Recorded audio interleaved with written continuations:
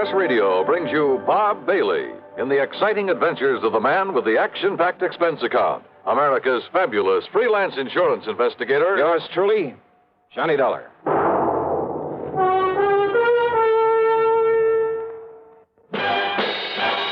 Are you smoking more now, but enjoying it less?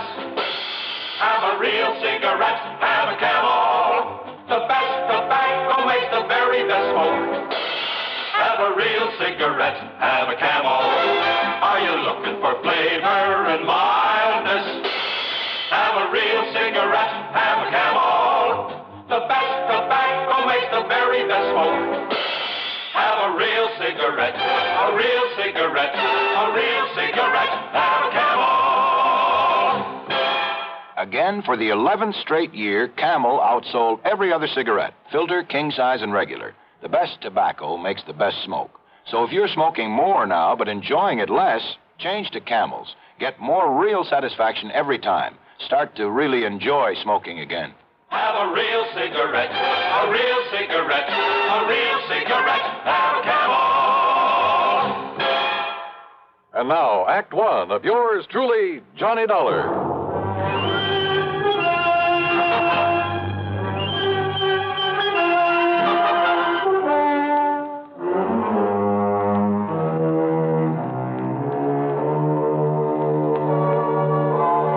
Expense account submitted by Special Investigator Johnny Dollar to the Tri-Western Life Insurance Company, Corpus Christi office.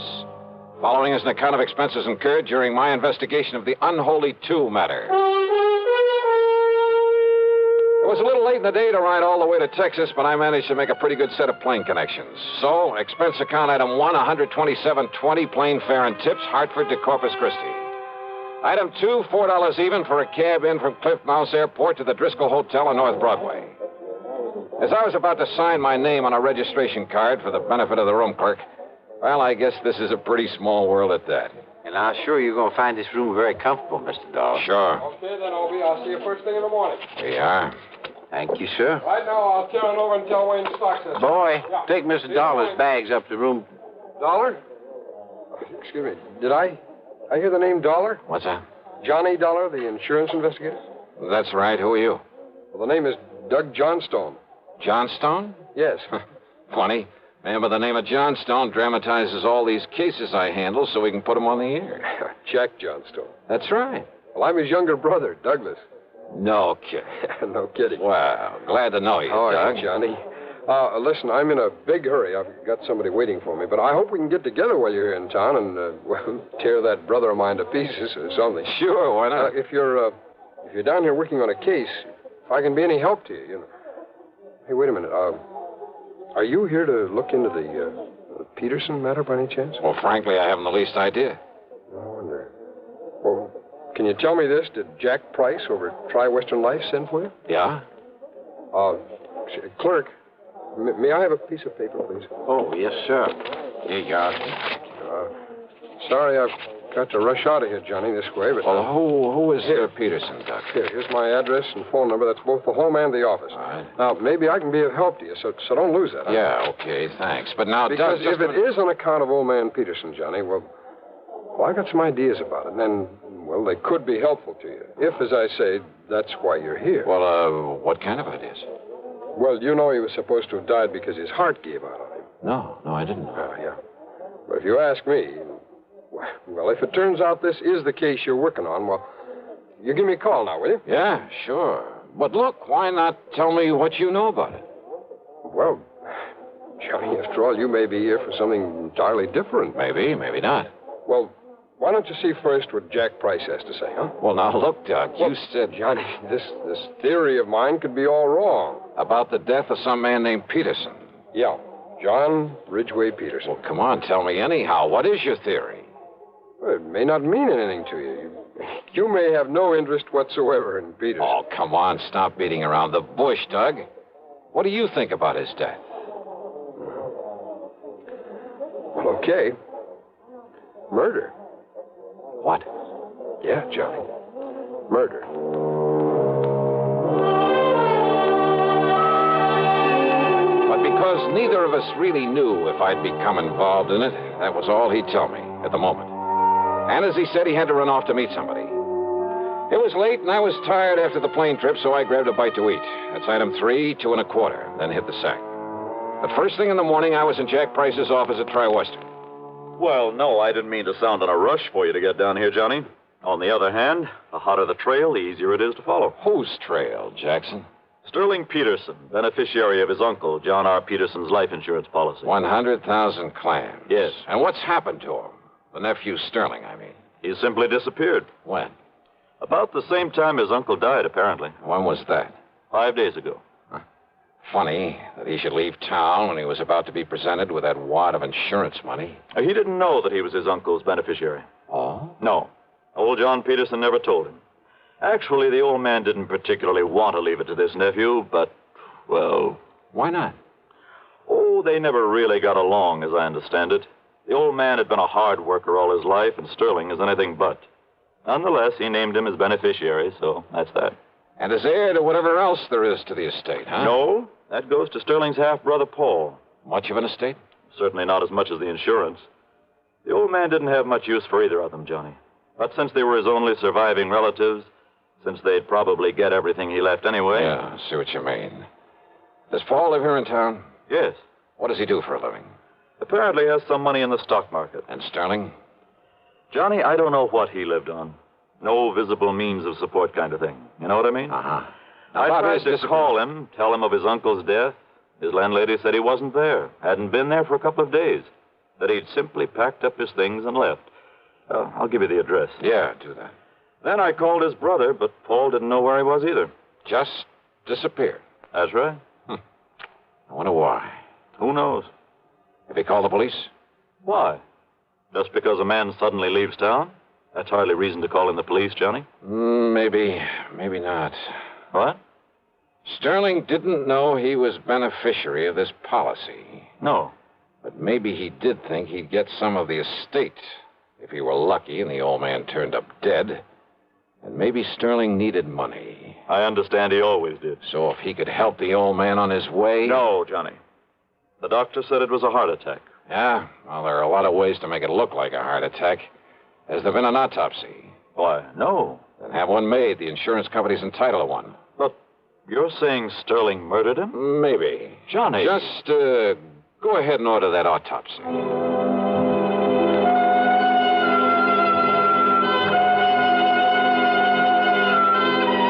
Item 5, $1.25 for a taxi. I found Doug Johnstone in his office, a small place, but with a cluttered desk of a busy man. Full of stock market reports, that sort of thing. Doug brushed him aside and got right to the point. Yeah, I've got to know a lot about Sterling Peterson lately. Now, you see, I have interest in a handful of oil wells, a gas compressor station, and things like that. Ah, lucky man. Well, I spend quite a bit of time over at Merrill Lynch trading in the stock market. You met Sterling in a brokerage office? Well, that's where I met his brother, Paul. That's where I learned about Sterling.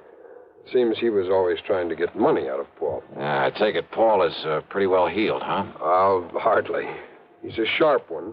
He has a pretty wild idea of how to make money in the market. What do you mean by that? Well, you know, it's always flattering for someone to ask your advice. Naturally. Well, I'd recommend he buy something like IBM. Good, solid stuff for a stable company like U.S. Steel, AT&T. Nothing wrong with that, brother. No, but instead he'd throw his money into some crazy penny stock like, well, Golden Dream Uranium Company. It was being pushed by some crooked promoter, some boiler room operator. Yeah, I see what you mean. I'd suggest Union Carbide. He'd end up with some speculation nobody ever heard of, and so on. Yet somehow he managed to stay solvent. The point is, Sterling was always going to Paul for money. Money for what? Oh, to pay off his gambling debts. Much as I hate to admit it, civic pride and all that sort of thing, there are plenty of places in and around this town to gamble. Yeah, so I've heard. So when a stupid guy like Sterling Peterson simply won't learn that house never loses, well, you see what I mean. Yeah. And Sterling never really worked for a living. No, and he was always in debt up to his ears. Isn't it possible he simply left town because his debts had caught up with him? Some of his creditors were getting tough with him? Well, Sterling needed money badly, and... Well, Johnny, I think he finally reached the point where he was willing to kill to get it. His own uncle? If what Paul has told me about him is true, yes. Now, you remember, he thought that he would inherit part of the estate. Which, of course, was wrong. But he didn't know that. Not then. Then his running away... Well, the way I look at it, Johnny, if he did kill his uncle... And you think he did? Yes, I do. Wow. Well, when he found out he wouldn't get his uncle's money, his property, after all, that he'd killed him for, well, nothing, he didn't know about the insurance, you know. Yeah, I know. Well, what was left for him around here? I'll buy. Nothing but a lot of creditors pounding on his door. And once people begin to think about that, they might get suspicious, start asking him questions about his uncle's death. Questions that he didn't have good answers for. But to run out is the surest way in the world to arouse suspicion. I know. It's stupid. Well, what do you think? Well, I'm not sure. But thanks. I'll see you later.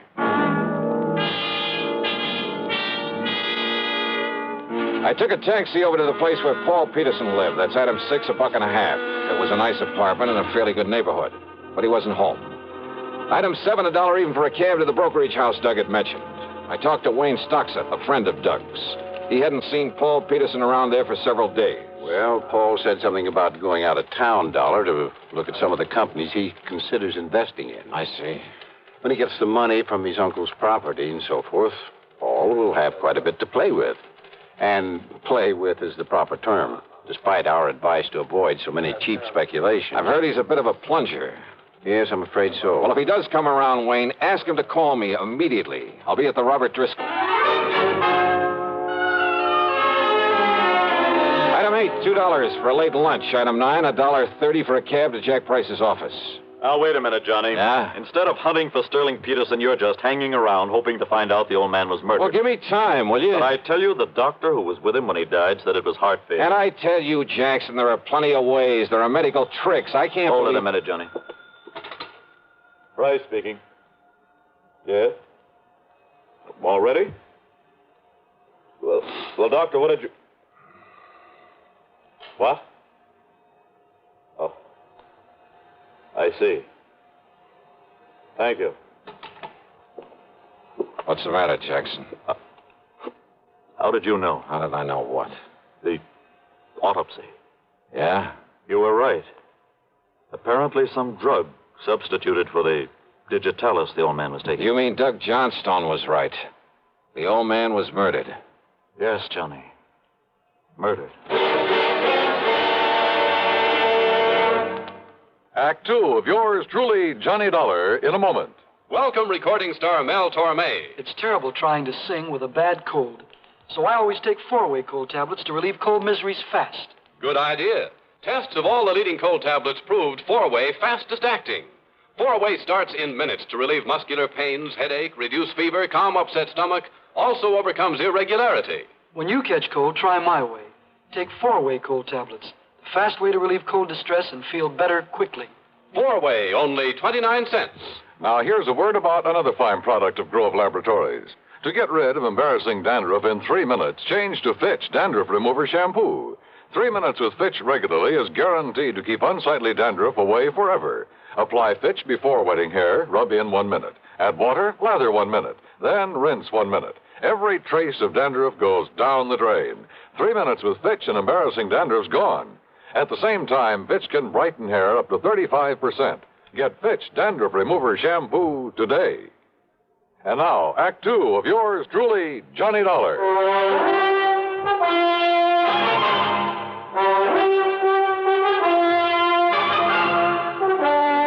Expense account item 10, $1.70 for a taxi to the cheap rooming house where Sterling Peterson had lived before his mysterious disappearance.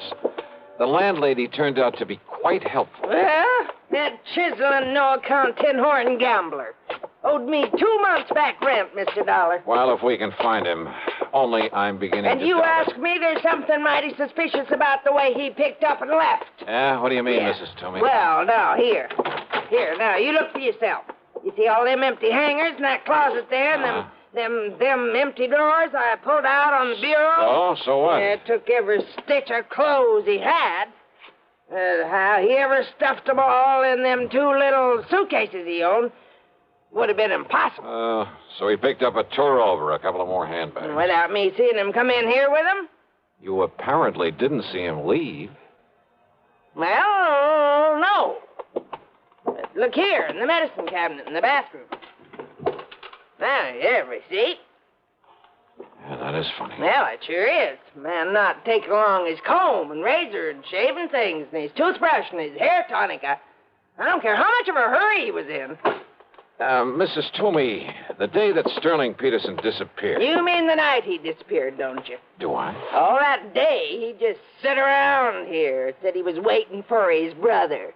His brother had promised to come and see him. Oh? Ask me, he was hoping his brother'd bring him some money to pay up his rent and things. Did his brother come around? At 7 p.m., his brother telephoned. I took the message. Yeah? Said Sterling was to meet him at some dive out on Staples Street, so he left.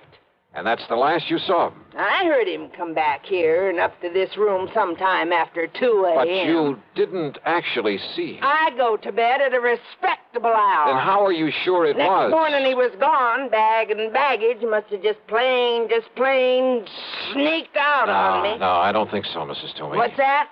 A couple of things I learned earlier, a couple of things you've told me, and the stuff in that medicine cabinet. Eh? Now, I don't think you'd better bank on collecting any back rents. Not from Sterling Peterson. That beat. Is he? Of course he is. Or is he just plain dead? I went back to my hotel. No, Paul Peterson hadn't called me. But there was a message from Jack Price, so I went to my room and I phoned him. I just wanted you to know the police are in on this now, Johnny. As a result of that autopsy. Yes, they're looking for Sterling Peterson, too. Also, they've been looking for you. They're very anxious to talk with you. Anytime they like. After all, it was you brought this thing out in the open by suggesting the autopsy. Because you had the idea that it might be murder. No, that was Doug Johnstone's idea, and a very good one. Have they talked with Paul Peterson? Well, I assume they will. Well, if he's back in town, huh? Okay, Jackson, thanks. Now, let's see. Yeah? Come in. Dollar? That's right. I'm Paul Peterson. I got your message. Wow. Come in. I understand that you're an insurance investigator, that you're looking for my half-brother Sterling. Ah, that's right. Who didn't know that he was the beneficiary of your uncle's insurance. Sit down. Well, thanks. I just got back in town from a business trip, and... That's so? Look, I found these letters waiting for me. Oh, from Sterling? Yes, here. Dallas, Wichita, Sioux Falls, South Dakota, Fargo, North Dakota? Yes, and by now he could be across the border in Canada. Yeah, maybe. Read it, Dollar. Just keep quiet and give me time, and you won't have to worry about me anymore. Yeah, the others are practically the same. Yeah. Neatly typewritten, no signature. I'm afraid it's obvious who they're from. So it looks as though your half-brother is running away. Now that we know your uncle was murdered. Murdered? Yeah, that's right. Sterling. Type these on your own machine, Paul? That might be pretty easy to trace. What? Yeah, with Sterling out of the way, you'd get your uncle's insurance as well as his money and property, wouldn't you? I suppose so, but I don't see what you're driving at. Oh, you did things up pretty well, Paul. Much better than your stupid brother could have. What are you talking and about? And all to play safe in case we discovered it was murder. Dollar. That so-called business trip. It was so that you could mail these letters to yourself, make it look as though Sterling had done the murder. Well, he must and have. what happened? Did you make the mistake of telling him you'd done it? I? Now, look here. After all, he would never have thought of substituting for the digitalis your uncle was taking. Look here, so Dollar. Did Sterling threaten to blackmail you? Is that why you had to kill him, too? You're crazy. You don't know what you're talking about. And the tiny thing that tipped me off. What? When you went back to his room that night, after you'd killed him, to haul away his stuff, make it look as though he'd taken a powder. Yes? Silly little thing. But no man, no matter how much of a hurry, would have left behind his comb, his razor, a toothbrush. And that isn't all. I say you don't know what you're talking about. Or maybe you do. Oh, no, easy, Paul. That gun will make an awful lot of noise in here. No. Not when it's tied up against your back with a pillow over it. Stand up, Dollar. And if I don't? Well? Okay, Doug. What? Kick open the door. I'll cover him. I tried it. The police. That's right. All right. Look, boys. I said you're covered, Peterson. Drop it.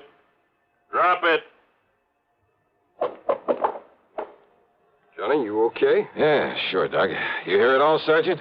Yeah, sure did, Mr. Dollar. It's funny, though. Funny? All I really came up here for was to talk to you. Not much point in it now, is there?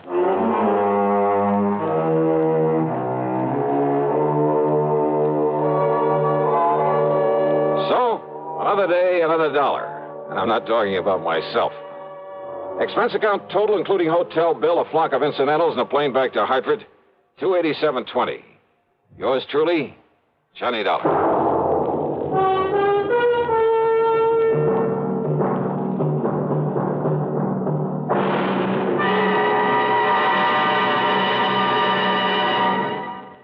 Our star will return in just a moment. Constipation is something people don't talk about much, but it can be a problem for anyone, even doctors.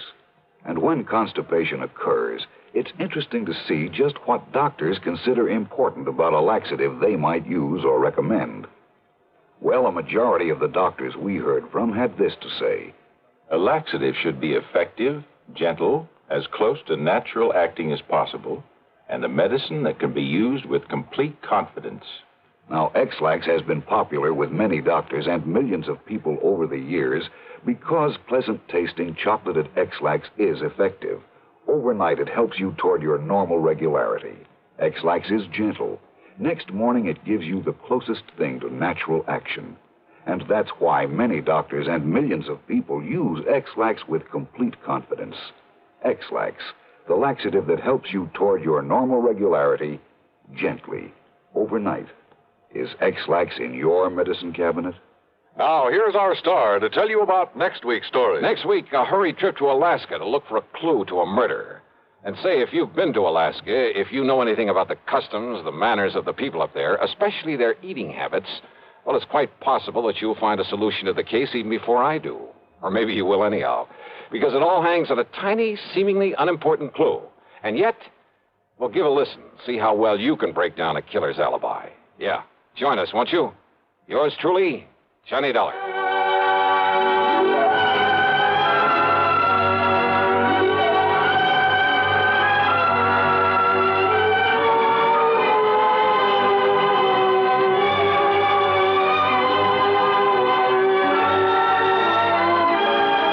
Yours truly, Johnny Dollar, starring Bob Bailey, originates in Hollywood and is written, produced, and directed by Jack Johnstone.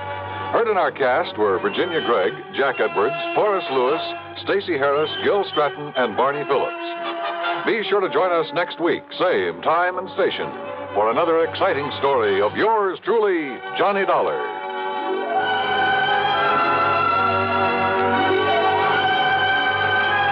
This is Dan Cumberly speaking.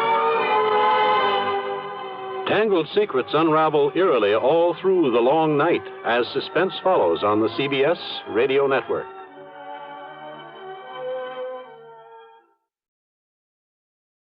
From Hollywood, it's time now for Johnny Dollar. Hi, Johnny. Who dat? George Reed. Well, Merry Christmas, George. Is it?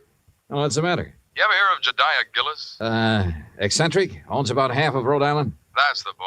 A couple of weeks ago, he wrote a special policy on an item he wanted insured. And it's up and disappeared, huh? How'd you know? Oh, just a wild guess. What did he lose? I hope you're sitting down, Johnny. Yeah? Why? Because the insured item is a mouse. House? Mouse. What?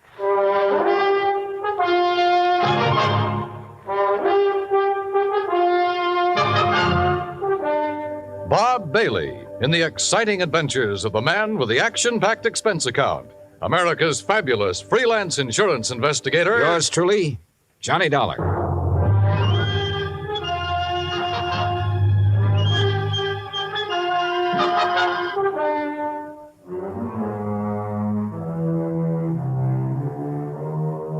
Expense account submitted by Special Investigator Johnny Dollar to Floyd's of England, American Branch Office, 443 North 15th Street, Hartford, Connecticut. The following is an account of expenses incurred during my investigation of the missing mouse matter.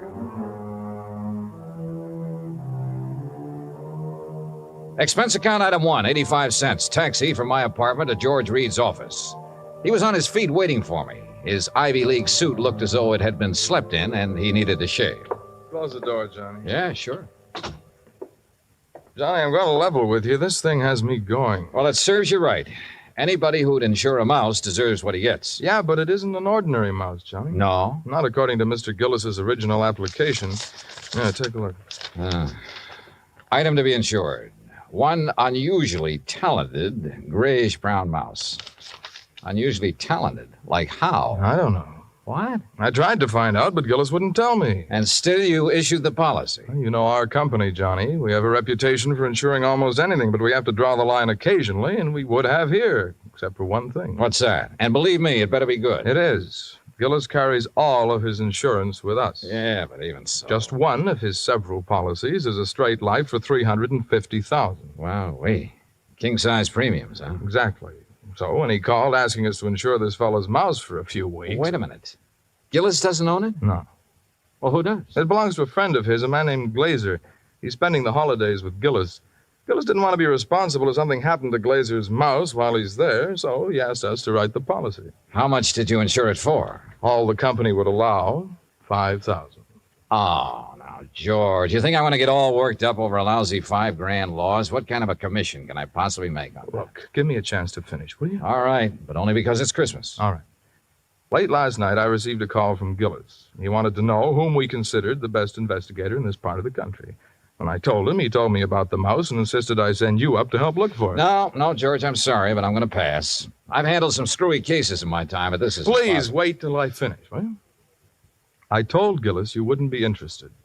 That's when he started putting on the squeeze. Squeeze? How do you mean? He said if I didn't get you, he'd cancel his policy. Oh, come on. You don't believe that, do you? I don't know what to believe. Gillis is a screwball of the first water. We've known that for a long time, and frankly, I'd rather not take a chance. Well, you've got to.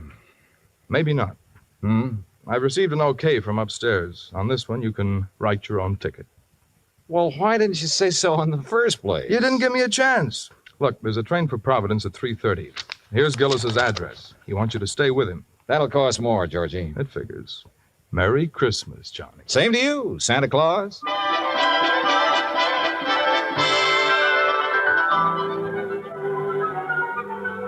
Expense account item 285 cents, cab fare, back to my apartment. I was intrigued by what George had told me and by what his company was going to add to my bank account, so I didn't really mind changing my plans for the holidays. Expense account item $318.90, transportation, including a round-trip ticket, Hartford to Providence, and cab fare out to the Gillis residence. Palace would be a better word for it. It stood in the middle of a large wooded park. Must have been half a dozen acres, all of it surrounded by an old-fashioned iron fence. I dismissed the cab and had started toward the front door when it opened. And standing against the light, watching me, was a tall, beautiful girl. Careful of the steps. What? The steps, they're icy. Oh, thanks. We've been expecting you, Mr. Dollar. Hi. Well, hi. Mr. Glazer and Father are in the library. Would you like to meet them now or wait till after you're settled? I'm afraid I'd better see them right away, Miss Gillis. Marion, Johnny. Well, come along. You know, for the first time, I'm glad I came home for the holidays. Home from where? New York. Here we are. You'll have to come visit me, Johnny. Maybe I'll do something drastic, like losing a mouse to guarantee it. Marion, I told you to keep that door closed. Oh, Mr. Dollar's here, Father. Oh, well, have him come in. Yes, by all means, have him come in. See you later, Johnny. Yeah. Well, Dollar, glad you finally got here. Yes, indeed. Thank you, sir. This is my friend and associate, Bert Glazer. Hi, Mr. Glazer. Bertie and his pals, Mr. Dollar. Beg pardon? My dog act. You investigators are supposed to have good memories. I hoped you might have caught us at some time or other. No, afraid not. Oh, would you like to have a drink, Mr. Dollar? No, thanks. Now, suppose I got anything you want to drink. I got an eggnog, hot buttered rum. Well, maybe later. Right now, I'd like to hear the details of your loss. You mean that insurance agent didn't give you all the information? He didn't know it all, Mr. Gillis. All he did know was that a so-called talented mouse has disappeared. So-called. And he hasn't disappeared either, not at all. He's been kidnapped, that's what. Kidnapped, yes, sir, and we know who did it, too. And why. We know why, too. And it's your job to get him back, Dollar. Oh, now, wait a minute. And I'm not going to pay 1 red cent for ransom. Not 1 cent. Not 1 cent. Okay. But what makes you so sure the mouse was kidnapped? Well, I'm afraid I can't tell you that without Bert's permission. Well, Mr. Glazer? Well, if we tell you, we must have your solemn promise you won't repeat it to anybody until Christmas Day. Well, I'm not sure I can do that. If you can't, we don't open our mouths. Right. Well? Okay. Till Christmas Day. Good. Dollar. Suppose I told you Gulliver was worth at least $50,000. Gulliver? The missing mouse. Oh. You'd be surprised if I said he was worth that much? Depends. You claim he's talented. Does that have something to do with this valuation you put on him? Something. Oh, it has everything to do with it. Yes, sir. Well, what does Gulliver do that other mice can't? Nothing. But it's how he does it that counts. How he does what? Sings. What? Can't you hear the man, Miss Della? Can't you hear him?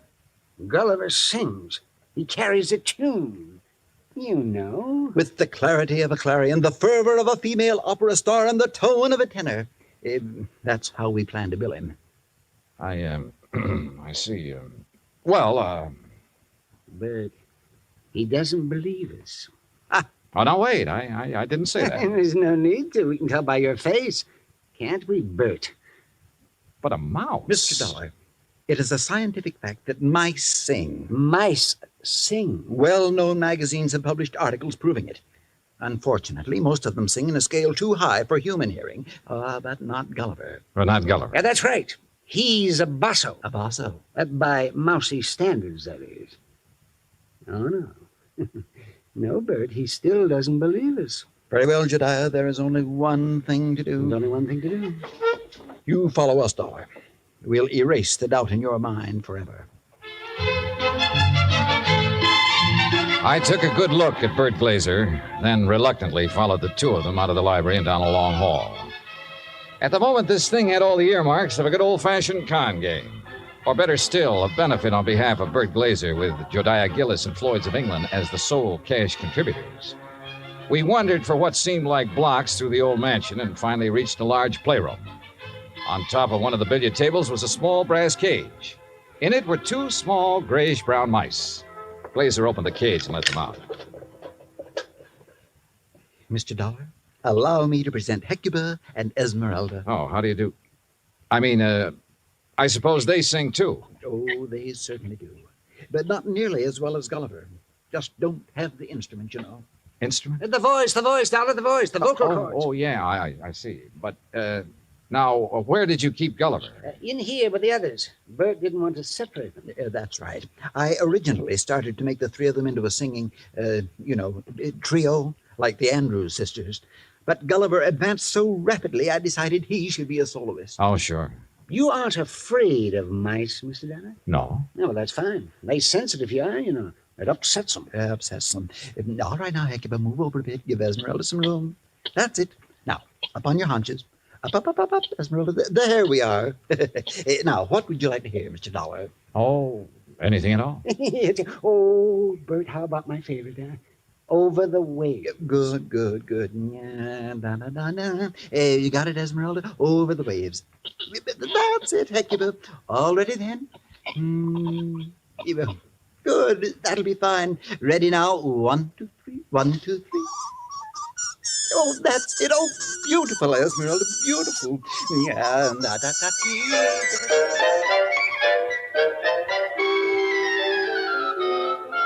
Well, I won't say I was convinced, but I won't say I wasn't. But I will say those mice were singing something, or giving a mighty good imitation of it.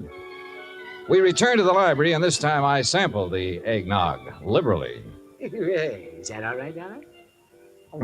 Oh, fine, thanks. Well, Dollar, you know now why we believe Gulliver was kidnapped? Well, I'm not sure. To exploit him. What else? Exactly. You have any idea who did it? Harry McQueen, that's who. McQueen. Who's McQueen? Used to be my agent. Theatrical agent? Uh-huh. He's been snooping around here lately, Johnny. We figure he's gotten wind of our mice. What do you mean by snooping around, Mr. Gillis? Oh, you know, he's been out here twice this week wanting to see me. Had to kick him out of here yesterday morning. How'd he get in? Well, my daughter answered the door. Yes, She didn't know McQueen from Adam. So when he asked for me, she figured he belonged in here, rehearsing the show with the rest of us. Rehearsing what show, Mr. Gillis? What show? What, the show for the Children's Hospital. Jodiah puts one on for the sick kids every Christmas Eve. Of course. You know, Dollar, variety act, a Santa Claus. This year, though, we got a radio hookup. Go all over the state. And Gulliver, well, he was going to headline. And that's why I sent for you, Dollar. I figured you can get him back by tomorrow afternoon if anybody can. How long was McQueen in here before you noticed him? Long enough to lift Gulliver. This was our dress rehearsal, Dollar. We'd asked some of the kids from around the neighborhood in to watch, so it was pretty crowded. Where were the mice during the rehearsal? Well, that's where I made my mistake. What do you mean? We were keeping them a secret till the real show. Well, where were they? In their cage, over there on the mantel. Now, we were using this part of the room for the stage, so McQueen could have just reached in and taken Gulliver without us seeing him. Now, what makes you so sure McQueen did it? We told you. Besides, who else would want him? Who else? And it was right after I kicked him out of here that I discovered Gulliver was missing. What'd you do then? I called off the rehearsal and started searching for him. McQueen? Dick Gulliver. And I put in a telephone call to the Providence house where McQueen was staying. Did you talk to him? Nope. They said he checked out. After questioning them for a while, I finally had a nightcap with Jediah, then went to the phone in the hall and made some calls, including one to George Reed. Well, how's it going, Johnny? It's not. That's why I'm calling. Look, they think a theatrical agent named Harry McQueen stole the mouse. He has offices in Boston and New York. I placed a person-to-person call to both offices, but with tomorrow Christmas Eve, he might not get the message. So, what do you want me to do? Find out his home number. Ask him to call me here. Okay. Anything else? Hello? Johnny? Johnny, you there? Yeah. And so is a cat. What? A big yellow cat. What's so unusual about that? Oh, nothing. Except he's got a grayish-brown mouse between his two front paws.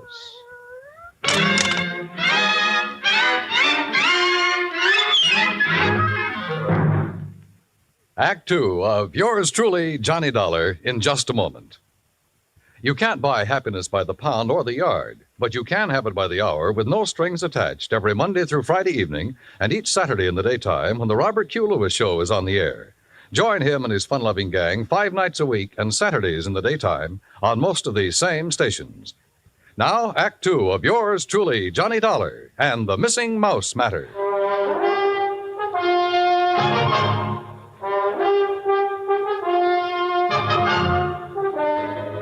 I was standing in the hall of Jediah Gillis's home looking at a big yellow cat that had a mouse between its two front paws. As far as I was concerned, a mouse is a mouse, and this one could be Gulliver. I cut short my phone conversation with George Reed, then started toward the cat. Here, kitty. Here, kitty, kitty. Nice, kitty. Pretty kitty. Here, kitty. Mama, where are you? Here, kitty, kitty. That's a good kitty. Now, kitty, let me have the little mouse. Mama, you naughty cat. Where? Oh. This cannibal belong to you, Marion? Yes, I promised Father I'd... What do you mean, cannibal? Take a look. Oh, no. Oh, yes. And he's very, very dead. Oh. You don't think it's Gulliver, do you? Well, Mr. Glazer will have to identify him. And if he is, well, that's that. Oh, no, Johnny. What do you mean? Oh, Johnny, please, you don't have to tell him, do you? Well, sure. If it's Gulliver, this thing's cleared up. If it's not, your Rama gets a reward for being a good mouser. Oh, Johnny, please. Dad almost had a fit when I arrived here with Rama. He made me promise to keep him in my room. This the only time he's been out? Well, no. Oh. He was out for a little while yesterday while they were rehearsing. I didn't notice he was gone till after lunch. Then the corpse could be Gulliver's. Oh, Johnny, if it is, there's nothing we can do about it now. And if you tell my father, besides making him angry, it'll break his heart. All right. I won't say anything until tomorrow night. Oh, thanks, Johnny. Night. Good night.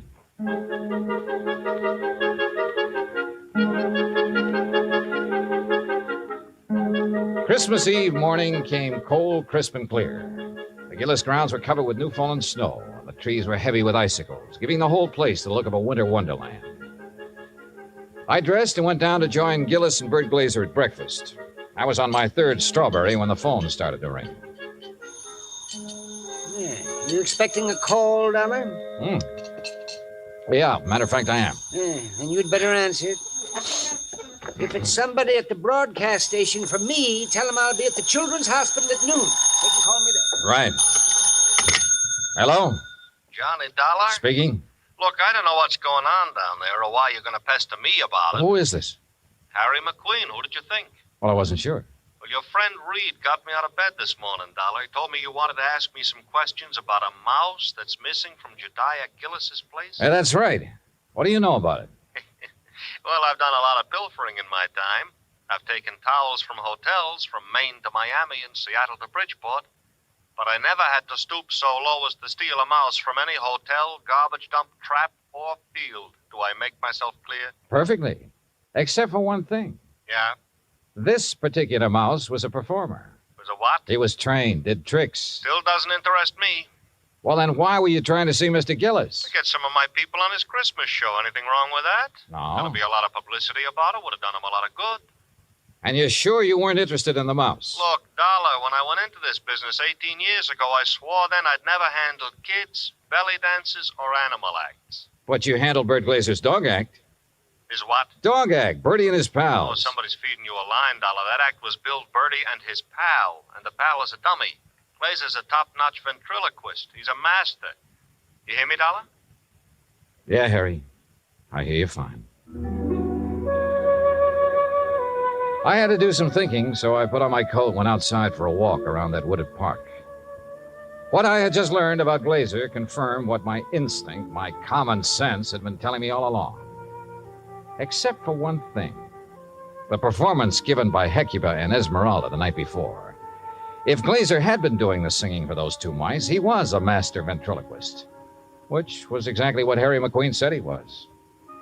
I'd started back toward the house, wondering if I should get Jediah aside now and tell him or wait until after the show, when something soft and cold hit me on the back of the head. Hey! Sorry, Johnny, I couldn't Oh. resist such a serious target. Anything new? Well, if you mean have I found Gulliver, the singing mouse, no. Dad told me to tell you if Gulliver does turn up before 1:15, rush him over to the hospital. Yeah, sure. But I think that's extremely unlikely. You think Rama got him, don't you? If he did, he got a very ordinary mouse. He didn't get one that sings. I'm afraid I lost you. Doesn't matter. Oh, now I wonder what he wants. Who? That boy on the porch. Oh, well, if this was Hartford, I'd say he was the paper boy coming around to collect. Well, it's not Hartford, and he's not a paper boy because Dad doesn't subscribe to anything but Fortune. Oh, well, then he's selling something.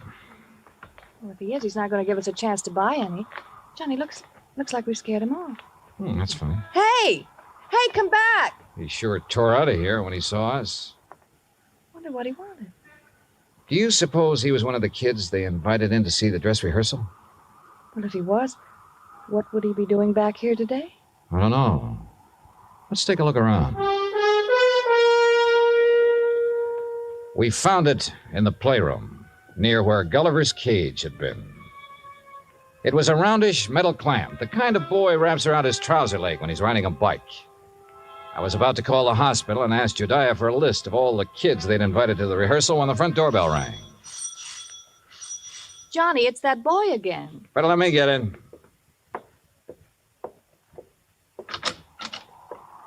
Hi. Hi. I was over to see the show the other day. Oh? Yeah. You see it? No, I wasn't here then. Oh. Jeez. Sure is cold, ain't it? Yeah, sure is. Oh, why don't you come in and get warm? Oh, no, that's okay. No, come on. Nobody's here. No? Oh, okay. Yeah, sure, come on. I don't want to bother nobody, you know. I was just riding by and I thought I'd stop and tell old man Gillis what a swell show they put on. You really liked it, huh? Yeah. All except for that Santa Claus. Oh? What was wrong with him? Nothing. Just that, well, who believes in all that smushy kid stuff? Kids, I guess. How old are you, Bobby Neves. How old are you, Bobby? Almost 11. Well, being that old, I can understand why you weren't impressed with the Santa Claus. All that other stuff, too. You know, like giving presents and singing those hymns and junk like that. You gotta cut it out when you start growing up. You sure do, boy. Yeah. You know, you and my mom, you get along just fine. Oh? Yeah. She feels about Christmas. She feels about Christmas just like you and me do. All right. Yeah. Boy, this log fire sure makes your eyes smart, don't it? Yeah, it sure does. Where do you live, Bobby? Across town, Scully Avenue. Well, how'd you happen to be over here the other day? Well, I was riding my bike when I saw this dog. Well, gee, he was... Anyhow, when I tried to catch him, he ran from me. I followed the silly mutt clear over here. You ever catch him? No. I was about to when this man hollered and asked me if I wanted to see a free show.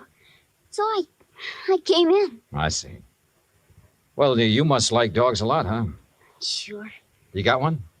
Used to have one when my pop was with us, but we can't have no pets where we're living now. Oh, that's rough. Yeah. You know that poem? Which one? You know, about all through the house not a creature was stirring, not even a mouse? Yeah? Well, that fits our place. Especially now. How do you mean? Well, I didn't think he'd miss it, you know. Man with a house as big as this one and all. So when I saw this cute little fella up in that cage, well, I didn't really mean to take him on hold with me, but when he got under my sweater and was real quiet, like he liked me, well, you know what I mean. Yeah, Bobby. I know. But I got to thinking and decided to bring him back. So would you give him to the old man, to Mr. Gillis for me, please? No, I think you'd better do that yourself. Oh, no, please. He might be awful mad at me by now. No, Bobby. In fact, you're going to get a reward. Yeah? Word of honor. Now, what do you say we go down where Mr. Gillis is putting on that Christmas show and see it? Okay? Oh, sure. Bobby, Yeah? did you notice anything unusual about this mouse? Yeah, I sure did. What was it? He got some white on his right hind foot.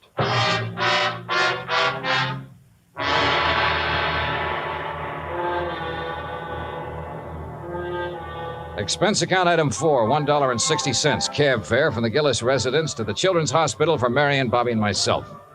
Inside, we followed the sound of children laughing and reached the auditorium. Marion found a seat among the nurses, and I took Bobby backstage. When Jediah saw Gulliver, his face lit up like one of the trees he'd had delivered to the war. Gulliver!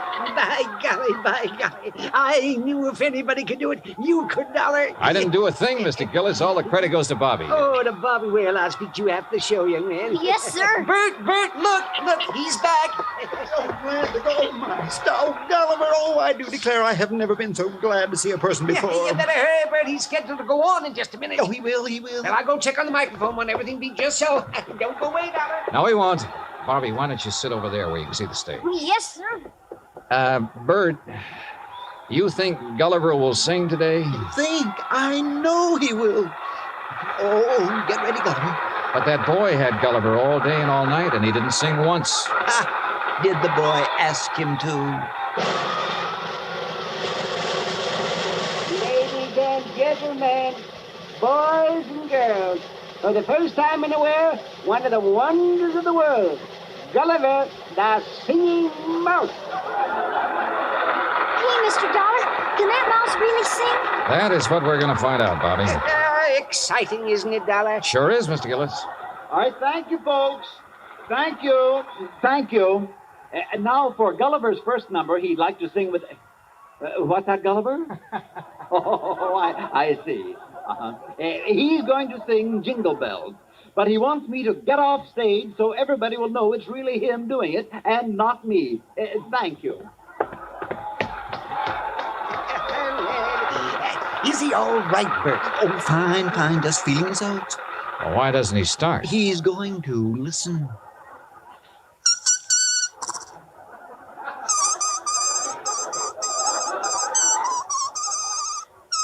well, Dollar? Now I have seen everything. Me too. Gee.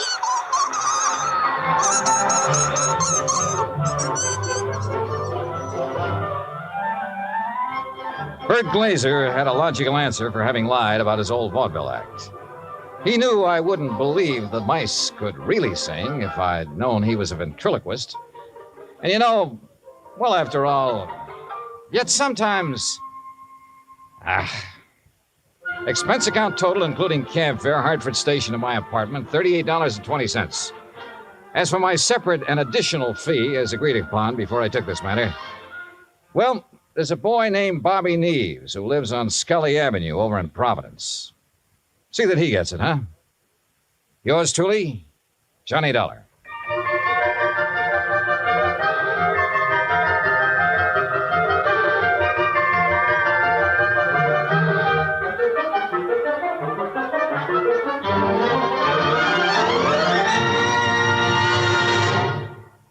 Our star will tell you about next week's story in just a moment. Meantime... Hey, Dan, I'll make a deal with you. Oh? Let me have the mic for a second, then you can tell them about next week's story. By all means, be my guest. All right.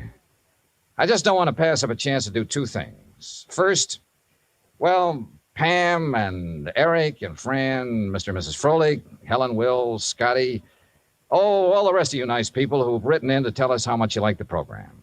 Thanks. I really appreciate hearing from you, and believe me, I'll answer your letters just as quickly as I can. Second, well, I'm sure you know what this is, and I want you to know it comes from the heart. Merry Christmas to you. God bless you. Now, next week. Next week, the case of a prize fighter who could win only by losing, because his life depended on it. Right. Join us, won't you? Yours truly, Johnny Dollar. Yours truly, Johnny Dollar, starring Bob Bailey, originates in Hollywood. It is written by Charles B. Smith and produced and directed by Jack Johnstone. Heard in our cast were Mary Jane Croft, Howard McNear, Parley Bear, G. Stanley Jones, Bill James, Lawrence Dobkin, and Richard Beals. Musical supervision is by Amerigo Marino. Be sure to join us next week, same time and station, for another exciting story of yours truly, Johnny Dollar. Dan Cubberly speaking.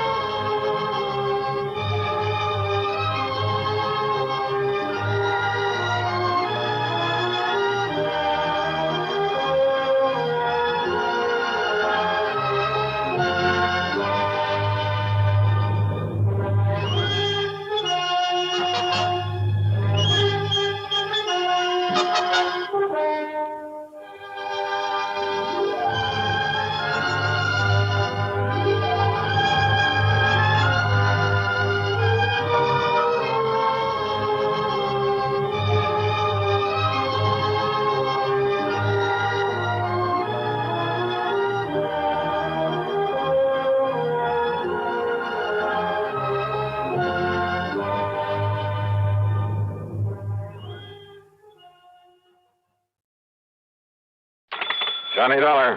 Well, here I am. I'm home. Huh? Who, I said I'm home from my vacation. Wow, great. Good for you. So, when are you going to come over and ask me to marry you? Oh, it's you. Who else? Well, I don't know. How about if I pop the question right now? Well, go ahead. Will you marry me, Paula? You bet your life.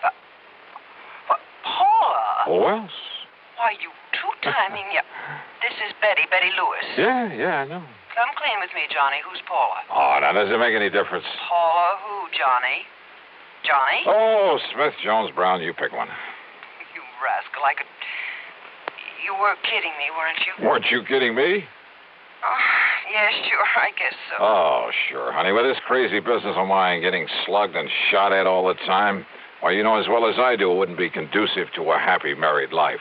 Not for either of us. Yes, I know, honey, but someday... Yeah, someday. Anyhow, I'm home again for my extended vacation, so...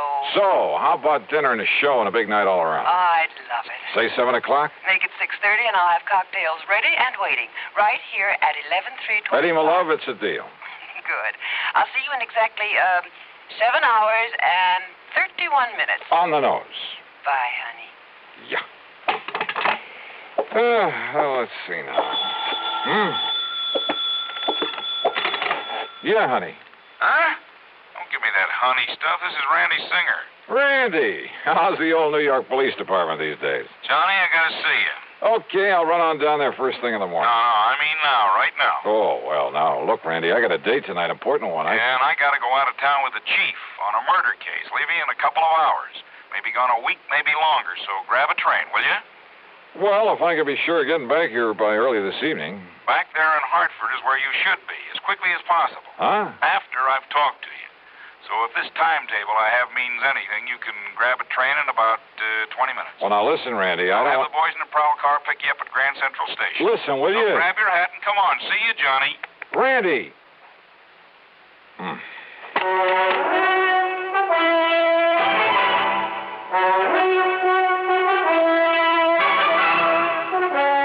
CBS Radio brings you Bob Bailey in the exciting adventures of the man with the action-packed expense account, America's fabulous freelance insurance investigator. Yours truly, Johnny Dollar.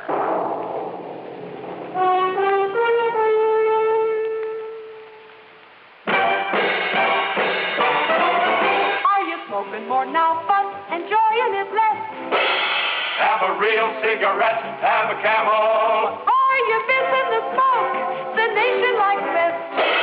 Have a real cigarette, have a Camel. Are you looking for flavor and mildness?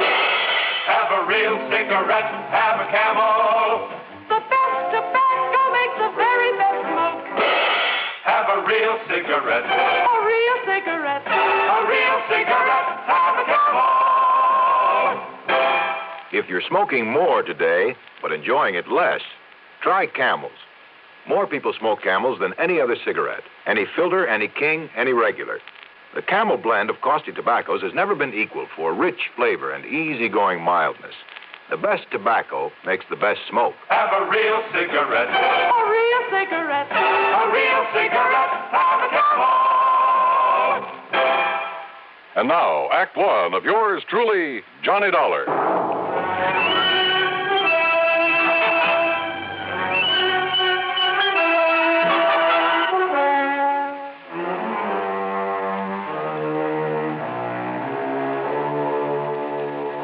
Expense account submitted by Special Investigator Johnny Dollar. To the Universal Adjustment Bureau, Hartford, Connecticut. Attention, Mr. Pat McCracken. Following is an account of expenses incurred during my investigation of the double identity matter. Pat, you haven't assigned me to this case, but it does concern some of the insurance companies that Universal Adjustment Bureau services. And if there's any question about reimbursing me for whatever charges I may run up, I'll read on. Expense account item 1, $495, taxi to the station and a train down to New York. As promised, Lieutenant Randy Singer had a prowl car waiting for me at Grand Central, and a few minutes later I barged into his office in the Homicide Division of the 18th Precinct. Okay, Conroy, okay. Just go tell the chief I'll be ready to leave by the time he is. Now, go ahead. Yes, sir, Lieutenant. Sit down, Johnny. Glad you could make it. All right. Tell me one thing, Randy. Is this an insurance matter? It sure is, or rather, they are. They? Maybe you weren't called in on them, but, brother, you should have been. Here, look here. Fall 1956. John R.V. Brownfield. Lived in a small apartment over on the east side, but the old boy had a lot of money. So what happened? Somebody knock him off? His death was pronounced a suicide, overdose of sleeping pills. Yeah, happens all the time. Does it? The insurance company that paid off was Eastern Casualty and Trust. Oh? How much? $41,000. Beneficiary? His wife. He'd only been married to her a couple of months. And after she collected, well, she just sort of dropped out of sight. Ask me, a lot of those companies of yours pay off too fast. Now, what do you mean by that? Listen, September 1957. Franklin P. Ogborn died the same way. Insurance paid to his widow was $30,000. Tri-Mutual Insurance Company. Well, now, Randy, the mere fact that he also died from an overdose... Listen, will you? August 1958. Peter William Gerhardt. Same thing.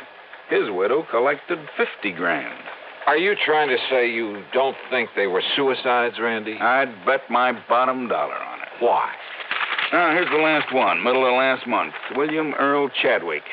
$25,000 to the widow. I said, why? Johnny, in every case, the marriage was only a few weeks old. A good-looking young girl and a wealthy old man. Also, circumstances of death were exactly the same. Exactly. You investigate them all yourself? No, they all occurred in different precincts. So until I started digging through these files, until I realized that all these men had been married, and for only a short time, mind you, had all been married to the same girl. What? Yes, sir. You're sure of that? She used a different name every time, and we have no pictures of her, but, Johnny, according to the description by all the people who'd seen her, well, Johnny, it's one and the same gal. Okay, Randy, as long as there was insurance paid by some of the companies I work for. Right. Now, so far, I've been running this down alone on my own hook until I could really spot her. So what happens when I finally do locate this dame? I'll bite. What happens? She turns up outside my bailiwick. Also, I suddenly got to go out of town for a week, maybe longer. But you, being right there. Yeah, right where? Hartford. That's where I've traced her to. Oh? You know her name? Sure do. So I'm handing it over to you, Johnny. You've done me a lot of favors over the years, so, well, maybe you can collect yourself a nice commission. Oh, what is her name, Randy? She lives at 11325 East Maple Drive. 11325. That's right, and she goes by the name of Lewis. What? Yep, Betty Lewis. Oh, what's the matter, Johnny?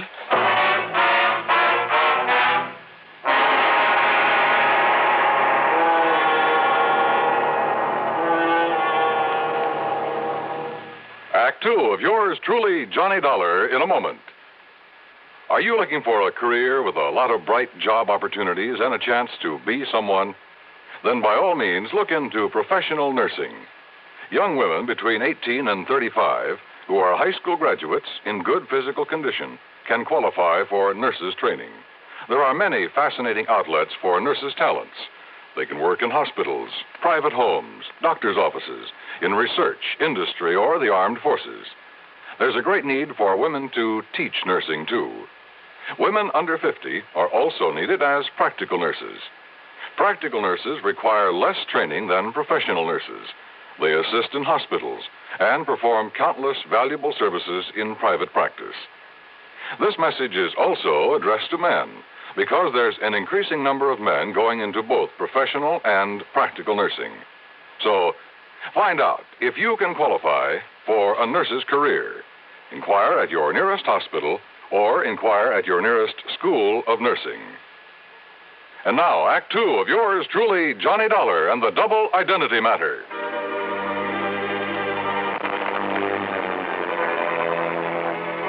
I went over the files on the so-called suicides word for word. I read and reread the descriptions of the widows. They all were the same.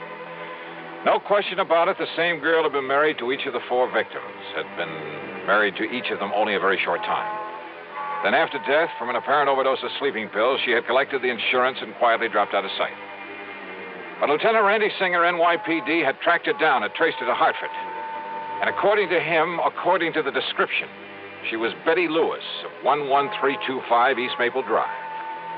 Betty Lewis, the girl I knew and palled around with. The girl I had a date with that very night. The one girl in the world I almost took seriously. What is it, Johnny? Do you know her? You know this girl? Yeah.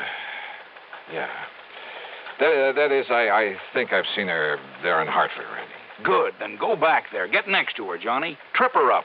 Make her spill the beans about these murders. Murders? Well, don't you agree she must have fed those old codgers all those sleeping pills just to collect their insurance? Kind of looks that way, doesn't it? What's the matter with you, Johnny? It's as plain as the nose on your face. And boy, how those descriptions of her all tie together. Yeah. Height, weight, build, complexion, eyes, everything. Of course, she dyed her hair differently a couple of times. Blonde. When she married her last victim, she was a redhead. What'd you say? She's a blonde? She's a blonde now? Randy. Yeah? How'd you get onto her? It's a long story, Johnny, but somewhere along the line, I got suspicious about those sleeping pills. They were all the same, a special prescription. Are you listening to me, Johnny? Yeah, I'm listening. Well, then I found out that not one of those old men had been given a prescription for them. So to make a long story short, I finally ran down a kid working in a drugstore who'd been getting him to her. I see. But instead of nabbing him, that would have spread the alarm, you see. Johnny, I got real lucky. In the trash barrel where the kid lives, I found some letters for her, all written within the last month, telling him to start making some more of the stuff for her. In other words, Johnny, as soon as she can trick some other guy into wedding bells, somebody up there in Hartford, but if you can grab her first, pin those 4 murders on her, huh? Hey, Lieutenant. Yeah, Conroy, what do you want? That newspaper reporter that was here to see you. Huh? What newspaper reporter? I told him you was tied up with Johnny Dollar on that suicide run. You what? Well, I seen them files there on your desk. Conroy, you dope, when the chief and I get back from this trip, That's another thing, Lieutenant. Huh? The chief said if you don't want to start pounding a beat again, well, you see, he's been waiting out front for you for about 5 minutes. Conroy, you crazy? Why did you say so? Tell him I'm coming. I'm coming right away. Yes, sir. I'll tell you. Johnny, will you take it from here? Down. Sure, Randy. Attaboy. It's truly Johnny Dollar in a moment. Meet star Stuart Irwin. Nothing's worse for an actor than a nasty cold. To feel better quickly, I take wonderful 4-way cold tablets, the fast way to relieve cold distress. Right. Tests of all the leading cold tablets proved 4-way fastest acting. 4-way starts in minutes to relieve muscular pains, headache, reduce fever, calm upset stomach, also overcomes irregularity. Take my advice. For your next cold, take 4-way cold tablets, the fast way to relieve those cold miseries. 4-way, only 29 cents. And now here's a word about another fine product of Grove Laboratories. To get rid of embarrassing dandruff in 3 minutes, change to Fitch Dandruff Remover Shampoo. 3 minutes with Fitch regularly is guaranteed to keep unsightly dandruff away forever. Apply Fitch before wetting hair, rub in 1 minute. Add water, lather 1 minute. Then rinse 1 minute. Every trace of dandruff goes down the drain. 3 minutes with Fitch and embarrassing dandruff's gone. At the same time, Fitch can brighten hair up to 35%. Get Fitch Dandruff Remover Shampoo today. And now, Act 3 of yours truly, Johnny Dollar. Hi, Johnny. Betty, what are you... well, what are you doing here? Hey, don't I even get a kiss after being away for a solid month? Betty, tell me. And don't you think I'm the one who's entitled to ask the questions? After all, honey, you stood me up. Or did you completely forget about our date for this evening? Listen, will you? Much as I hate to admit it, I guess maybe you were right, darling. Yeah? About what? No decent kind of a married life, that sort of thing. You wore out on some case, I suppose. Yeah. But you know something? I'm just not going to give up on you, Johnny Dollar. One of these days... Yeah, Betty. Now, listen. Well, what is it, Johnny? What's the matter? How did you get in here, Betty? Well, when you didn't come for me as you promised, and when you didn't answer the telephone, well, I was afraid something terrible might have happened to you, so I drove on over here to see you. The door was wide open, so I just came on in. I started looking around for you in the den and the bedroom, and then... well, that's when you came in. Betty, your vacation. Well, it's about time you asked me about that. I missed you while I was away, honey. A whole long month. Where did you go? You didn't get all those pretty postcards I sent you? From the Poconos and Atlantic City and New York? New York. How long in New York? Oh, a couple of days going and a couple of days coming back. That's all? Of course it is. Johnny, whatever's the matter with you? Your hair, Betty. What? What color was it before? Well, I like that. What color? Tell me. You mean to say you think I dye or bleach it or something? You know very well that I... Johnny, what's come over you? My desk there. Well, yes, I wondered about that, darling. I hope you're not always that sloppy, leaving things scattered around that way. All right, Betty, listen. And do you always leave that window to the fire escape open when you go out? That window? To say nothing of leaving the front door open, too. Hey, Betty, look. Look, it's been jimmied open. See the marks here. Well? Yeah, see, look. Here, where it was pried open. See there. Well, it's just like my mailbox. Sure. You seem almost happy about it. Well, maybe I am. Or did you think maybe I had... Only you know darn well I can't even use a can opener properly. Well, now, listen, Johnny, will you please tell me what this is all about? Why are you acting so strangely? Betty Lewis. What? Listen, darling, has all this big mystery anything to do with that newspaper headline I saw? Some kind of a suicide case? You don't know anything about that. So that's why you were so late and... Johnny, does it have anything to do with your window being forced open, your desk being rifled this way? Yeah, I think so. And maybe you're coming here. Maybe you scared away whoever it was. Wait a minute. What? Wait a minute. Did you say that your mailbox out at your little house, did you say that thing had been forced open, too? While I was away. I don't know whether anything was taken because I don't usually get much mail, but the tiny lock on it was broken. You came back yesterday. Late last night. And then today, well, you see, the mail's always delivered during the day while I'm at the office. What time, Betty? Oh, I don't know. 10, 11 o'clock in the morning, I think. So what happened today? Well, you know that rain, that drizzle we had this morning? Yeah, go on. Well, I got back from the office and went out to see if there was any mail. Now, you love mysteries, Johnny, so maybe you can solve this. Go on, Betty, go on. All right. Well, there in the mud around the mailbox were the marks from those big clodhoppers the mailman always wears. Well? And right on top of them were some other footprints. High heels, Johnny. Of course. The shoes must have been almost exactly the same size as mine. So, do you suppose maybe somebody else, some woman, has been using my mailbox and my address while I was away? You bet I do. Betty Lewis. What? 10 or 11 o'clock, you said. Oh, you mean the mailman? That's exactly what I mean. Now, listen. I want a key to your house. Oh. Will you marry me? I'm serious, Betty, and tomorrow morning you go to the office as usual. Don't you mean if I feel up to it after we finish celebrating my homecoming tonight? That party's going to be tomorrow night. Tomorrow? Because I have a sneaking suspicion that by then we're going to have something to really celebrate. Oh, like what, dear? The solution of 4 murders. Oh, Johnny. Shortly after Betty left for the office the next morning, I established myself in a little house on East Maple Drive. I parked myself behind the filmy curtains at one of the front windows. Then I waited. At 10:31, the mailman walked up. In addition to a couple of letters, he left a small package in the mailbox. It didn't take much to guess what was in it. I waited some more. An hour and a half. Did whoever that package was intended for, and I was sure it wasn't Betty, did they know the mailbox was being watched? After all, they knew from the newspapers that I was on the case. But unless they appeared to collect this package, I had no case. Then it suddenly occurred to me the important thing was to be sure of having that package myself as evidence. So after making sure the street was clear both ways, I slipped out the front door, walked casually out to the mailbox.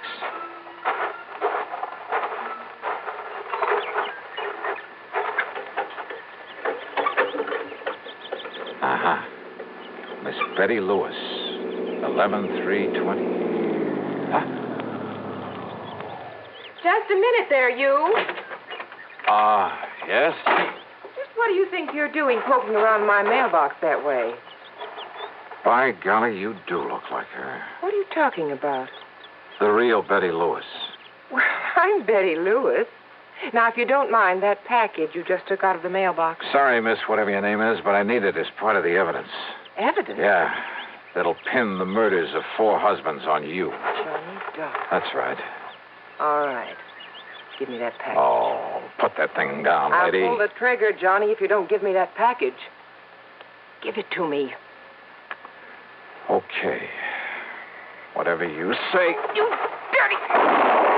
Maybe you're a lousy shot. No, you're hurting me. Oh. Okay, now back in your car. Now listen, Johnny, listen. Get in. Listen, Johnny, I'll make a deal with you. And you're driving, lady. Right straight to police headquarters.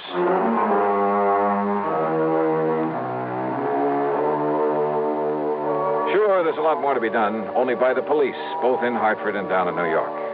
But there's not much doubt about the outcome, especially since the kid who supplied the drugs broke down and said plenty. The insurance companies, well, the money she had left can be prorated among them, and that'll be that. My problem, of course, will be explaining things to Betty.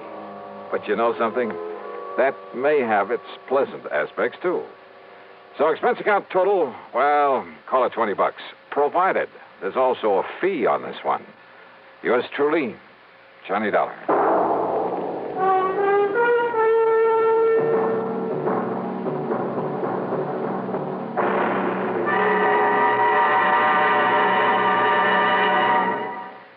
Our star will return in just a moment.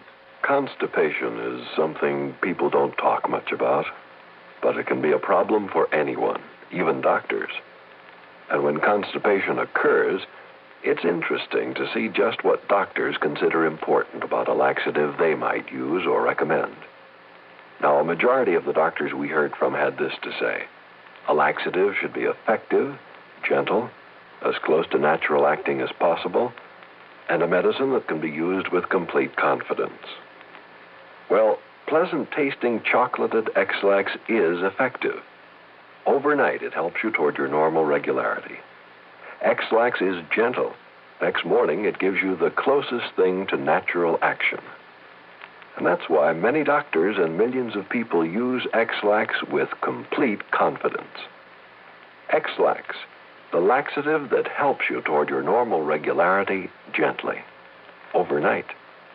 Is X-Lax in your medicine cabinet?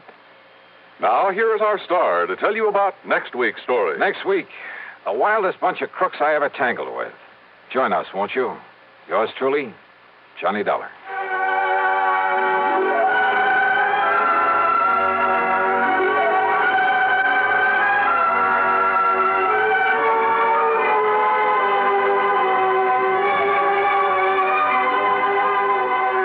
Truly, Johnny Dollar, starring Bob Bailey, originates in Hollywood and is written, produced, and directed by Jack Johnstone. Heard in our cast were Joan Banks, Lillian Baeff, Herb Vigran, and G. Stanley Jones. Be sure to join us next week, same time and station, for another exciting story of yours truly, Johnny Dollar. This is Dan Cubberly speaking.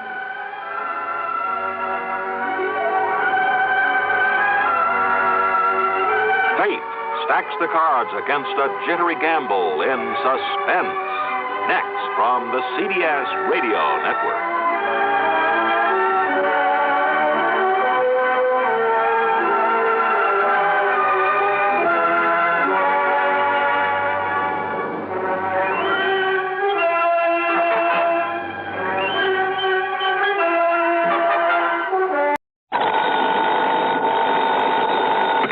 Johnny Dollar. This is George. Who? George, I said. George Reed, Floyd's of England? Floyd's of England, huh? What? That's the big insurance company sent you out to nail down Felix Kane. That's right, but now who are you? Yeah, that was a couple of months ago. All right, what about it? And you mind telling me who you That are? insurance company must have paid you a lot of money for that job, Dollar. Not only for clearing up the robbery, but for nailing Felix Kane. Maybe, maybe not. But you still haven't told me who you are. Maybe even gave you a nice big bonus, huh? Because when it was all over, Felix was dead. Who are you? George who? That's killing for money, isn't it? And remember, it was Felix's girl, that little redhead, here in New York? You had somebody trick her into telling you where to find him. So now she's doing a stretch because she was in with him. So? I remember when you tagged Felix here in New York? He fell on top of his own gun, killed himself. Isn't that the way you said it happened? Now, you listen to me, mister. Yeah, that's what you said. That's what you said then. Who are you? And nobody could prove otherwise. Because nobody else was there. All right, look. Now, you listen So now to me. what I say now is that you were pretty lucky then. You didn't know how lucky you were. That's so? Yeah. You see, the only reason you got away with that was because Felix's brother wasn't there. Because he was on the lam. He was out on the West Coast when it happened. Kane's brother, huh? Yeah, they were awful close, Felix and his brother. All their life. Ever since they were kids. You didn't know that, huh? Keep talking. Somebody did something to one of them. The other one helped him out. Or got even for him. All their life, Dollar. Go on. So now that Felix is dead, you ought to know what that means. Because it means the other one is going to get even for him. That means get even with you. With you and anybody else. All right, you. Now, wait just a minute. Oh, you're wising up now. Yeah, I think I am. George, huh? Yeah, that's right, Dollar. My name is George. George Kane. Felix's brother.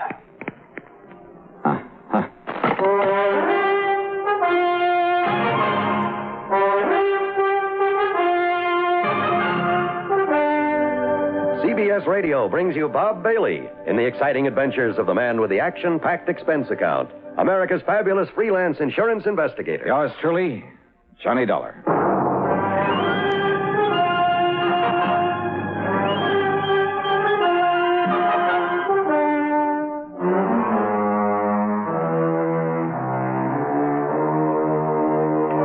Expense account submitted by Special Investigator Johnny Dollar to Floyd's of England, North American Office, Hartford, Connecticut.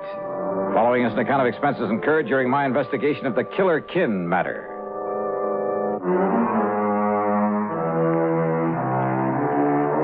So what if I hadn't killed Felix Kane? It didn't make any difference now. But why would his brother George call me to warn me of his intentions? Anyhow, this was a carryover from another case, so on the expense account goes a dime for a call to George Reed.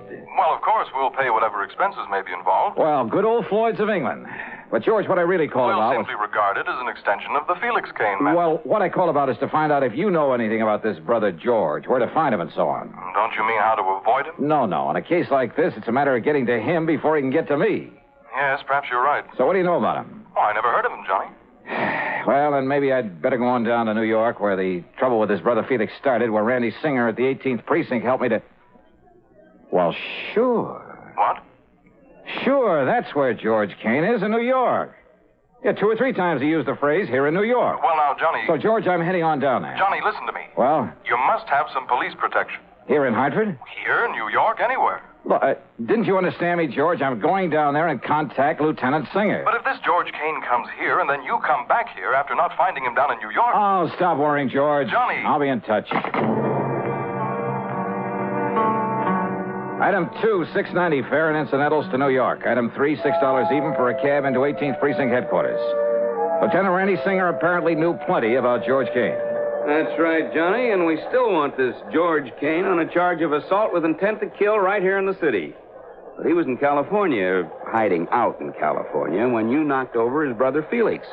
When I caught up with Felix. Huh? Oh, yeah. You said he made a dive for you, but then tripped and fell on top of his own gun, didn't you? That's the way it happened. Is it, Johnny?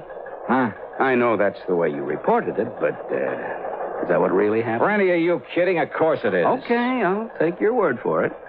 But you'll never convince George you didn't kill Felix. No, I suppose not. And he's clever, Johnny. Tall, good-looking, and very clever. Yeah?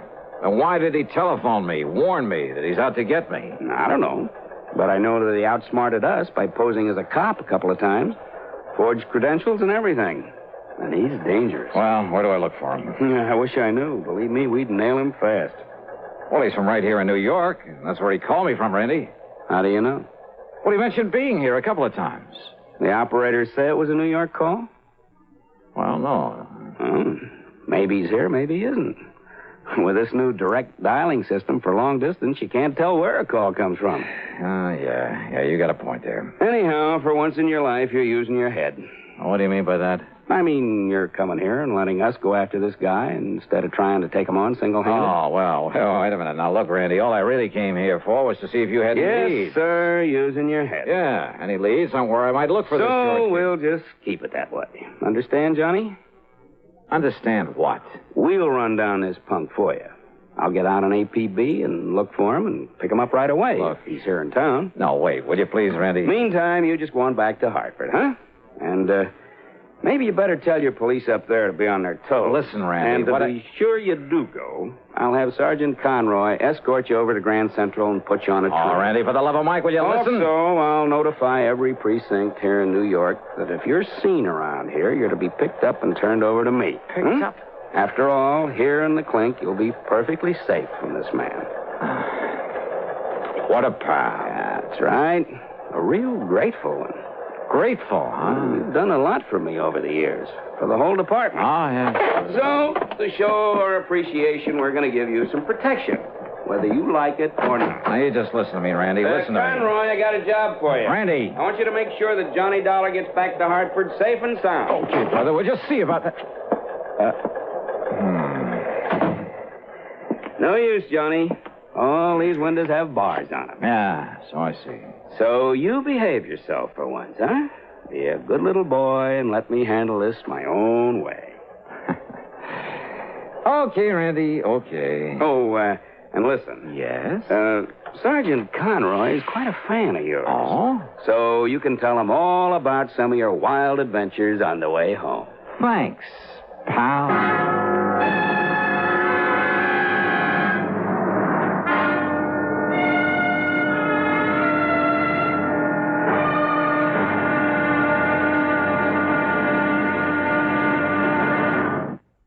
And now, Act Two of yours truly, Johnny Dollar, and the Killer Kin Matter.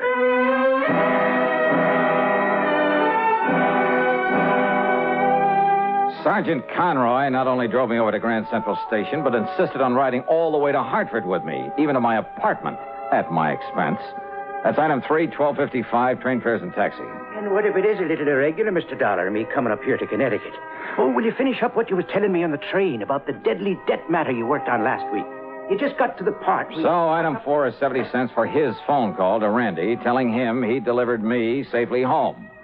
And item 5 is about $3 for the good Scotch whiskey that he drank there at my apartment before I could send him on his merry way back to New York. Then, less than 5 minutes after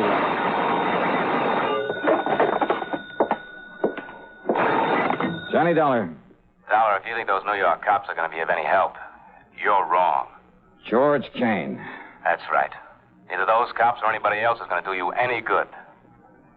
You killed my brother, so I'm going to kill you. Kane? And you remember what I said about you or anybody else? Now, you listen, you're wasting your time. Or what I meant about anybody else. You're scared, Stefan. All right, Georgie boy. Whether Randy Singer likes it or not, I'm heading back to New York to get your picture, your description from him. And if I have to comb that city by myself, street by street, Hello. Well, it's about time, honey. Huh? This is Betty. Betty Lewis, the girl you're going to marry one of these days. Yeah, I know. You mean you are going to marry me? I mean, I knew it was you. Spoiled sport. Well, hi, dear. What was that? What? Just noisy line, I guess. Oh, well, listen, I've been trying to call you all afternoon. Where have you been? Oh, just out on some business, honey. I'm sorry. Well, as long as you weren't out with some other ravishing beauty, I'll forgive you. Fat chance of that. Honest? You mean that? You know darn well I wouldn't go out with anybody but you. Or Grace, or Mariana, or Barbara. Maybe Jean. I might go out with her. Stop that, you rascal. Okay. Now, what can I do for you, Miss Lewis? What can you do for me? Don't tell me you've forgotten our date for tonight. Our date? Oh, darling, why don't you ever think of something besides those crazy insurance investigations all the time, huh? Think only of you, huh? Yes. Now, listen, about our date for tonight here in New York. In New York? Yeah, that's right, for dinner in the theater, remember? Holy. Well? Oh, well, sure I do. Oh, but didn't you say you were going to be staying with some girlfriend all week and you'd let me know who and where to meet you down there? That's right. That's what I've been trying to call you for. Okay, then. I'm staying with Nancy Spaulding, remember her? Sure. And her address is 1624 McDougal Alley. 1624. One of those cute little apartment buildings down here in Greenwich Village. Wait a minute. You hear that again? Huh? Nothing, I guess. Yeah, okay, dear. I'll put on my Sunday best, grab the first plane or train, whichever will get me there first. Good. Only what, Johnny? Well, don't be surprised if we have ourselves a kind of police escort. Now, what kind of a gag are you cooking up? You and that Lieutenant Singer friend of yours? Maybe. Well, come running, dear. I'll be waiting for you. Yeah. Bye, hon.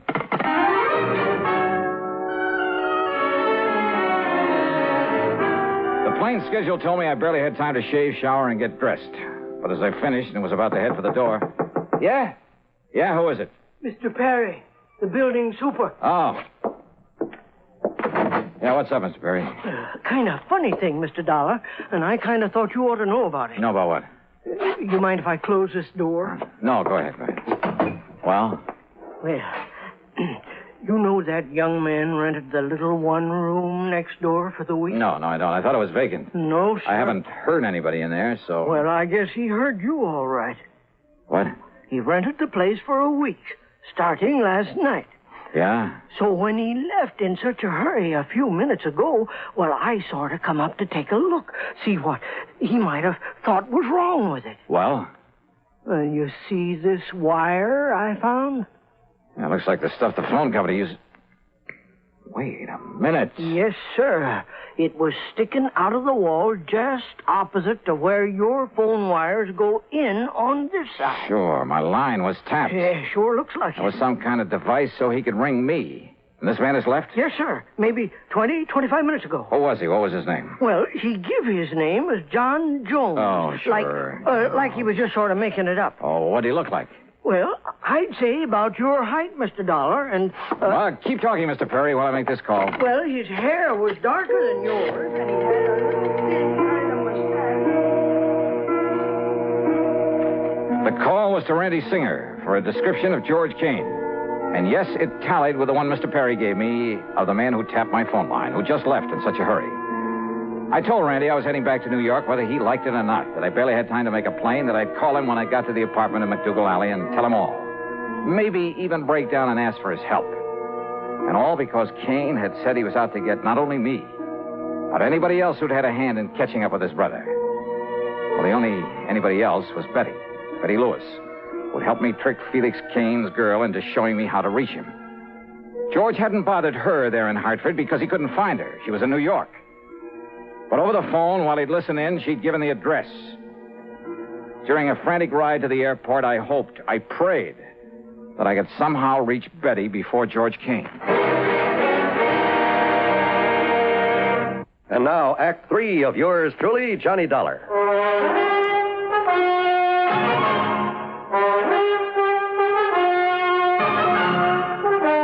Expense account item 5, $20 even for a plane to New York and a cab to the little apartment in McDougal Alley. I tore on up to Nancy Spaulding's apartment on the second floor. Yes, who is it? Johnny Dollar. Oh, just a second, Johnny, while I slip on a robe or something. Is Betty there? Betty? Are you kidding? What?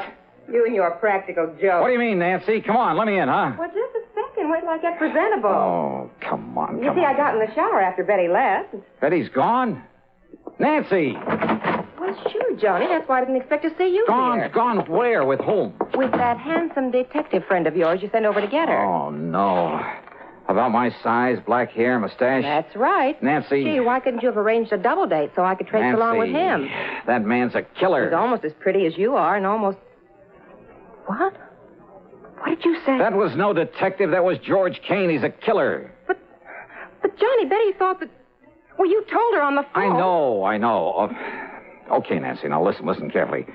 Where did he say he was going to take her? Well, to meet you, Johnny. Where? Oh, dear, I don't know. Oh. Well, they went down and took a cab. I watched them go from the front window. Well, did you... please, think carefully, Nancy. Which way did they go? East on McDougal. Good. What kind of a cab was it? Did you by any chance get a look at the license or the driver?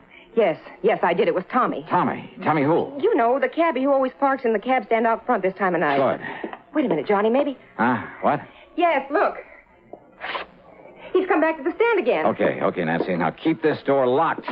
Don't open it for anybody but me or the police, and I mean the real police. Johnny!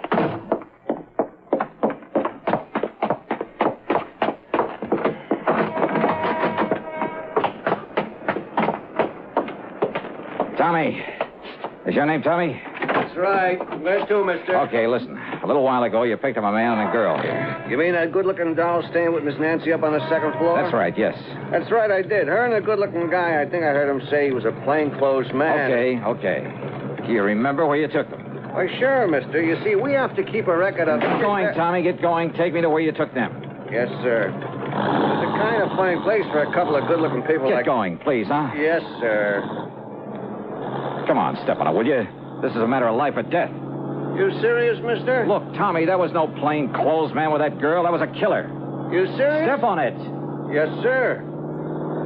But if we run across any prowl cars, mister... forget them. I'll give you enough to pay your fines for the next 2 years. Now, where did he take the girl? This section of town we're getting into looks kind of crummy. That's what I told you. It's over near the Bowery. Some dirty dump that... Uh-oh. Well, what are you slowing down for? I knew I shouldn't have mentioned it. I knew we'd tangle up with a prowl car. Don't you see the red light in back of us? Oh, yeah. Well, maybe that's the best thing we could ask for. The best thing? Come on, pull up. Let me handle it. Somebody better, mister. All right. Where the devil do you think you're going? Now, listen, officer. So it was you who had this poor cabbie tearing through all them red lights, was it? O'Reilly? Tim O'Reilly. Now, listen, Tim. Listen to me. This is an emergency. My name is... Oh, an emergency, is it? And out you come, me boy. Wait a minute. Will you listen to me, please? I will not. Come out of there and get into me prowl car in the back seat. Listen, we're chasing a killer. You can help us. I said get into the prowl car. So get in. Do I have Sure, yeah, okay. Tommy, look, you lead the way. Here's $20 for you. Well, thanks, but I Just don't lead the way for this prowl car to wherever it was. He'll lead the way to nowhere. in you go now, into the back seat. Wait a minute, Now, Joe. get in. Hey, Just take it easy. Okay, Tommy. Huh? Get on your way. Right, all right. Oh, no. Yeah, I knew that had to be you, Johnny. Randy. I mean, charging into that cab there in McDougal Alley and heading this way. We had quite a job catching up. Okay, now, Randy, listen. Now, just calm down and take it easy, Johnny. Will you listen to me? No, because everything is under control, thanks to you. Thanks to me. But don't you understand George Kane? I mean, Betty Lewis, you know her. George and Betty. George is taking her to George someplace. isn't taking her anywhere, Johnny. Well, of course he is. I'm trying to tell you. What? And I'm sure glad you gave me that McDougal Alley address over the phone. Huh? Of course, we only went there to pick you up, but when we saw a cab taking that girl of yours and some man away... George Kane. Yeah, I kind of thought it might be him. I don't know why. And so when we trailed that cab over to some dingy rooming house over on... Well, anyway, when they got out, we got a good look at him. you caught him. That's right. By the time we get to the station house, he'll be in the clink, and the light of your gay young life will be there waiting for you. She's quite a doll, Johnny.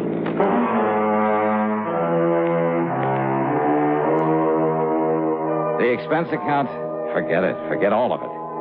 I only hope that someday, somehow, I can repay Randy Singer. Over his dead body, though, because all he cared about was getting his hands on Kane. And for some silly reason, he seemed to think that I'd been helping him. What a guy.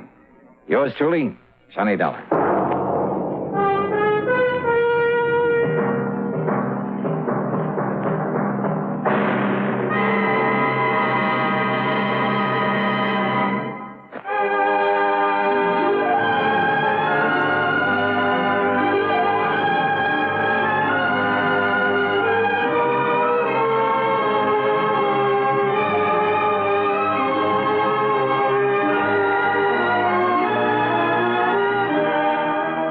Truly, Johnny Dollar, starring Bob Bailey, originates in Hollywood and is written, produced, and directed by Jack Johnstone. Heard in our cast were Virginia Gregg, James McCallion, G. Stanley Jones, Herb Vigran, Jack Moyles, Junius Matthews, Lillian Bayef, and Paul Duboff. Be sure to join us next week, same time and station, for another exciting story of yours truly, Johnny Dollar.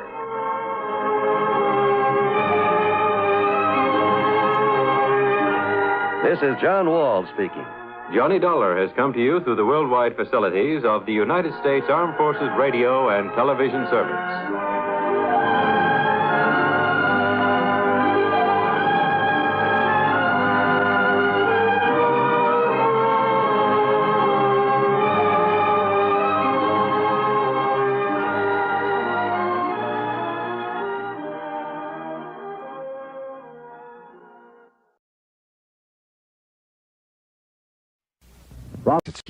It's time now for Johnny Dollar. Pat McCracken, Johnny, Universal Adjustment Bureau. Hi, Pat. What's new? At the moment, Cooper's Bend, Nevada. Never heard of it. Neither did I till this morning. They're having a big celebration out there, Frontier Week. So what do you want from me? A beard? It might help if you started growing one, Johnny. And how about a 10-gallon hat? You got one of those? Oh, sure. And my horse is tied up in the bedroom. Now, look, what's this all about, Pat? Well, from what I can gather, Cooper's Bend was just a sleepy little western town dying on its feet. That is, until last week. So what happened last week? A publicity man named Bill Williams organized this Frontier Week to wake the town up. I guess somebody out there doesn't like being waked up. What do you mean? Oh, looks like somebody's trying to put Bill Williams to sleep. The hard way. I'll be right over.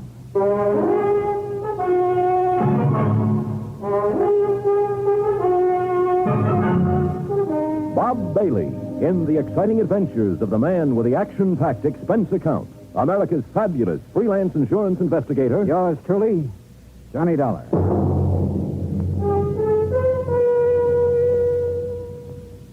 And now, Act One of yours truly, Johnny Dollar.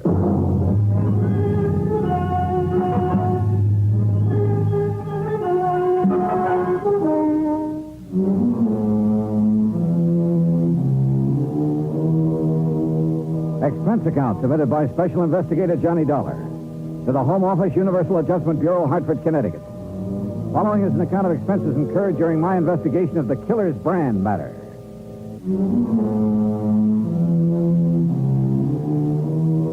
Expense account item 1, $1.20. Cab fare from my apartment to the Office of Universal Adjustment Bureau. Pat McCracken was waiting for me. Not too much to go on, actually, Johnny, but I figure it's worth your taking a trip out to Cooper's Bend to see what's what. One of the companies we represent has a hefty policy on Bill Williams' life. Who is this Bill Williams? What's he do? Little of this, little of that, I guess. Sort of a fly-by-night type.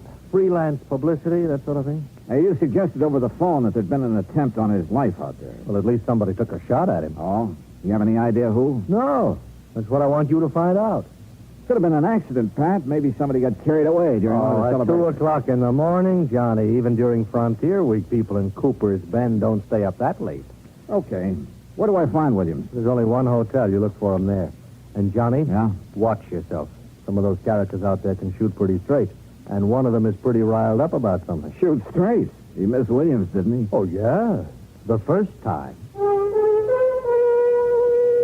Expense account item 2, $187.50. Incidentals and transportation by plane and a rented car to Cooper's Bend, Nevada. The town was baking in the sun when I arrived in the middle of the afternoon. Aside from the fact that there were cars parked on the main street instead of a string of horses, the place could have easily passed as a set for a Western movie. A saloon, a general store, one weather-beaten hotel, the works. I kept wanting to go around behind the buildings to see if they were real. There was even a big horse trough in front of the hotel. I stopped for a moment to take a look at it, and that was my first mistake. Suddenly, I heard a crowd bearing down on me. Come on, let's get him. Hey, look at him, a real dude. I'll lay off him. This is kid stuff. What do you mean, lay off of him? You know the Frontier Week rule. Hey, look, what's this all about? Come on, mister, off with your shirt. My shirt? Now, just a minute. The rules, partner. Anybody on the street without a 10-gallon hat during Frontier Week gets dunked in the horse trough. Yeah, well, look, I just got into town. How am I supposed to know the rules? Well, this is one good way of finding them out, stranger. Anybody want to sell me a 10-gallon hat quick? Too late, buddy. Well, he's got a sense of humor anyway. Come on, I'll help you off with your shirt, stranger. Okay.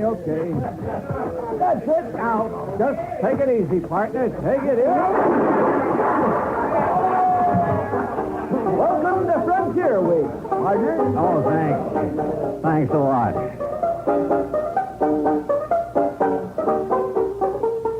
Item 3, 50 cents. Replacement of 3 buttons on my shirt. I bid a fond farewell to the horse trough committee and went to the hotel to find Bill Williams, the publicity man. He wasn't there at the moment, but the clerk told me I might find him at the newspaper office. That was 3 doors down the street, the Cooper's Bend Sentinel, no less. Bill Williams wasn't there, but for the moment I didn't miss him at all. Oh, hello. Well, hi. You must be Miss Cooper's Bend Frontier Week. Ha. You run the paper? Wrong again. I just work here. Well, I'm not doing very well so far, am I? Oh, I don't know. Don't give up. Oh, I won't.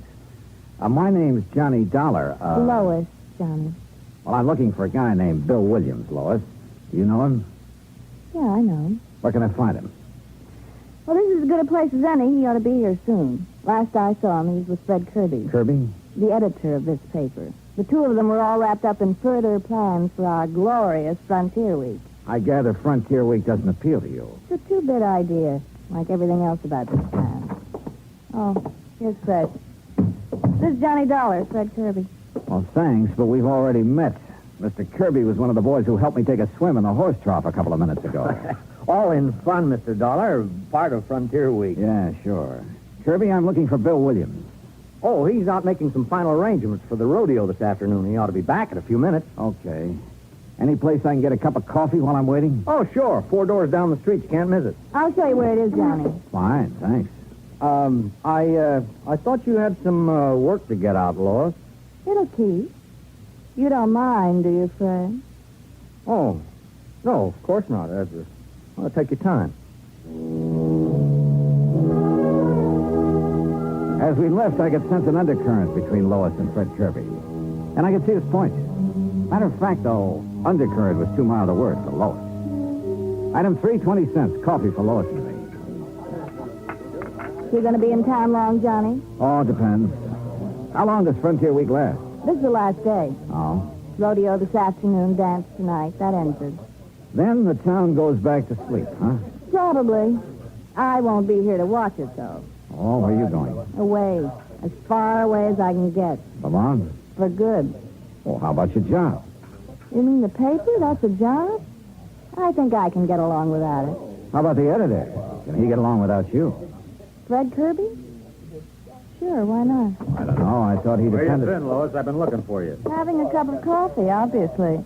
This is Johnny Dollar, Dan. Dan Biggers, Johnny, owns a ranch near here. Dollar? Hi. Look, Lois, about the dance tonight. What time will I pick you up? Oh, I don't know about the dance, Dan. I don't know if I'm going or not. We're gonna go, Lois. Look, Dan. I said we're gonna go. Oh, for heaven's sake. Thanks for the coffee, John. Lois! You know, Biggers, if you don't mind my saying so, that approach doesn't seem to go over so well with her. Yeah? Well, I do mind your saying so. I don't need any advice from you. Okay. And just for the record, Lois and I are engaged. Oh, congratulations. Don't get funny with me. Oh, now, easy, Biggers. Simmer down. You simmer down, Dollar. What do you mean? I mean, stay away from Lois. Are you kidding? So I bought her a cup of coffee. Anything wrong with that? You heard me. Stay away from her. One thing about Lois, she sure had the knack of stirring people up. The news that she was engaged to Biggers was quite a surprise, though, and I wondered if she was as eager about it as he was. If so, she didn't show it. But all of this wasn't getting my job done, which was to find out who'd made the attempt on Bill Williams' life. I went back to the newspaper office, and pretty soon he came in. He turned out to be the gent who'd supervised my dunking in the horse trough. Well, you're probably not feeling very kindly toward me at the moment, Dollar. Why not? You come all the way out here to protect me and get thrown in the trough right off the bat. I didn't know who you were. Look, you better get yourself a 10-gallon hat so it won't happen again. Don't worry, I'm going to. As I understand it, Williams, this Frontier Week was your idea. Yeah, I was driving through here on my way to Frisco a few weeks ago. The town was dead on its feet, but I could see the possibilities of waking it up. So I cooked up this scheme. The town went for it. How come you were so interested in waking the town up? For the dough. What else? I get 10% of the gross on the rodeo, dance, and other celebrations. I figured to get close to 1,000 out of it, and frankly, I can use the money. I see. Well, how about this attempt on your life? Come on. Out back, I'll show you. Show me what? My car. There it is. Take a look at the windshield. Yeah. Bullet hole. Mm-hmm. How did it happen? I was driving along the road just outside of town the other night, and all of a sudden, whammo. And I got a pretty good idea who did it. Oh. The rancher, Dan Biggers. Oh? Why? I smiled at Lloyd. Oh, now look. Touchy as big as is about Lois, that's not enough reason Oh, for wait. She smiled back at me. Is that all there was to it? Of course it was. You think I'm crazy or something? The trigger-happy Biggers is so jealous of her he can't see straight. I'm not stupid enough to get mixed up in anything like that. Yeah, he's jealous, all right. Lois and I worked together at the newspaper office on some of the publicity for Frontier Week. Biggers didn't like that. Speaking of the newspaper, do you know the editor very well? Oh, Fred Kirby? I met him when I first came here, is all. Why? He's been keeping an eye on us through the window ever since we've been standing here. Oh? You think he might be interested in Lois? It wouldn't surprise me. He makes that job of hers on the paper pretty easy for her. After all, it wouldn't be hard to be interested in Lois. No, I'm sure it wouldn't. Well, you'd better quit driving around the roads at night, Williams. Don't worry. Ever since it happened, I've been staying right here in town at night with the bright lights. I think I'm home free now anyway. Yeah? The dance tonight winds up Frontier Week. Tomorrow noon, I get my share of the dough, and then I'm leaving. Yeah, Lois mentioned something about leaving town then, too. Yeah, she used to make noises about leaving when we were working together. I doubt if she means it, though. I think she's just trying to get Biggers riled up. That isn't hard. Now, wait a minute. Remember now, she said it once in the office when Fred Kirby was around. What was his reaction? He didn't say anything at all, but he gave her a real funny look. I see. Well, I got to go make the final arrangements for the dance tonight. You going to be there? Oh, yeah. In the meantime, Williams, better keep your eyes open. Don't worry. Since that attempt on my life, I've sprouted eyes in the back of my head. Oh, and speaking of head... Yeah? You better get yourself a 10-gallon hat.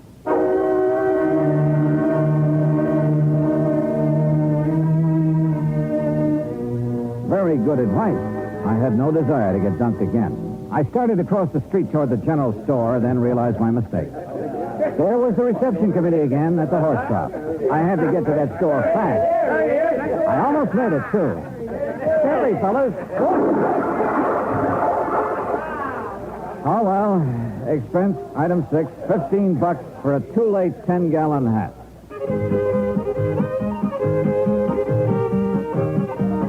The dance was in full swing when I got there. I didn't see Lois at Biggers. Looks like he didn't get that date after all. Pretty soon I spotted Williams near the bandstand. When he saw me, he came over. There, crowd, Dollar. There are more people in Cooper's Bend tonight than ever heard of the place before Frontier Week. Man, I'm really going to clean up. I stayed around a while, watching Williams happily counting noses and adding up his 10%. Then I went back to the hotel. There was a message there from Lois. She wanted to see me. This I didn't get, but she'd left word it was important. She'd also left directions for getting to her house, so I drove out. It was outside of town on a back road. The lights were on. But nobody answered my knock. I waited a while and tried the door. There was a fire burning in the fireplace, and the room looked very cozy. All except for one thing. Lois. She was lying in front of the hearth, and she was very dead.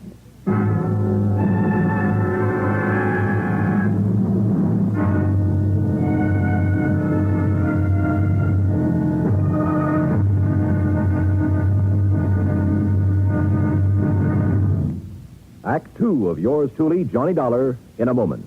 For a long time, people have been saying that the Earth is shrinking because transportation is getting faster and faster. And because this is true, people are getting closer, too.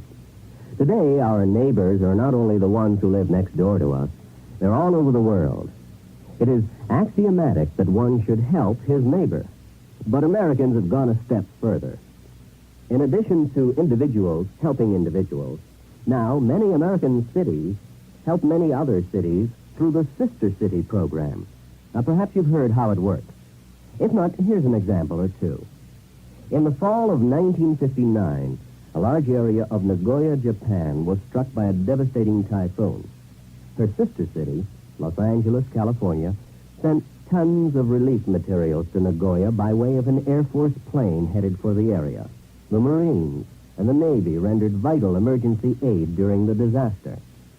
When earthquakes shook Villa del Mar, Chile, during the summer of 1960, her sister city, Sausalito, California, sent hundreds of dollars worth of relief materials to help out. Another case in point, the school children of Clovis, New Mexico, sent a number of cultural exchange packages to students in their sister city of Adana, Turkey. There are hundreds of such examples because there are hundreds of sister cities. By using this means of diplomacy, friendship and understanding have increased throughout the world and paved the way for permanent freedom, the right of all men everywhere. And now, Act 2 of yours truly, Johnny Dollar, and the Killer's Brand Matter.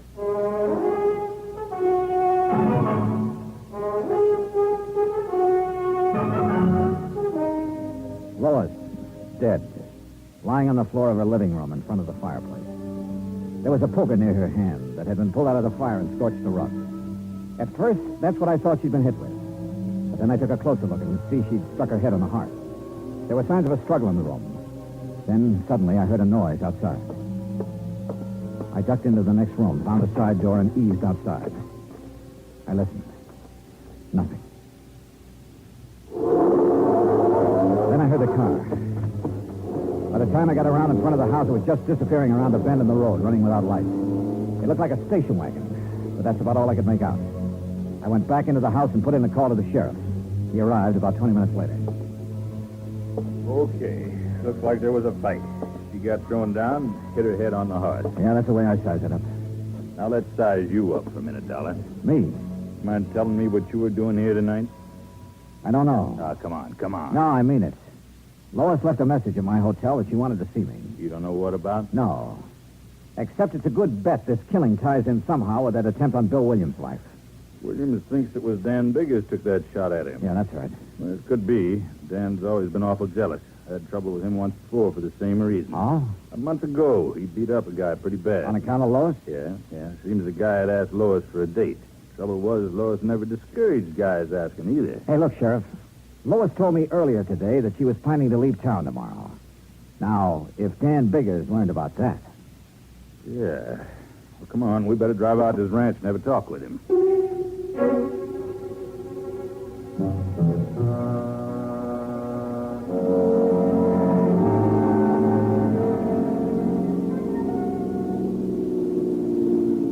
There's the gate, Johnny. Ranch house is up on the rise. Yeah.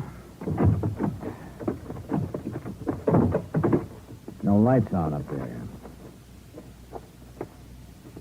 You think Dan might have cleared out? Hey, came from that clump of brush over there. Hold it right where you are, Sheriff. I've got you covered. Now, don't be a fool, Dan. You drop that gun and come out of there. I said hold it. Came to take me in, huh? Well, I'm not going just now, Sheriff. Look, Dan. First, I'm going to find out who killed Lois and take care of him. Then you can question me all you want. Very interesting you should know about the killing already, Dan. I can think of one reason you might. Guess again, Dollar. I was in town when the call came in. One of the deputies told me about it. I figure it differently, Dan.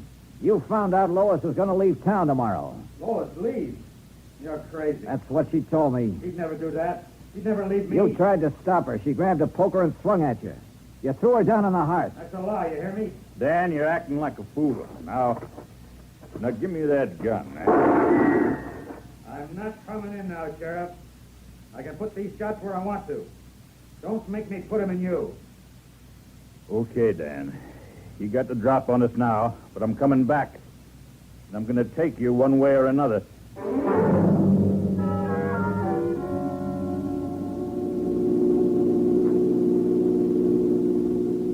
You know, Sheriff, I can't help feeling kind of sorry for Dan. Yeah, he always did have a knot in his brain where Lois was concerned. You really think he killed her? I don't know. Dan's pretty smart sometimes. That routine he was just giving us, it might have been a cover. Sheriff, you happen to know if Dan drives a station wagon? He drives a pickup around town mostly, and I think he's got a coupe, too, but no station wagon. Why? That's what I spotted pulling away from Lois's house. You didn't get the license number? No, it was running without lights. Not much help, Johnny. There's a lot of station wagons in this part of the country.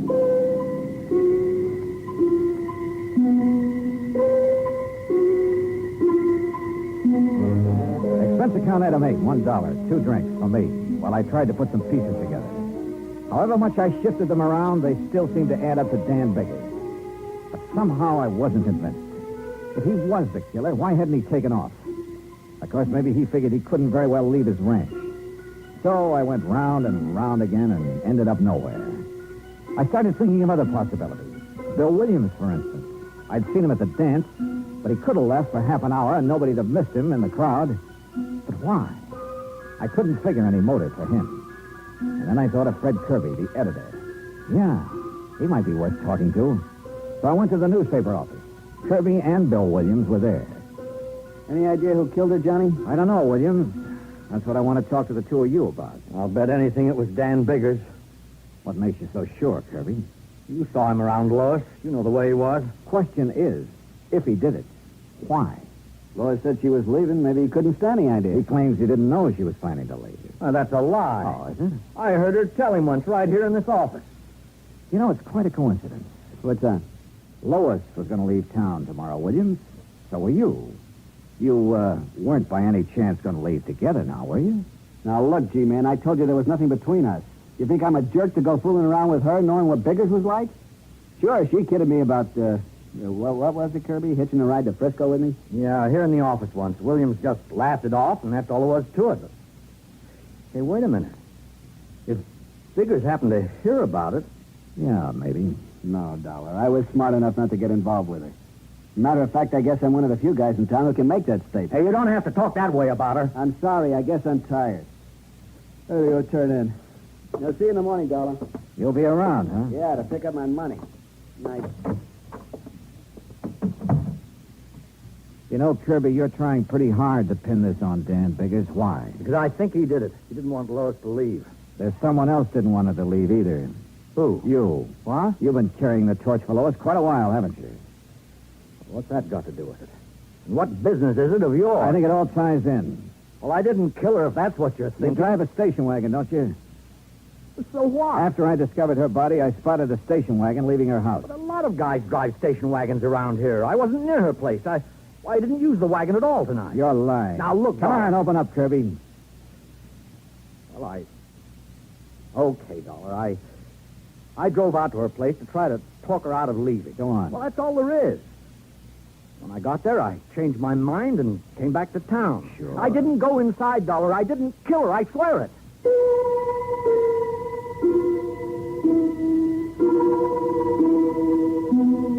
I called the sheriff, and he took Kirby in for further questioning. But by morning, he hadn't changed his story. A Oh, he admitted being at the scene of the murder, but that's all he'd admit. He was still a big question mark, and we were still nowhere. The sheriff went out to Bigger's ranch again, hoping Dan would give himself up peaceably if he knew Kirby was in custody. I had a cup of coffee and went outside. Bill Williams was in front of the hotel. Anything new on the killing, Johnny? Well, you know Kirby was being questioned. Yeah. Surprised me at first, but then I got to thinking, he's a strange guy. He doesn't say much, but there's a lot going on inside, particularly about Lois. Yeah. Did you get your cut of the dough from Frontier Week all right? Yeah. Well, I'm sure glad it's over. That killing last night turned the whole deal sour. I'll be glad to get the taste of this town out of my mouth. Uh-huh. When are you leaving? I told the sheriff I'd be around in case he wants me for further questioning. I'll leave when he says the word. There he is. What's with the crowd heading this way? I don't know. Okay, Williams, we got you last. What are you talking about? You ain't wearing your 10-gallon hat, and that sure looks like a horse trough you're standing next to. That's right. Now, look, Frontier Week is over. You thought the idea in the first place. We thought you'd like to die. I'm in no mood for jokes this morning. I'll lay off. Can't you take a joke? No, not this morning. I'm sick of the whole idea. I said lay off, and I mean it. Let him alone. Guess he just can't take us all to medicine. The crowd broke up and drifted away, and the street went to sleep again. But all of a sudden, I woke up. I thought of that hot poker I'd found lying near Lois's body, and a couple of things added up fast. Sure, it was a wild idea, but it was worth a chance. Bunch of jerks. Hey, you know, Bill, when I first arrived in town, you ducked me in this horse trough because I wasn't wearing a 10-gallon hat. Yeah, it was part of Frontier Week. Well, you're not wearing a hat now. Look, like I told those guys, Frontier Week's over. I still want to return the compliment. Am I going to have trouble with you too, Dollar? I guess you are, because I'm going to duck you in that trough. Take off your shirt. Now, look, stay away from me. I said take it off. Get your hands off of me. What's the matter? You afraid to take it off? What are you talking about? Let go. I said let go. Where? What do you know? A nice big burn on your chest and on your arm. A few scratches, too. Lois did that just before you killed her. Branded you. Okay, smart boy, there's a gun in my pocket and it's pointed right at you, so just relax. You were a lot more involved with Lois than you were letting on, Williams. Why did you kill her? I was trying to shake her. She wouldn't shake. She wanted to go with you, huh? Yeah, and that would have been just great, dragging something like her with me to San Francisco. That's a real sweet thing to say. I suppose you said it to her, too. That's when she grabbed the poker. Come on, Dollar, we're getting off the street. Now move. My hand was beside the horse trough. I scooped the water right into his face. The shot went wild, but his chin was wide open.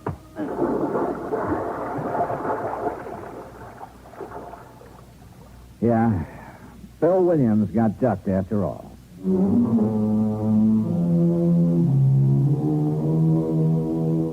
Expense account item 10, $183.50. Transportation and incidentals back home. Total expenses, $528. Remarks. About Dan Biggers. He really wasn't such a bad guy. Except that, like the sheriff said, he had a knot in his brain about Lois. He sold his ranch and moved away. About Bill Williams, well, you better cancel out his policy, Pat. He's due to go on trial soon, and in my book, he's a pretty bad risk. Yours truly, Johnny Dollar.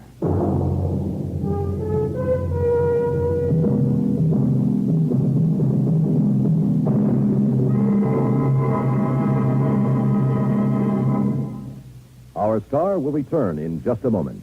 Our flag now numbers 50 stars, and behind each star there stands yet another flag representing one of the 50 states.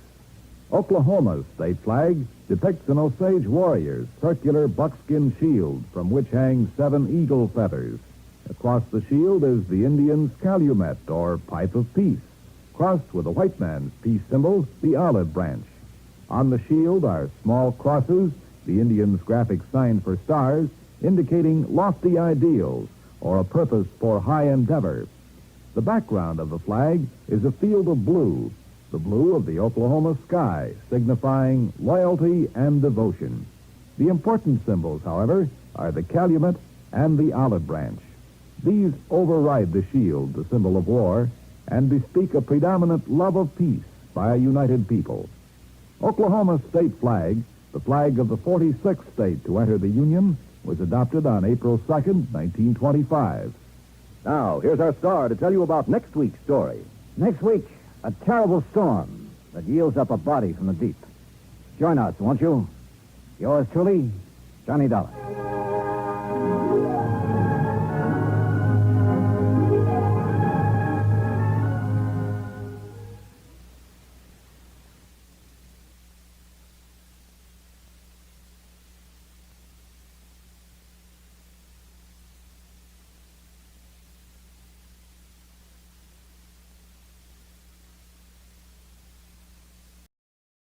From Hollywood, it's time now for...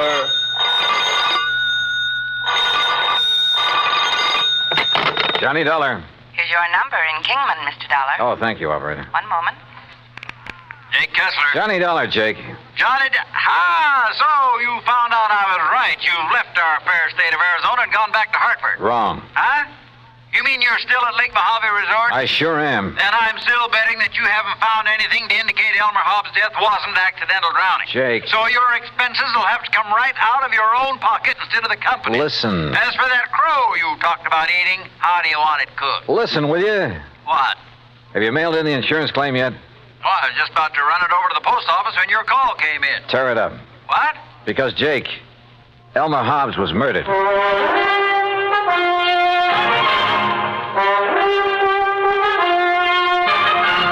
Bob Bailey in the exciting adventures of the man with the action-packed expense account, America's fabulous freelance insurance investigator. Yours truly, Johnny Dollar.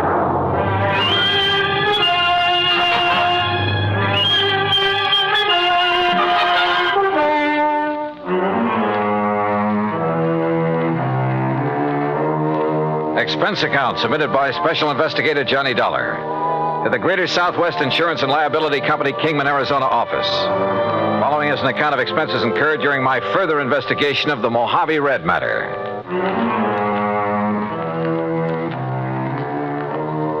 Expense account item 1, 20 cents for the phone call to Jake Kessler in Kingman. I made that call in the office there at Lake Mojave Resort. And needless to say, Jake didn't quite believe me at first. Murdered?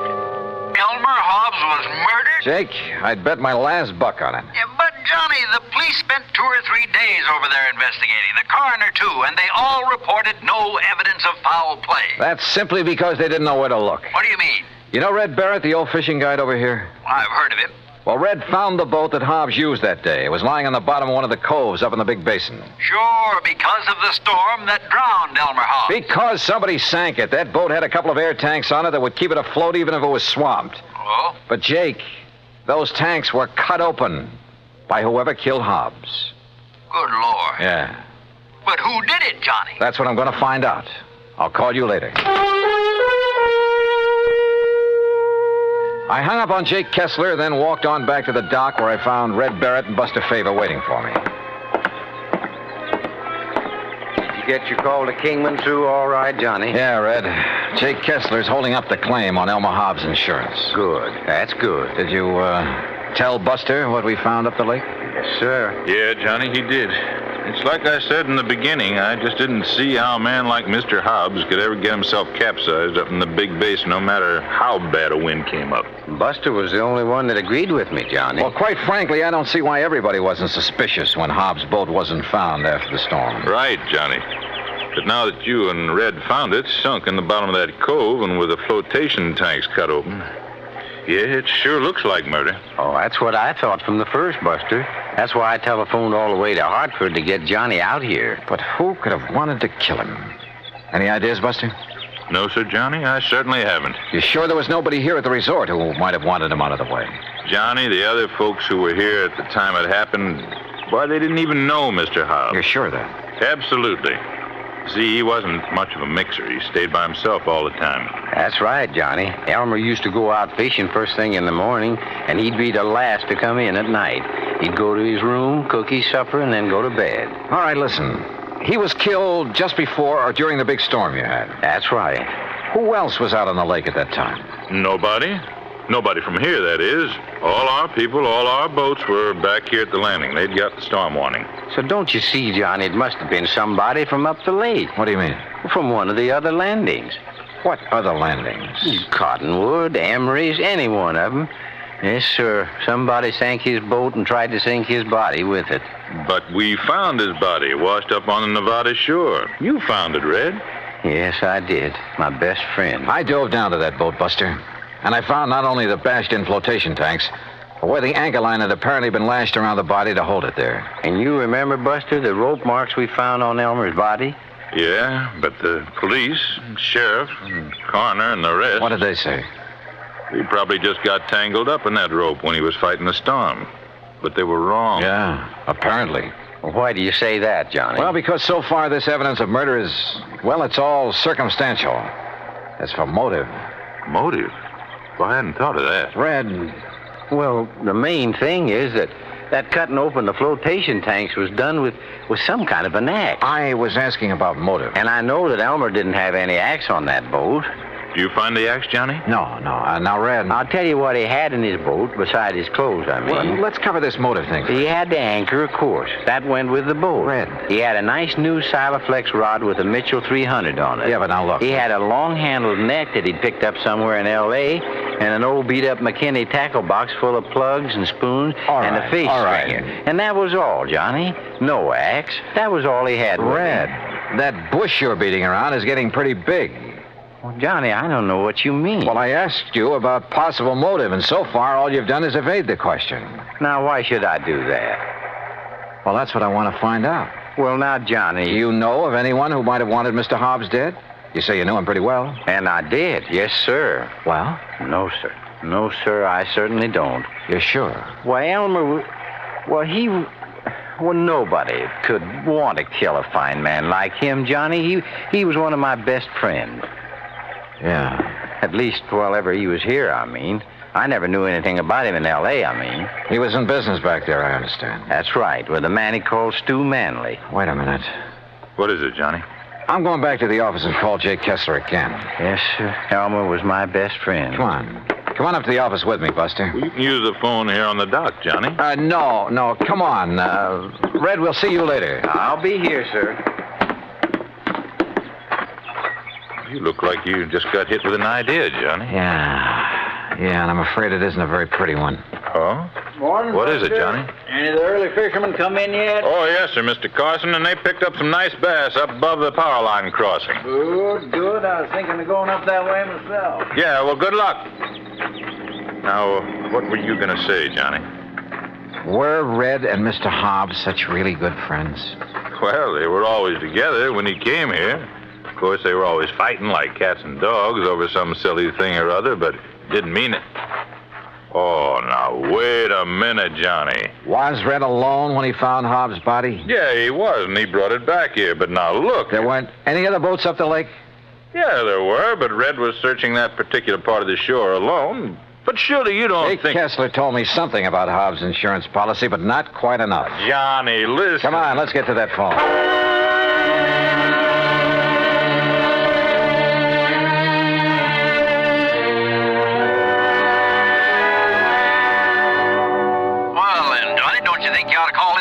No. If you're right, that is. No, let me handle this alone for the moment. Now listen, Jake. Yeah?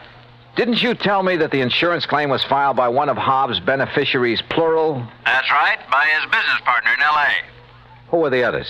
Just one other. If you'd taken time to listen to me. Who is it? You were so all fired up when I drove you down Who there. is this other beneficiary, Jake? You're still sure Hobbs was murdered, huh? I'll bet on it. So now you're looking for somebody with a motive, huh? The beneficiary, Jake. Like I told you. One of them was his business partner, J. Stuart Manley. And the other? Red. Red. Yeah, Red Barrett. Act 2 of yours truly, Johnny Dollar, in a moment. Our flag now numbers 50 stars. And behind each star there stands yet another flag representing one of the 50 states. Illinois' state flag uses many of the symbols of our nation's great seal. The eagle, the symbol of our national strength, rests on a shield representing the states, indicating that the states and the nation are bound together, for in unity there is strength. The arrows in the eagle's talon indicate military preparedness, and in his beak is a scroll which reads, State Sovereignty, National Union. A reminder of the greatness of the state of Illinois and its pride in being a member of the United States of America. Illinois' state flag, the flag of the 21st state to enter the Union, was adopted on July 6, 1915. And now, Act Two of yours truly, Johnny Dollar and the Mojave Red Sequel.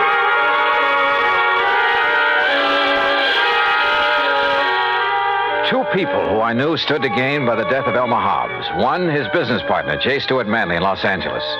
The other, Red Barrett, fishing guide at Lake Mojave Resort, who said he'd found his body, who professed to have been his best friend. I wondered. I said as much to Buster Favors, who sat there in the office of the resort.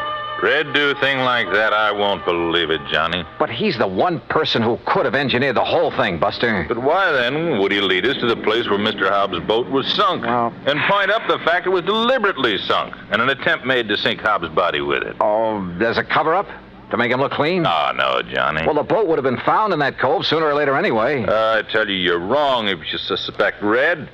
Look, if Hobbs' business partner is a beneficiary, too, why don't you look him up? I fully intend to, unless Red did do it. No. And I can prove it. No, Johnny. Let's go back to the dock so I can talk to him again and see... Buster, Oh, hello, Johnny. I suppose you've heard, Ham? Yes, Red told me. You're quite sure it was murder? Yeah. I'm sorry. Listen, Buster. Yeah. Look, Ham, as manager of this resort, you know Red pretty well. I sometimes wonder. That's what I came up here to ask you about, Buster. Huh? Did you send him skiting out of here? What? We just left him down at the dock. You mean you didn't see him tearing out of here in the pickup truck a few minutes ago? What? Ham. Red? Where'd he go? I don't know, but he certainly left in a hurry.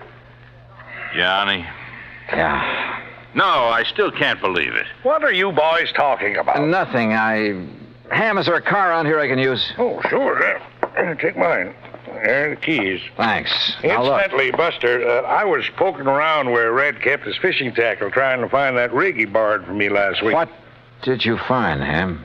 Well, I thought Buster might know where the old coot got hold of that new spinning outfit. Silaflex rod. What? Yeah, and a brand spanking new... Mitchell Reel. Oh, yes. Oh, no. All right, Ham, Buster, you just sit tight. If Red comes back here before I do... Comes back? Yeah, say nothing to him about what we've learned. Just keep him here and tell him I'll return to talk with him later. Nothing else. But, Johnny... No, do as I say. Look, boys, what's going on I'll here? see you later. Well, now, Johnny... Red was one of Elmer Hobbs' beneficiaries. He was the one who'd found the body. He had the fishing tackle that had belonged to Hobbs. And when it was discovered by Ham Pratt, he'd left in a hurry. All pretty incriminating. Which is not why I took off in Ham's car. West on 77, south on 95, and west again on 66. Item 4, $1 even for a sandwich and a Coke and Barstow. Item 5, $4.80 for a tank full of gas at the sign of the Flying Red Horse. Then westward again. And always with an eye out for Red in the old pickup truck. Finally, as the sun was disappearing over the edge of the Pacific, I pulled into Los Angeles. The real estate office of Manley and Hobbs was closed. A directory at the nearest phone booth gave me J. Stuart Manley's home address. 1308 Pandora Avenue in the residential section called Westwood. The neat white stucco house was dark, the garage empty. I let myself in through a back door by slipping the lock with the aid of one of my business cards. It was hard to see inside, but I didn't want to turn on any lights. And that was a mistake. Because as I quietly rounded a corner and started toward the den, I guessed wrong. Somebody was at home, was in that den behind the now closed door. And that somebody knew that I was in the house. Well, there's only one thing to do, try to bull my way through. Well, Mr. Manley, you're just... Oh, you killer! Wait a minute. Oh.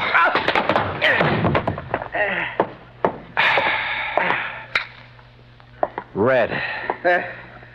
Johnny Dollar.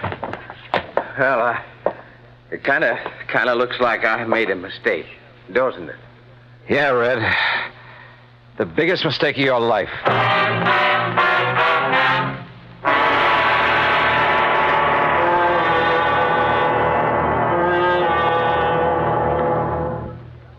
Act 3 of yours truly, Johnny Dollar, in a moment. A question that has been asked many times is, at what age does a boy become a man? It isn't when he reaches the age of 21, but when the qualities of grit and determination within him make him face up to the responsibilities of a job to be done, no matter what the difficulties. On May 21st, 1862, during the Civil War battle at Corinth, Mississippi, William H. Horsfall was serving as a drummer with Company G of the 1st Kentucky Infantry. During the furious and deadly engagement, he saw his captain fall wounded between the lines. Although, as a non-combatant, Horsfall was supposed to stay out of the range of fire, he rushed bravely forward at the risk of his own life to aid his wounded captain. Ignoring the fact that they were in the midst of a continuing and deadly hail of fire from both sides, the courageous drummer dragged the wounded officer to a place of safety, thereby saving his life. Later on, Horsfall grabbed a gun and some ammunition and went into the fight. But his commanding officer finally sent him to the rear, recommended him for the Medal of Honor, and gave him a furlough. Gallant as the drummer's valorous actions were, the officer felt that 14-year-old William Horsfall was still too young for battle. But Horsfall's personal code had already proved him a man. And now, Act 3 of yours truly, Johnny Dollar and the Mojave Red Sequel.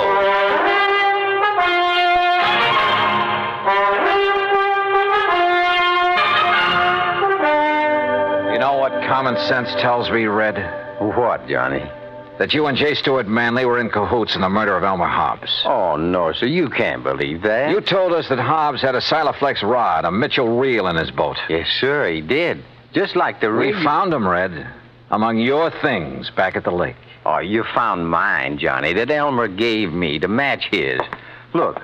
Now, look what I found here in Manley's closet. This was Elmer's rod and reel, Johnny. What?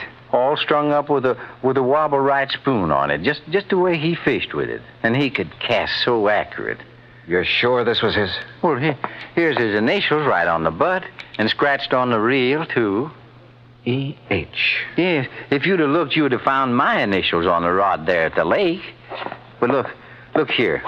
Look what I found in the corner of this closet, all wrapped up, like to hide it. The axe. And I'm no detective, Johnny, but just look at these marks, like it was used to hack at some kind of thin metal. The flotation tanks on that boat.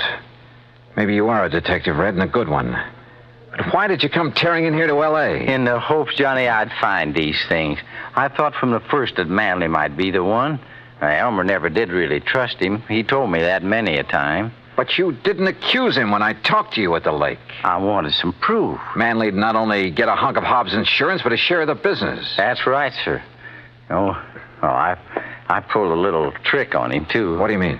Well, I stopped along the way and I phoned him to make sure that he wouldn't be here for a while. Well, what did you tell him? I disguised my voice, Johnny, real good. That voice of yours? I told him that this was a friend, I said. That I thought he ought to know that you were working on the case. Oh. That if he'd left any evidence at Lake Mojave, he'd better get there and steer you away from it. Red. And that's the way I got him away from here so I could find this stuff. But if he's gone to Lake Mojave... Oh, I knew you could take care of him. And if I did find these things like I did, I was going to phone you there to be ready for him. Well, then why did you attack me when I came in here? Sorry, Johnny, but I thought maybe he'd got wise and come back and maybe recognized my voice after all. Exactly what happened, Red. Mr. Manley? Sir? That's right, J. Stuart Manley. And this is my wife, Mr. Dollar. Red. Shoot them. Kill them, Stuart. They're burglars, don't you see? And we caught them robbing the house. Quiet, Mary. I suppose that means we were right. That you did kill your partner, Elmer Hobbs. That stupid old man, fishing all the time instead of tending to the office, taking all the money. Mary! But now we'll have some money for a change. Own the business. Mary, shut up. I see you found old Elmer's things. No, sir. This fishing rod is his, not yours. Oh, put it down. Pretty foolish of you to bring that stuff here, Manley, especially the axe. I'm sure any good police lab will find traces of aluminum from the boat on it. Kill him, Stuart. They're robbers. Their fingerprints will be all over. Yeah, Mary's right. Your prowler's ransacking my house.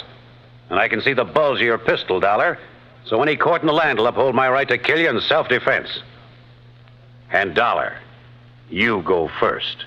Listen, you think you can shoot as straight as I can cast a fishing plug? Huh? Like this? Oh, no.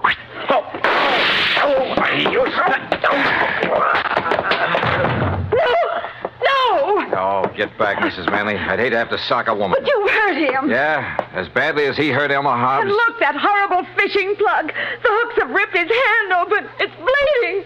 That red-headed old fool throwing those hooks at him. Oh, quiet. Stuart, dear Stuart. Red, that was a beautiful piece of casting. He almost tore his hand off with that plug.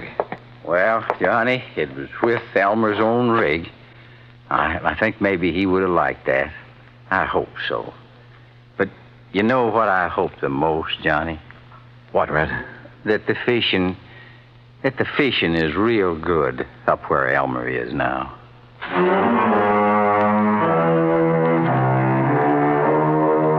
Manley and his wife. Yeah, Red had figured right. The morning of the day that Hobbs was killed, they'd rented a boat out of Cottonwood Landing, a few miles up the lake. Then ambushed him there in the big basin.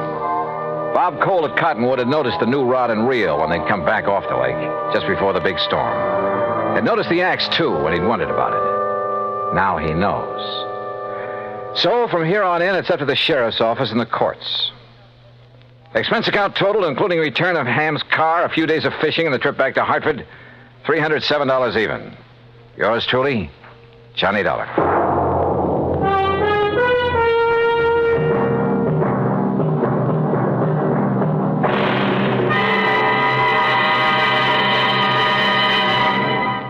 Our star will return in just a moment. Our flag now numbers 50 stars, and behind each star there stands yet another flag for each of the 50 states. New Mexico's flag is an ancient Zia sun symbol, a red circle on a field of yellow. Radiating from 4 points, which we might indicate as north, east, south, and west, are 4 parallel lines. 4 was a sacred number of Zia, the number most often used by the giver of all good gifts. The earth had 4 main directions, each with its own gifts. The year had 4 seasons, each with a different offering for mankind. The day had 4 phases: sunrise, noontime, evening, and night. Life had its 4 divisions: childhood, youth, manhood, and old age. Everything in life and nature was bound together in a circle, the circle of life and love, without beginning and without end. And in this great brotherhood of all things, man had 4 obligations. He must develop a strong body, a clear mind, and a pure spirit. 4th, and most sacred, he must devote unselfishly body, mind, and spirit to the welfare of his people. From this simple symbol, the Zia sun, we read the legend of a wonderful philosophy. The flag's colors of flaming red and golden orange represent the banners of Ferdinand and Isabella, which were carried by Columbus across the Atlantic. New Mexico's state flag, the flag of the 47th state to enter the Union, was adopted on March 19th, 1925. Now, here's our star to tell you about next week's story. Next week, some of the funniest old characters I ever meet. And a 10-year-old boy solves the case. Join us, won't you? Yours truly, Johnny Dollar. Yours truly, Johnny Dollar, starring Bob Bailey, originates in Hollywood and is produced and directed by Jack Johnstone, who also wrote today's story. Heard in our cast were Virginia Gregg, Harley Bear, Forrest Lewis, Barney Phillips, Alan Reed, and Russell Thorson. Be sure to join us next week, same time and station, for another exciting story of yours truly, Johnny Dollar. This is Roy Rowan speaking.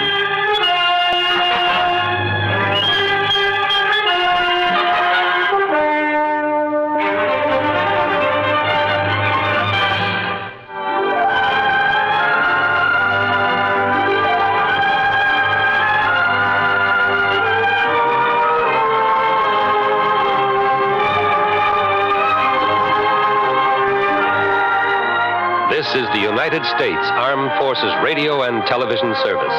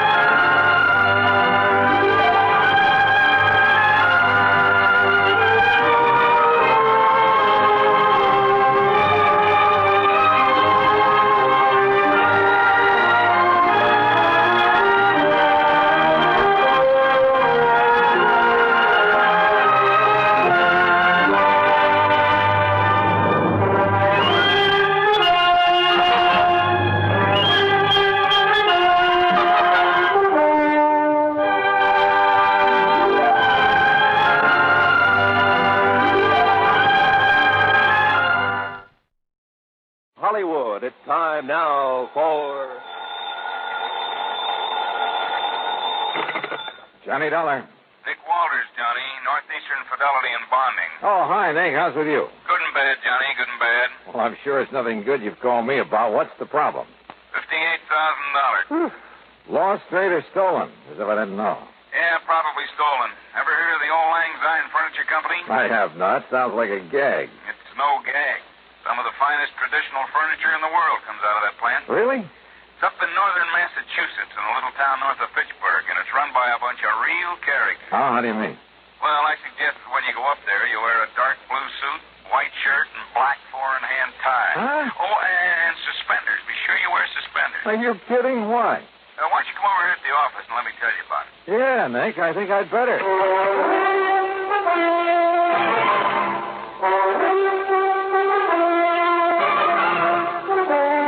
Bob Bailey in the exciting adventures of the man with the action-packed expense account.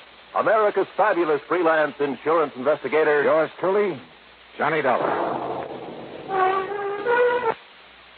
And now, Act One of yours truly, Johnny Dollar.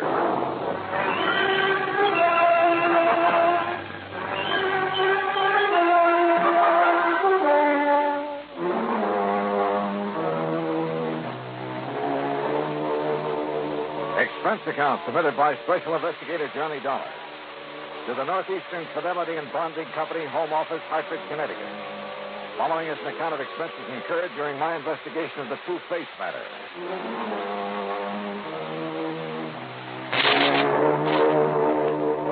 Expense account item 1, after shaving, showering, and donning the most funereal clothes I could find. Item 1, $1.10, taxi to Nick Weldon's office at Northeastern Fidelity and Bonding. Just remember what I told you, Johnny. The Old Lang Syne Furniture Company is run by a bunch of characters. Yeah, that's what intrigues me. That's why I came over here. Oh, they're craftsmen, all right. The old school. May take them a couple of years to make an ordinary straight-back chair, but when it's done, it's the most beautiful thing you ever saw. And the finish they get on the pieces they turn out. Beautiful. And expensive, too, huh? Oh, sure, but worth it. Any piece of furniture they make will last 100, 500 years. Yeah, they're real honest craftsmen, the kind you don't see anymore. Uh-huh. Well, apparently somebody wasn't too honest with them. So tell me all, Nick. Johnny, it seems one of their lads has run off with some of the company money. Yeah, you mentioned $58,000. Yep. 58,433 to be exact, and those boys are exact. Well, what do the police have to say? Nothing. They were never called in. Well, why not? I told you, the place is run by a flock of real characters. Oh, brother, they must be. When did this happen? Sometime within the past 3.5 years. And you've just found out about it now? That's right. Well, how come? I told you, John. Yeah, that's right. You told me. They're a bunch of characters. But didn't their policy state that any claim had to be filed within 60 days of the loss? Oh, we waived that for them. Struck it from the policy. Why? Because they don't like to be rushed in anything. Rushed? After all, 60 days. And don't forget, they only discovered the loss a bit over a month ago. They even took a month to let you know about it. Yeah. And yet you say it could have occurred as much as 3.5 years ago. Yeah, I know. But why don't you save the questions for Mr. J. Worthington Keesley? Who's he? Yeah, the senior member of the organization, I guess you'd call him. There are no officers, you know, president, vice president, and so on. You mean a company big enough to suffer a cash loss of $58,000? Johnny, I told you. Yeah, that's right. You told me. Yeah. So, will you go up there and see what's what? Nick, I'm going up there for just one reason, on expense account, of course. Oh, of course. And that is to take a good look at these crazy characters you've been telling me about.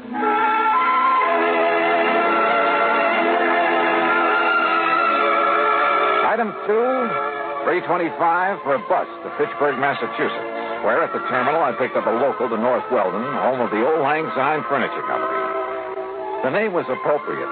Located on the outskirts of the quiet little New England town, it consisted of a huge barn-like building that looked as though it had been standing there since the year 1. Surrounded by stately elm trees and a couple of gnarled ancient oaks, it looked, well, very picturesque. A large wrought iron weathercock raced one end of the high-peaked shingle roof and looked down on broad lawns and well-kept flower beds. The road leading up to it was just an old-fashioned dirt road, and I kicked the dust as I plodded along. Then suddenly I stopped. For there at the side, instead of automobiles, were, believe it or not, horses. Horses and carriages and a bicycle or two or three. It was almost as though a picture of 50 or 60 years ago had suddenly come to life. And then inside, when I found Mr. J. Worthington Keesley, well, he looked like one of the Smith brothers. And sitting in front of a fine but ancient roll-top desk. Of course we do, Mr. Dollar. Our fathers and their fathers before them all wore full beards. Therefore, we do, too. Would you like a bit of snuff, sir? No. No, thanks. Yes, it's one of the traditions, sir. The traditions to which we adhere in order that we may continue to fabricate the superlative furniture for which we've become famous over the past 107 years. And I take it, Mr. Keesley, that the same thing applies to the horses and carriages out there at the side? Yes, they were good enough for our grandparents, so they're good enough for us. I suppose that's why I should have suspected Mr. Twiller. Mr. Twiller? Roscoe James Twiller, Mr. Dollar. Here, sir, there's a picture of him. In this group photograph taken on the occasion of our 100th anniversary. I feel like I ought to yell beaver. I'm afraid his mighty shock of hair and magnificent beard misled me back in 1941 when I hired him. Yes, and I suppose I should have known when he gave up horse and Surrey to drive one of those newfangled motor cars. Should have known what, Mr. Keesley? That he was no longer a man suited to our fine establishment. Is he the one who took off with your $58,000? $58,433.41. Are you sure? I mean, sure it was he? Beyond a shadow of a doubt, sir. He was the only one beside myself who had a key to the vault in which we kept our building fund. And when he suddenly left us 3 years, 5 months, and 16 days ago, yes, I should have known. But you didn't discover the loss until recently. It was June 21st at 4 minutes after 10 that I went down to the vault. For the first time in 4 years, we had something extra to put aside. And you discovered the money was missing? The vault was empty. Except for this note. Huh? Goodbye, suckers. Horrid word. Signed Twiller. So, you see, Mr. Dollar? Yes, I do. It looks like he's our man. No question about it. And you've no idea where he might have gone? None whatsoever. Well, surely there must be some clue. None whatsoever. But you must find him. But that was 3.5 years ago. Exactly 3 years, 5 months, and 16... So where do I start? Unless your company decides simply to reimburse us for our loss, that, Mr. Dollar, is up to you.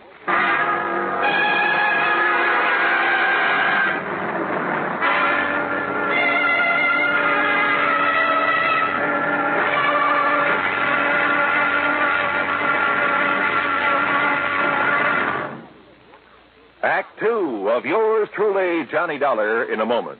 Sometimes we may wonder why a football team doesn't quit playing and walk off the field when it finds itself 50 points behind with only a few minutes of play to go. What is that indomitable spirit that fills men with hope and keeps them going in spite of terrific odds? Keeps them going just to play the game according to the rules, just to get the job done as well as they know how. This kind of spirit pervaded the feelings of heavy bomber crews of the 9th Air Force on that day of glory, August 1st, 1943, the day of one of the most secretly planned surprise bombing missions of World War II. The day of the low-level attack on the Romanian oil refineries at Ploiești. More than 170 B-24 heavily loaded bombers took off in a swirl of red dust from Benghazi, Libya, to bomb a highly defended priority target. The element of surprise in the low-level attack was to be one of their greatest weapons. But things went wrong from the start. 3 planes exploded during takeoff operations. 11 more aborted due to engine trouble. Of those that reached the target area, less than 1/3 returned to home base. The leaders of the mission encountered navigation difficulties and difficulty in identifying specific targets. And due to the loss of that elemental hope, surprise, they also encountered devastating enemy firepower from flak and fighters. The mission was partially successful, but a horrifying experience. 5 medals of honor were awarded to the heroes of the Ploiești raid for valorous action above and beyond the call of duty. At any time, the men would have been justified in turning back. But they had a code of conduct that made them want to see the unequal game through to the end. It was a job that had to be done. A charge of the Light Brigade in the air as they flew down the valley of death to glory. And now, Act Two of yours truly, Johnny Dollar, and the Two-Faced Matter.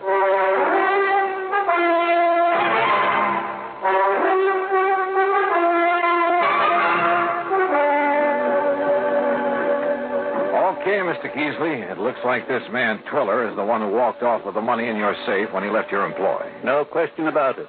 And unless you can find him, your company will have to pay the full amount of the loss. Yeah, well, even if I do find him, the chances are he'll have spent that money. After all, 3 years and a half. Exactly 3 years, 5 months, and 16... You say you have no idea whatsoever as to where he might have gone. With that much money, he could be anywhere in the world. Uh-huh. Where did he live? I don't know, sir. What? After all, it was none of my affair. But if he worked for you a number of years... I make it a rule never to pry into the affairs of others. Except, of course, where the manufacture of fine furniture is concerned. Well, doesn't anybody in this organization know anything about Twiller? Possibly Mr. Bottomley. Who's he? He is presently engaged in creating a Hepplewhite table in the shop. Come, we shall speak with him. The huge shop dated back 100 years at least. There wasn't a single power tool, not even a buzzsaw. But some of the tools looked as though they might have been used to build the ark. 8 or 10 men, all of them old, all wearing dark trousers, suspenders, and white aprons, were busy turning out fine pieces of furniture, carefully, almost lovingly. And every one of them wore his own distinctive full beard. Hooray for tradition. Mr. Keesley led the way to a man who was gently trimming the edge of some kind of a sideboard. Good morning, Mr. Bottomley. Good morning, Mr. Keesley. You must pardon this intrusion, Mr. Bottomley. It must be for good reason, Mr. Keesley. So you must understand that I cannot afford interruption if I am to finish this credenza by the end of the year coming. Of course. I wish you to meet Mr. Johnny Dollar. Good morning, Mr. Dollar. How are you? He is an investigator, Mr. Bottomley, come to get us back the money we lost. Then he must find Mr. Twiller. Exactly. Good morning, Mr. Thurston. Good morning, Mr. Keesley. Mr. Keesley tells me you know where this man Twiller lived. He was my neighbor. Lived alone next door to me. Where? And I assure you, sir, I had no idea of his designs on the company building fund. Yes, I'm sure, but now if you'll tell... Each morning, he drove me to work in his carriage until he purchased that abominable motor car. Oh? I refused to ride in it, sir, and bought myself a bicycle. You did properly, Mr. Bottomley. Good morning, Mr. Woodstone.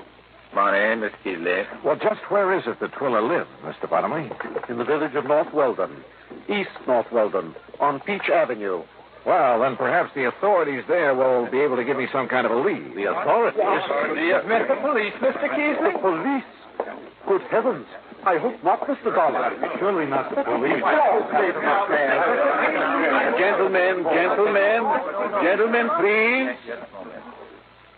These gentlemen are right, Mr. Dollar. Think of the blot on our good name. Now, look, your loss amounts to $58,000. $58,400. If I don't find this man, my company's going to have to pay off. I know, but the police... Now, look, my immediate job is to find this Roscoe James Twiller. And if I need the help of the police to do it...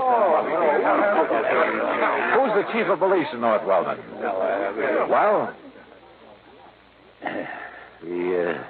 The mayor, Mr. Dollar. What's his name? John Kenworthy Wilkins, Mr. Dollar. Any of you know him? We do not mix with the townspeople, Mr. Dollar. We don't even go into town, Mr. Dollar. That's right. But I do have a picture of the mayor. Here, sir. Bottomley. Where did you get this? He's running for re-election, Mr. Keesley. I found this poster in my carriage. Well, get rid of it, man. This is indecent. No, wait a minute. Let me see that. Terrible, disgusting. Huh? Why, it's a disgrace to have such a thing within the walls of this fine old company. Oh, no. No wonder the old boys were shocked. For His Honor the Mayor of North and East North Weldon was not only as bald as a billiard ball, but to top it off was clean shaven. Yeah, A picture like this within the walls of the All Lang Syne Furniture Company was real sacrilege. But I still hadn't done my job. I had to find this man Triller or let the company pay out $58,000. How to find him? I hadn't the least idea.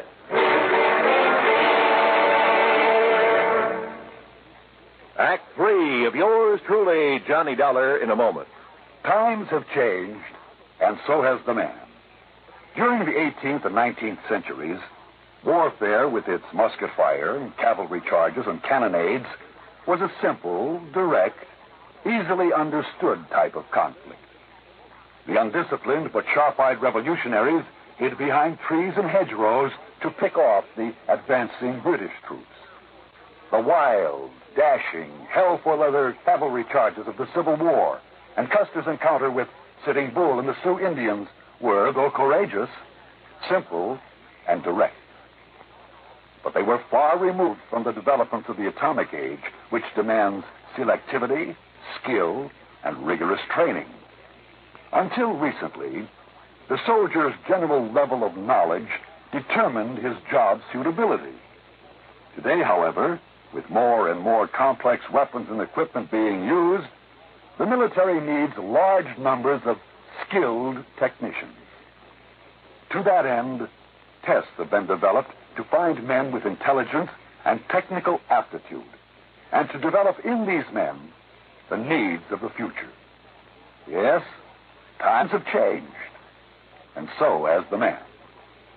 And now, Act 3 of yours truly, Johnny Dollar and the Two-Faced Matter.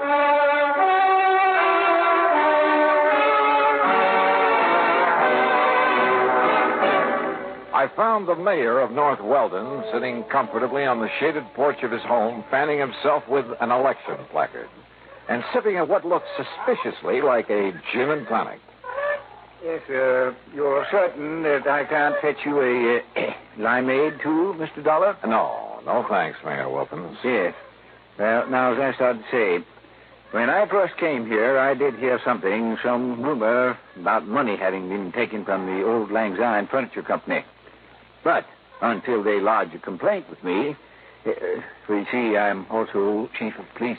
Yes, well, from what I can see, they're pretty slow about things like that. Yeah, well, they're slow about everything. But they make magnificent furniture. Mm-hmm, I can see that. Tell me, did you know this Roscoe Twiller at all? No, gone before I came to North Weldon. Oh? But that was only 3.5 years ago. And I came after that. Yet you're the mayor of the town. Village, really, Mr. Dollar. But lovely place. I've liked it ever since the first time I saw it. And when the people learned of my police record, my record in police work out in Ohio, why, they insisted that I take over my present job for them. I see. And you have no idea where I could get a lead on this man Twiller? No, sorry. Don't the people at the furniture factory have any ideas about him? None whatsoever. You're sure? I'm sure. Yes, well, if what you've told me is true about his taking the money, he is probably far, far away. Yep, I'm afraid so. Just as far as I am from solving this case. Well, we chatted on for a few minutes, and then I left him in the hope of finding some erstwhile neighbor who might be able to give me some help. I headed across town toward Peach Avenue. And as I was about to pass the bus stop... Bang! Bang! Huh? Bang! Bang! You're dead! Oh. And another redskin bit the dust. Well, hi there, fella. Cowboy, huh? Sure, I'm a cowboy and a policeman and an artist and everything. Sure. My name's Jimmy Carter. What's yours? Johnny Dollar. Want to see some of my artistical drawings? Yeah, sure I do, Johnny. Just look at this cigarette advertisement here on the fence. Uh-huh. With my own crayons, too. That's it. How's that? Jimmy, that's the most beautiful mustache I ever saw on any girl. Sure. My teacher says I'm going to grow up and be a great artist. Oh, sure. But first I have to get a paint set. Sure you do. And see what I've done with this one. Sure, you... Jimmy. That's our mayor. Yeah. He's running for re-election. That's why he has all these signs all around. Don't you think he looks a lot better with some hair on his old bald head? And a little child shall lead him. Now I'm going to put a beard on him. See? Like some of those old men at the furniture factory. Stay with us, Jimmy. Stay with it. Ah, they're funny old men. Like this. See? Uh-huh. Only they never come in town. Never. There. Doesn't that look like one of them? There. Jimmy, that's so good, I'm going to save it. Really? Yes, sir. Thanks a lot. Really? I sure do. I didn't know I was that good. Jimmy, you'll never know how good you are.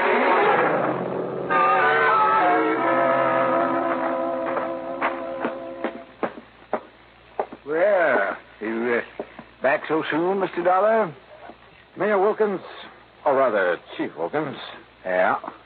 I have to ask you to make an arrest. You mean you've found the man that you've been looking for? If there's any question about it, I'll make a civilian arrest.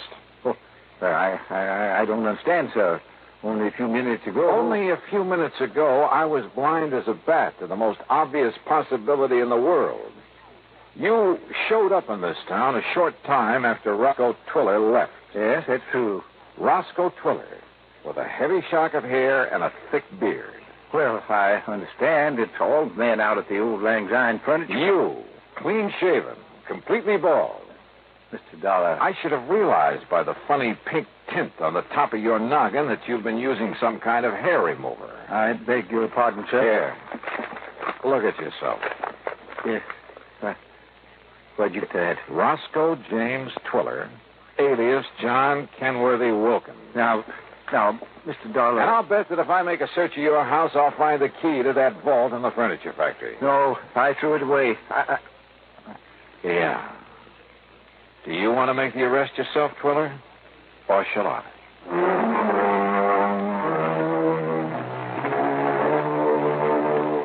I don't know why Twiller gave up so easily. I guess it was because I'd caught him completely off guard. He even signed a confession and promised to pay back what he could. So, from here on in, it's up to the courts. And all thanks to a little kid who liked to draw mustaches on billboards. Expense account total, including the finest paint set I could find for my little pal Jimmy. Ooh, hey, wait, I gotta pad this. It only comes out to $9.80. Yours truly, Johnny Dollar.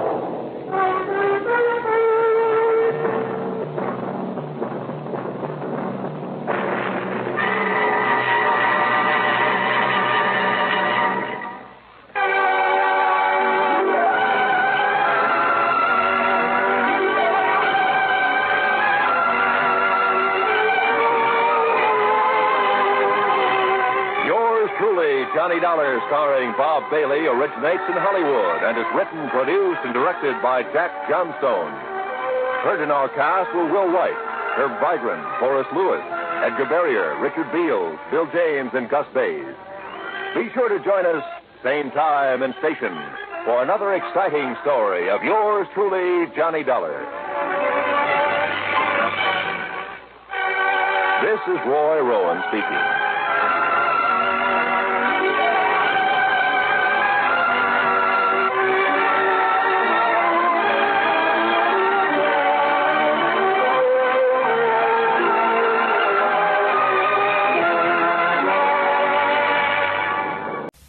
From Hollywood, it's time now for Johnny Dollar. Pat McCracken, Johnny, Universal Adjustment Bureau. Hi, Pat. What's on your mind? $75,000. Yours or somebody else's? Johnny, ever hear of the Sabella diamond? Sabella? Yeah, matter of fact, I have. It's a pink diamond, isn't it? That's right. One of the companies we represent wrote a $75,000 policy on it. The owner of the stone, a jeweler named Joseph Wentworth, was trying to sell it. So? So last night, the Sabella diamond was stolen. I'll be right over.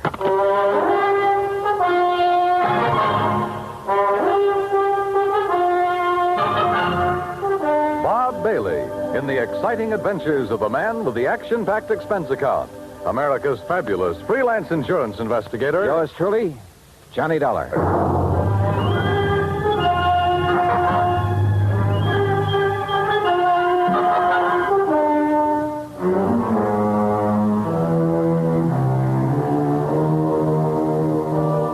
Expense account submitted by Special Investigator Johnny Dollar to the Universal Adjustment Bureau, Hartford, Connecticut.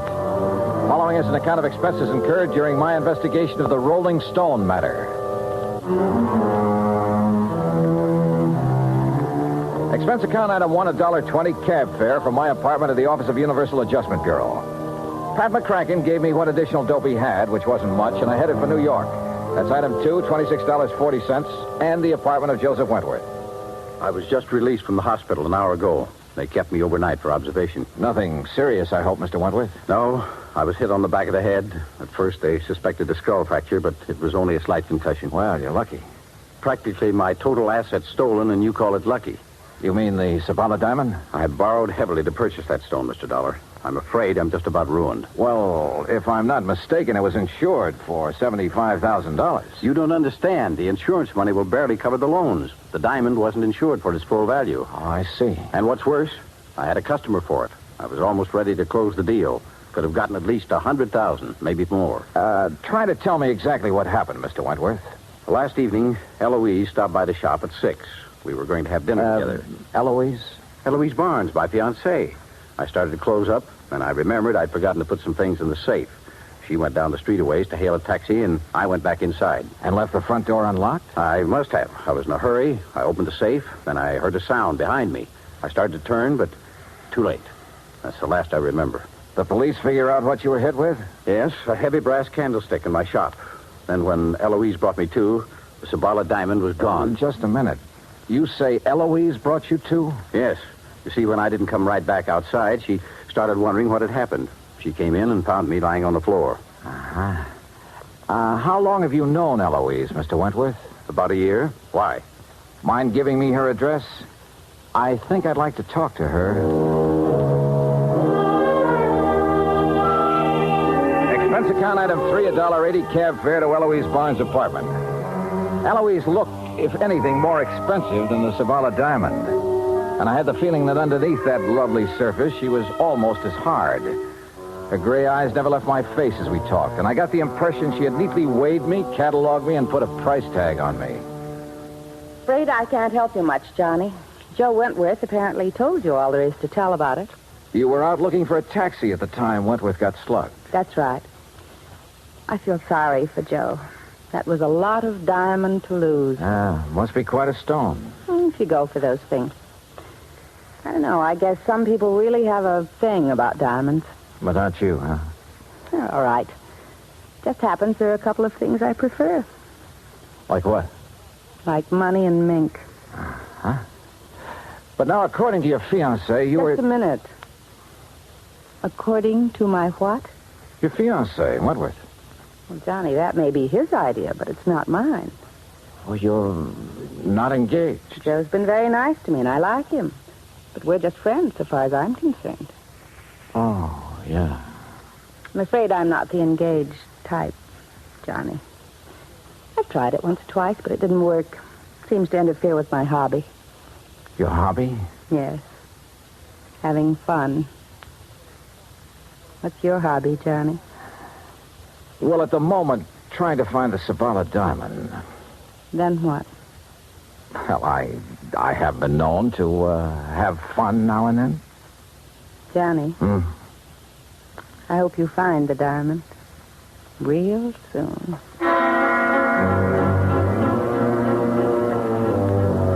The invitation was printed in large type, but this was no time for an RSVP, especially since I remembered Wentworth mentioning a customer who had been anxious to buy the diamond just before it was stolen. I called Wentworth and got the man's name, Gerald Mantell, who had an apartment just off Fifth Avenue in the East 70s. Ah, yes, Mr. Dollar, the Sabala diamond. An exquisite stone. The pink radiance of it when it caught the light. Positively hypnotic. Such a pity it was stolen. Mr. Wentworth tells me he was negotiating with you for the sale of that diamond. That is correct. Unfortunately, we had reached a stalemate yesterday. You see, he wanted more than the diamond is worth. Well, maybe that's a matter of opinion. Mr. Dollar, I am a collector and a connoisseur. I know what such things are worth. Oh, yes. I only hope it'll be recovered before Friday. It would make things so much more enjoyable for me. What happens Friday? I'm leaving for Europe. Oh? Business trip? Not really. As a matter of fact, more of an impulse than anything else. Uh-huh. Anything wrong with that? Well, Mr. Mantell, That's a good question.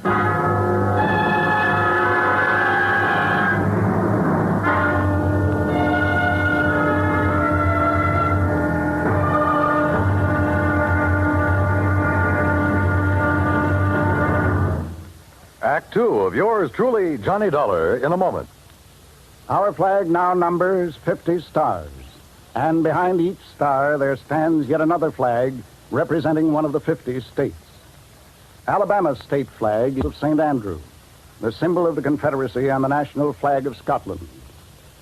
Alabama's state capital, Montgomery, served as the first capital of the Confederacy, and it was on the steps of its Capitol building that Jefferson Davis took the oath of office as President of the Confederated States of America. The Scottish cross is in the form of an X, or saltire, and is also found on the state flags of Georgia and Mississippi. Perhaps it is the independent, rugged spirit of the Scots that recommended its national symbol to the Confederacy as a symbol of its rebellion.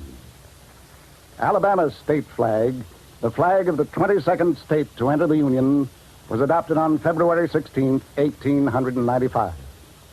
And now, Act two of yours truly, Johnny Dollar and the Rolling Stone Matter.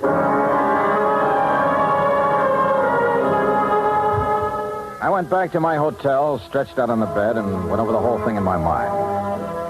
Eloise, who liked the things that money could buy, and who supposedly had been looking for a taxi while Wentworth was slugged and the diamond lifted. Then there was Gerald Mantell, the collector, who was now suddenly leaving for Europe. Yeah, could be either of them. Johnny Dollar. You looking for the Sabala diamond, Mr. Dollar? Who's that? Well, that doesn't matter. I know where the diamond is. Oh, where? Not so fast, Dollar. I'm sure the insurance company you represent would pay quite a bit to get that stone back. The question is, how much? Oh, there's a bigger question than that, friend. Whether you're on the level or not. Suppose I can show you the case the diamond was kept in. Would you be convinced then? Maybe. Antonio's bar on East 53rd? Yeah. Maybe there in an hour. Now, wait a minute. How'll I know you? I'll know you. Hey, wait a minute.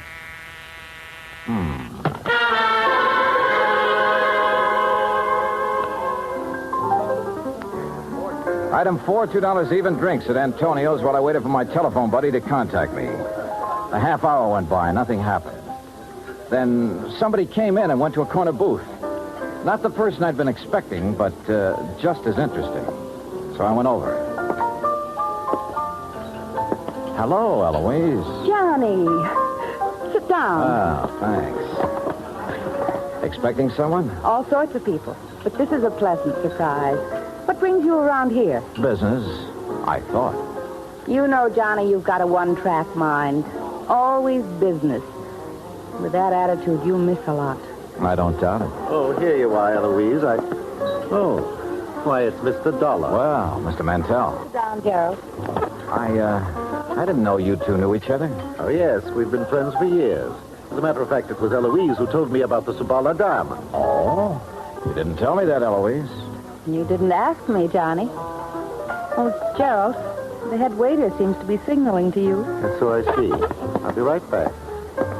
Well, look, Eloise, I think I better be getting along. Don't leave, Johnny. Well, you've got a date with Mantell. He just wanted to have a drink with me before he left for Europe. I told him I was meeting Joe Wentworth here, so he said he'd stop by for a minute. Did Wentworth know that you and Mantell are old friends? I saw no reason to tell him, Johnny. Joe's very tiresome about things like that. You mean he's jealous? I wonder what happened to Gerald. This trip he's taking to Europe, I gather he got the idea rather suddenly. Gerald's very impulsive that way. Yeah. Well, I'll be getting along, Eloise. Looks like the man I came here to meet isn't going to show. I can't imagine what's keeping Joe. I'd say we've both been stood up, Johnny. Maybe we should do something about it, Well, as I told you right now, the only thing I have on my mind is... I know. That diamond. A girl could get tired of waiting, Johnny. Eloise, I don't think you've ever waited very long for anything.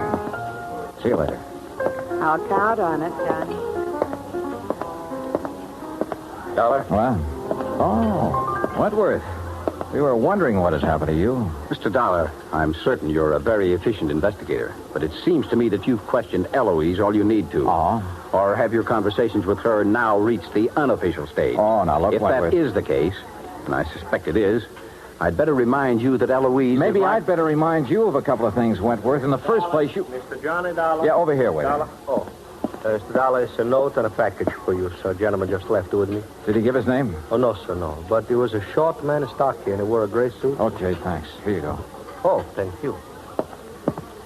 As I started to say... Hold on, will you, Wentworth? Couldn't take a chance contacting you. Somebody was following me. Contents of the package will show you I know what I'm talking about. We'll contact you later. What's this all about, Dollar? It's from a man who phoned me a couple of hours ago. If it's what I think is, in this package... Yeah. Empty jewel case. Your name on it, Wentworth. What? That's the case I kept the Sabala Diamond in. Yeah. See you later, Wentworth. Where are you going, Dollar? Back to my hotel room and wait to hear from him. I went outside and started for the corner to grab a cab. As I passed the alley, I spotted something sprawled on the ground. A body. It was Gerald Mantell.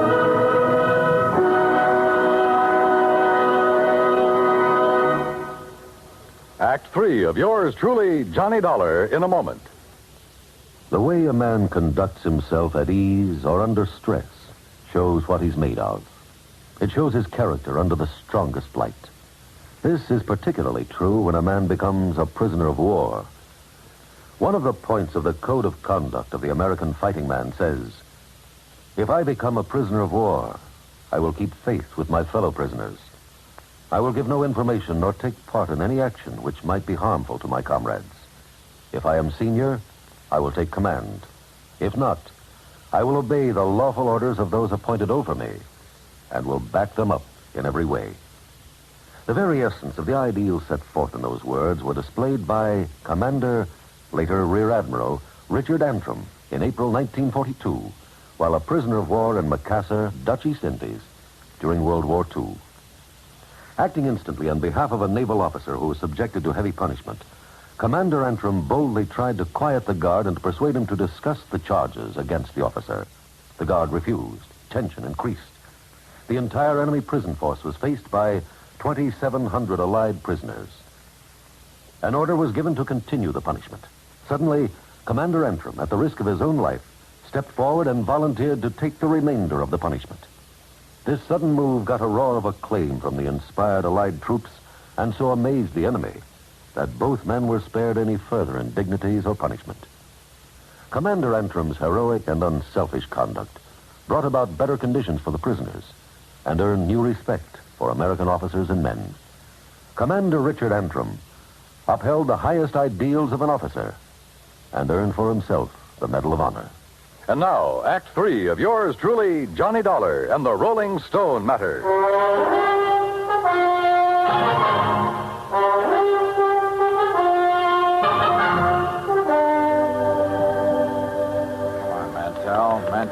Mantell, come out of it. Come on. My head. Here. I'll help you. All right, easy now.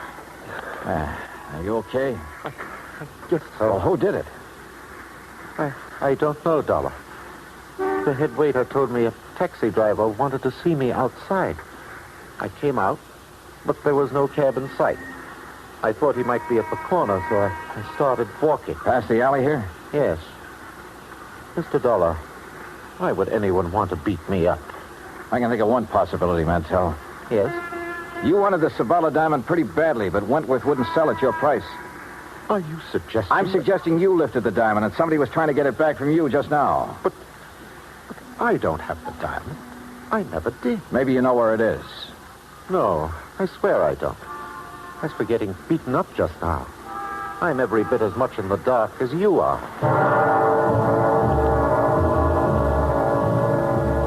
I didn't know whether he was telling the truth or not, but I had no proof he was lying.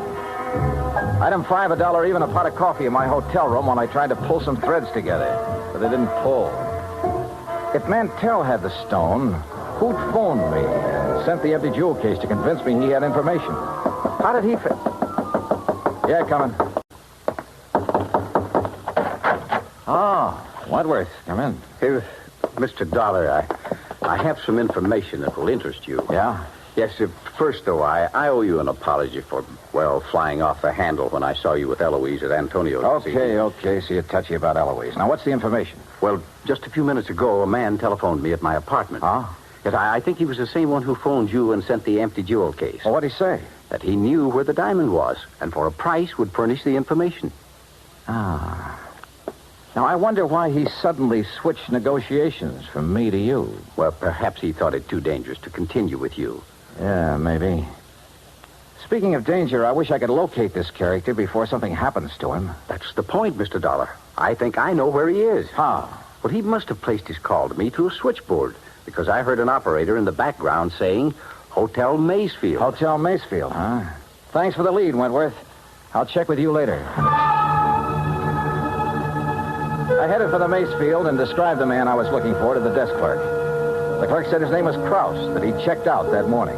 This I didn't get because he'd called Wentworth from the hotel shortly before. I had the clerk let me into Krause's room, hoping I could find some lead on where he'd gone. I did. A scratch pad with the imprint of a pencil still visible. A phone number and a name, Cathcart Hotel. I headed there fast and was referred to room 413.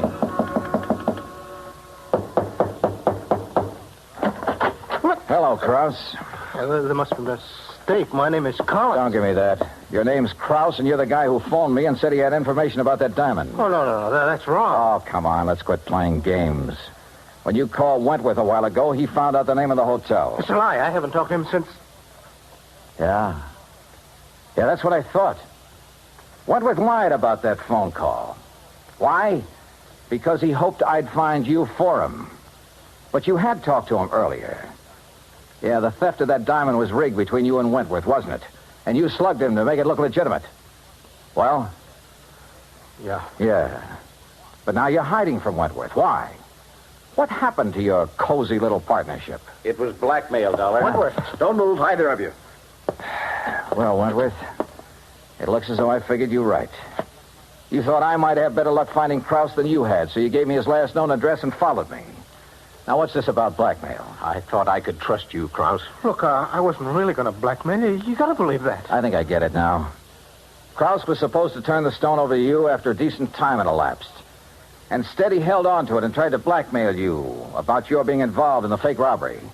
That's why he pretended to open negotiations with me, to scare you into buying. Yes, but you made a big mistake, Krause, trying to blackmail a desperate man. I had no money to pay you. I needed every cent from the insurance and from what we'd get for the stone when it was cut and sold. Why, Wentworth? Why'd you need the money? For Eloise? For Eloise. Does she know about all this? No, she knows nothing about this. But she wants so many things, and I want to give them to her. I've got to hold on to her. Brother. No, you wouldn't understand. You don't know what it's like when a girl like that gets into your blood. You're willing to do anything. Like a couple of murders, Wentworth? You willing to add them to your list, too? Yes. Yes, I am. Oh, now, look, put that thing down. Why don't you stop kidding yourself about Eloise? She loves me, Dollar. I tell you, she loves me. Are you kidding? She told me what she loves. Mink and money. How long do you think she'd stick with you after the money ran out? Get back. Stay where you are. You're a thief and a fool, Wentworth, but you're not a killer. Stay away. So you just better give me that gun right now. Thanks.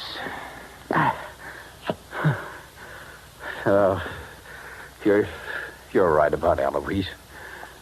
I guess I always knew it, but I just couldn't face it. You just did.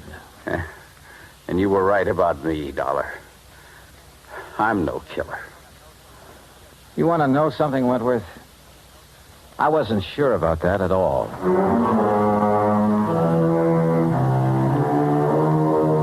Expense account total, including the trip home, $146 even. Remarks? Krause handed over the diamond. He and Wentworth are both in custody. It was Wentworth who beat up Mantell for hanging around Eloise. And Eloise, last I heard, she was going her merry way, having fun, as she calls it. I never did accept her invitation to join her after the diamond had been recovered. And I'm not about to. Yours truly, Johnny Dollar.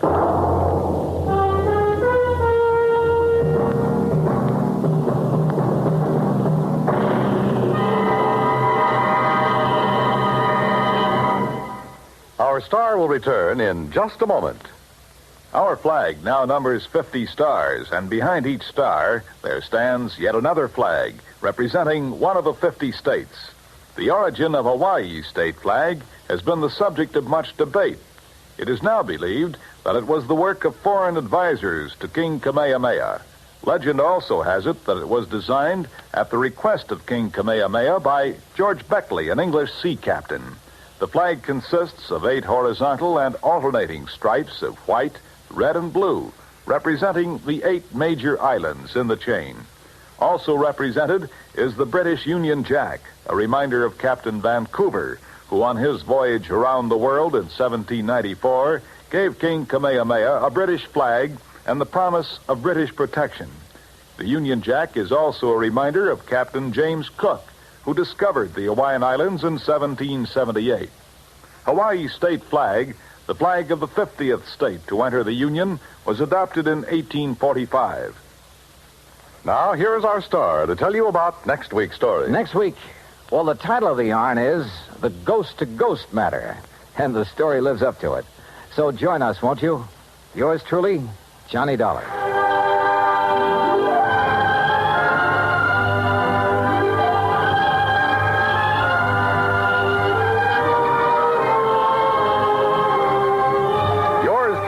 Johnny Dollar, starring Bob Bailey, originates in Hollywood and is produced and directed by Jack Johnstone. Today's story was written by Robert Stanley. Heard in our cast were Virginia Gregg, Larry Dobkin, Forrest Lewis, Edgar Barrier, and Don Diamond. Be sure to join us next week, same time and station, for another exciting story of yours truly, Johnny Dollar. This is Dan Cubberly speaking.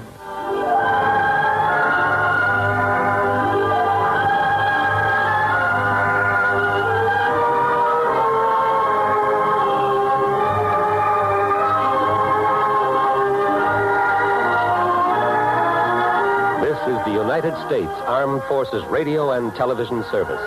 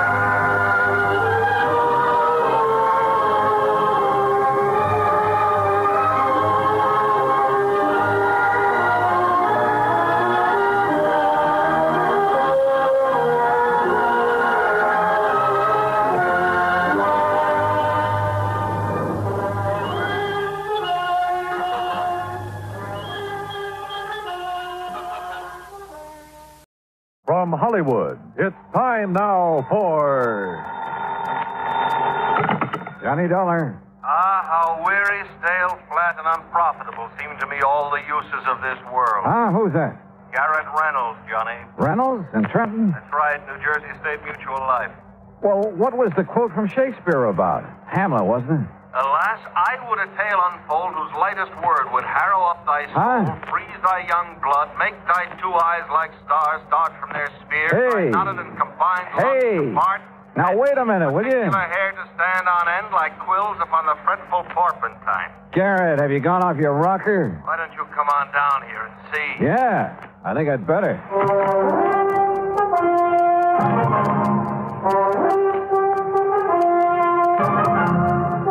Bob Bailey in the exciting adventures of the man with the action-packed expense account, America's fabulous freelance insurance investigator. Yours truly, Johnny Dollar.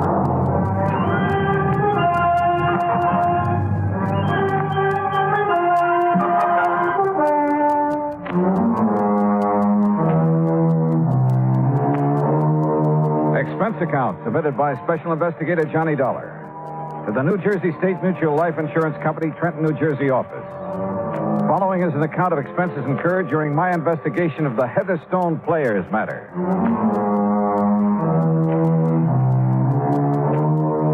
Expense account item 1, $9.80. Train fare, lunch, and incidentals on the trip from Hartford to Trenton, New Jersey. Item 2, 70 cents, taxi to Garrett Reynolds' office. Oh, glad you wasted no time, Johnny. Sit down. I'll get right to the point. Big rush, huh? If I read the signs right, yes. Okay. Whom are you expecting to get bumped off this You ever time? hear of the Heatherstone Players? Huh? Sounds like a summer theater or a traveling stock company. It's Cyril Peter St. George Heatherstone. Cyril And he's Peter. just as bad as he sounds. An old Shakespearean actor, a real ham. Oh, friends, Romans, Oh, no. Don't do it. What's the matter? It'll be bad enough when he gets here. Any minute now. What do you mean? Every other sentence, a quote from the immortal bard. Oh. By the time you've listened to him for 5 minutes, you never want to hear of Shakespeare again. Sounds like he might be fun. Fun? He's poison. And if he gets knocked off, it'll cost the company $10,000. All right, come on, tell me all. He keeps traveling around, conducting classes in Shakespeare and putting on occasional performances with the local talent. After he gets all their dough from them, that is. Whenever he pulls out of a town, he leaves behind a lot of unpaid bills. No wonder he keeps traveling around. It's no joke. He also leaves behind a lot of enemies and a lot of broken hearts. He thinks he's Romeo himself or Casanova. Oh. Anyhow, he's back here in Trenton. He's putting on a Shakespearean festival over radio station WVGR. Oh, well, hey now, maybe I could join the cast. But soft, what light through yonder window breaks? It is the east, and Juliet is Will the you sun. cut it out? This is serious. So am I. But go on. There is not one of his cast or crew there at the radio station doesn't hate every bone in his body. Except maybe young Joni Carter. And who's she? Oh, she's the girl he picked to play Juliet and Ophelia. Promised her a shining career on the stage and stardom in pictures and that sort of thing. Well, maybe she's good. Oh, don't kid yourself. It's part of his act to charm her away from Charlie Cubberly. And who is he? He's also in the cast. He's getting nothing but bit parts. Well, I still see no cause for alarm. Oh, you will, Johnny, if you ever attend one of those rehearsals. Well, look, if they all hate him so, why don't they just walk out on The him? old shice has got him tied down to contracts. Must have signed them with their eyes closed. They're stuck with him, Johnny, until the festival is over. Or until somebody kills him. You think it's that serious?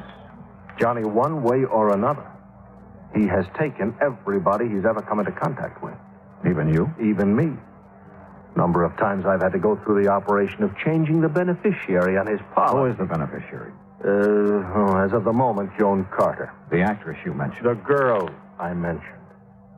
He uses the policy as a come-on to charm the poor, unsuspecting young... So, what has this day deserved? What has it done that it, in golden letters, should be set among the high tides of the calendar? What the Sam? King John, my boy, Act 3, Scene 1. Mayhap for your plebeian ear, I should have asked this churlish fellow next to you why for he sent for me this hour. Heatherstone, this is Johnny Dollar. Oh?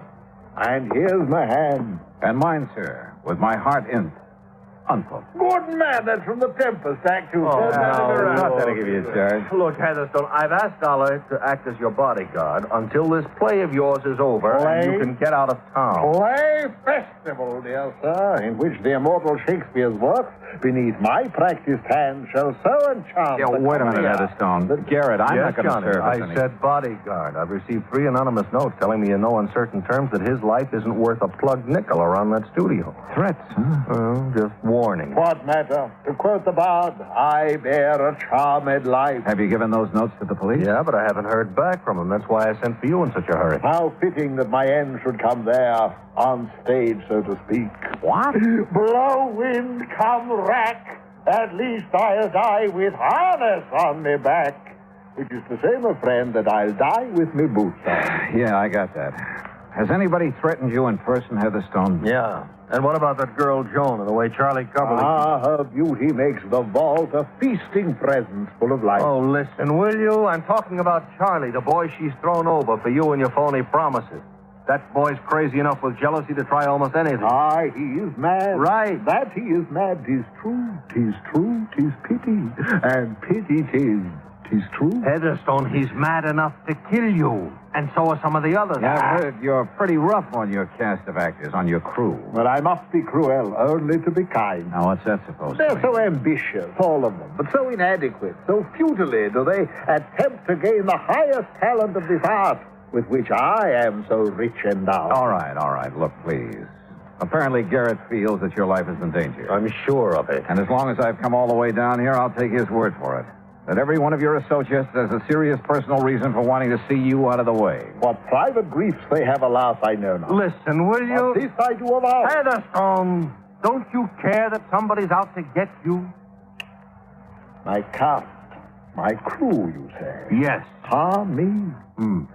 Stands not within the prospect of belief. Look, the fact remains... And yes, if 'twere true, then I must bear a countenance more in sorrow than in anger. In gratitude toward me, who've given them so much. Believe me, it is true. That's why I insist you have somebody to look out for you until you can get out of town. These words are razors to me wound. That's why I sent for Dollar. This man, huh? Yes. Let me have men about me who are fat, Here we go again. sleek-headed men, and such a sleeper night. Yon Dollar has a lean and hungry look. He thinks too much. Such men are dangerous. Will you shut up? And yet, suppose I am to die. Believe me, if it weren't for the $10,000 it cost the company, I sometimes think I'd like to take care of that little matter myself. And you would be found out. That's what you think. Then, Dollar, look upon his face. I quote, so full of artless jealousy is guilt, it spills itself in fearing to be spilt. All right. The fact remains that in spite of what Garrett says, you're determined to go ahead with this play, this festival of yours. I am. In spite of the threats on your life. Why not? All that live must die, passing through nature to eternity. Okay. When's your next rehearsal? Well, this afternoon, but sir... Station WVGR, right? Correct, but sir... And I'm going to be there. To interfere with me at work? No. To hide in a corner and see if all this fuss over you is justified. To see if the atmosphere down there is as thick as Garrett says it is. To either take on this case or not, depending on whether I think your life's really in danger. Oh, Johnny, his life has been in danger for years. Of course. You, admit it? Aye, that I do. So therefore, harm, if harm they could have done, would long ago have caught me in its grasp. Yeah, well, maybe you've just been lucky. Aye. In the past, I quote, treason has done his worst.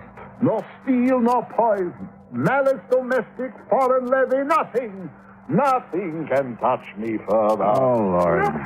And with that thought, I bid thee now adieu. Yeah, well, goodbye. And yet, perhaps, for best we talk this out, I quote, to fear the worst, of yours the worst. Good day, gentlemen.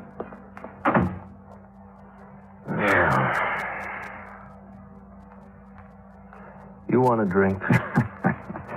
Garrett, that is the craziest clown I've ever met. But I still don't really see what you're worried about. That's because all you've seen is the amusing side of him. But I tell you, Johnny, look, did you mean that about going over to the studio? Yeah, sure. And frankly, more to see how a radio show is put together than anything else. Then I'll arrange for you to sit in the control room with the engineer, the fellow who keeps the voices and sound effects and music and things in balance. Great. I'll have a ball. Yeah? Well, you'll see why I sent for you. Why I'm so sure somebody's going to murder Heatherstone. If I didn't know you so well, Garrett, I'd think you were planning to do it yourself and call me in as a cover-up. You know something, Johnny? Well? I'll call the studio, make arrangements for you.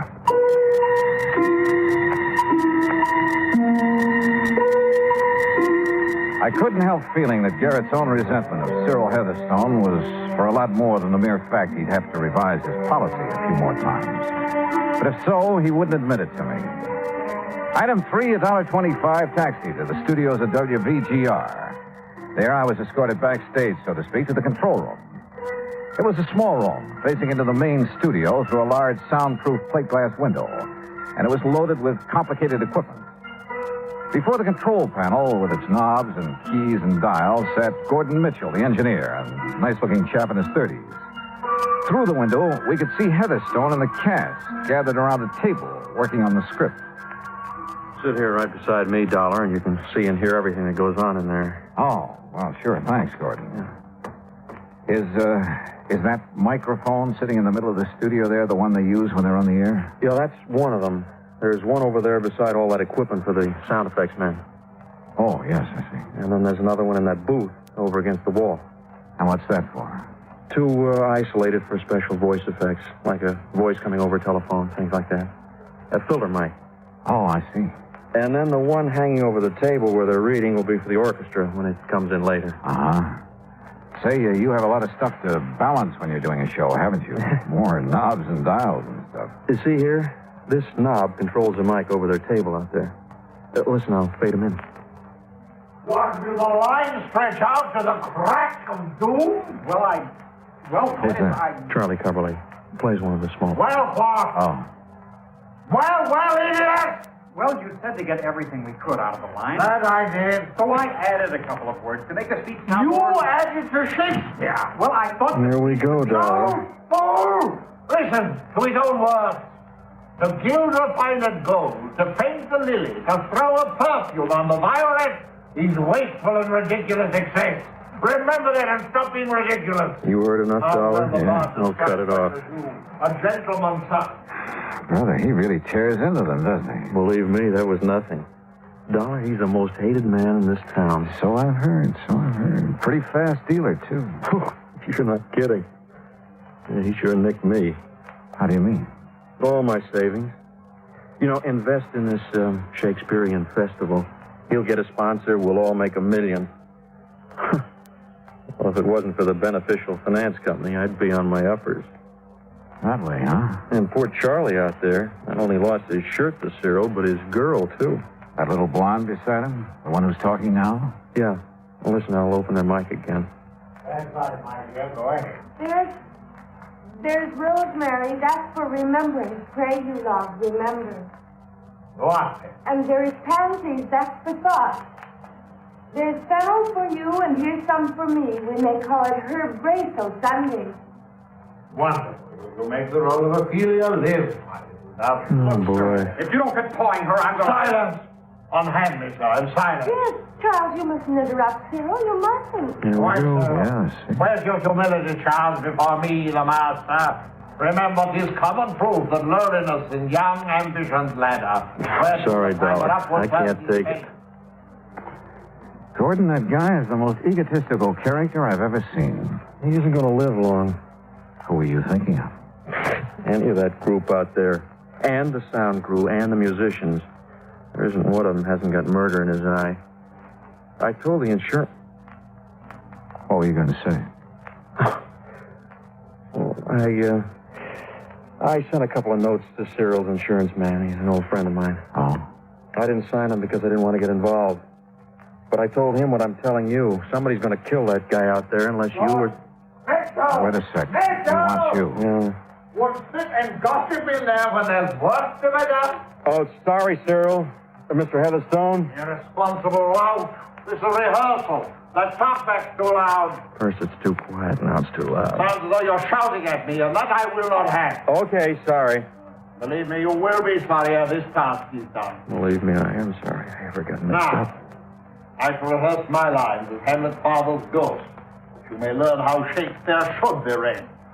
Is the filter mic in order, Mitchell? Yes, sir. Right in the isolation booth. Very well. Then hearken, all of you, to the great lines from the lips and heart of a great actor. Notice the hair-shaped toe. Really likes himself, doesn't he? Look at those kids. Look at their eyes. See what I meant a minute ago? There's murder in them. Who's that came in the door, the back door of the isolation booth?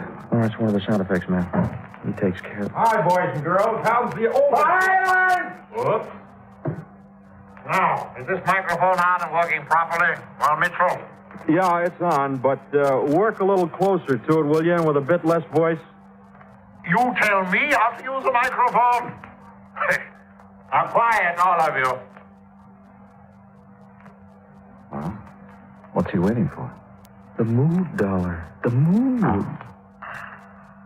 Oh, come on, you old ghost. I am thy father's spirit, doomed for a certain term to walk the night, and for the day confined to fasting fires, till the foul cry done. Foul cry. Don't tell me he's forgotten his line. Hence, horrible shadow. That's not in the script. Thy drugs are quick. What is this? My dismal scene I needs must act alone. Past hope, past cure. Hey. Past help. Wait a minute. I call upon the gods to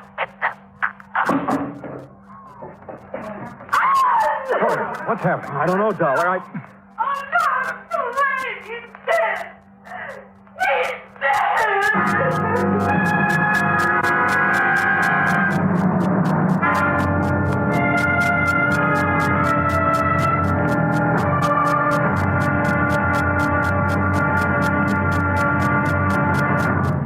Act 2 of yours truly, Johnny Dollar, in a moment. Who among us has not hoped for a better life? Who has not had a desire to help stamp out disease and suffering among more unfortunate people throughout the world? Many have wanted to help, and many have done so. That sort of work is going on everywhere. Everywhere there is hope for freedom and a better life. Outstanding in this field of activity is Project Hope, which operates from a converted U.S. Navy hospital ship called, appropriately enough, the Hope. The good ship Hope carries out its mission of mercy in far eastern waters. Wherever doctors, nurses, dentists, sanitation, and public health experts are needed, the Hope steams full speed ahead and gives what help it can. In addition to giving medical aid, the staff of the Hope works with local doctors to acquaint them with the newest of medicines and medical procedures. At the same time, the staff of the Hope learns a great deal about the symptoms and the cures of diseases with which they have had no previous contact. When the Hope was in the United States Navy, it was called the Consolation, and it is certain that the people who now operate her will give both consolation and hope to those who are suffering. Consolation, hope, and a new life. For wherever the hospital ship Hope is anchored, its staff is to make emergency trips to scenes of disasters and epidemics. Their services include a wide variety of skills, from removing a tumor from a child's neck to putting a bandage on an old woman's cut finger. But most importantly, with the Hope comes friendship and understanding. Good medicine for healthy freedom, which is the right of all men everywhere. And now, Act 2 of yours truly, Johnny Dollar, and the Heatherstone Players Matter. Cyril Peter St. George Heatherstone was dead. There was no doubt about it. And the old Shakespearean actor had died muttering the words of the immortal bard, there at radio station WVGR in Trenton, New Jersey. When he fell in the isolation booth at one side, I immediately rushed into the main studio, checked the dead man's body, his clothes. I searched every nook and cranny of the isolation booth and came up with nothing. He's dead. Cyril is dead. It's terrible. It's terrible. Is it? Well, I'm glad he's dead. He's had it coming for a long, long time. Oh, stop it, Joan. Stop it. But he was going to make me an actress. A great actress. A star. Oh, don't kid yourself, Joni. He was taking you like he took the rest of us. And me, I'm glad to see him lying there. Who are you? Huh? Oh, Don Ringo, sound effects man. I just came in time to... Hey, wait a minute. Who are you? Johnny Dollar, insurance investigator. Investigator? That's right. Gordon. Yeah, Dollar? That phone in the control room. Can you call outside on it? Sure. Then call headquarters. Get somebody from homicide over here. Right you are. Don. Yes, sir? I want you to stay right here by this isolation booth. Make sure that nobody... Say, who, by the way, opened the door of this booth? What? I did, Mr. Dollar. Did you touch his body? No. Oh, no. Well, I hope not, because... What's the matter, Mr. Dollar? Plenty. What is it, Mr. Dollar? Well, at least I know what killed him. Yeah? What? Don, you stay here. Okay. The rest of you, back to the rehearsal table. I want to talk to you.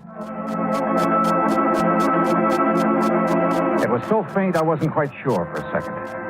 But there was no doubt about that odor that came from the isolation booth. Like peach blossoms, only more delicate and more deadly. It was the odor of potassium paetin. And I'm glad the trace of it was faint, because one good whiff at full strength would kill almost instantly. Had killed. I'd left Don Ringo there at the booth to watch him, to see if he made any move toward Heatherstone's body. For Don had been the last one near him before he died. All right, now. Officially, there's nothing I can do until the police get here. You said you know what killed him, Mr. Dollar. Yes. Potassium paetin, Charlie. Ever hear of it? Well, no, of course not. One tiny crystal, if swallowed, kills instantly. Or a single whiff of it when it's heated, vaporized. Same thing. You think maybe he committed suicide, Mr. Dollar? What do you think, John? Well, what do you mean?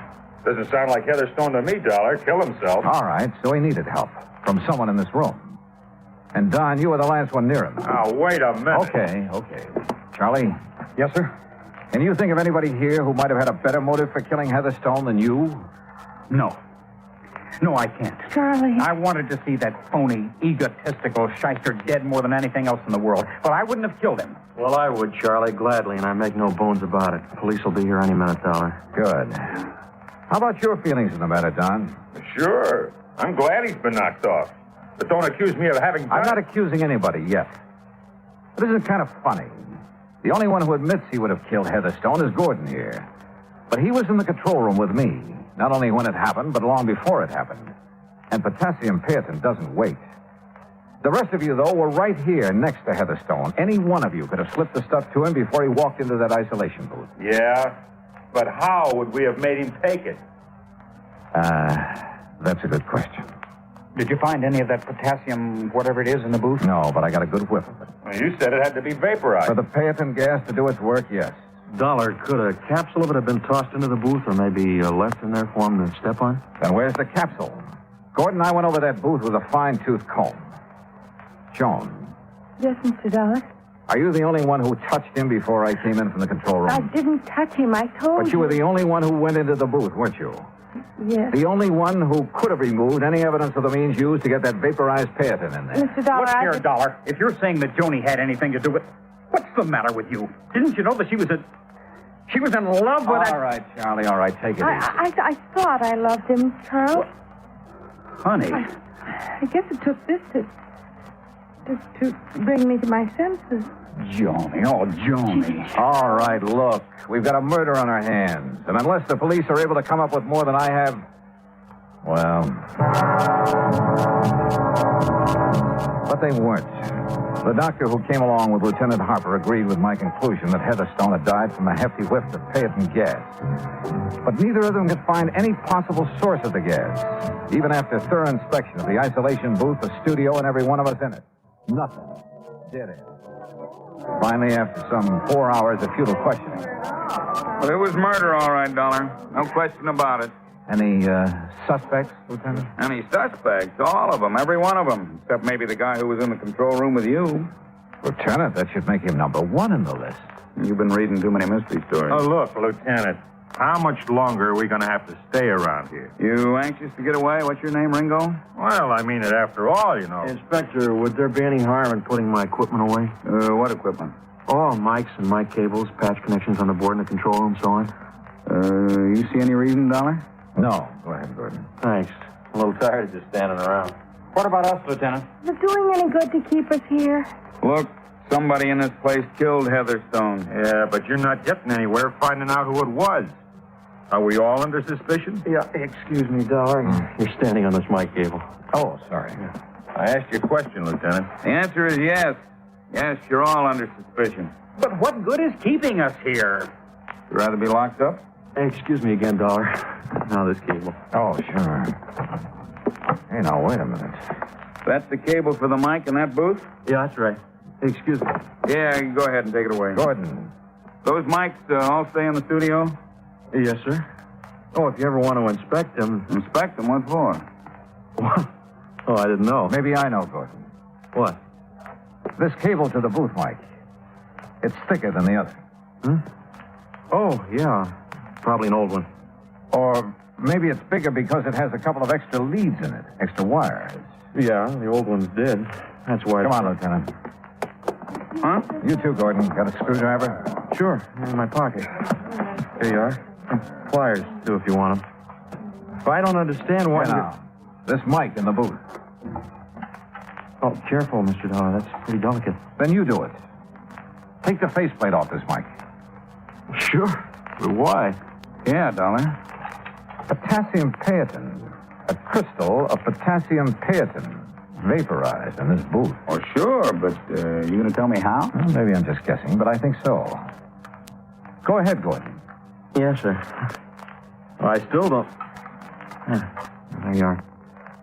Well, there's the insides of it. Yeah? And that's all. There's a... Look. This tiny ball of fused metal. Yeah. All that's left of a heating element that was melted away inside this mic. Thanks to the extra wires in that cable. Oh, it's probably just a little piece of stuff. Look at the color. A livid red. Typical of the action of potassium patent on fused metal. Huh? On the heating element that was placed in the mic and destroyed by a surge of current through it. Hey, that color, that's right. You're right. Well, then... The one man who didn't hesitate to say how he felt about Heatherstone. Who said he would kill him. Who warned us. And the one man with an alibi, because I was there in the control room with him.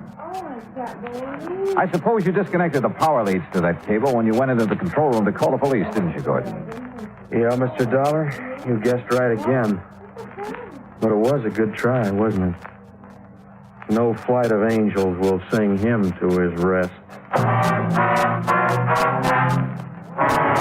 So, that was it. And the company will have to pay the claim. Expense account total, including incidentals and fare back to Hartford, $51.25. Yours truly, Johnny Dollar.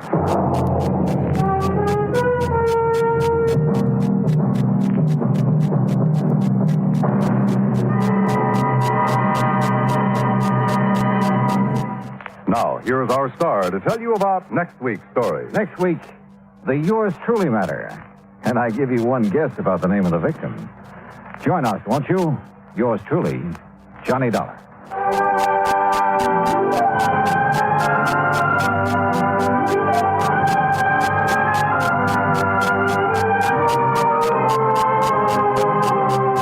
Yours truly, Johnny Dollar, starring Bob Bailey, originates in Hollywood.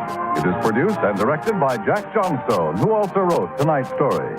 Heard in our cast were Virginia Gregg, Lawrence Dobkin, Dick Crenna, Sam Edwards, Frank Gerstle, Herb Vigran, and Hans Conried. Be sure to join us next week, same time and station, for another exciting story of Yours truly, Johnny Dollar.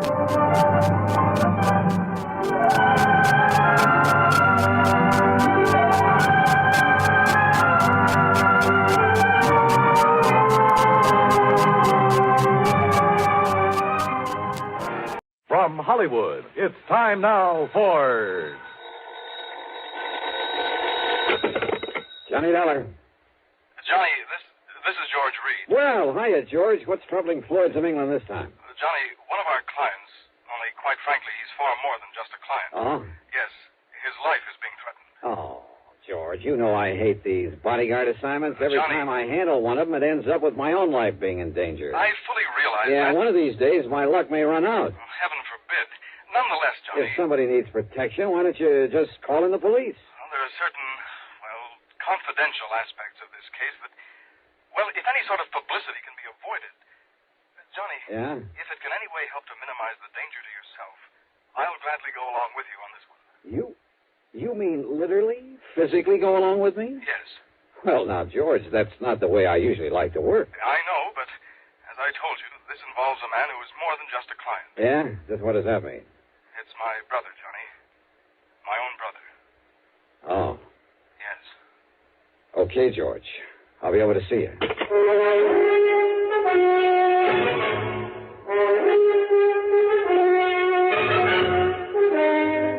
Bob Bailey in the exciting adventures of the man with the action-packed expense account.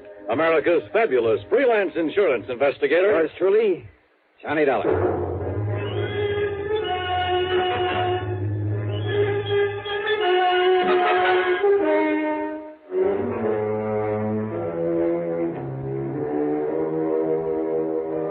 Expense account submitted by Special Investigator Johnny Dollar to Floyd's of England, North American Office, Hartford, Connecticut.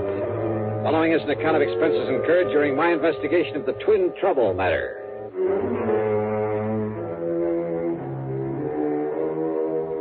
Expense account item 1, $1.20 for a taxi over to George Reed's office at Floyd's of England in downtown Hartford. I found him pacing the floor waiting for me, and needless to say, he didn't waste any time getting down to business. As I told you over the phone, Johnny, this matter involves my brother, my twin brother, Adam. Oh, you're a twin? Yes, we're identical in every way, except perhaps for our manner of speaking. Why is that? Well, you see, Adam completed his education at the University of Dublin, whereas I stayed on in England, then did postgraduate work over here. Oh, I see. About 18 years ago, Adam and his wife came here to the United States. Is he also with some branch of Floyd's of England? No, Johnny. Adam owns a small brokerage office down in Newark, New Jersey. He lives in a nearby town called Upper Montclair. Say, tell me, has this business of his anything to do with the threat against his life? Everything, I'm afraid.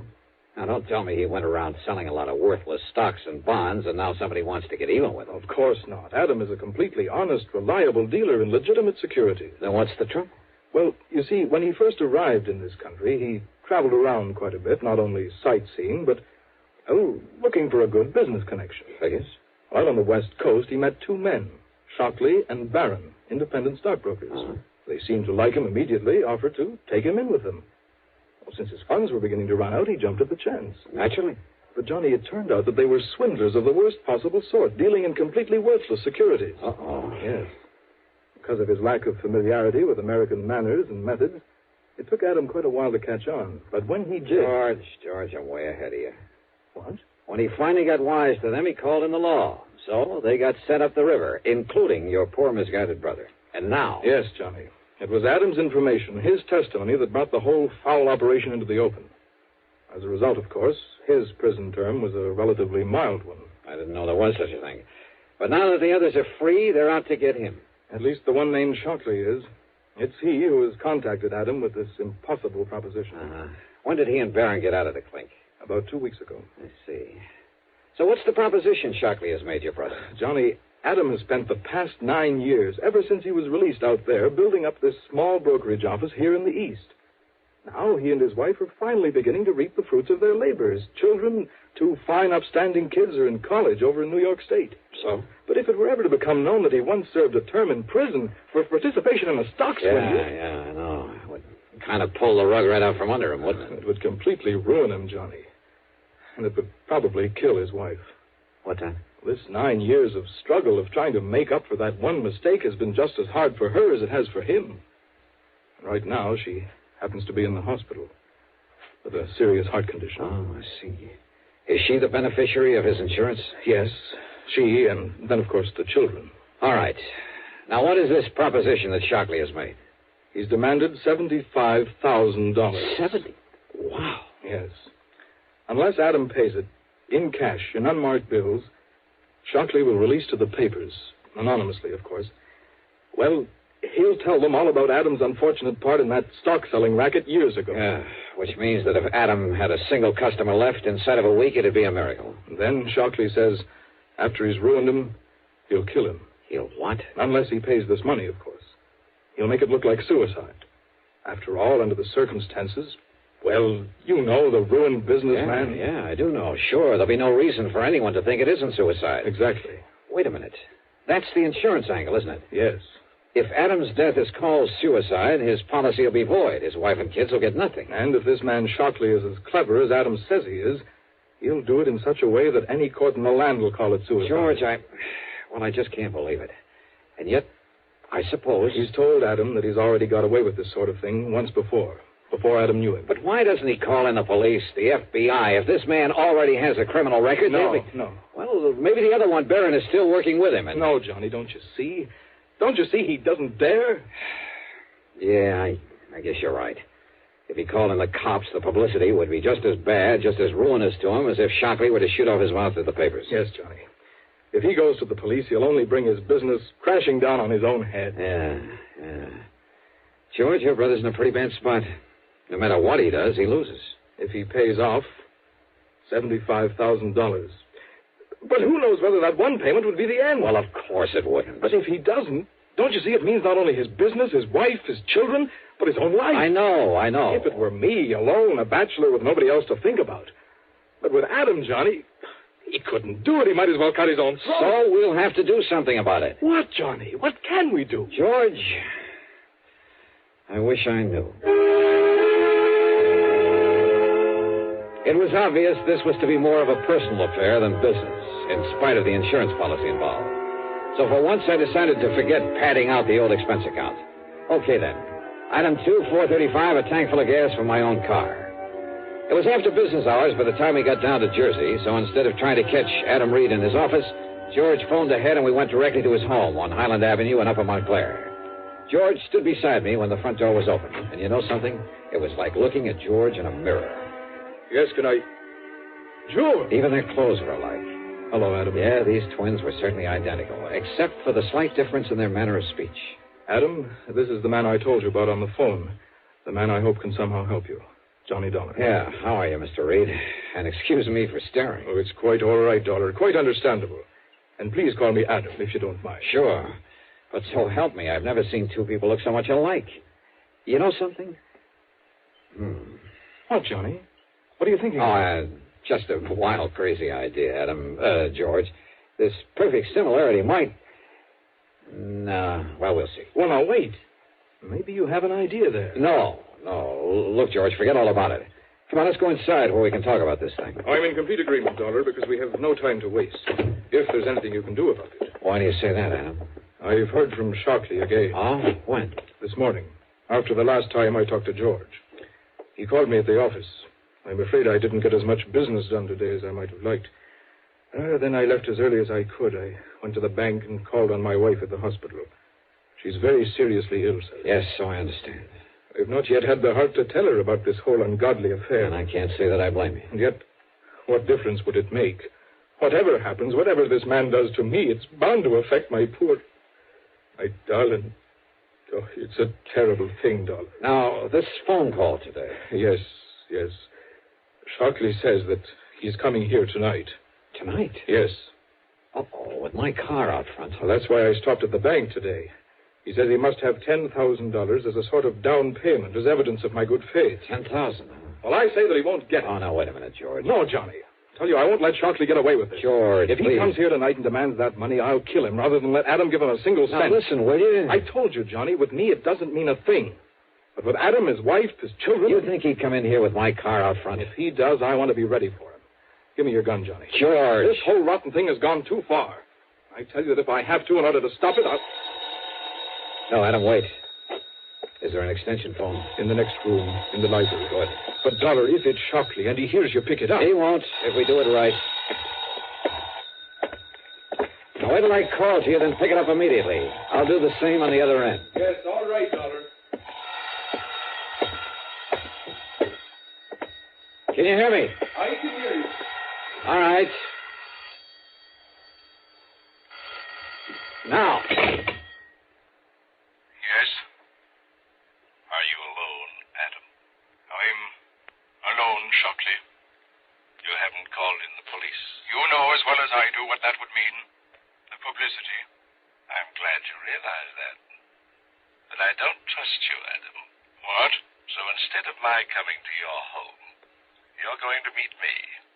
You've got the $10,000 for me. I have. All right. Cedar Knoll, about 7 miles north of here. Do you know the place? Yes. Cedar Knoll. There's a little shack on top of it, empty. Get into your car. Your own car, Adam. I'll recognize it.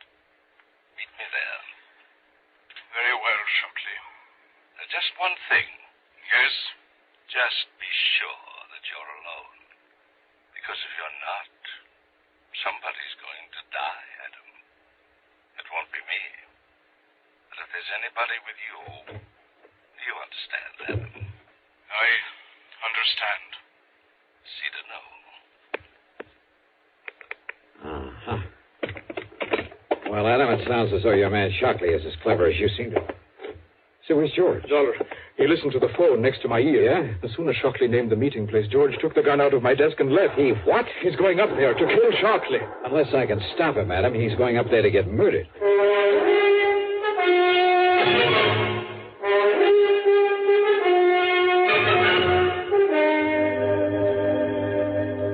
Where is it, Adam? The Cedar Knoll, where Shockley will be. Here, Dollar. I can show you on a map. Here. It's 15 or 16 miles from here. Huh?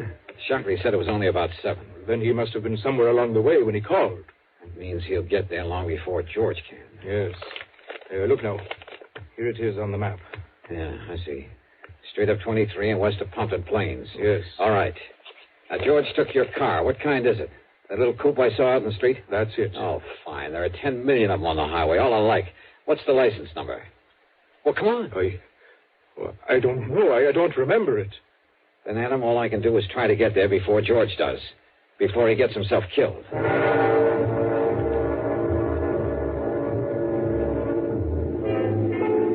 Traffic was heavy, and I don't know why, but Highway 23 was lousy with police patrol cars. I wanted to stop one of them, tell them to come along with me. But this was one case where I couldn't. So instead, I drove within the speed limit, except for a cutoff above Mountain View where I could open her up for a few miles before getting back on the highway. I'd probably bypass George as well as the highway traffic. But the important thing was for me to get there first. That's why I left 23 again, took the curving, narrow, but much shorter back road to Cedar Knoll. Finally, I could see the knoll, a sort of big mound, a high, barren hill. I could see the little building on top of it in silhouette against the moonlit sky.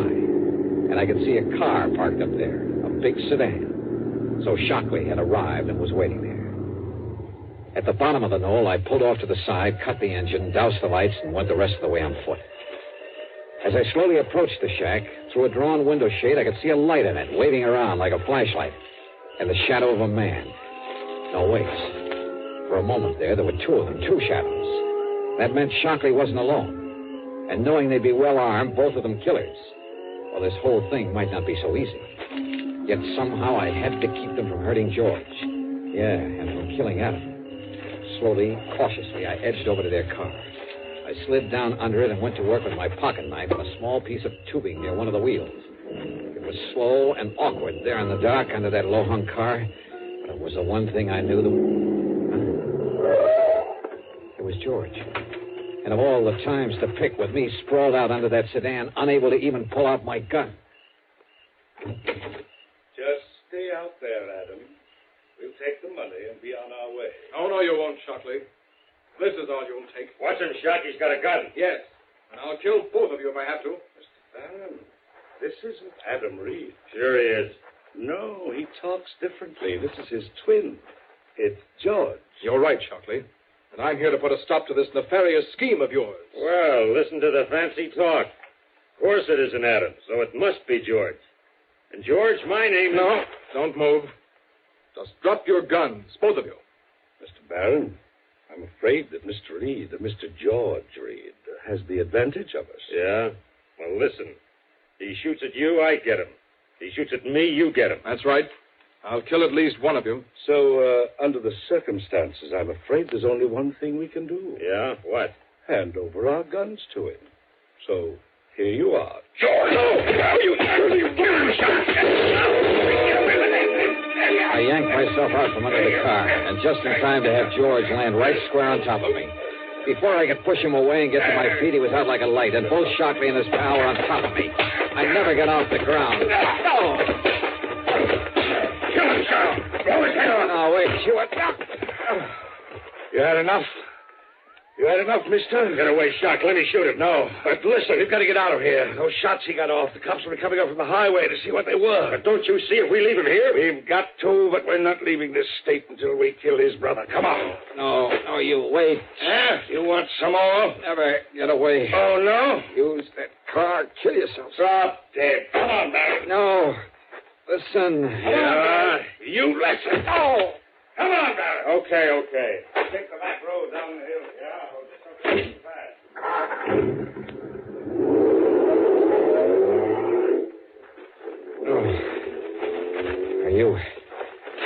Are you okay, George? Yes, Johnny, I guess so.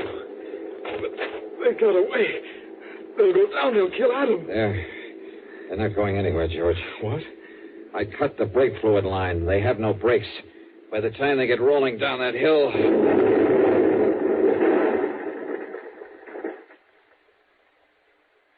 Good heavens. No, George. They're not going anywhere.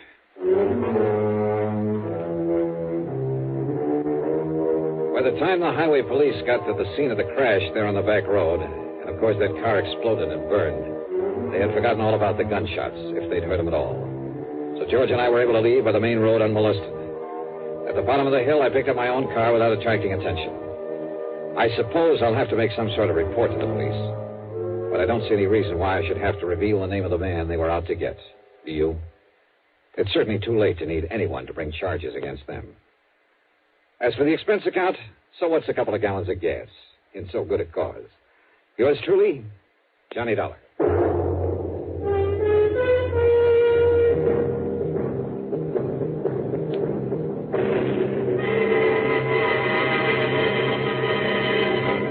Now, here's our star to tell you about next week's story.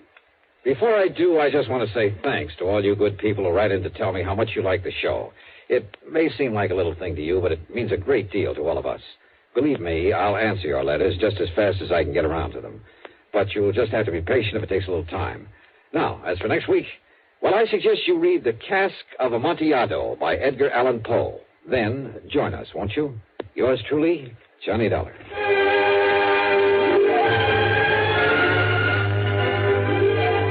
Yours truly, Johnny Dollar, starring Bob Bailey, originates in Hollywood and is written, produced, and directed by Jack Johnstone. Heard in our cast were G. Stanley Jones, Alan Reed, and Frank Driscoll. Be sure to join us next week, same time and station, for another exciting story of yours truly, Johnny Dollar. This is Dan Coverly speaking.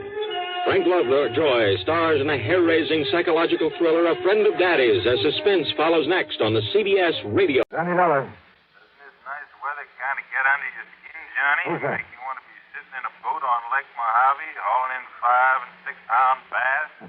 Maybe a really big one? Buster. That's right, Buster Favorite. Where are you? Where are you going from? Right here at Lake Mojave Resort.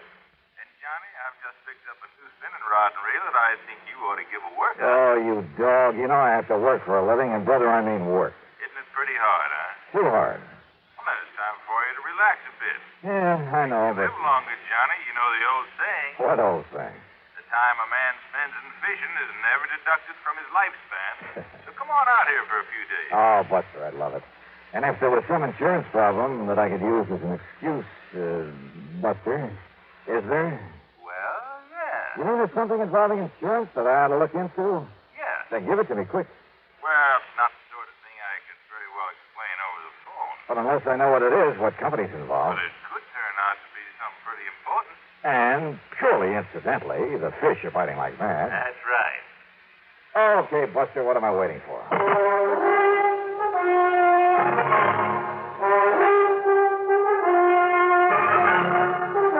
Bob Bailey in the exciting adventures of the man with the action-packed expense account. America's fabulous freelance insurance investigator. Yours truly, Johnny Dollar.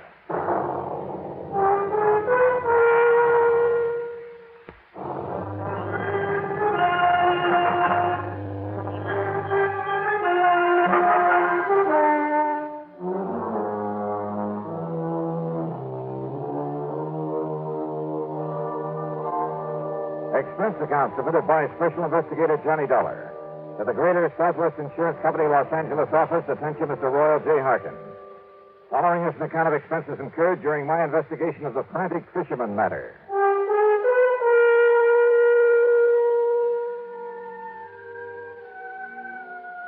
Roy, why kid about it? When I started this trip, I had no way of knowing that your company was involved. Knowing Buster Favor, I honestly figured that his mention of an insurance angle was just to give me a good excuse. But when you've read the facts in this report, I'm sure you'll agree that Greater Southwest should pay the old expense account without question. Yeah, and probably a nice extra fee to boot. All right. Item 1, $154.50 night flight from Hartford to New York to Las Vegas, Nevada. Item 2, $50 deposit on a rental car. I headed south and east to Lake Mojave Resort.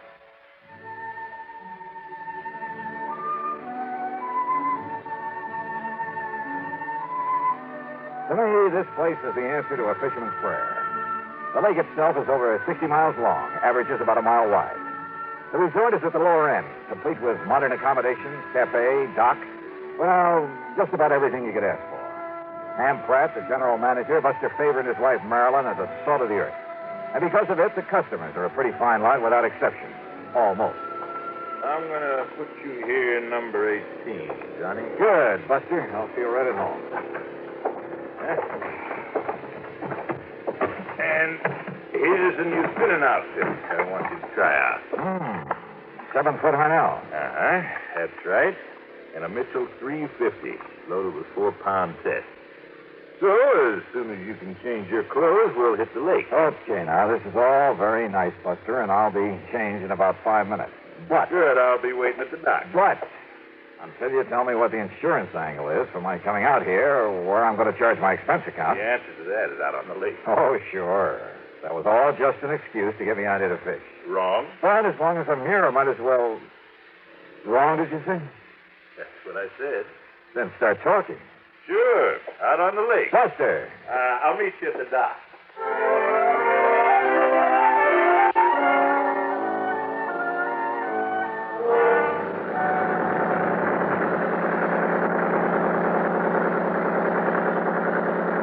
The big 35 on Buster's boat moved us up the lake at an easy 39.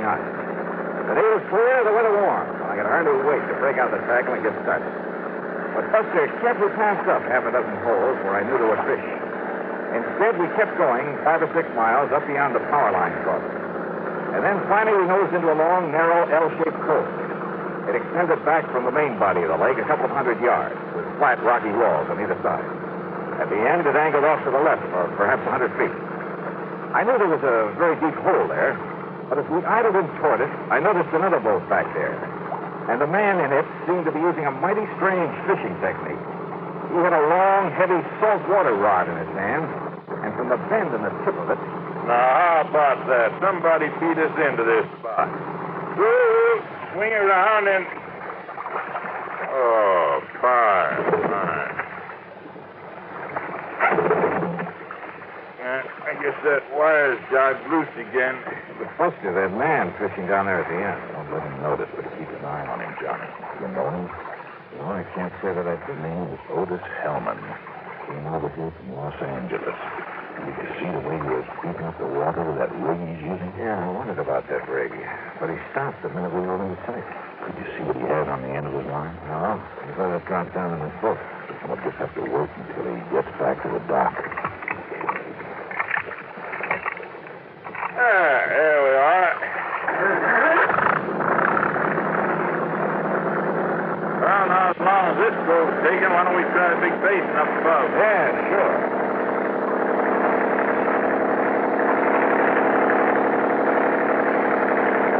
Now, what did you mean, Buster, about that man in the boat?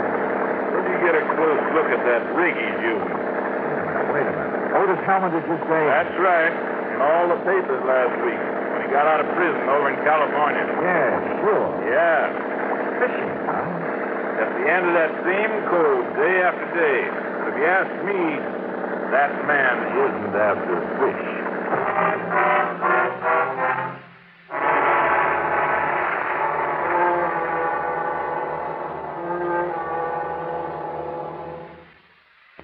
And the Frantic Fisherman Matter.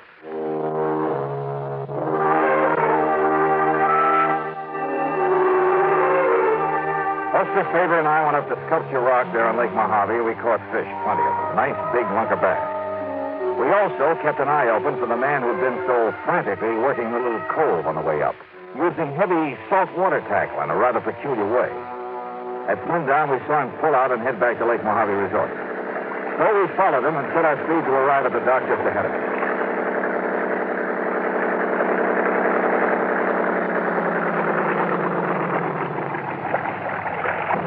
Well, here we are, Johnny. Back home same day. Yeah. Size up, Jim. Take care of these fish for us. Sure thing, Buster. Hi, Mr. Dollar. How'd you make out? Oh, pretty good, Jim. Here you are.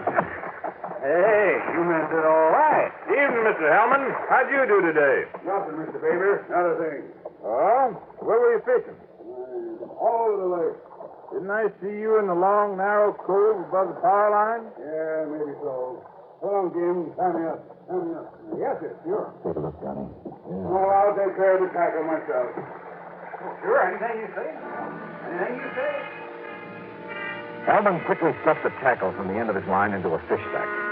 But I caught a glimpse of a couple of huge triple hooks with lead collars. They were big enough, heavy enough to catch a whale. A respectable freshwater bass couldn't even get one of them into his mouth. Back in my room over a scotch and soda, Buster and I talked about it. When I asked him, Johnny, the first day he came here, he muttered something about trying to snag some carp with that rig. Snag some carp? But if you noticed up there in that cove before you saw us looking at him. Yeah, he was right over the deep hole at the end of it. The only place I've ever seen him fishing. If you can call it that. Well, he was apparently dropping those heavy gang hooks down to the bottom and then scraping them up the rocky side. Like a grappling hook, Johnny? Right. Yeah, he's trying to snag something down there, all right, Buster. But it's certainly not carp. Have you tried dropping a line down there to see what you might hook onto? Well, you can't get near the place because he's always there. Even at night? Well, no, but Johnny, you know what I think it is? And he just got out of jail, too, remember? I remember. Well, Johnny, I think there's a body down there. And for some reason, he's trying to bring it up. Could very well be. Yes, sir. And that's why I called you. Well, okay, Buster. I'll see what I can do.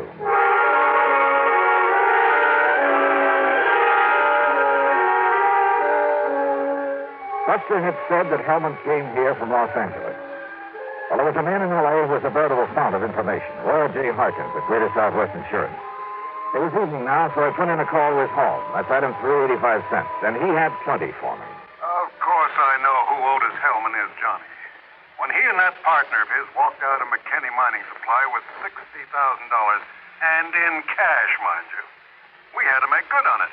Is that why Hellman was sent to prison, Roy? Yeah. For complicity in that job, though, I believe his partner was the one who really did it. Who was the partner? Another old prospector named Oscar Kirkman. Kirkman. Is he still in jail? Oh, he disappeared, Johnny. Just before he was to go to trial. And the money? Not a penny of it was ever found. So if you have any ideas about how and where you might recover it... Sorry, Roy. But if you're interested in Kirkman's body, I might be able to find that for you. What? Or what's left of it. And yet, how could I be sure? I mean that it was a body that Hellman was trying to locate up there in that deep little cove. Well, there was only one way to find out, and I needed some special equipment for it. So early the next morning, I climbed into my rental car. Try Shelby Sporting Goods up in Las Vegas, Johnny. That's the closest place you know, huh? I'm afraid so. Okay, then, here I go. Ordinarily, there'd be a dozen folks around here who could loan it to you, but most of the people right now are either fishermen or water skiers. Hey, incidentally, did Hellman go out on his boat this morning? No, Johnny, and listen. Yeah? Maybe my imagination is working overtime, but listen. Yeah? Hellman had breakfast real early over in the cafe. Then he sat by the window where he could look over at your room. He must have drunk a dozen cups of coffee sitting there, but he didn't budge until you came out. Oh? When you did, when you went over for breakfast, he sort of casually walked down to the boathouse. Only it was a little too casual. And he just stood around down there, still keeping an eye on you. Well, I don't like it. Somebody must have told him who I am. Not one of the help, Johnny. I warned him not to before you arrived. Well, I don't think any of the guests know. Just the same, I think Hellman's suspicious of you. And Johnny? Oh, stop worrying, Buster. Just the same, Just Johnny. keep an eye on him. I'll see you when I get back from Las Vegas.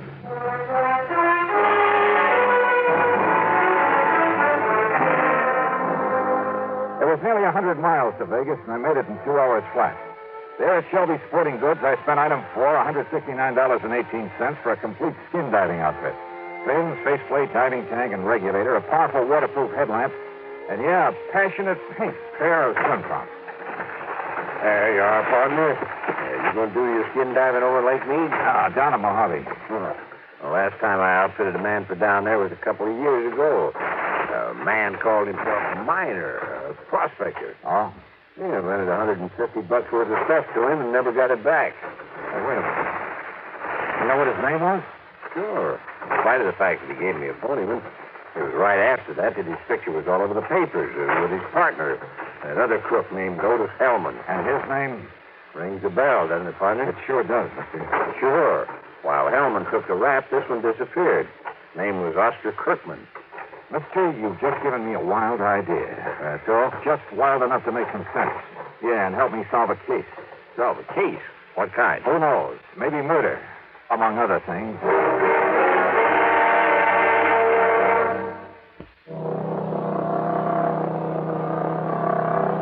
On the drive down to Lake Mojave Resort, I stopped in Boulder City at the office of the National Park Commission. There I got hold of a topographical map of the whole area before Lake Mojave was filled up by data sand. Then, back in my room at the resort, I went over it very carefully. I only got a minute, Johnny, before I drive over to Bullhead City. But I saw you come rearing in a minute ago, and what do you got there? Hey, come here. Huh? Look, Buster. Take a look here on this map. Yeah? Before the new dam filled up the lake a few years ago. Uh-huh. Over here. There. Now, look here. Oh.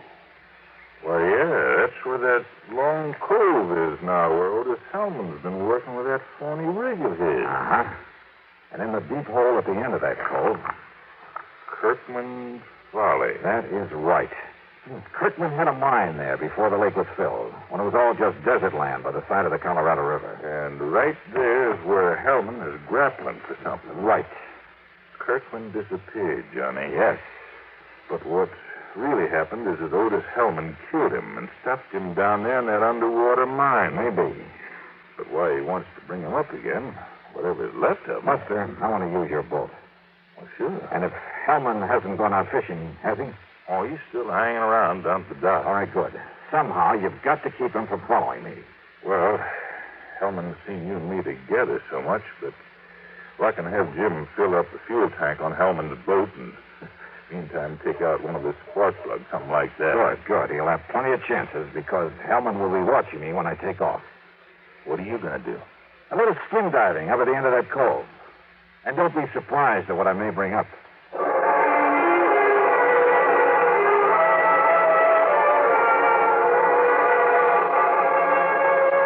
Hellman was still at the dock, and I thought he kept his eyes only on me as I piled the skin diving stuff into Buster's boat. Meantime, Jim went through the motions of fueling up his motor. Then I took off and with the throttle wide open, drove up the lake to the long L-shaped cove. At the end of it, where the deep hole was, I tied up to an overhanging rock. Put on swim trunks, faceplate, slippers, and tank, and gently let myself over the side.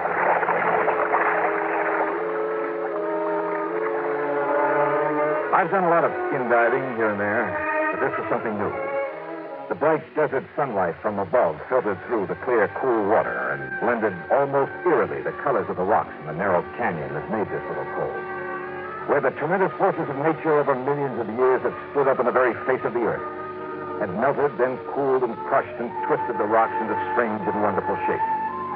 And the fish, bass and crappie and bluegill, even a lazy old carp, they watched me without fear as I glided down beside them, moved gently aside, then followed me. A huge catfish casually turned aside as I flipped on the powerful beam of the headlamp. I could almost imagine a look of disdain on his face as he spied this alien being from the world above.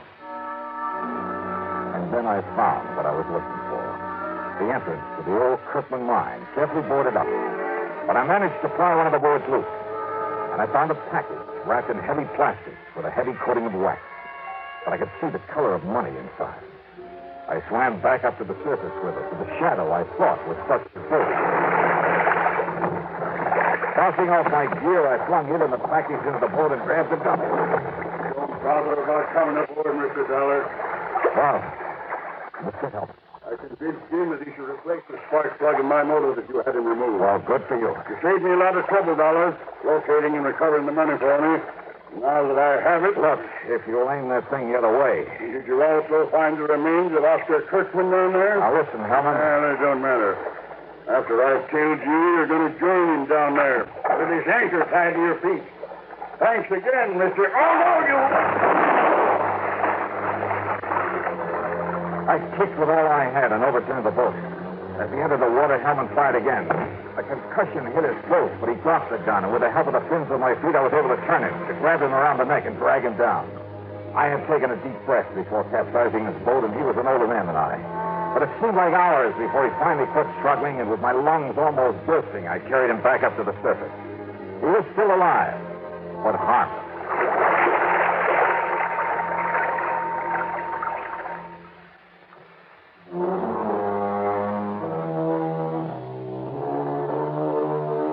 Buster, bless his heart, had been worried when he saw Hellman follow me up the lake. So he had borrowed a boat and was waiting for us there at the end of the cove. Otis Hellman? Well, that's up to the court. The money, of course, all $60,000 of it will go back to the company. Well, expense account total, including all the incidentals I could think of, and a couple of days of good fishing, $650.85. Yours truly, Johnny Dollar.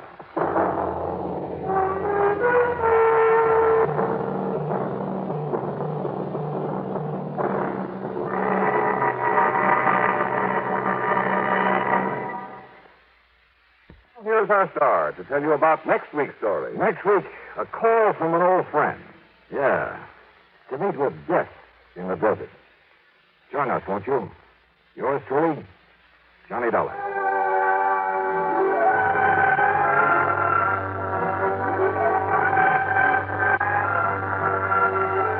Yours truly, Johnny Dollar, starring Bob Bailey, originates in Hollywood and is written, produced, and directed by Jack Johnstone. Heard in our cast were Barney Phillips, Sam Edwards, Bartlett Robinson, Forrest Lewis, and Ralph Moody. Be sure to join us next week, same time and station, for another exciting story of yours truly, Johnny Dollar. This is Jim Matthews speaking. Time now for Johnny Dollar. George Reed, Johnny, at Floyd's of England. How are you, George? Do you by any chance remember Durango Laramie Matter? From that place out in Oklahoma with the crazy name of Bum Spung? That's right.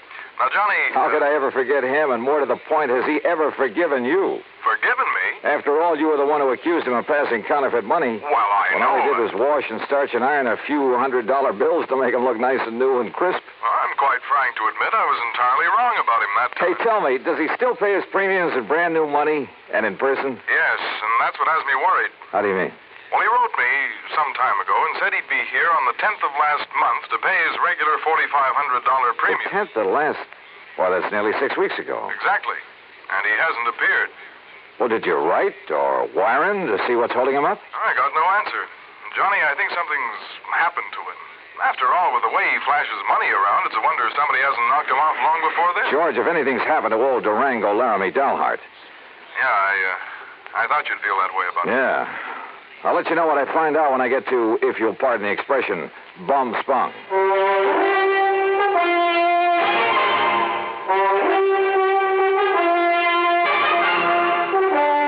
Bailey in the exciting adventures of the man with the action-packed expense account, America's fabulous freelance insurance investigator. Yours truly, Johnny Dollar. And now, Act One of yours truly, Johnny Dollar.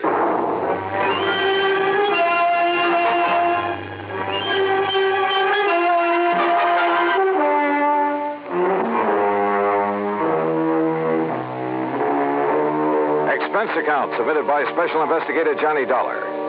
To Floyd's of England, American Office, Hartford, Connecticut. Following is an account of expenses incurred during my investigation of the Durango Laramie Matter. George Reed has quite a penchant for handing me really offbeat cases. But for once, this looked like serious business.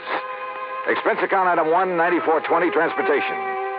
I arrived in Enid, Oklahoma shortly after 4 a.m. Item 2, $1.85 for breakfast. Item 3, $50 deposit on a rental car.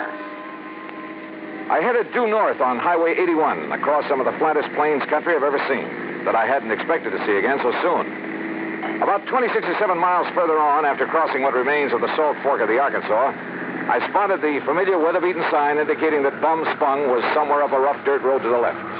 Bum Spung, named by the Indians. It means bad water. And finally, there it was, the same old broken wooden fence surrounding a couple of acres of poor sandy ground. The same ramshackle house, the broken-down barn, propped up in spots with timbers. And in the yard were the same 2 sad-looking cows I'd seen on my previous visit. The swayback horse and the friendly, mangy, toothless hound, some decrepit-looking chickens. Bum Spung, so-called ranch of Durango Laramie Matter, who'd made it in oil and who chose to settle down in this lonely, desolate spot. And standing there looking at it, it was hard to believe that the inside of the huge, unpainted house was clean, modern, well-furnished. Thanks to his niece Carol, who occasionally came up to see the old man. As I swung aside the sagging wire gate, I wondered if she was here now. I wondered if anyone was here, but not for long.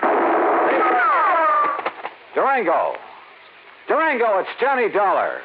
Stay outside that fence, you meddling young varmint. This here now is private property. Wait a minute. You're not Durango. I came here to see Durango Laramie Delhart. Oh, you did, eh? Well, Durango ain't here. Now, look, you. Oh, you shut up that gate and drive away from here. You see this here now, 30-30? Drive away? After you've blown a hole on one of my tires? I did, eh? Well, I guess that wasn't very sociable, now was it? Hey, look, lower that gun for a minute, will you? Oh, no, you don't. No, you don't. You try anything funny and I'll let you have it. Only, I guess it is up to me to fix that there tire for you, ain't it? Huh? After all, as long as I done it, let me take a look and make sure you just ain't up to some trick here. Yeah, but I am. Hey! Just give me that gun now. Oh, no, you don't. No, you... Okay. Now, who are you and what are you doing here and where's Durango? My hoppers, sonny. You sure pack a punch. Start talking, mister. Who are you? Who am I? Sidewinder Wilson, that's who I am. Who'd you think? And who are you? Johnny Dollar, insurance investigator. What are you doing here? What am I doing here? Why, old Durango sent me a telegram, that's why. Oh, yeah? Sure. Here now. Read it for yourself. To Mr. Sidewinder Wilson, Gunsight Oil Field, somewheres near the Petterdale River, Texas. Yeah, that's where the field is, and that's where I got this telegram. Get yourself up here to Bum Sprung. That's what he says. Take care of my ranch for a while and get here fast, signed Durango. Yeah. Now, you satisfied? Just who are you, Sidewinder? Who am I? Durango's oldest, bestest friend is all. Known him since we rigged together in the oil fields before he made his gold strike up in Colorado, that's who. So when he tells me to come up here and take care of things, I come, that's all. What'd you expect? But now look here, Johnny, is what you say your name is? Johnny Dollar. Yeah, well, there's something I don't like about Durango's going away this time. What do you mean? What I mean? Well, I mean the way he must have left in a powerful hurry, that's what. You know Durango pretty good? Pretty good. Well, can you see him leaving this nice house of his'n with all the doors and windows unlocked? He wasn't here when you arrived? No, sir. He'd already went away.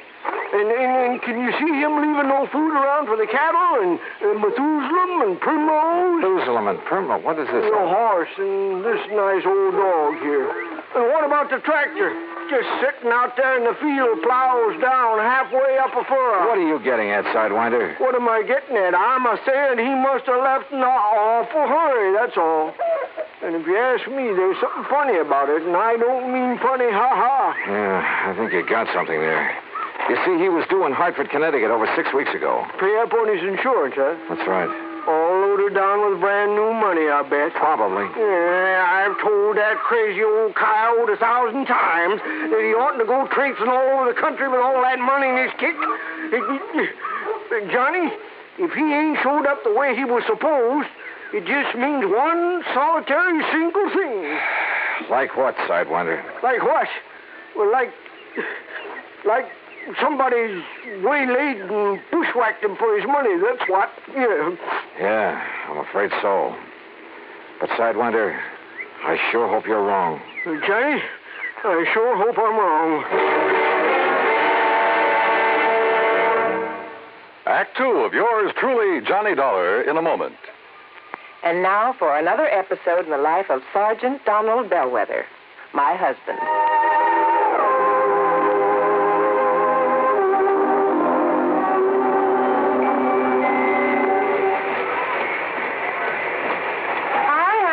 Fix the windshield wipers? I sure did, Reba. How's that? Oh, you fixed them. Good for you, Donald. Thank you, my dear. Well, that's that. Now, if it rains, we're prepared for it, huh? I feel better now. Oh, me too. A driver has to see the danger if he expects to avoid it. That's right. And also keep the back and side windows clear in rain and snowy weather. That's right. Oh, how about the horn? The horn? The horn doesn't work, Sergeant. Aren't you going to fix it? No, I don't think so. Frankly, Reba, I hate horns. Whenever there's a traffic jam, the first thing some guys do is blow their horn. Which does absolutely no good. Of course not. All it does is jar everyone's nerves. No, I don't think I'll fix the horn. Oh, but now wait a minute, Don. Look, supposing we're driving along and suddenly we see a youngster on his bicycle headed right out into the street. Sounding that horn will warn him and possibly avoid a tragic accident. Yes, that's true, but... Or supposing we're driving on the highway, and just as we're about to pass a car, that car decides to pull out into our lane and pass the car ahead of him. He obviously doesn't see us, and he won't hear us shout. But one little beep on that horn, and he'll automatically scoot back and avoid a collision. Reba, you've convinced me. Even though it can be a nuisance, the automobile horn is a necessity. Then you'll repair it? Immediately. Oh, that's my Donald. That's my doll.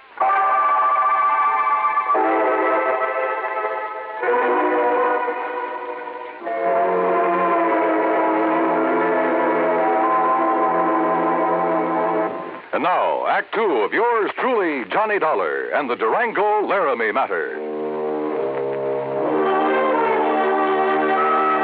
Durango Laramie Delharts, Credo character from Bumspung, Oklahoma, gone, disappeared. His pal, Sidewinder Wilson, a bit of a character himself, had no idea what might have happened to him, but feared the worst. And I had to agree that his fears were justified. But tell me this, Sidewinder, have you heard anything from Durango's niece, Carol? You mean that pretty little gal fixed up this place for him so nice, kind of looks after him? That's the one. Well, say, don't she live down to Enid? Enid, yes, runs a gas station. That's right, sign of the Flying Red Horse. Come on, help me fix this tire. We'll drive back to Enid. Well, I'll help you fix the tire, but I'm staying right here. Oh, why? Why? Because Durango's trusting me to take care of the place. And if he does turn up, God willing, I'll be here to have him get in touch with you. Okay, now let's get this tire fixed. No, wait. Look. Huh? See that fancy convertible coming up the road? I not only saw the convertible, but more important, who was in it, who pulled up alongside the fence and stepped out. She was 23 or 4, a tall, slim brunette wearing a neatly tailored skirt, a tight-fitting silk blouse. Neat, trim. She looked like she'd just stepped out of Charles of the Ritz. Well, how's the dog-breasted Johnny? Carol, how are you? You couldn't resist my fatal charms. I couldn't stay away. Just with that. Oh, now, wait a minute. What's the matter with you? You don't like that? Oh, no, come here, gal. Oh, now, Johnny, Yeah? Carol? Oh, Johnny. Gee, I missed you. Oh, you shut up, Sidewinder. Johnny. Mm-hmm. By gum and by gory, Durango could see Durango. Oh, yeah. Carol, listen to me. You gonna propose, Johnny? Where's Durango? Have you heard anything from him since he left here 6 weeks ago? He went to Hartford. But he hasn't arrived there. Oh, now don't you start worrying none about old Uncle Durango or anything. You sure, Johnny? I'm sure. That crazy old goot setting out across the country with over $50,000 in money in his pants. He ought to know better than to... Oh, Johnny, do you think something's happened to him? You ask me. I think somebody's killed him for that money. Oh, no. You haven't heard from him since he left? Only a postcard from Chicago where he stayed overnight at some fancy hotel. And, Johnny, that wasn't like him. What do you mean? Oh, it was before he went straight to Hartford. That real estate man was from Chicago, Carol. What real estate man? Oh, he used to come out here looking for people with oil money. Tried to get Durango to invest in real estate, Florida, New England. Well, what did his postcard say? Nothing, really. Just that he was staying overnight. And before he come back, he was going to look at Ong's hat.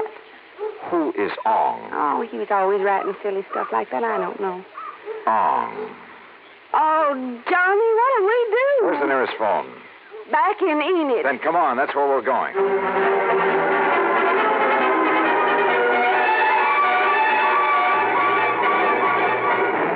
In Enid, I put in a long-distance call to Phil Avery, an old friend at International Press Service, in the hope that if Durango's body had been picked up anywhere in the country, the news files would have some note of it. Durango Laramie Dalhart? That's a man's name? Yeah, Phil. Does it mean anything to you? I'll say this, Johnny. If a name like that had ever come in over the wires, I'd certainly remembered it. But it hasn't. Not to my knowledge. Incidentally, what's this all about? Oh, he left here loaded with cash. Now he's disappeared. No clues? Only that he's planned to see some guy named Ong. Ong? For some crazy reason, he's interested in Ong's hat. Well, that's about as silly as... Ong's hat, did you say? Oh, no. You mean that rings a bell? Are you kidding? Of course it does. Oh, no. Phil. Phil, listen, will you? This may be a matter of life or death. Phil!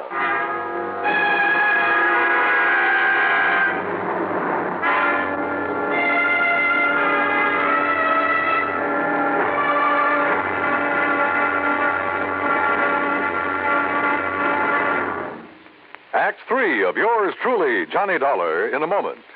And now for another episode in the life of Sergeant Donald Bellwether, my husband.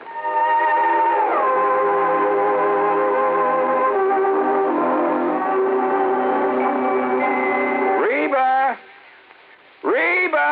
What is it, Donald? Confounded Reba, I can't find the fountain pen. I've looked all through this desk. Here it is, dear. Here it is. You must have used it as a marker when you were reading this book.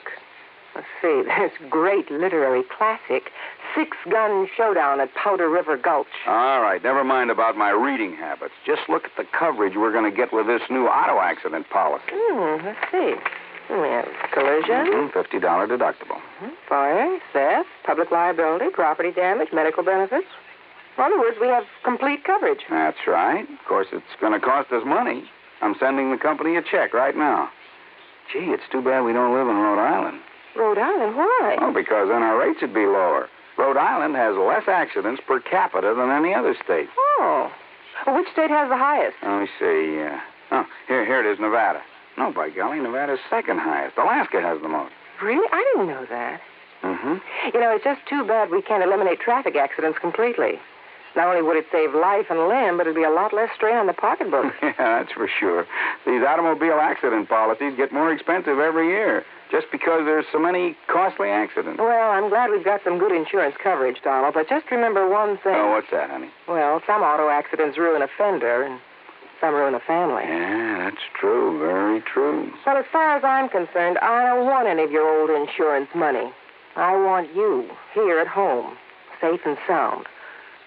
You'll always drive carefully, won't you? Yes, I will, dear. Oh, that's my Donald.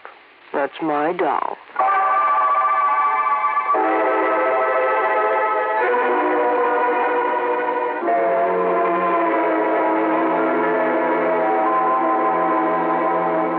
And now, Act 3 of yours truly, Johnny Dollar, and the Durango Laramie Matter.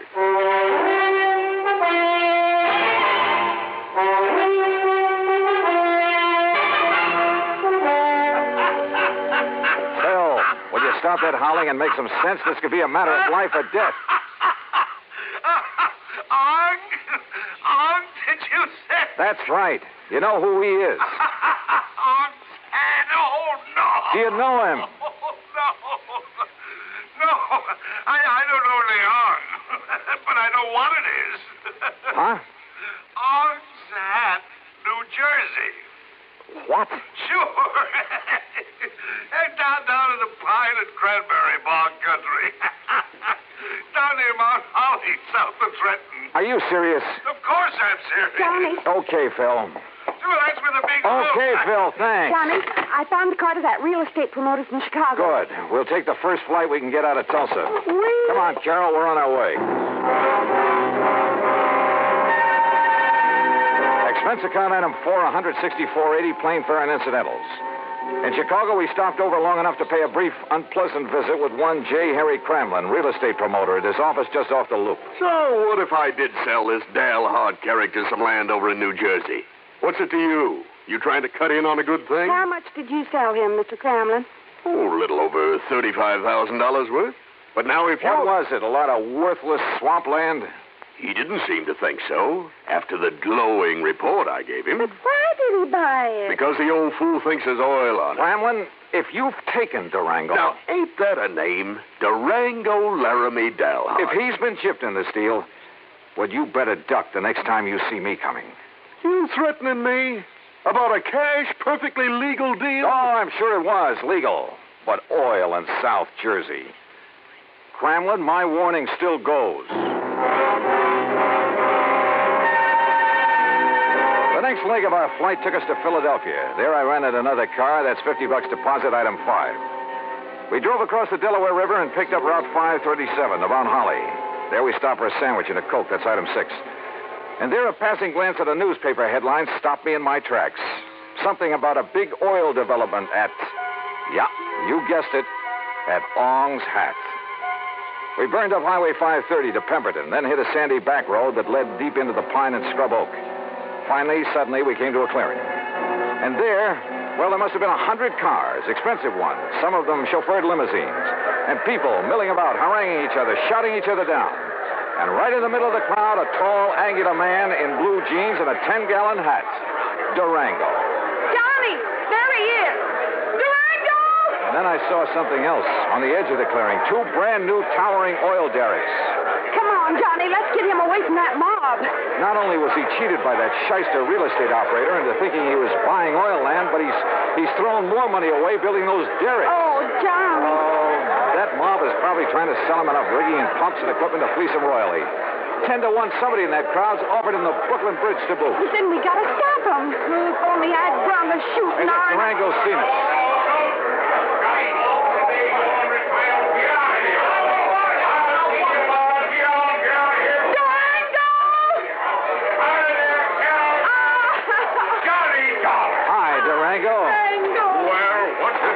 Tarnation ever rung you out for this godforsaken country, huh? Oh, Durango, you old skunk, you're all okay. Why, sure I am. Come on in this shack here so we can get away from this blasted crowd. Come on. You look here, Johnny. What are you doing with my little Carol, huh? I'll tell you, Durango. You sneak out to Enid behind my back and hitch up with her? All right, get on in there now where we can have some peace. Just sit down where you can. All right, now, you young rascals. Is that what you done? Gone and got married? Well, of course not, you old goot. Oh, well, doggone it, that's what I was hoping for. Oh, goot. Well, don't you give me that, gal. I know how you was talking ever since Johnny come out to Bumspung last year. Durango, you What'd shut you up. say? I'm afraid this trip is on business, Durango. Business? With a pretty gal like Carol here? And how'd you two get here, anyway? Johnny brought me on the plane, but what difference does that... Oh, he did, eh? Transported you across state line, huh? A whole lot of them. And there ain't no law about that. Why, Jake, you two are going to have to get married. Durango. And I'm just the one to see that you do. Durango! I don't carry this old 6-gun for nothing. Durango, will you shut up and let Johnny tell you why he's been looking all over for you? What do you mean, looking, Jake? Huh? Durango, you've been had. Me? By the crook who told you this was oil land. Ah, Johnny, I knowed it weren't the minute I seen it. But you put up derricks, and they must have cost you... Why, sure, they cost me plenty. It just, a funny thing happened. Oh, now, wait a minute. Sir, the minute the folks got wind of me, a millionaire oil man from Texas and Oklahoma putting up the derrick, Johnny, on my word of honor, I've told every one of them people, I've told them that there ain't no oil here. You mean you... Yes, sir, I've told them till I was blue in the face. Durango. But would that stop them? That wouldn't stop them from wanting to buy this land away from me, no, sir. And you've been selling it? Why, sure. I told them it was no good, but I just couldn't stop them. And so far, I've come out a mite over $65,000 to the good. Wait a minute, I say. Yeah? Johnny Dollar, are you here to buy a piece of my land or to marry my little Carol here? Oh, no. Durango.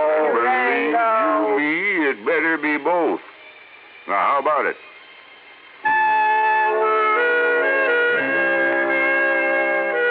Expense account item 7, $1,000 even. The company now owns a small hunk of land in Ong's Hat, New Jersey. As for Carol, that ever-loving doll, well, someday, maybe someday. Expense account total, including incidentals and transportation back to Hartford, $1,416 even. Yours truly, Johnny Dollar.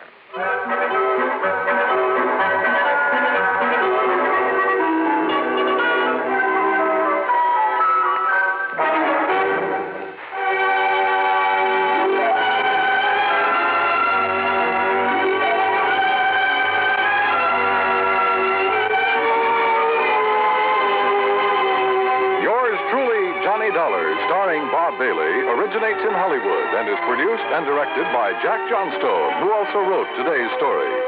Heard in our cast were Virginia Gregg, G. Stanley Jones, Junius Matthews, Alan Reed, Frank Nelson, and John McIntyre. Be sure to join us next week, same time and station, for another exciting story of yours truly, Johnny Dollar. This is Dan Cumberly speaking.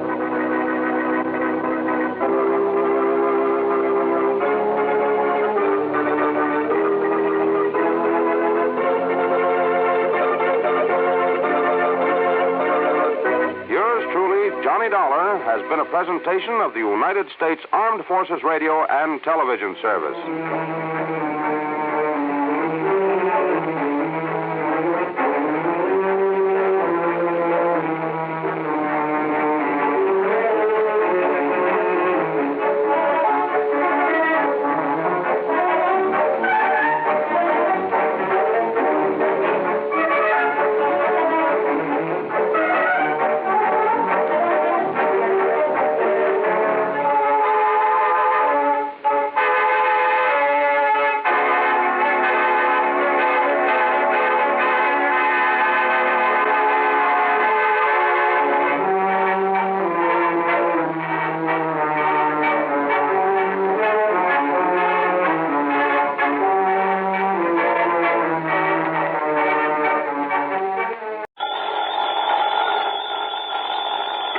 Johnny Dollar. Paul Peters, Johnny, at Western Indemnity Company. Oh, hiya, Paul. How's the weather out there in the City of the Angels? Johnny. Yeah? Can you come out here right away? What's up? Well, put it this way. How would you like to give some much-needed help in the race for outer space? Oh, well, if you mean take a ride in one of those experimental space capsules... No, I mean... Thanks, Paul, but I'll stay in the cheering section for a while. No, I mean put a stop to the trouble that's threatening to... But, Johnny, we have no proof. No proof at all. No proof of what? That these deaths were anything but accidental. That they weren't incidental to something much bigger. Paul... But if you can find out who's in back of them, who's in back of all this... Hey, look, will you start making sense? What? The race for outer space, remember? Yes, Johnny, and you know its importance. Yeah, and I take it some company, some client of yours has a hand in it. Yes. But they're having trouble. Yes. What? Because although there's no proof, I think... I'm convinced, Johnny. Yeah? Well, come on, Paul. All right. Sabotage. Oh? Yes, Johnny. Sabotage.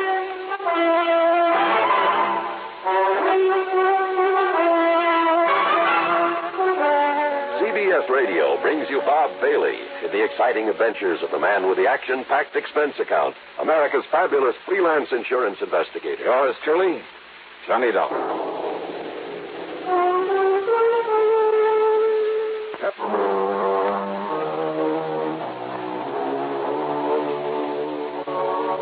Expense account submitted by Special Investigator Johnny Dollar to the Western Indemnity Company, Los Angeles office. Following is an account of expenses incurred during my investigation of the Flask of Death Matter.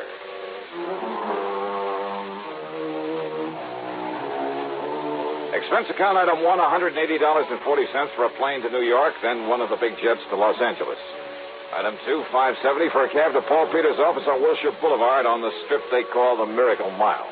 I've arranged a rental car for you, Johnny, so you can get on up there right away. On up where, Paul? And you still haven't told me what this is all about. Look here at this detailed map, just above Santa Barbara. Here. Hey, looks like that road runs off into the ocean. On a high bluff overlooking the ocean is the Bar Manufacturing Company. Bar.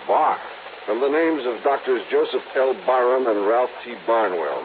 They're a couple of top-grade scientists. So what do they build? Spaceships? Ostensibly, they make small aircraft components. But actually, well, after they were dropped from governmental service, they begged and borrowed a lot of money to set up a little plant. And they've developed a capsule they're sure will enable a man safely to return from outer space. Kind of competing with the government, aren't they?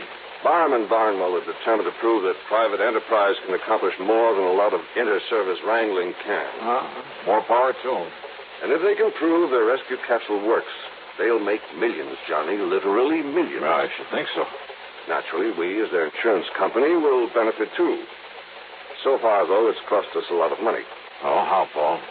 insurance policies on a couple of their key men who died recently under most peculiar circumstances. Yeah, how? During the testing of this device, but nobody seems to know exactly how or why those men died. Now, if you can find out for us... Yeah, well, I can try. Barham and Barnwell don't want you up there poking around, Johnny, but I've insisted on it, so they're expecting you. I see. So will you get on up there right away? Sure, why not?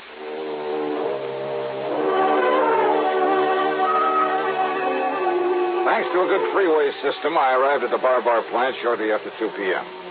One of the guards led me onto a long steel platform that stuck far out over a wide cove at the edge of the ocean. At the end of it, surrounded by a lot of complicated machinery, attended by half a dozen men, was Dr. Ralph Barnwell at the controls of a gigantic hoist. A long, heavy steel cable on it was pulling something out of the deep waters of the cove. Much to my surprise, Dr. Barnwell didn't seem to resent my presence at all. Yes, Dollar. Here comes the space capsule. This time the test has to be successful. Say, tell me, Dr. Barnwell. Twice before it was plunged, fired into this deep hole at the edge of the ocean under conditions simulating a return from outer space. Everything within the capsule functioned perfectly. The tests were a complete success, except for one thing. Yeah, what's that? For no apparent reason, for no reason at all. Yeah? The man inside it was dead. I see. Easy now. Lower, Doc. Yes. All right now. Ready on the cradle. And that's why, Mr. Dollar. That's why my partner, Dr. Joseph Barham, insisted on making this test himself. All right, men. Release the pressure so we can open the door of the capsule. All ready? Good. All right, now come along, Dollar.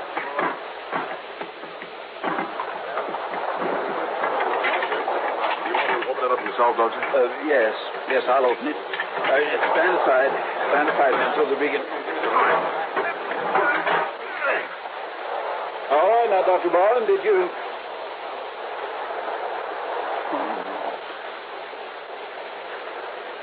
Joseph. Doctor. Like the others, sir. Dr. Barham's dead.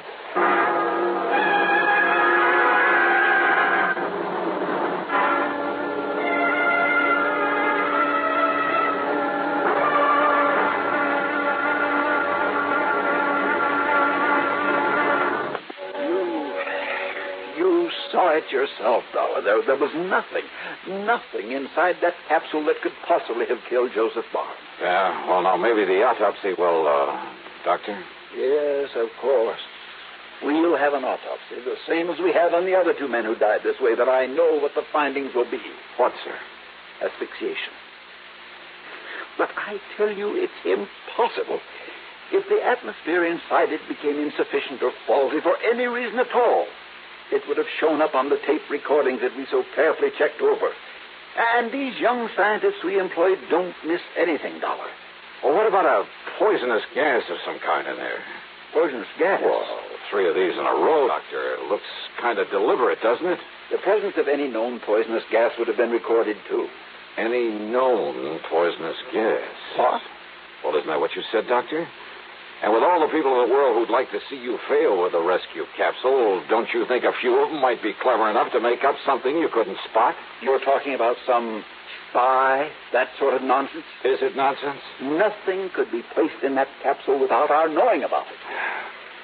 You're pretty sure of all the people you have working here? Of course we are, as sure as we can be. Yeah?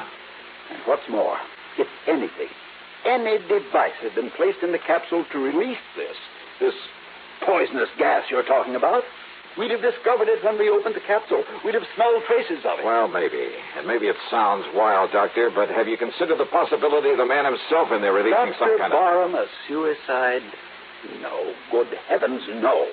All right, how was a breathable atmosphere provided inside that thing? 2 oxygen tanks, primarily, and a minus-pressure tank system containing a CO2 absorption unit, plus, of course... Well, what's been done with the oxygen tanks that were aboard? Why, they've probably been returned to the storeroom, where they can be made ready for the next test. You're not sure? I tell you, Dollar, the presence of any poisonous gas. Any known poisonous gas, remember? You know that rescue capsule inside and out, don't you? Every square inch. Even the most minute detail. Well, I know nothing about it, but, Doctor, that might be an advantage in my investigation.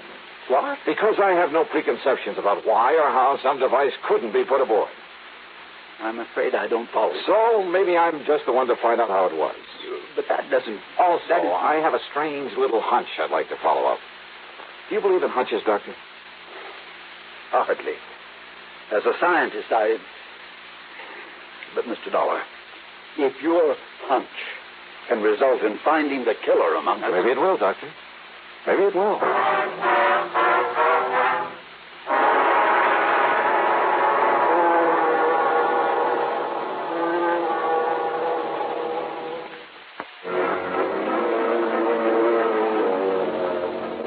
My hunch was a long shot, and I knew it. But my hunches usually pay off. Dr. Barnwell promised no interferences and gave me a pass that would get me by his security guards to any department or laboratory in the place. I talked with some of his bright young scientists and engineers and other technicians, not because I expected to get anything from them, and I didn't, but to hide my real purpose. Then I wandered into the storeroom where the oxygen cylinders were kept. I talked to a rather dull-witted character named Pete Prosser. Just about to empty out these here little oxy bottles and go home. Say, didn't I see you up there on the dock with Dr. Barnwell this afternoon, Mr. Dollar? Yeah, that's right, Pete. And, aren't you the one who opened some of the valves on the outside of that capsule just before Dr. Barnwell opened the door of it? Well, release valves, they call them, Mr. Dollar. Yeah. I open them up real slow so as to let the inside pressure get what you call equalized with the outside air. Or to release whatever was inside that killed him. Oh, what you say, Mr. Dollar? Pete, where do the oxygen bottles come from that are used to provide an atmosphere in that capsule? Right here in my storeroom, Mr. Dollar. Oh, you fill them up yourself? From a master cylinder of the stuff, something like that, huh? Oh, no, sir. I only issue them out when I get the orders, Mr. Dollar. I guess they don't think I got brains enough for anything much else. But I really have, Mr. Dollar. I got a lot of... Well, who does fill them up for use? Well, now, that's a funny thing, Mr. Dollar. I don't exactly know. You don't know? But it must be some of the scientists they got all around here. For all I know, Mr. Dollar, is they're always full and ready when I get the orders to deliver flask number so-and-so and so-and-so up to the dock. I come down here and get them and then help install them. What happened to the bottles that we used this afternoon?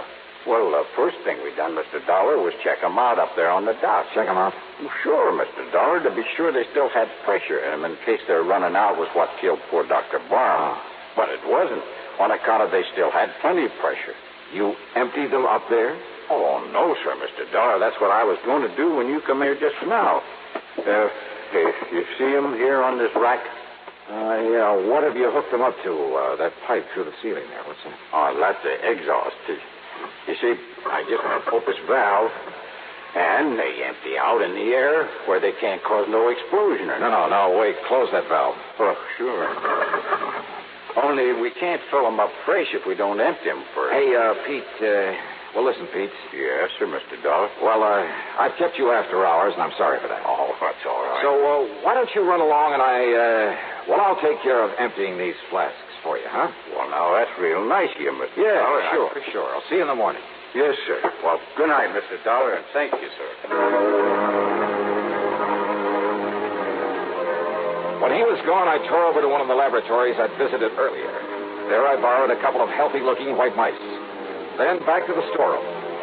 I hooked a tube onto each of the oxy bottles and slowly fed the contents, supposedly pure oxygen, into the cage with the mice. Well, for a while, they cavorted about very merrily, and I wondered if for once my hunch had been a wrong one. But then, suddenly, the mice keeled over, lay there, gasping for breath. And by the time I could shut off the valve, both of them were stone dead.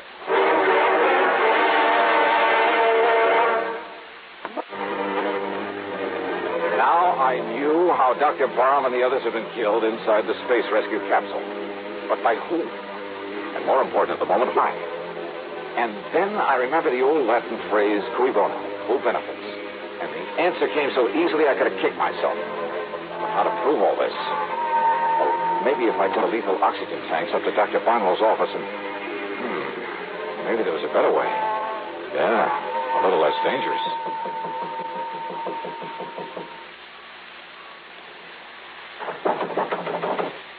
Yes, come in. Oh, come in, Mr. Dollar. Hi, Doctor. Well, as long as you're still around, why don't we have dinner together? And what's that you have there? Oh, it's just one of the oxygen bottles that was taken off the rescue capsule this afternoon. Yeah, I'll fit it here by the door. May I ask why? Well, because I think the valve has developed a leak, and I just thought you ought to know about it. The valve? It leaks? Sure. Did you hear it? Yes. Yes, well, then we'd best get it out of here. Oh, no, that's all right. Sit down, Doctor. I want to talk with you. Yes, but a lot of additional oxygen in here.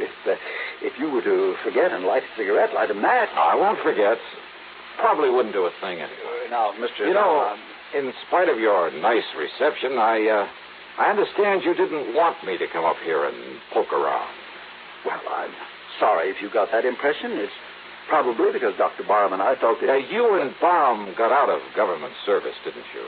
Why, yes, we did, because the security boys found out some things about you they didn't like? I know, that's ridiculous. Doctor, I'm not going to beat around the bush any longer. I should have known there was something phony about your ordering the pressure released in that capsule before you'd opened it up this afternoon. What? It was really to dissipate the poison gas in it, wasn't it? What poison gas?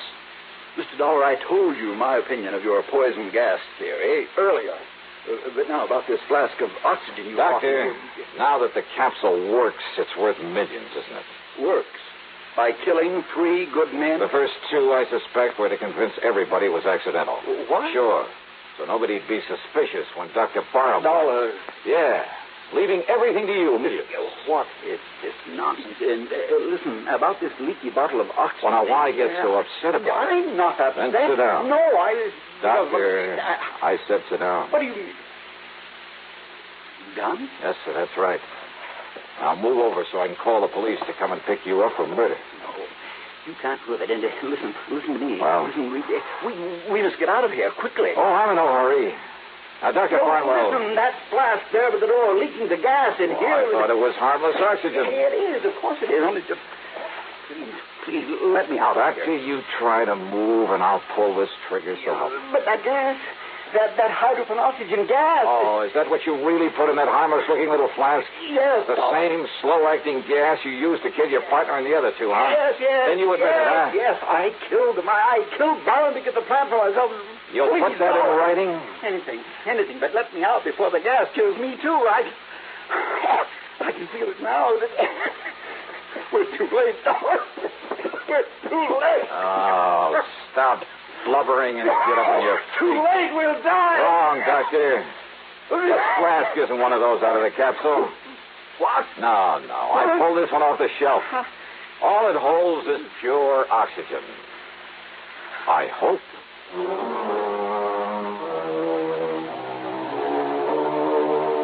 I don't know, of course, but I suspect the government will take over. Maybe they'll have something in that space rescue capsule. But as for money, royalties... well, I'm sure that Barnwell won't be able to spend much in prison. Expense account total, including a couple of days and nights in Santa Barbara and a trip back to Hartford, $431 even. Yours truly, Johnny Dollar.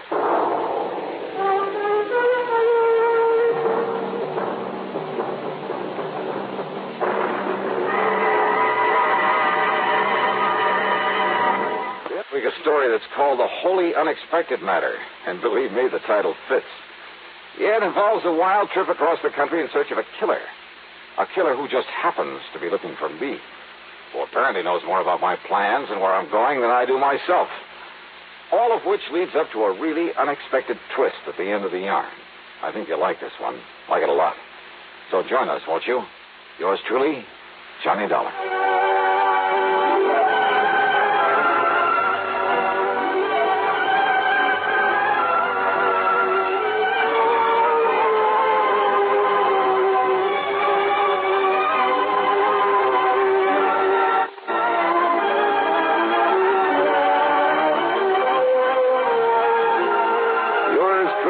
Johnny Dollar, starring Bob Bailey. originates in Hollywood and is written, produced, and directed by Jack Johnstone. Heard in our cast were Paul Duboff, Parley Bear, G. Stanley Jones, Horace Lewis, Tom Hanley, and Bill James. Be sure to join us next week, same time and station, for another exciting story of yours truly, Johnny Dollar.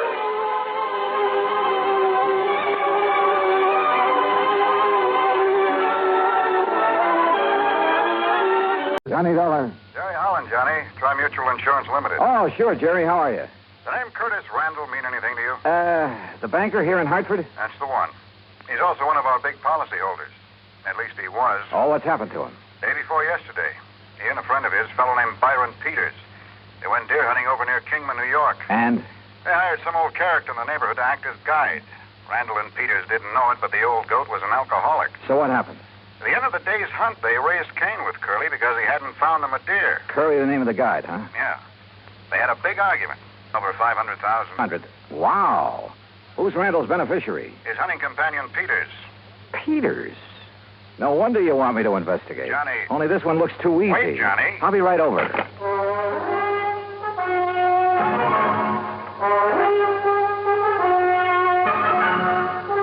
Bob Bailey in the exciting adventures of the man with the action-packed expense account. America's fabulous freelance insurance investigator. Yours truly, Johnny Dollar.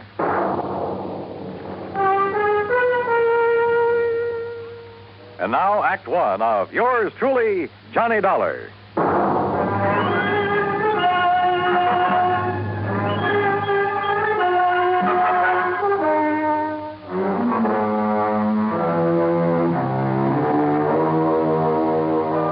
Expense account submitted by Special Investigator Johnny Dollar to the Tri-Mutual Insurance Company Limited, Hartford, Connecticut. Following is an account of expenses incurred during my investigation of the Hapless Hunter Matter.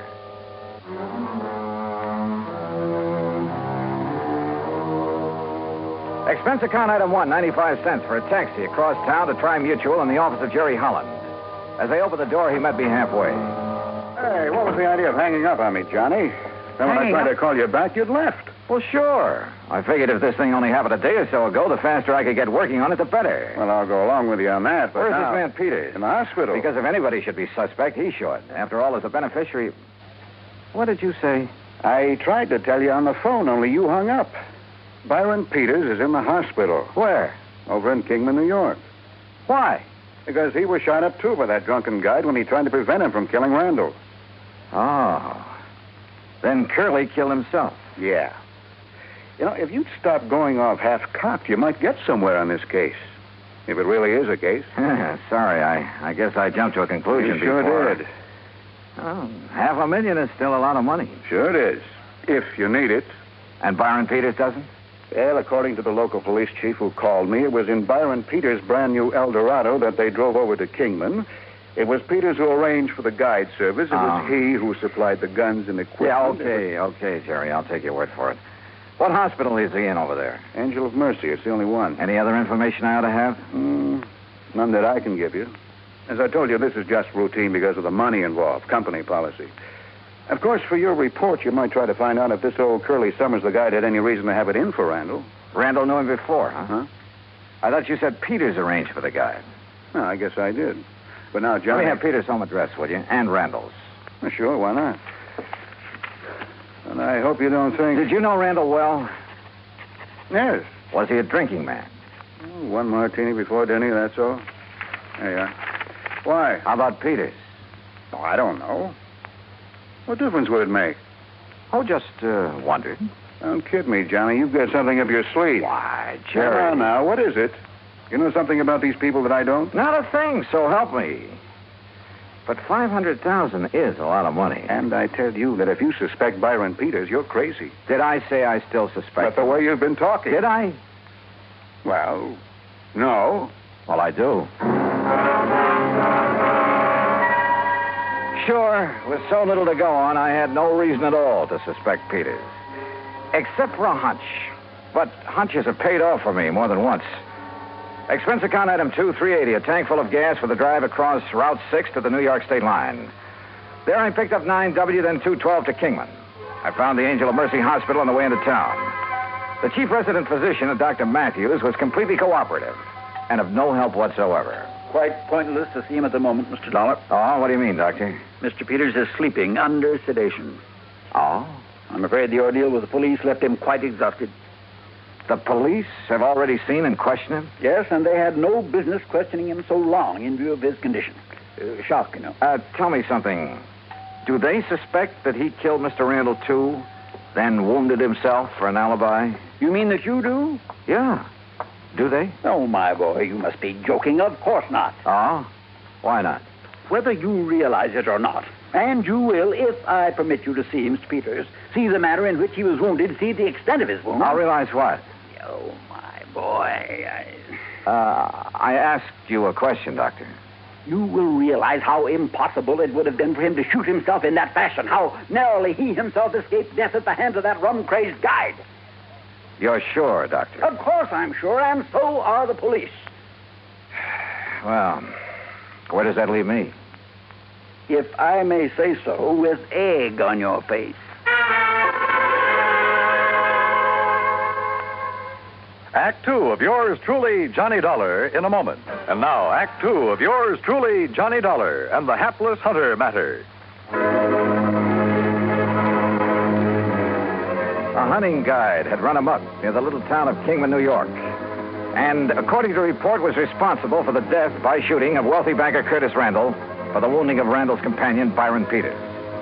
But Peters is beneficiary of Randall's $500,000 insurance policy.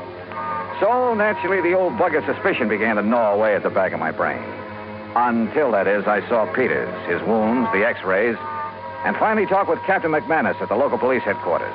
Well, sure, we talked to Peters, Mr. Dollar, but only to find out exactly what happened when old Curly went off his rocker and started spraying lead with his hunting rifle, then shot himself. Then my suspicion that Peters might have done the shooting... Well, didn't you see how Mr. Peters was hit by that .30-30? Now, look. He saw Curly pull the rifle on Mr. Randall and shoot him down. Yeah. Yeah, so he lunged at Curly like this. Curly whirled around, pulled the trigger. Yeah. Well, the x-rays I saw. Sure. Well, then you know. When Peters lunged at him, the bullet creased his head from the top, went right through the muscles in the back of his left shoulder, and landed in the floor.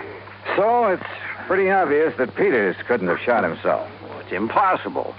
He would have had to have arms 5 or 6 feet long to shoot himself on the top of the head at that angle.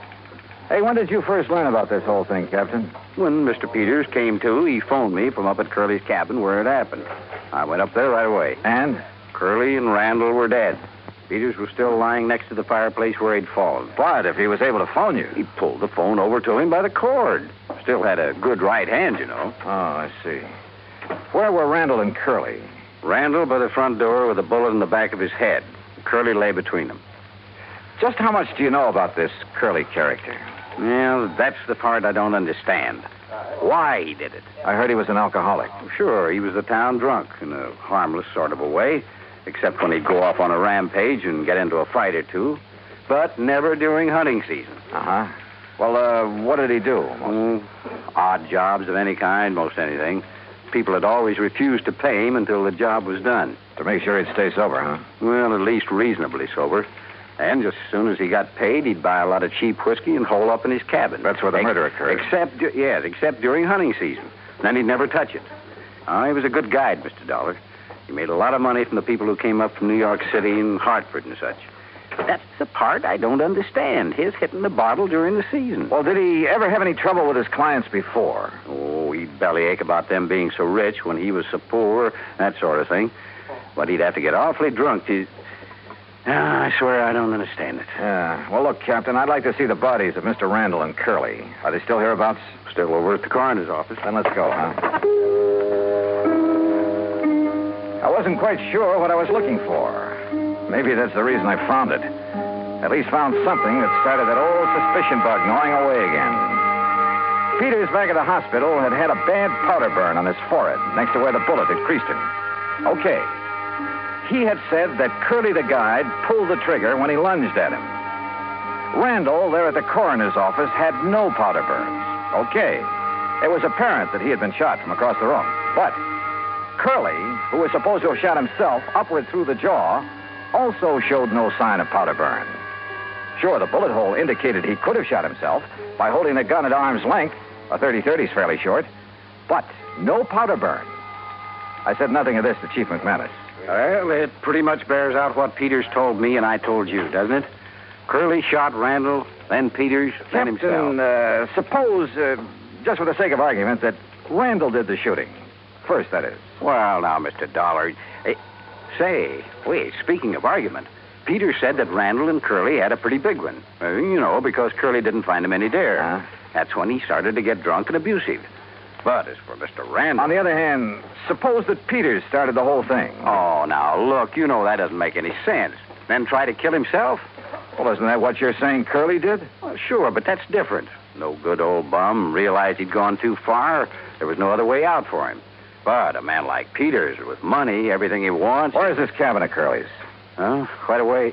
10, 12 miles. How do I get there? Straight down Paris Street to the mobile gas station. You know where that is? Yeah, I saw it on my way in. Okay, you turn left there. You go 6 miles, then take the first right-hand road right up the side of Deer Mountain until you get there. Okay. Oh, here's the key to it. Oh, good, thanks, Chief. I'll see you later. You want me to go along with you? No. According to you, this hunch of mine is all wrong. I'm sure of it. Okay, then. I'd better wing it alone. From the outside, Curly's cabin was a shack, nothing more. And there were enough cheap whiskey bottles scattered around the yard to sink a battleship. Inside, however, it was pretty comfortably fixed up. And back under the kitchen sink, I found a case of Prince Francis Scotch, nearly full. Had Curly suddenly changed his taste for the better? Or had somebody decided to bait him with it? By the dark stains on the floor, I could see where both Randall and Curly had fallen. Where Peters had gone down, there was also the rifle slug embedded in the floor. And I noticed the angle at which that slug had ended, as though it had been fired from the ceiling, certainly from higher than any normal man could reach. And Curly was only 5'2" or 3. Then I saw something else, a heavy cord hanging down from one of the rafters above where Peters had lain. It was frayed at the end as though forcibly broken. Now, suppose someone had hung a loaded rifle there by the trigger so the slightest pull would set it off, had stood under it holding the muzzle carefully next to his head, to one side, just close enough to...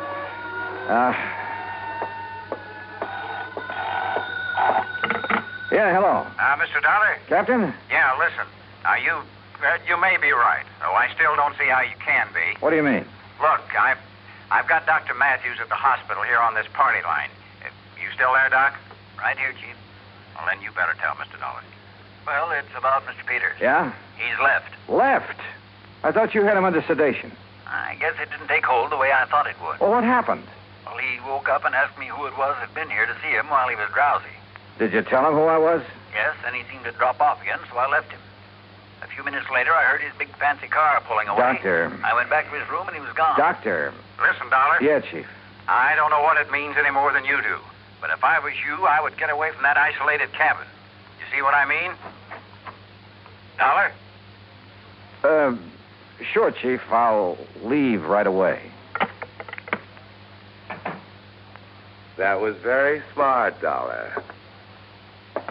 Byron Peters? That's right. Byron Peters.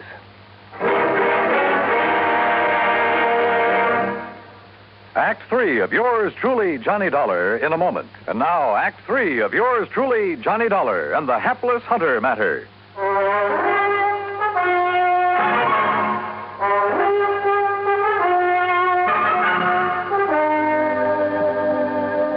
So you weren't as badly hurt by that bullet as you pretended. That's right, Dollar. Does that help bear out your absurd suspicions about me?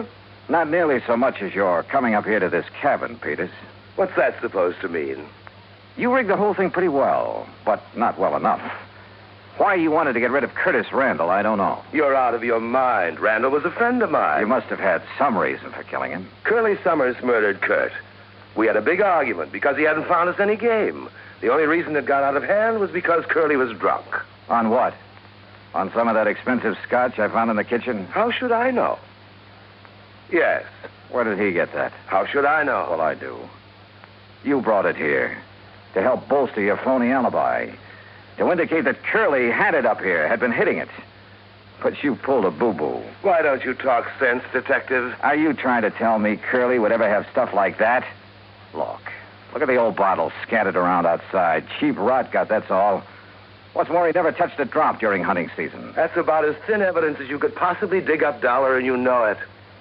Peters, why did you come up here just now? Okay, I'll tell you that, too. Lying there in the hospital, nursing your sore shoulder, you didn't plan on that injury, did you? I told the police. Oh, yeah, sure, you told the police. Lying there, you suddenly remember the one thing that could show how you cleverly wounded yourself after you killed Randall and Curly. That piece of cord up on the rafter, where you hung Curly's gun up by the trigger. Dollar. You aimed it carefully along the side of your head, then yanked on it to set it off. Dangerous, but a great alibi. I told the police, the doctor. Curly pulled that trigger when I lunged at him, struggled with him. Little Curly held that gun high enough so the bullet would crease your head from above? I was bent over, lunging at him. Then enter the floor from up here where this cord is hanging? You're pretty smart, aren't you, Dollar? Curly was supposed to have committed suicide, huh? Yes, he must have, because I heard him shoot himself as I passed out. Oh, sure. The bullet entered his lower jaw, went up into his brain. That's right. That meant he had to hold that 30-30 at arm's length, so. The muzzle right next to his jaw. That's right. Where it would have left powder burns. But, Peters, there were none.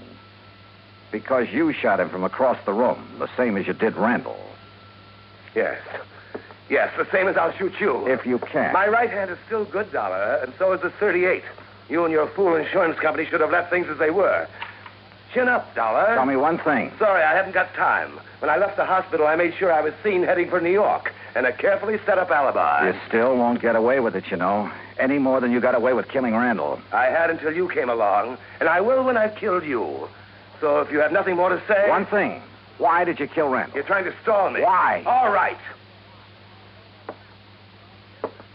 All right. Because I forced him to name me in his insurance. I was the only one who knew about some shady operations in his early business career. Oh, the old story, huh? That's right. Blackmail. That's why he's been paying me off, supporting me, until recently. So you threatened to expose him? No. What would that get me financially? Then tell me this. No. I've got to get out of here to New York. Just one thing more. I don't know why you're trying to stall me, but it's no use. So if you have any prayers, Dollar... Sure. That Chief McManus standing there in the doorway will slug you before you pull that trigger. Oh, no, not that old chestnut. Why not, Peter? What? You... No, you...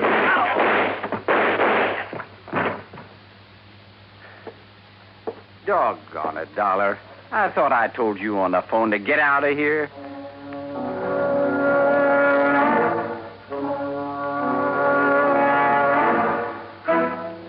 Expense account total, including gas to get me back to Hartford, $13.13.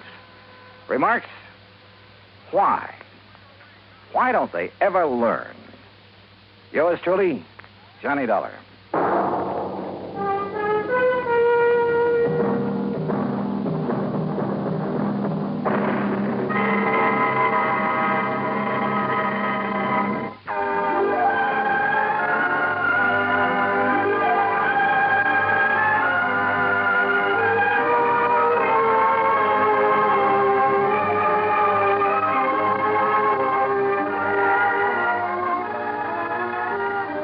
This is the United States Armed Forces Radio and Television Service.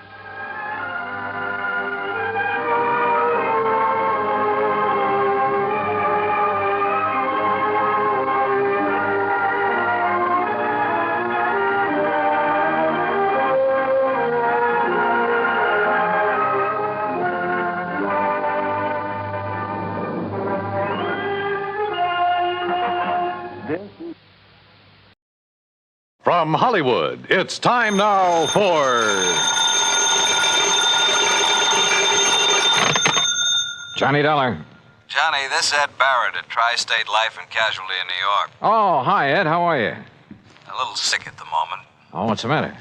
I was planning to go up to the fishing lodge of a friend of mine over the weekend, Tommy Hargrave. Oh, but now you've had to call it off, and brother, I know exactly how you feel. No, Johnny, I don't think you do. Look, Ed, I'm a fisherman myself, and when something interferes with going... What was that?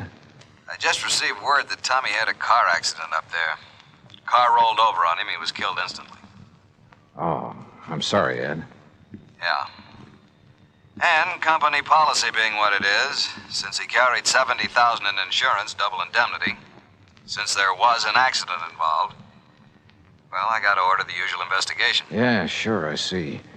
Who's the beneficiary? His wife, Mary. They get along all right? No, as a matter of fact, Now, look, Johnny, don't get any crazy ideas. Just go on up there and help her all you can. Oh, sure. Where, Ed? The place is called Shadow Hill, near the little town of Bethel. New York? Yeah, up in Sullivan County. The police department is a man named Skinner. Police?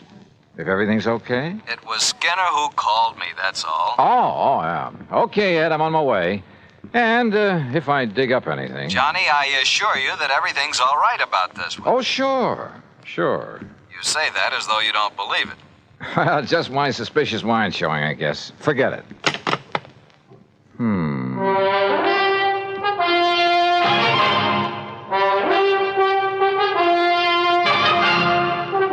Bob Bailey in the exciting adventures of the man with the action-packed expense account. America's fabulous freelance insurance investigator. Yours truly, Johnny Dollar.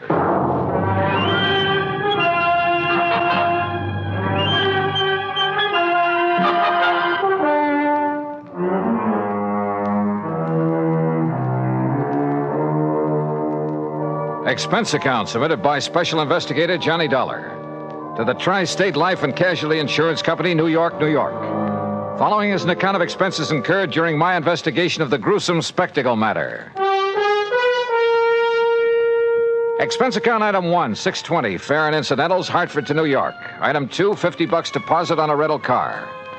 I swung north, crossed the George Washington Bridge, then picked up Highway 17 through Goshen with its famous racetrack, through the summer resort town of Monticello, then past White Lake, a good fishing spot, to the little town of Bethel. It really isn't much more than a crossroads, a couple of filling stations, a general store and post office, and Emmer's Hotel, where I park my bags. Shadow Hill, however, turned out to be a beautiful summer lodge sitting high above the edge of a nearby private lake. From the highway, I could see the narrow winding road that led from the lodge down to the lake shore.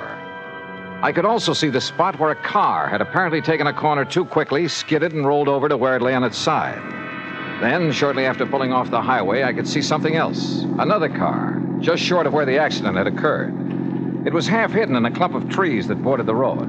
And as I slowly pulled up to it, a man suddenly jumped out and leveled an old .30-30 rifle at me. Stop right there. Don't come any closer. Oh, well, now, just a minute, mister. Who are you? What are you doing around here? Stranger, huh? Yeah, I guess you'd call me a stranger, but look, Then maybe you're the stranger I'm looking for. Get out of that car with your hands up over your head. And don't try no funny business. Hey, what is this, a holdup? Do like I tell you to. And be quick about it. Okay, whatever you say. Come on. This door doesn't seem to want to... You trying to pull some trick? No, Open that door. Well, it's stuck, I guess. Well, here, I'll do it. Now then. Thanks. Yeah, now I'll take that gun. Oh, no, you won't. All right. Now. All right, up on your feet. Now, just a minute, son. Turn around. Go on, turn around. You just look here, son. You just take it easy, old man, and remember I have the gun now. I'll lock you up for this. That's what I'll do. You'll what? Yes, sir. Interfering with the law this way. The law? You? That's right. See? Here's my badge. See? Oh, okay then. Look, Mr. Skinner. You look, you... Hey, how'd you know my name? You are Mr. Skinner, aren't you? Well, sure I am. Amos Skinner. Only it's Chief Skinner to you. Police Chief Skinner. And if you think you're going to get away with this, you... What's your idea? Oh, Chief, it looks like you're just the man I came to see. Huh? Only, maybe you'd better have your gun back. Here. Well, all right. All right, now, you just put your hands up and... Say, now, just a doggone minute. Who are you? Johnny Dollar. Johnny Dollar? That what you said? That's right. The Johnny Dollar? I'm an insurance investigator. Well, praise be to Betsy. Well, I might have known there was someone like you, the way you outsmarted me. Banging the car door against me that way. Oh, I'm sorry about that, Chief. Well, Johnny, I'm real proud to meet you. And believe me, son, I'm just mighty glad you're here. Oh? Why do you say that? just you look here, Johnny, over the edge of this road. Look. You see it down there? That car? Is that the car in which Mr. Thomas Hargrave was killed? Oh, you know about that? That's what I came here to investigate. Well, all right then. Now, you listen here to me, Johnny. Well? I'm the one that telephoned down to Mr. Hargrave's insurance company down to New York. So I understood. I did it as a favor to Mary. That's his wife. On account of she was so broke up and all. Never did like her, but she was pretty upset. Very considerate of you, Chief. And I told the insurance company just what I told everybody else. That Tommy Hargrave took this turn in the road too fast. Now, you see the turn right above here? Yeah, that's a sharp one. Well, he took this turn too fast and skidded off the side, and the car went over and pinned him underneath it, and that was that. Killed him. Well? Well, all right. Now, Johnny, I just come over here from old Doc Walton's. It was down to Doc that I took Tommy's body yesterday just after it happened. And you know why I come back here? Well, I can think of one good reason. Yeah. From something you just told me. Yeah. And from what I can see of the car down there. Yeah, well, it was because I suddenly started thinking, how could a man who knows this road so well ever make a mistake of... Hey, what were you going to say? Well, Chief, that car was coming down the road, down from the lodge, wasn't it? Yeah, that's right. That means he made a left-hand turn right here. Correct. The car went off the road, fell on its side, and leaned right where you landed, right where you see it, right on top of Tommy Hargrave. That car is a sedan. Yeah, that's right. And even from here, I can see that the windows are all closed, except for the one next to the driver's seat. Correct. But now... And it's obvious it didn't roll completely over. No, sir. It just flipped over on its side and slid down there. And yet you say that Tommy Hargrave's body was under it. That's right. Under the right side of the car where we practically had to dig it up. Hey? Uh-huh. Can you tell me how he could have fallen under that side of the car, windows closed? Johnny. Yeah. Tommy was murdered. That's what. And the car pushed over on him to make it look like an accident. And Johnny, you proved it. A couple of other things we've got to prove, Chief. Hey? Like what? Who murdered him? And why? Act two of yours truly, Johnny Dollar, in a moment. Our flag now numbers 50 stars, and behind each star there stands yet another flag, representing one of the 50 states. Rhode Island's state flag is white with an anchor, first used as a colony symbol in 1647. The motto Hope was added in 1664, when the government was organized under a charter from King Charles II. A circle of 13 gold stars were added for the original 13 colonies. This is the flag of a unique colony and state, which carried out a most noble experiment in freedom. The Royal Charter of 1663 reads, "To hold forth a lively experiment, that a most flourishing state may stand and best be maintained with full liberty and religious concernments." Rhode Island's state flag, the flag of the 13th state to enter the Union, was adopted on May 19th, 1897. And now, Act two of yours truly, Johnny Dollar, and the Gruesome Spectacle Matter.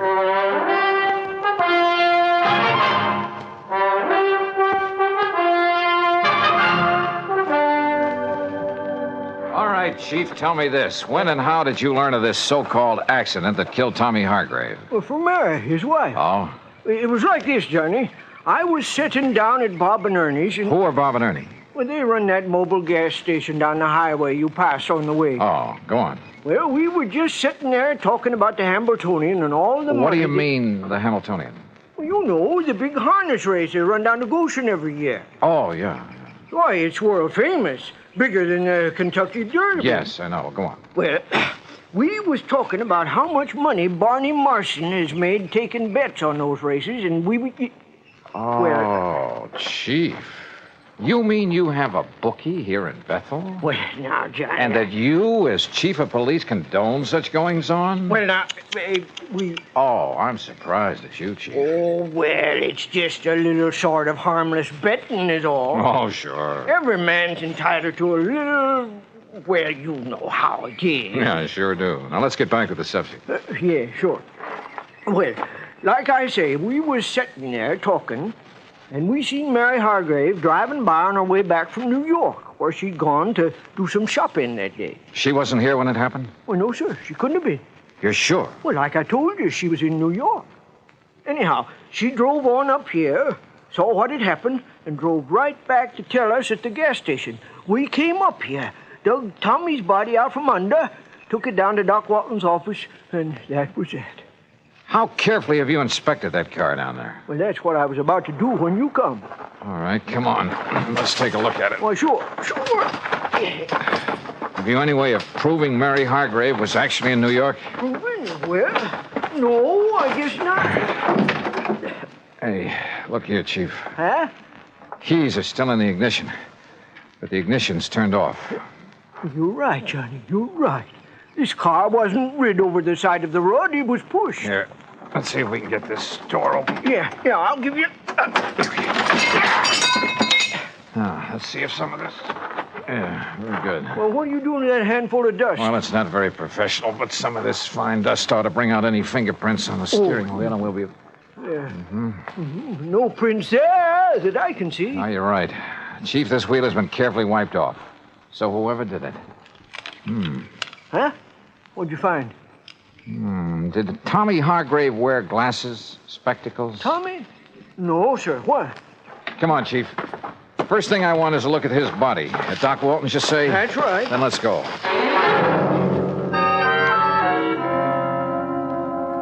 Well, as a matter of fact, it was I who suggested to Amos, to Chief Skinner, I should say, that he go back and have another look at that car, Mr. Dollar. Just why, Dr. Walton? Because a couple of things about this body made me wonder. Look here, the way the clothes are torn, as though he'd had some kind of a struggle. Scratches and contusions on his hands. But more important, here. Yeah? Here at the base of the skull, this mark. Up where that car is, there are no rocks, no stones, no anything that could make a mark like this. And there's another on the face below the eye. You know what that looks like to me, Doctor? Oh, what's that? The mark from the butt of a .38 automatic. And I've seen plenty of them. My Betsy, Johnny, you're right. Then that would indicate Hargrave was murdered. And the car pushed over on him to make it look like Yes, sir. And Johnny and me found a few other things around that car that would indicate the same thing. Doctor, I understand Tommy Hargrave did not wear glasses. No, not that I know of. Of course, Mary, his wife... She wears them? Yes, she does. Can't do without them. What kind? Well, just regular tortoiseshell, you know. Something like these, maybe? Well, no. Granted, one lens is smashed and part of the frame is broken, but is this the kind she wore? Yes, Mr. Dollar, I'd say so. Of course, a great many Johnny, surely you don't think his own wife... They didn't get along too well, did they? Well, no, but after all, when any couple's been married 10, 11 years... Also, she just happens to be the beneficiary of his sizable insurance policy. Good heavens, Mr. Dollar. Yeah, I think we'd better pay a little visit to Mrs. Mary Hargrave.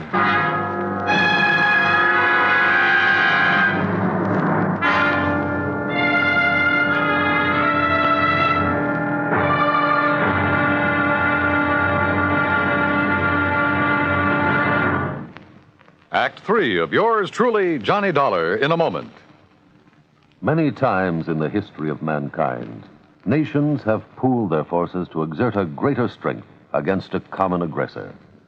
This happens not only in the face of a world war, but between such giant holocausts, as during the Boxer Uprising in China in 1900. 6 nations combined their forces to come to the aid of their citizens.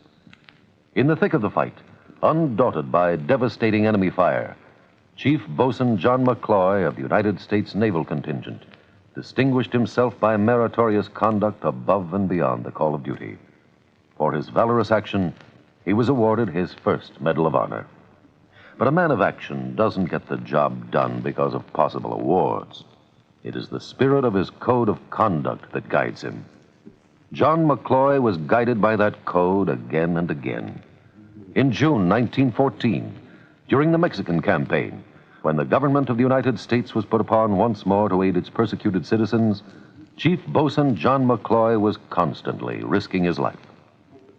Our landed troops were in danger of being annihilated on the beach at Veracruz, when McCloy voluntarily filled 3 picket launches with riflemen and led them along the seafront to draw the enemy fire. Though badly wounded, he remained at his post and gallantly directed his part of the campaign.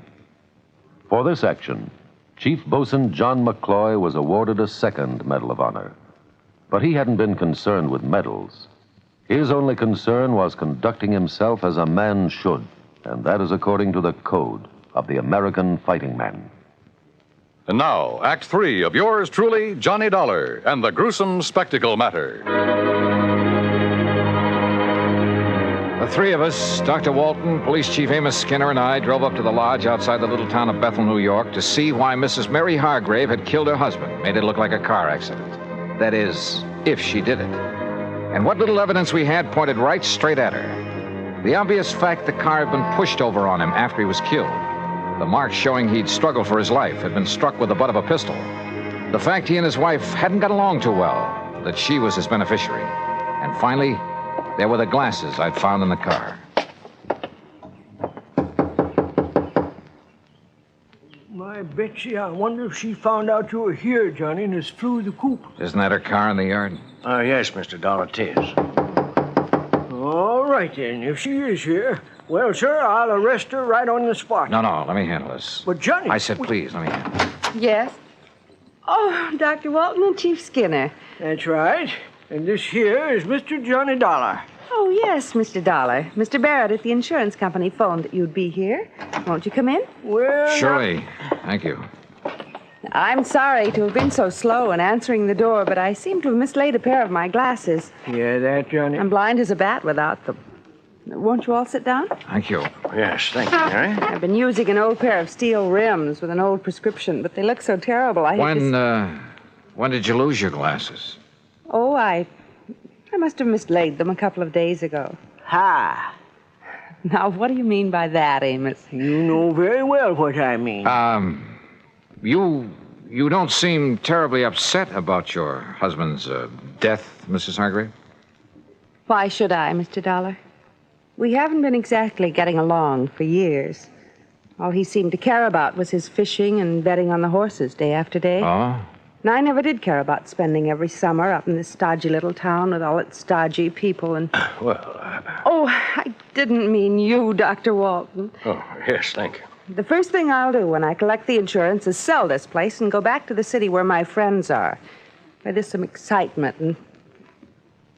Mr. Dollar, are those my glasses you have there? Are they? Well, they look like mine. Only what happened to them? Sure, they are hers, Johnny. What? No, Dollar. No, I don't think they are.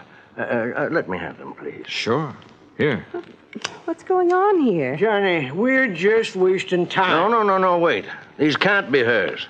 I should have realized. Sure they Gentlemen, please. I've seen your glasses, Mary, many times. Very thick at the edges, very thin in the center of the lens. Well, isn't this pair? This lens, the one that's still intact, bears no resemblance to yours at all. Oh? No. Wait a minute, wait. Listen, Mrs. Hargrave. Will somebody please tell me what's... Listen, will you? You say your husband was always playing the horses. Yes, of course he was. But do you mind telling me what Even while he was up here?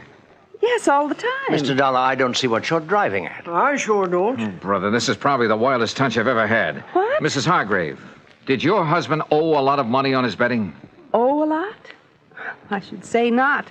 Just the opposite. He's been going around for nearly 2 weeks boasting about the big killing he made, if he ever collected. Doctor, let me have those glasses. Oh, yes. Look, here, this little mark inside the temple. Oh, that's the mark of the optometrist over in Monticello. Here, you see? The same mark as in mine. Yeah, okay. Now, just sit tight, the three of you. Oh? No, Mr. Dollar. Now, you look here now, Johnny. And Amos, don't try arresting anybody while I'm gone. But it Johnny... might make you look a little foolish when I get back. Back from where, Dollar? I'll see you all later.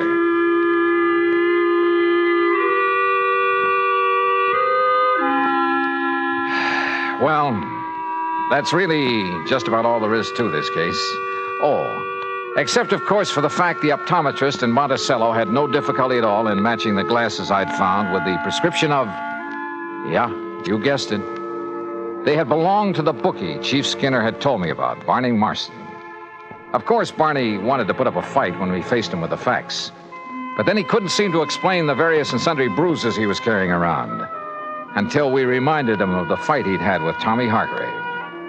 Yeah, He'd killed him and pushed the car over on top of him. The reason for it all? Simple. Tommy had won a cool $25,000 from him. Had threatened to put him out of business if he didn't pay, which he couldn't. So, Barney killed him and tried to fake the accident. And you know something? I have a sneaking suspicion Chief Amos Skinner isn't going to stand for any bookies operating in Bethel, New York from here on out. Oh, and Mary Hargrave found the glasses she'd mislaid. Expense account total, including mileage on the rental car and the trip back to Hartford, $148 even. Yours truly, Johnny Dollar.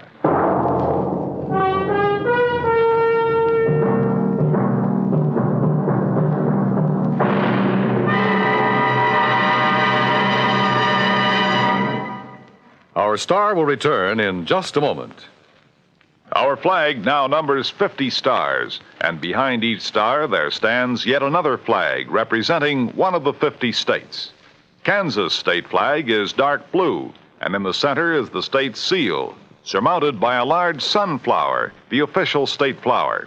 The seal reflects the history of Kansas, the train of ox wagons going west, for most of the great roads passed through Kansas. An Indian is depicted chasing a herd of buffalo, recalling the words of the official state song, "Oh, give me a home where the buffalo roam." For this truly was the home of the buffalo and Indian. The East is represented by a rising sun, and the promise of future prosperity is indicated by the steamboat on the river and the farmer plowing the field. Above a mountain range are 34 stars, for Kansas was the 34th state admitted to the Union. Over all is the state motto, Ad astra per aspera, to the stars through difficulties.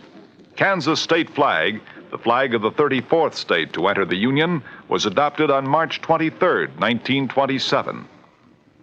Now here's our star to tell you about next week's story. Next week? Well, listen.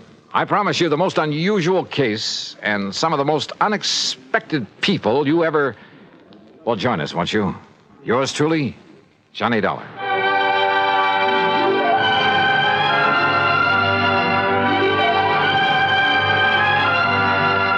Yours truly, Johnny Dollar, starring Bob Bailey, originates in Hollywood and is written, produced, and directed by Jack Johnstone. Heard in our cast were Virginia Gregg, Harry Bartell, Junius Matthews, and Joe Kearns. Be sure to join us next week, same time and station, for another exciting story of yours truly, Johnny Dollar. This is Dan Coverly speaking.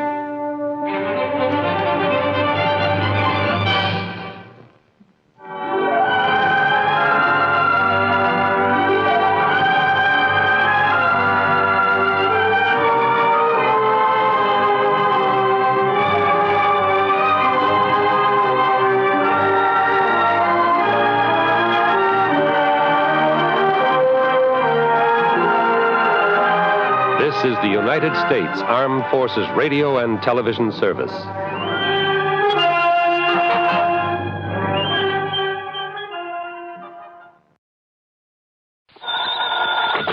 Johnny Dollar. This is Harry McQueen, Johnny, up here in Gloucester, Mass. McQueen? That's right, 4-State Mutual.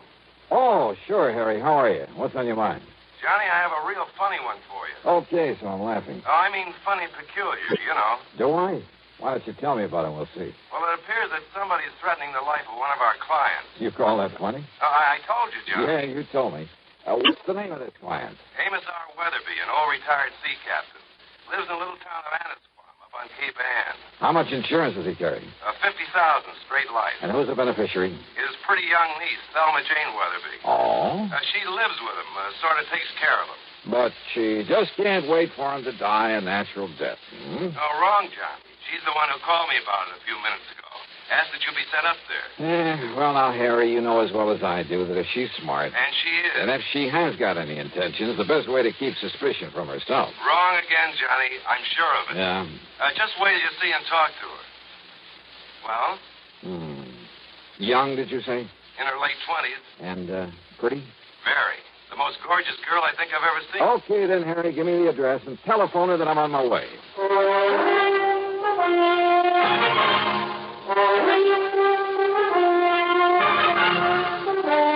CBS Radio brings you Bob Bailey in the exciting adventures of the man with the action-packed expense account. America's fabulous freelance insurance investigator. Yours truly, Johnny Dollar.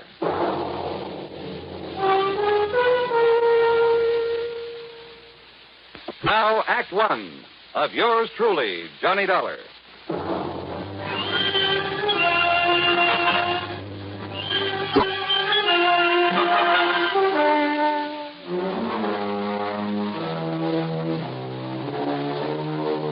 Expense account submitted by Special Investigator Johnny Dollar to the Four-State Mutual Insurance Company, Gloucester, Massachusetts office.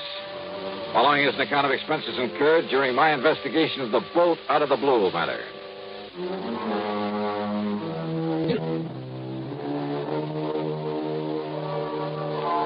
Knowing the Cape Ann country pretty well, I decided to use my own car on this one. So, expense account item 1, $14.70, mileage at the rate of 10 cents a mile, and a bargain for the company at half the price.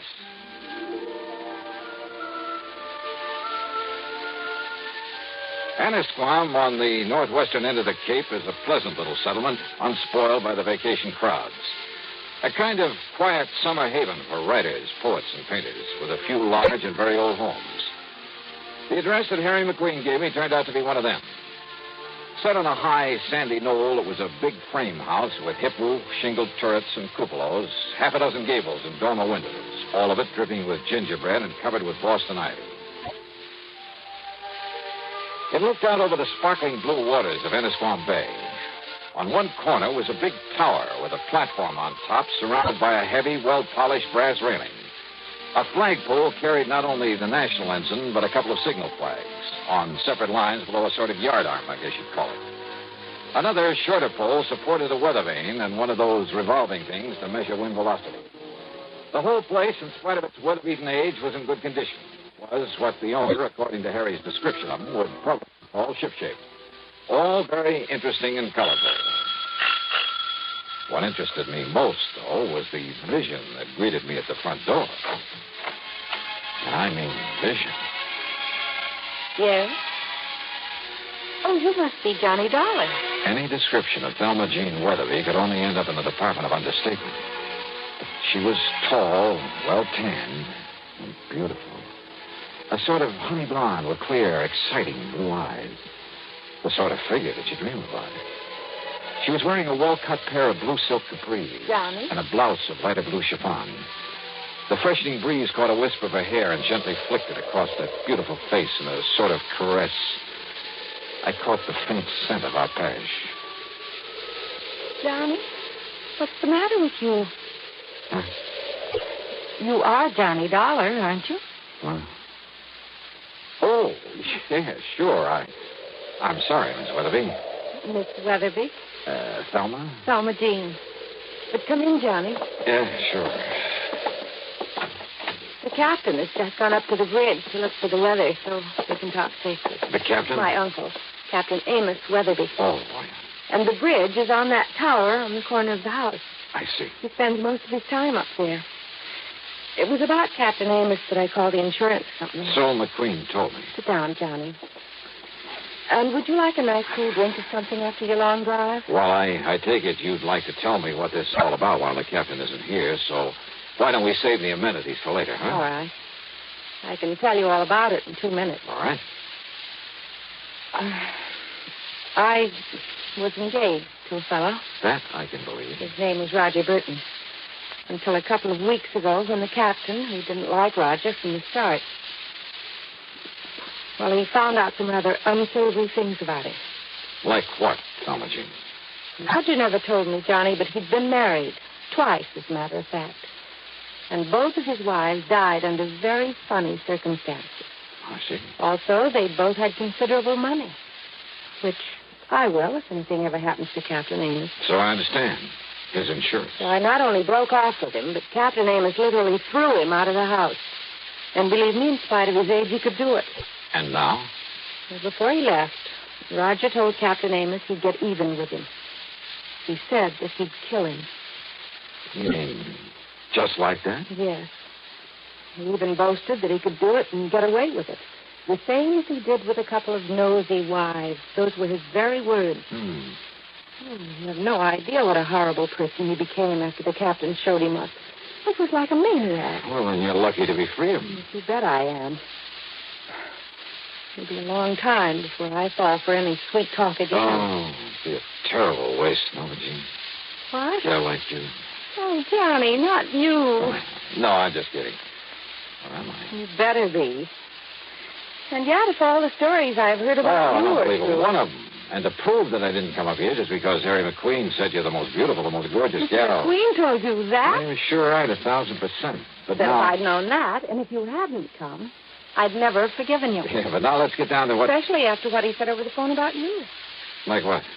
Oh, that, you're an old, dull, stodgy, pedantic, Why, I'll bumbling... sue him. And I'll certainly try to prove otherwise. But right now... Now, Johnny. Now, let's get down to business. Well? Well, after the captain threw him out, we thought that was the last we'd see of Roger, in spite of what he'd said, in spite of his threats. But? Johnny, somebody has been prowling around outside this house at night. I've only caught glimpses of him, of his shadow, really, but I'm sure it's Roger Burton. It can only mean one thing, Johnny. He's here to carry out his threat against Captain Amos.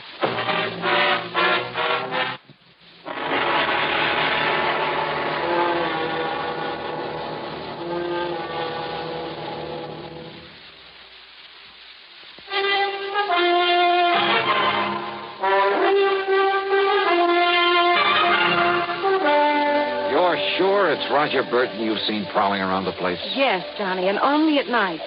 And he's supposed to have left Anna's farm, to have gone out west or something. Now, don't you see what that means? That he's going to carry out his threat to kill Captain Amos. And he's got to stop him somehow. If you're right about all this. Oh, if only you knew what a terrible person he is.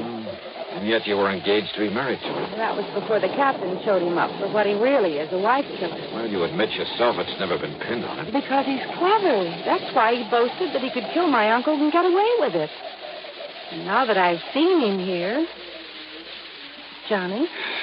He hasn't made his presence around here known to anyone else, though, Jean? I'm sure he doesn't know that I've seen him. But now Well, listen, just what has he done?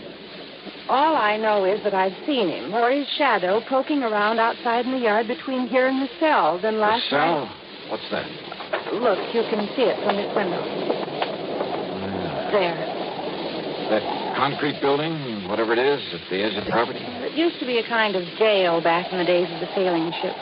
Now the power company uses it for transformers or whatever you call it. Yeah, I see the power cables leading down from the pole. I've looked for his footprints out there in the mornings, but there's always a wind at night, so... Maybe I'd better take a look in that cell, as you call it. Oh, it's all locked up, Johnny. And the tiny windows with the bars over them are so dirty you can't see a thing inside. Have you any reason to think he somehow got into the... Hey, that storm's really coming this way. Yes, and Captain Amos will love it. But now, Well, Johnny... hadn't you better get him down off that tower before it hits? During a storm? Why, you couldn't drag him down with a turning mule team. Oh. Take him back to the old days when he used to ride out a storm on the open bridge of a sailing ship. Thelma Jean, does he know about Roger showing up again? No, Johnny, I haven't told him. But listen, I've been trying to tell you. Tell me what? That I not only heard him prowling around last night, but this morning I found some ladder marks in the ground. Where? Out beside the tower. As though he'd used a long ladder to get up to it from the outside. Ladder marks? I don't know what else they could be. This feller, and for the moment we'll assume that it is Roger Burton. Oh, I'm sure of it. He's made no attempt to enter the house? Oh, he's too smart for that. And don't forget, Johnny, he doesn't know that I've seen him around again. Well, before this storm really breaks, Thelma Jean, I'm going to take a look at that transformer building out there and see if... And you better hurry, Johnny, before... Oh. Thelma Jean! Yeah, Captain? Where are you? In here. Where in tarnation did you put my sou'wester? It's up in the cabin, just below the bridge where it always is. I told you Star was making up. It's going to be a big one. Now you got to get me back on the bridge. Well, now who's this, Thelma Jean? Captain, this is Johnny Dollar. Dollar, huh? Hiya, Captain Amos. Another crooked landlubber come here to trouble you? Oh, no, Captain. Johnny... Well, just an old friend who dropped in. Yeah? With the storm coming up, Big one, I tell you. Been in all the papers. But me, I told you it was on the way 5-6 days ago. The way the barometer on the bridge has been behaving. Yes, I know. So I've asked Johnny to stay for the night. Oh? Well, whatever me little girl wants, Thelma Jean, you know that. But, Johnny? Yes, sir?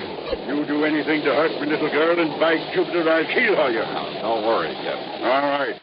Southwesters in the cabin up there? Aye, sir. Then I'll see you below here when the storm's over. I'll bring your dinner up to you. Oh, when I'm riding on the storm? Don't be silly, woman. Aye, sir. Johnny, if you're going out to look at that cell... First, I want you to show me where you found the letter marks, okay? Aye, sir.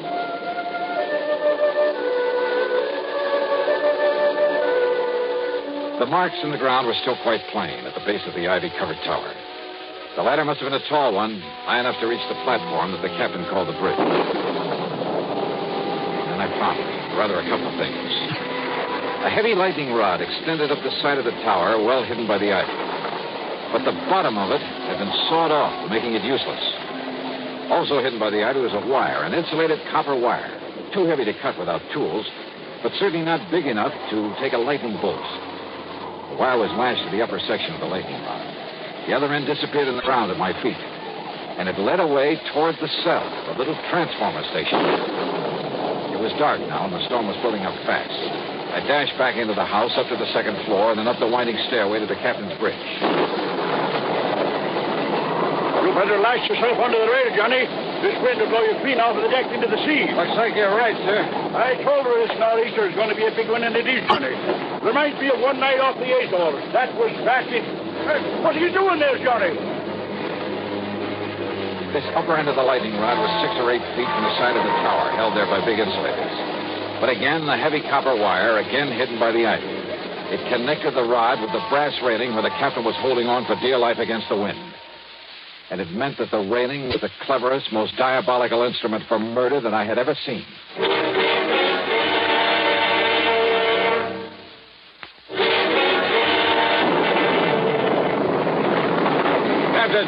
Captain Amos. Listen to her blow, Johnny. Listen, we've got to go below. Below, and Mr. Storm like this?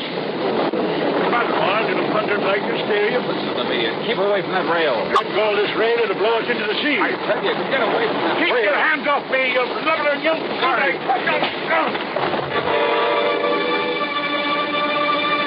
I dragged him off his so-called bridge and down into the little room below, then hoisted him onto my shoulder and started down the circular stairway. What happened to him? I'm afraid I had to knock him out. What? To get him off that platform up there. No, Johnny, you shouldn't have. He'll never forgive you for... For what? For preventing him from getting electrocuted? Oh. Better give him some brandy or something. Oh, Johnny, don't you understand? Didn't you see the lightning rod up there? You bet I did. Right next to the platform. While you're at it, you can bring a slug of that for me. Oh. Don't you understand? Lightning wouldn't hit a rod like that, not once in 100 years. In 100 years, Johnny, here. Thanks. What it does is clear the air of static electricity all around the place, so the lightning won't strike nearby. Yeah, that's what you think. Don't you see what you've done to him? I'll never forgive you for this. Here, darling.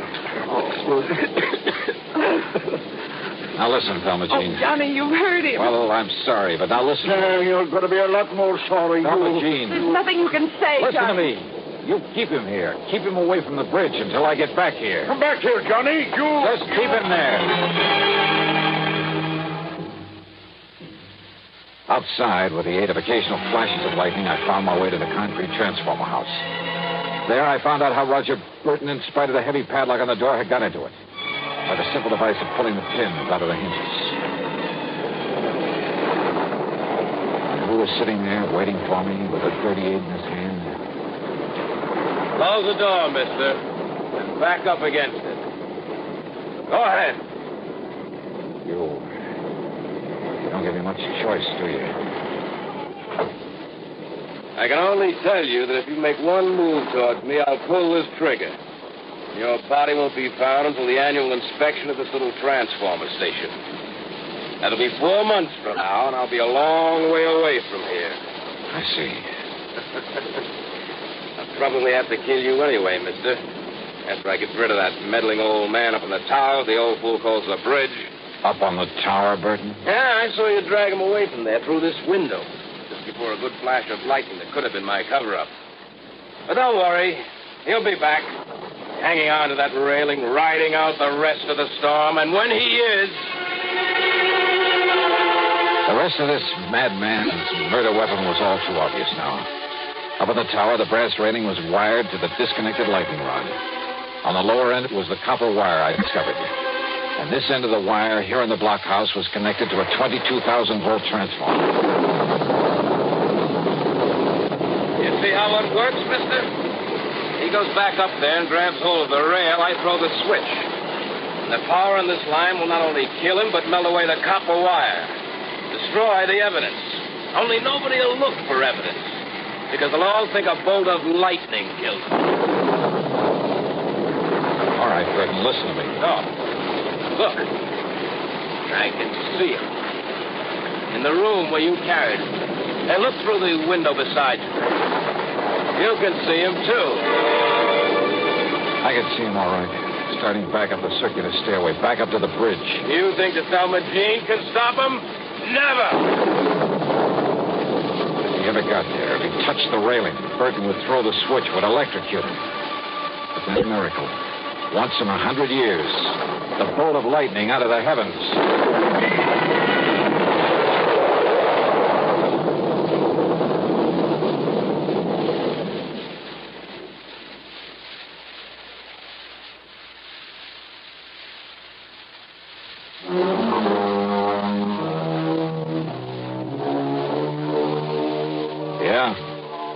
The bolt of lightning had struck the rod high up in the tower, had streaked down the wire into the blockhouse, had fairly exploded inside of it. The force had blown me out through the door, and it was a couple of hours later inside the house before I was able to move. Burton, holding the switch, had been killed instantly. I'm glad I hadn't tried to get any closer to him. It was a bolt out of the blue. It was justice in its own strange fashion. Expense account total, including a checkup by one of the local medicals, some new clothes, mine were in shreds, incidentals, and the trip back to Hartford, $171.50. Yours truly, Johnny Dollar.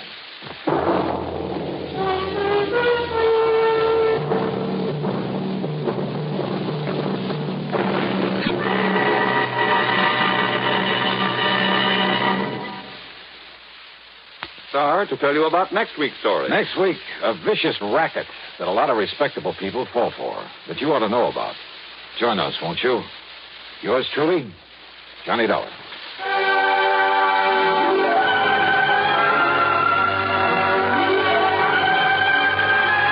Yours truly, Johnny Dollar, starring Bob Bailey, originates in Hollywood and is written, produced, and directed by Jack Johnstone. Heard in our cast were Virginia Gregg, Carlton G. Young, Ralph Moody, and James McCallion. Be sure to join us next week, same time and station, for another exciting story of Yours truly, Johnny Dollar. This is Jim Matthews speaking.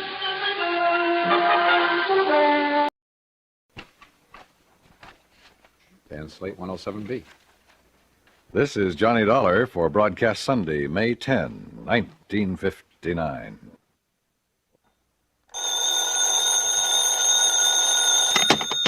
Johnny Dollar. Johnny, this is Ray Connolly. Oh, yeah, over at Continental Insurance Company. That's right, yeah.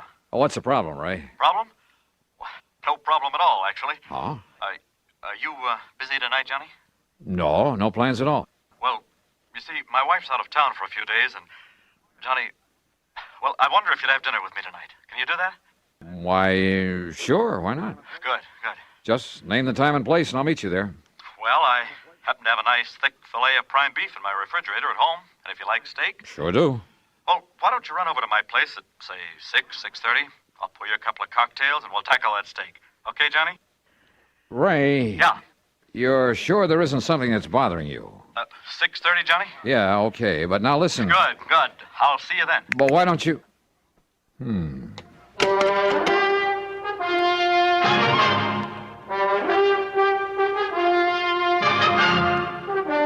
Bob Bailey in the exciting adventures of the man with the action-packed expense account, America's fabulous freelance insurance investigator. Yours truly, Johnny Dollar.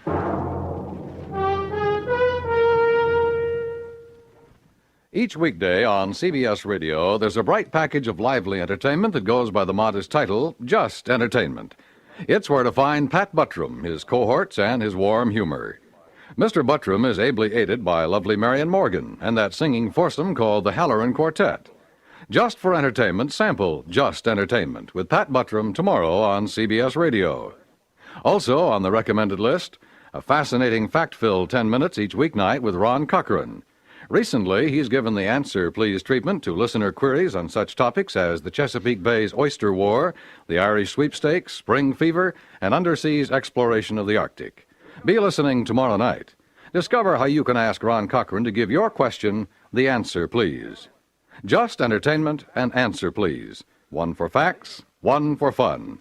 Leave your dial set right where it is now to enjoy both these entertaining programs each Monday through Friday on CBS Radio. And now, Act One of yours truly, Johnny Dollar.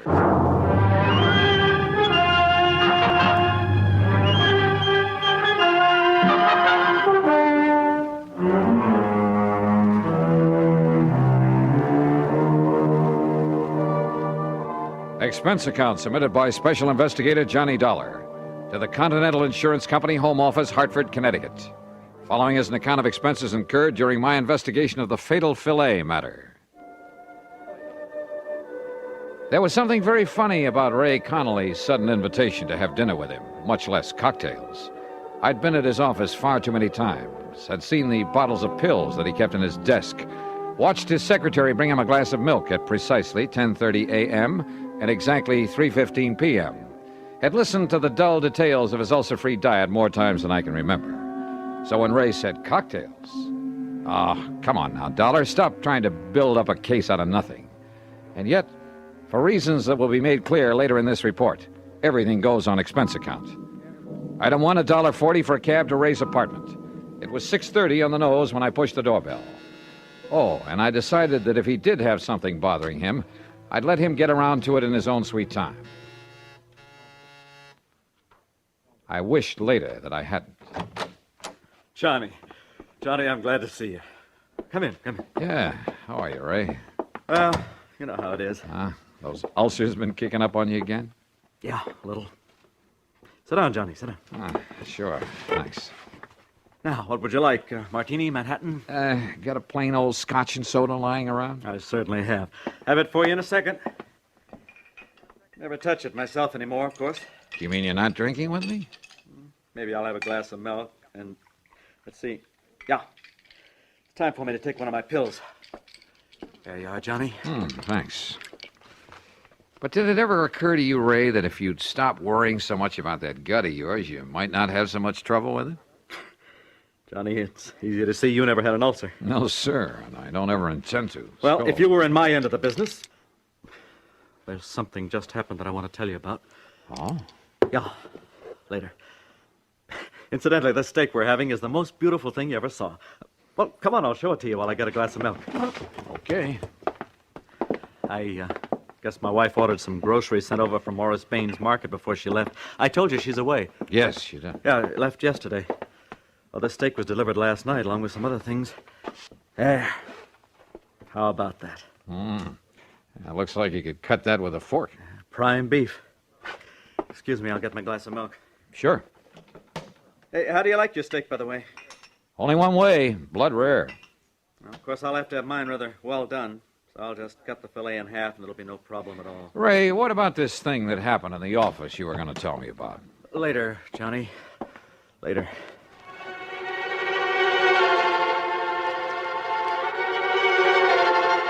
Again, looking back, I wished that I'd pressed the point, but I didn't. Instead, I had another drink, watched him sip his glass of milk, listened to him complain some more about his pet ulcer, and then, finally, we sat down to dinner. There we are. Isn't that the most beautiful steak you ever saw? Oh, no. Huh?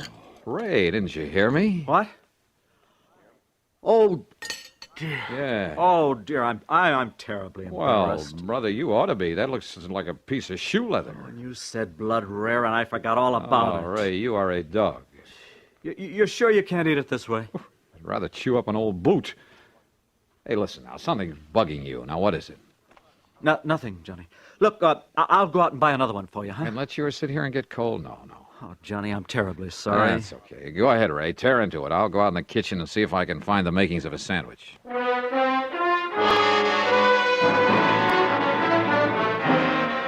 I could have killed him, overcooking a perfectly good steak that way. But instead, I made myself a sandwich and stuck around. Because I knew that sooner or later he'd tell me his real purpose in having me come over. And later he did. At least he started to. We had washed the dishes, then gone back into the living room. I had settled down with a third cup of coffee and a cigarette, and he was sipping at another glass of milk. It's just that I don't like being threatened, Johnny. Threatened? Heaven knows I have enough trouble keeping this ulcer under control with just the daily run of problems I have to face at the office. Oh, what do you mean by you know, people demanding more from their insurance than they deserve. People filing claims when they aren't entitled to any insurance at all, and then trying to... Oh! What? Nothing, Johnny. I just... I'll be all right.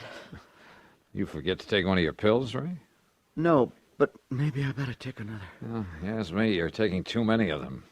But what was this talk about being threatened? Well, Johnny, this fella by the name of... Oh, no. Ray. Johnny! Ray, what's the matter? This pain in my stomach, it's killing me. Easy now. Here, let me get you on the sofa. Oh, medicine, quick, please. There you are. Now, what medicine? Anything to stop this, Johnny. I grabbed the telephone and called Dr. Ramsey. But because of a traffic tie-up, it was nearly half an hour before he got there. Meantime, Ray lay on the sofa getting paler and paler until he was white as a sheet. The doctor, completely familiar with Ray's ulcer problem, did what he could. But after 45 minutes, realized things were getting beyond his control, so he called an ambulance. Another half hour. And yeah, by the time they got him to the hospital, in spite of injections and oxygen along the way, Ray Connolly was dead. Act two of yours truly, Johnny Dollar, in a moment. Tibet in the news. Who's an expert on Tibetan affairs? Who was the personal guest of the Dalai Lama in happier times at the top of the world? Why, Lowell Thomas, of course.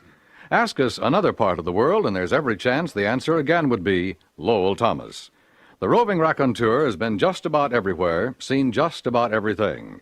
So when a story breaks, he has that extra edge of intimate first-hand experience to give extra dimension to his reporting. One of the most colorful men in the industry, one of the most striking different sounds on the CBS radio network is Lowell Thomas, heard every Monday through Friday evening with his fascinating reporting. Only a network could bring you a Lowell Thomas. Only the CBS radio network does. Remember, the keen mind and formidable experience of this noted world traveler, lecturer, raconteur, and CBS newsman is an exclusive with the affiliated stations of CBS Radio. Monday through Friday evenings, don't miss Lowell Thomas. And now, Act Two of yours truly, Johnny Dollar and the Fatal Filet Matter.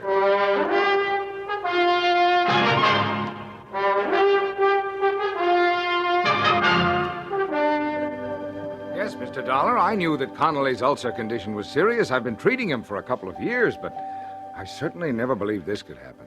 What it means is that he bled to death. Is that it, Doctor? Yes, internal hemorrhage. But of such intensity, I don't understand it. And yet, well, let's face it, Dollar, this sort of thing has happened before. Has happened before? Yes. Doctor, you may be right about that. Well, of course I am. But not in the way you think. I went back to Ray's apartment, let myself in with a key I'd filched out of his pocket, then went over every inch of the place. And I came up with nothing. Nothing, that is, until I went into the kitchen. There I saw for the second time the bag of groceries that his wife had had delivered from Baines Market, from which Ray had taken only one thing, so far as I knew: the steak he'd eaten that night. Yeah, and he had eaten every bit of it.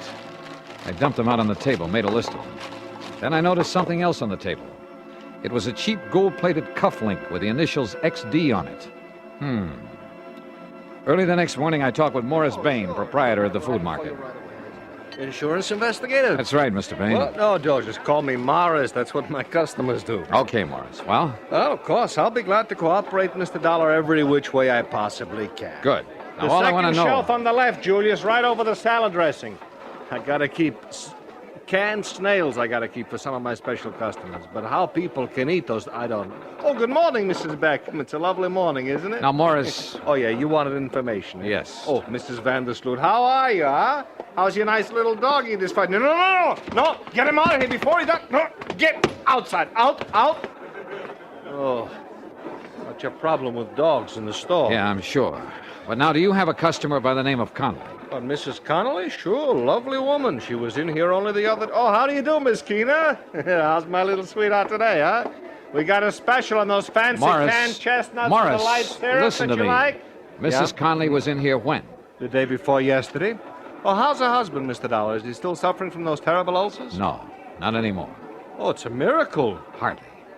The point is, she ordered some stuff from you. Yeah, that's right. We delivered it, too, day before yesterday. What? What did she order? Well, right here in the office, Mr. Dollar. I'll tell you exactly what went over there, but exactly. Good. You wanted breakfast cereals, madam, right there in the second aisle. Yeah, you're welcome. Now, right here in this pile of bills is the one for whatever the... here we are. Mrs. Ray Connolly. Good. Let me compare it with the list I have. Sure. Julius, take care of Mrs. Freeband there by the cheese. Such a time I have with her help. And such an exclusive clientele, you have no idea. Well, did you find what you're looking for? Yeah, everything checks, except for one thing, the steak you delivered.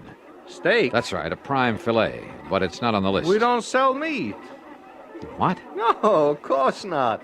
Sadie, double-check the Hathaway order. Somebody made a mistake last week. Wait a minute. That's a good... You're sure your delivery boy didn't take a steak to the Connollys? How could he? Oh, fine.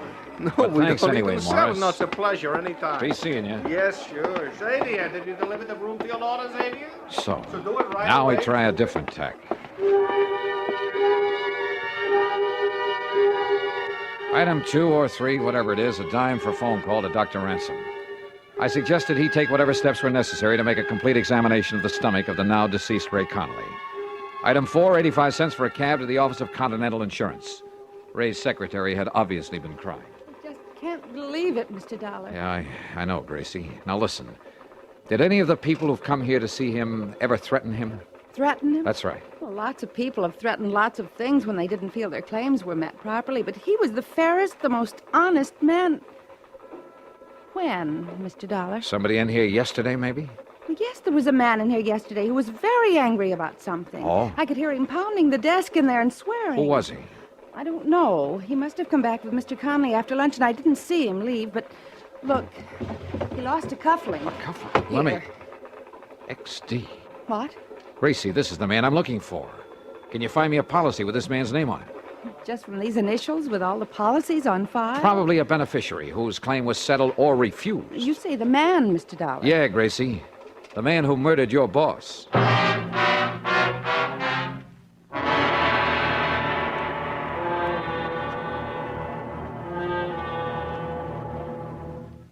Act 3 of yours truly, Johnny Dollar, in a moment. Be sociable, look smart, keep up to date with Pepsi, drink light, refreshing Pepsi, stay young and fair and debonair, be sociable, have a Pepsi. When friends drop in, let your hospitality show you're sociable in the modern manner. Pepsi, you know, is the favorite of the smart and young at heart. Be sociable, look smart, keep up to date with Pepsi, drink light, refreshing Pepsi, stay young and fair and debonair, be sociable, have a Pepsi. Have you tried a Pepsi lately? And now, Act 3 of yours truly, Johnny Dollar. Expense account item 5, another dime for another call to Dr. Ransom. Yes, the autopsy had been made. And yes, they had found enough ground glass in the stomach of Ray Connolly to kill 3 men. That's why Ray, with his ulcer condition, had gone so fast. While he was with you, Johnny, the police would like very much to talk to you. Well, certainly they don't think I did it. Well, of course not. At least, Yeah? Well, Well, after all, you were with him at the time when he ate that filet. Okay, Doc. I'll get in touch with him. Item 6, 10 cents for another call to Ray's secretary at Continental Insurance. Yes, Mr. Dollar, I have. Nice going, Grace. What's his name? Xavier Donato. The folder was still at Mr. Conley's desk. Donato. And the address? 13425 Sunset. Sunset. Got it. And listen, the reason he was angry with Mr. Conley... Yeah? He was named as beneficiary of his father's life insurance policy. Yeah? But his father just committed suicide. You see what I mean? Yeah. Donato couldn't collect. Yes. I mean, no, he couldn't. So... Gracie, you're a doll. Item 7, $2.50 for a taxi to the address far out on Sunset Avenue. It turned out to be an old ramshackle rooming house in a pretty lousy neighborhood. Sure, look for yourself, but I tell you, he ain't here anymore. When did he leave? Yesterday morning, bag and baggage. There you are, see for yourself. Now, don't tell me he's still living here. Well, I can't say that I blame him. What's that? Have you any idea where he might have gone? If I did, I'd send the cops to get the rent he owes me. The cops will want him for a lot more than your rent, lady. Yeah? What's more than that? Murder. Item 8, another phone call to police headquarters. I talked with Sergeant Jimmy Maxwell in homicide. Only I listened more than I talked. Cufflinks, huh? With the initials XD on them? That's right. What's the idea of not telling us before? As if you didn't know it, that's withholding evidence. And in a murder case... Hey, look, that's another thing, Dollar. If you suspected murder, why didn't you call us in instead of having that doctor order the autopsy? You trying to hide something? Are you kidding? Where are you, anyway? We've been combing the city for you. As if you didn't know it, you got a little explaining to do down look. here. And listen, who do those initials XD stand for? Well, if you let me get a word in edgewise, I might tell you. Well? The D stands for Donato. The X for Xavier. Xavier? What kind of a name is that? Xavier, if you want to say it that way.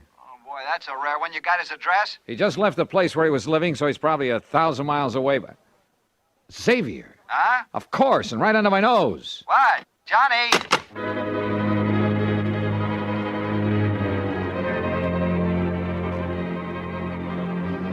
Maybe I should have told him more, everything I knew. But I didn't want to have to wait for the police or anybody else. Ray had been a friend of mine, and to bring his killer to justice was all I cared about. As for that name, Xavier, of course I'd heard it, only a few hours before. And for some stupid reason, it had never occurred to me that it began with the letter X. Item 9, $1.50 for another taxi. This time to the... Yeah, you guessed it. Excuse me, please. Julius, Pardon me, will you how many please, madam? times do I gotta tell you? You pack the vegetables on top. Morris. The goes in the bottom, huh? Morris, come over here. Mr. Dollar. Back so soon already? Now listen, when I left you early this morning, Yeah? just as I was leaving, I heard you call somebody by the name of Xavier. Yeah, you mean that slowpoke, huh? That dumb, stupid... All right, is he lazy- still here? What's his Yeah. last name? His last name? Yeah, what is it? Well, his last name, it's... Sadie, how many times I gotta tell you when a customer's got a complaint? Well, this one has. What? No, Xavier. listen, Mr. Dollar. Xavier. Mr. Dollar. Xavier Donato. You looking for me, mister? You're Xavier Donato? Yeah. What do you want? I just want to show you a couple of cufflinks. Here. Are these yours? Yeah, mine. Then don't try to pull a gun. Me? I got no gun, mister. I found one of these in Ray Connolly's office. Sure. I got mad. I slam bang on the desk at him. I found the other one at his apartment, where you delivered that steak to him. That steak full of ground glass. Where'd you get that steak? Wilson's Prime Market along the way to his place. Then you put in the glass and took it up to him. Yeah. That was pretty good, huh? Say, you from the cops? You expecting the cops? I don't know. But you didn't run. You didn't leave town. Sure. Because I'm smart. You leave town, they know you done it. They chase you, they catch you. And honest, I didn't know it was going to kill him. You know it now. But I had to get even. You know, because he wouldn't give me that insurance because my old man killed himself. So did my grandpop and his old man. Just because they didn't get something they want. You mean they all committed suicide? Sure. Because it was all, you know, off in the head. But not me. You understand? Because I'm smart. Somebody does something against me, like that insurance, well, I get even with them. You understand? I don't go kill myself. I get even with them. And you think they're going to find out? No. You think they're ever going to catch me? What do you think? Oh. You did, didn't you? Yeah. Gee. I guess you're even Smarter than I am, mister. Yeah. Come on, Savior.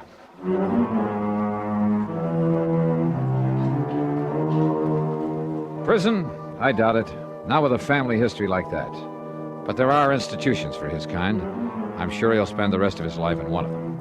And maybe, by studying his case, the doctors, the psychologists can learn more about helping such people before they go off the deep end.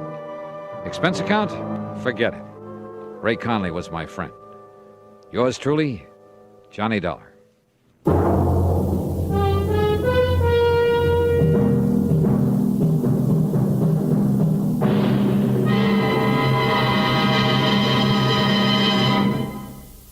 Our star will return in just a moment. A good college education has a lot to do with your future. Whether you're a student, a parent, a college alumnus, a prospective employer, or just an average citizen, you have a stake in the future health of our colleges. The future security and well-being of our nation depends on them. Now is the time to help by contributing to the college of your choice. Just as our elementary and high schools have become overcrowded, so now our colleges are threatened by the increased school population. Funds must be forthcoming now to expand college facilities and hire more professors. Otherwise, our colleges will be unable to handle the millions of future students seeking entrance.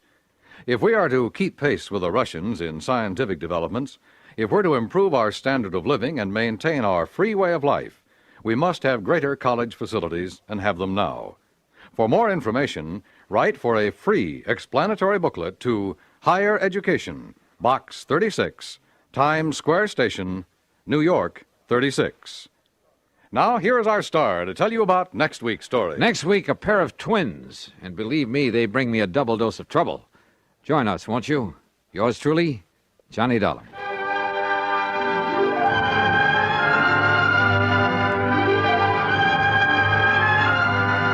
Yours truly, Johnny Dollar, starring Bob Bailey, originates in Hollywood and is written, produced, and directed by Jack Johnstone.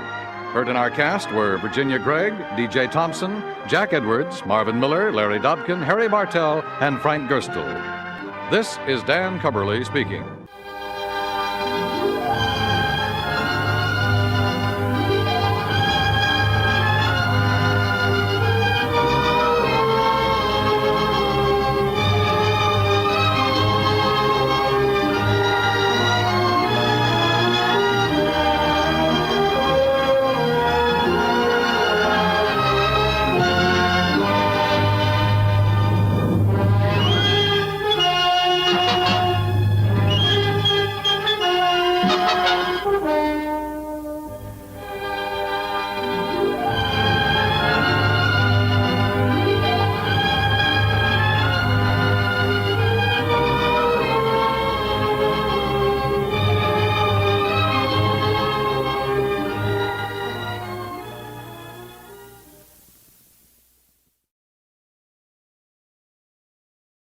Johnny Dollar. Up and at him, Johnny. Huh? Who's that? Bert McGraw. Oh, hi, Bert. What's on your mind? Haley's Comet. What? Harry Haley, pitcher for the Spartans. They call his fastball Haley's Comet. Oh, yeah, sure. Great guy. Reminded me of a cross between Schoolboy Rowe and Bob Feller.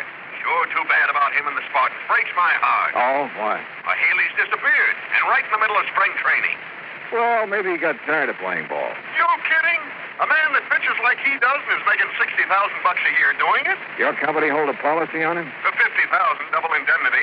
But that's incidental. The Spartans don't stand a chance this year without Haley. You're wrong, Bert. Huh? What about? That policy. $100,000's never incidental.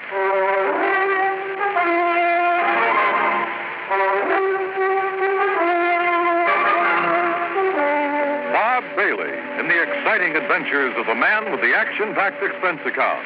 America's fabulous freelance insurance investigator. Yours truly, Johnny Dollar. And now, Act One of yours truly, Johnny Dollar.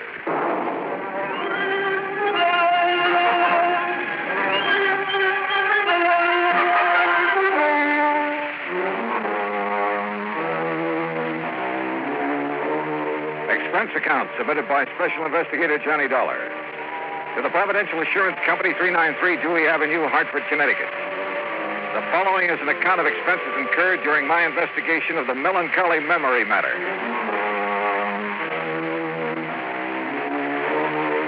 Expense account item 1, $1.20, taxi from my apartment to Bert McGraw's office. Bert's a large man with a voice to match. Before becoming an insurance agent, he played ball with the Bush Leagues and eventually spent a year with the Spartans. He'd never forgotten it. Come in, Johnny. Sit down, sit down. Thanks. Sure didn't take you long to get here. No reason why it should. But That's why I called you, boy. Always on the ball. Yes, sir, I said to myself, if anyone can get in there and pitch, it's Johnny Dollar. A man with a real batting average. And just what the job needs. Yeah, sure. So what's the catch? Find Haley, that's what. Find Haley, dead or alive. Only I sure hope it's alive. Dead, he wouldn't be much good to the Spartans. Or your company, who'd have to pay out at least $50,000, huh? Or have you forgotten about that? Oh, good gravy. No, I'm a company man first, last, and always. In fact, I'm the bird who sold Haley that policy. When was that? About 6 months ago. The day me and the boys at the Lions gave him a testimonial dinner. Who's the beneficiary? Well, the original beneficiary was Haley's sister. Her name's Mildred Womack. Lives in Omaha. Oh, did Haley change the beneficiary? Yeah. Who figures to collect now? His wife. Her name. Wife? Papers didn't say anything about him being married. I know. Well, it happened recently? Since he's been in Tucson for spring training with the rest of the team. Oh, well, maybe he's on his honeymoon. Not Haley. Why not? Because, like I said, the team's been in spring training. Last week, they started playing exhibition games. Haley wouldn't miss those for anything in the world. And according to Slats Lewis, he's the Spartan manager, Haley was going to stand up against the Redlegs last Wednesday. But nobody's seen him since Tuesday night. Almost a week. Yeah, sure is. But it's still no sign he isn't taking a little vacation. Oh, Johnny, come on. This man's an athlete. A precision machine built to pitch baseballs. Did you know he started playing when he was 8 years old? Loves the game, huh? Yes, sir. And he doesn't think of anything, ever, except playing it. Oh, I wouldn't say that. Hmm? He got married, didn't he? Oh, well, you know what I mean. Okay, Bert. Well, what do you got to go on? Well, maybe I got it right here. What's that? A telegram came in late yesterday. Here, read it. Feel sure my brother Harry Haley has been murdered. Please conduct thorough investigation before settling any claim on his estate. Signed, Mildred Womack. Where did you say she was? Well, she lives in Omaha, but that wire came from Tucson. You have her address out there? Yeah. I'd better have a talk with her. That's the way I'd play it. And, Johnny, yeah? Me and the Spartans, and, of course, the company are counting on you. You get a hit, okay? Coach, I'll do my best.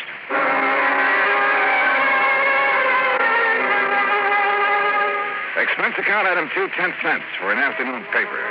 It contained a follow-up story on Haley's disappearance with a quote from his sister Mildred. But again, there was no mention of Haley's wife. Item 3, $148 air travel to Tucson and cab fare to the Westerner Hotel.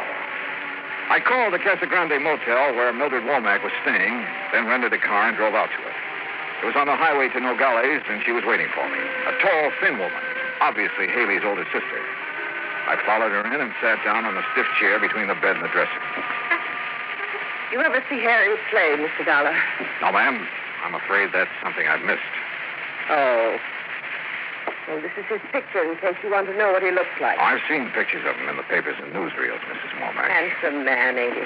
And famous. Too famous. All that publicity about his new contract, that's what started the trouble. How do you mean? If he'd never reached the big leagues, he'd be alive today. Do you really believe he's dead? Of course I do.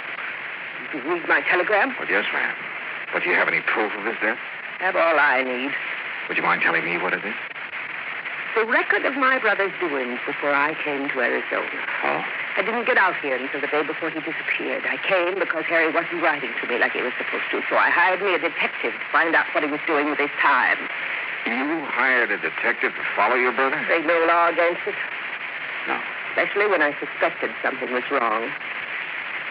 Yeah, I've had to watch out for Harry since our pa died 12 years ago. How old is your brother? 25. That's physically. But he's still a baby. Mrs. Womack, about this proof you have. I'll get to it. See, before Harry signed up with the Spartans, he never had nothing. And after last year, well, now they're paying him a heap of money. Naturally, a man like him, simple and all, why, he was just like a ripe melon waiting for some little chippy to come along and pick him off the vine, which is just what happened. Then you know he's married. Of course I know, but I wouldn't have known if it hadn't been for that detective, Mr. Oglethorpe. You know why he kept his marriage a secret? Sure. Same reason I've tried to keep it one. What's that? Well, now, would you have gone around broadcasting it if you'd woke up some morning and found yourself hitched to a person called Juanita Torres? I don't know.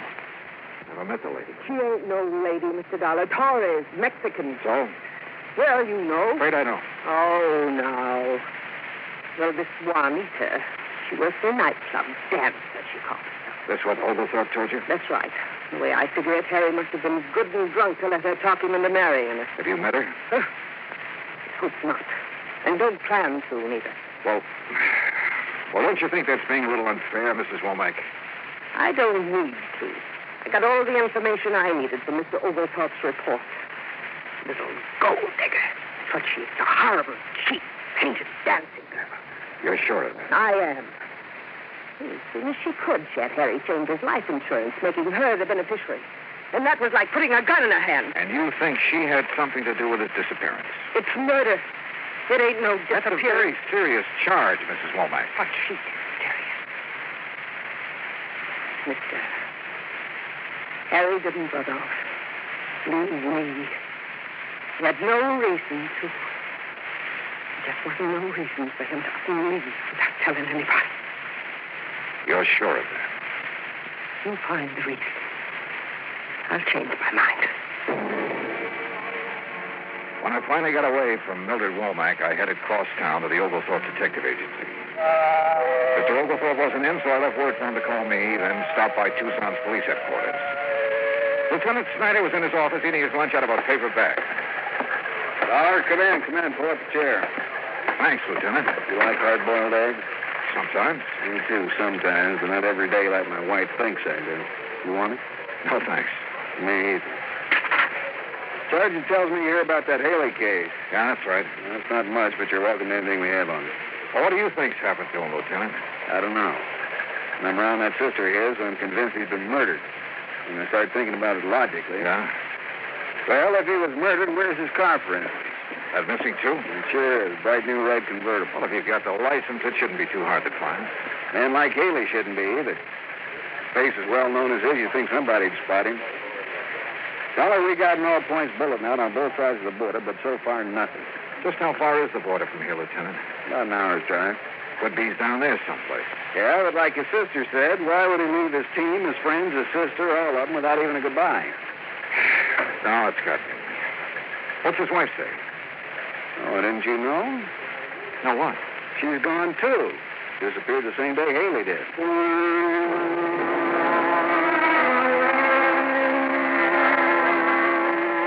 The Spartans were playing an exhibition game that afternoon, so after telling Lieutenant Snyder where I was staying and asking him to call me if anything broke, I drove out to the ballpark. You know, there's a saying in baseball, if anybody knows a pitcher, it's the man who catches for him. And the Spartan catcher was Crawfish Crawford. After the game, I sent word in to him. A few minutes later, was standing in the steam-filled locker room. I figured one of you insurance men would be showing up. You knew about his policy, huh, Crawford? Crawfish will do. Yeah, every man on the team knew about it. We've been after him to get something like that. Start saving his money. Hand me that towel, will you? Yeah, sure. Thank you. Now, what was it you wanted for me to tell you? Anything you can about Haley's disappearance. Well, there ain't nothing much to tell. Well, did you see him at all the day he disappeared? Sure. He was my roommate. This was our second year together. A real nice boy. Picked up his clothes, showered every day, didn't snore. Are any of his clothes missing? No, nothing. He even left his razor and toothbrush behind him. What about his wife? Why? Oh, now don't tell me you didn't know he was married. Well? Wasn't much he didn't tell me. But when he'd tell me something he didn't want talked about, I always told him I wouldn't open my mouth to nobody. Don't figure on doing it now. But it's no secret. The afternoon papers are playing his marriage up big. Well, then I reckon it's all right. What sort of a girl was, or is she? I only saw her one time. Reckon she seemed nice enough, but you can never tell about a woman. Boy, I remember one time down Beaumont, Texas, there was this gal, and she looked so sweet, but what she done to me, ooh-wee. Yeah, well, let's get back to Haley. How is he doing this year? Well, it was off, way off. But being in love like he was, well, that can hurt any man's control. Are you sure being in love was the only thing bothering him? I don't know what else could have been. But if I think of something, I'll let you know. Okay, Crawfish. I couldn't make up my mind about Crawfish. I didn't know if he'd held out on me or if he just didn't have any information that would help me find Haley. I drove back to my hotel, put the car in the parking lot, and then started across the lobby when somebody called to me. Hey, Dollar! Johnny Dollar! Ah, yeah? Oh, Lieutenant Snyder. Took a chance on your being here. I received a call from the Nogales police this afternoon. They find Haley? No. It looks like his sister's been right all along. How so? Mexican Highway Patrol found his car abandoned about 30 miles below Nogales. Well, that doesn't mean he's been killed. No, but there's something else that does. What? There was dried blood on the front seat.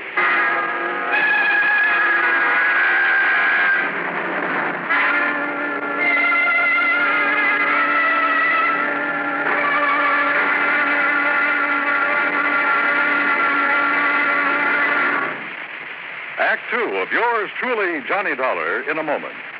Our flag now numbers 50 stars. And behind each star, there stands yet another flag representing one of the 50 states. Vermont's state flag, in its early form, imitated our national flag, uniquely bearing 17 stripes and 17 stars, with only the inscribed word Vermont to distinguish it.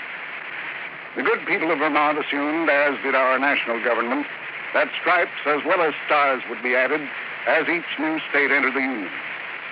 Vermont entered the Union after Tennessee and Ohio, and with Kentucky to join shortly, the Vermonters naturally put 17 stripes on their flag. In 1818, the United States Congress put a stop to this.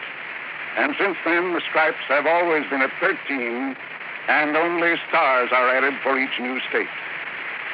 Vermont's present flag captures the famous beauty of the Green Mountain State in its coat of arms, and inscribed is the phrase, Vermont, freedom and unity. Vermont's state flag, the flag of the 14th state to enter the Union, was adopted on April 26, 1923. Now, Act two of yours truly, Johnny Dollar, and the Melancholy Memory Matter. After Lieutenant Snyder told me about the Mexican police finding Haley's car abandoned below the border, I asked if he was going down there. He said it was out of his jurisdiction, and besides, he felt the Mexican police could do as well as he could. Snyder left, and I crossed to the desk to pick up my key and messages. There was one from the Oglethorpe Detective Agency. Upstairs, I called their number. Oglethorpe speaking. Oh, Mr. Oglethorpe, this is Johnny Dollar. Oh, yes, Dollar. I'm sorry I missed you this morning. Well, it wasn't important. I just wanted to ask you a couple of questions. About Haley? About Mrs. Haley. Oh? What kind of question? Well, what kind of person is she? How do you mean? Do you think she married Haley for his money? I don't think nothing. I don't get paid for thinking. Just for reporting what I see. Well, what have you heard about her? You've been in the place where she worked, haven't you? Why, sure, but like with everybody, some folks liked her, some didn't. Look at your Dollar. You want me to do your job for you, fine, but you got to come up with some cash. I might, if you can answer this one. Try me. Where's she from? What's her hometown? Easy. A place called Magdalena. About 50 miles below the Mex border. Things were beginning to add up, but the total didn't look too good for Haley, or for his wife either. And as much as I hated believing it, it did look as if Haley's sister, Mildred Womack, was right when she said the Mexican girl her brother had married was responsible for his disappearance. I called down for a drink and was getting ready to take a shower when somebody pounded on the door. Yeah, come in. It's unlocked. Just put it on. Oh, crawfish. Yeah. Oh, come in. Sit down. No, I can't stay long. I'm going out to eat with the rest of the gang. Well? Well, I've been thinking, and I figure you might be able to make something out of this. Out of what? I'm breaking my promise to Harry by telling you. Go on. Well, he's been going to a doctor here. Oh? I ain't gonna tell you no more than that. Oh, come on now. At least give me the doctor's name. It's Wolf with an E. Wait a minute. Wolf with an E. are you doing? Looking it up in the phone book. Well, you can't call tonight. It's after office hours. I'm just curious to see if there is such a doctor. What's the matter? Don't you trust me? Yeah. Yeah, I trust you, Crawfish. Is it here? Let's see. Yeah, Dr. George M. Wolf, specializing. Yeah. Yeah, I see it. Thanks, Crawfish. You've given me the one thing I had to know. By the time I had the car checked over and filled with gas, it was about 8:30. The sign over the office of Casa Grande Motel served to light the whole court. Mrs. Womack's bungalow was dark, but I knocked on the door anyway. Yes? Who is it? Johnny Dollar. Mrs. Womack. I'm sorry if I woke you up this You didn't. I've been sitting thinking about Harry. Lieutenant Snyder told me they found his car. There's blood on the seat. It's like I knew all along. Mrs. Womack, I wouldn't give up hope if I were you. I gave up hope when I heard he'd married that girl. And if I ever get my hands on her... Do you remember telling me this morning that if I could find a reason for Harry wanting to get away from everyone, to disappear, you'd change your mind about his wife? I remember. Well, I have that reason. What is it? I'll tell you late tomorrow afternoon. Tomorrow afternoon? Yes, ma'am. Provided you'll be ready to leave here with me at 8 in the morning. Leave for where? A little town south of the border. It's called Magdalena.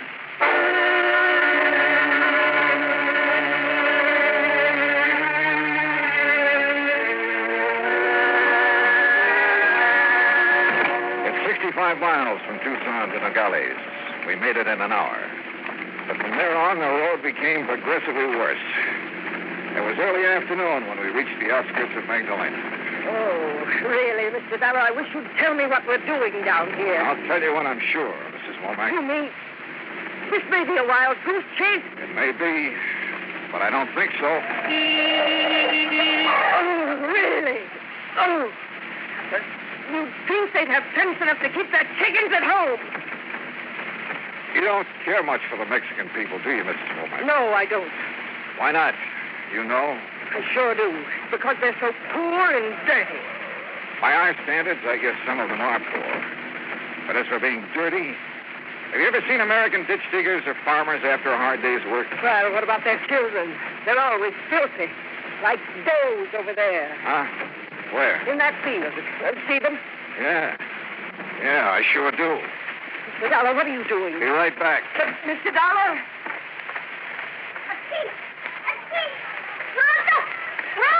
Hey, Sonny. Sonny. Machado. Come over here a minute.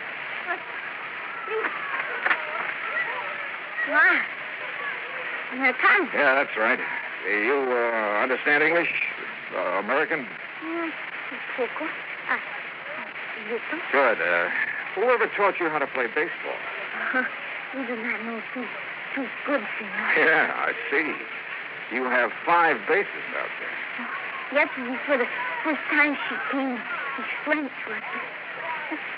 I'm sure there's 5 bases. No? No. Oh, it does not matter, senor. We are grateful for what she gives to us for the, how do you say it? Home run! The bat. See, the bat. And the guante. The glove. Well, who is this lady? What's her name? Torres, senor. What? Senorita Juanita Torres. Do you know where she lives? Oh, see. In the home of her father. You want me to show the way? Yes, son. That'd be fine.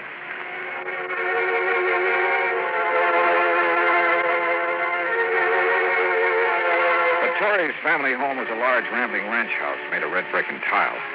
I parked the car near the front door and we got out. I still hadn't told Mildred Womack why we were there. I only told her whose house it was. A servant escorted us into the living room, then left us alone. Really?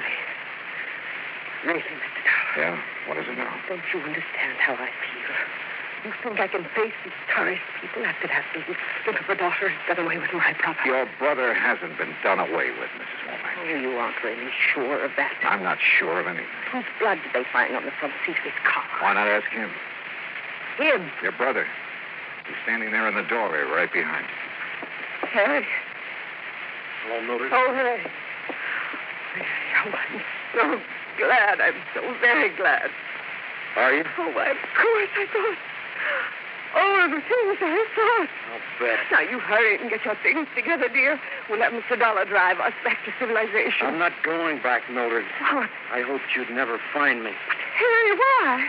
Oh, I've been so worried about you. I wanted to get away from you for good, Mildred. What? I'll never forget the things you said to me about Juanita. Oh, Harry, after all... They made me sick, you hear? You know what she did, mister? She invited me over to dinner, not me and my wife, just me. Last Tuesday night. Yeah. And when I got there, and I should have known what she had in the back of her mind, she tried everything she could to get me to leave Juanita, including calling me names and telling me what a dirty, sneaking detective had found out about Juanita. It was all true. Even if it was true, who cares what she did before we were married or what I did? Harry, you shouldn't talk to me like this after all the things I've done for you. Oh, now, I've taken care of don't you. give me that routine, Mildred. I'm sick of it.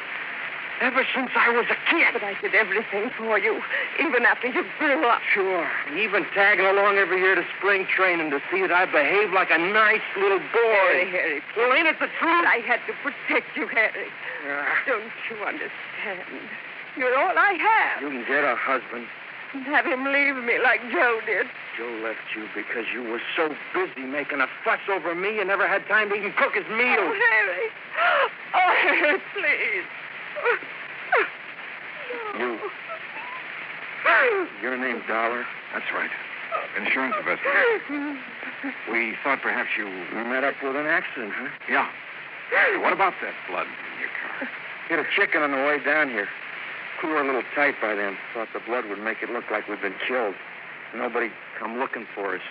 Why didn't you take your clothes? 2 reasons. When we left Tucson that night, we hadn't planned on disappearing. What's the other one? Mildred bought most of them. Oh, Harry, don't hurt me, please. I couldn't stand it if I thought you would. Get out of here, Dollar. No, I won't leave. Go on back to Omaha, Mildred. Back to your roses and your cat. I never want to see you again.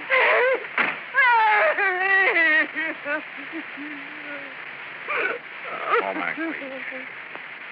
I guess we better. Mr. Dollar, have I been wrong all this time? Selfish.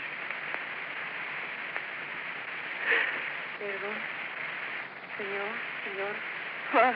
Yes? Senora, I am Juanita Torres Haley. You I know how you must feel about me, Senora, but please, I cannot help it if I love your brother. You really love him. Even as you do. More. And you must not feel too bad, too angry for what he has said. He is not well. He is not well. I do not know all of it, but he has had very bad news from the doctor in Tucson. Oh, no. He's very upset. I'm sure he will forgive you when he is better. When there is better news. Thank you. Thank you for telling me. Juanita? Juanita! Come in, querido. And he was my sister.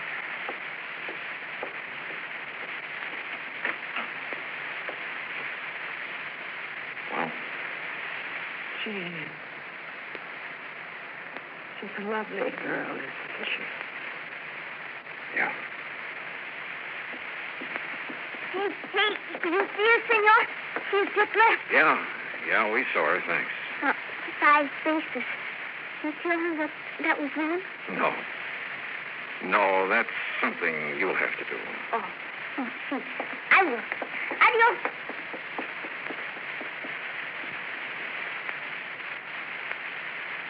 Mr. Dollar.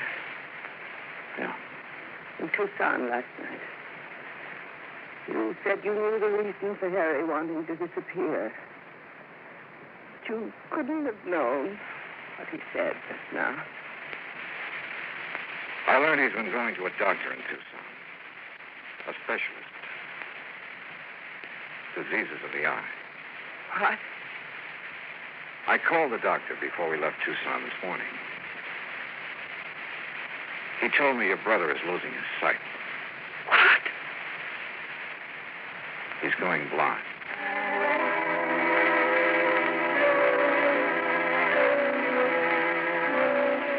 Some people you just can't figure.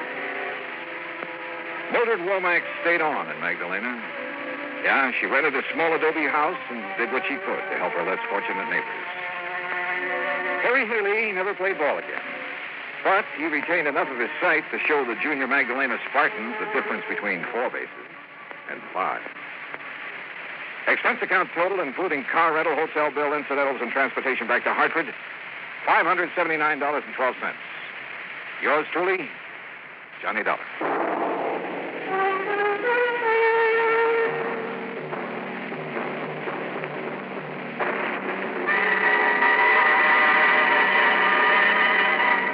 Now, here is our star to tell you about next week's story. Next week, 3 of the most unforgettable characters I've ever met. And believe it or not, a case that solves itself. Join us, won't you? Yours truly, Johnny Dollar.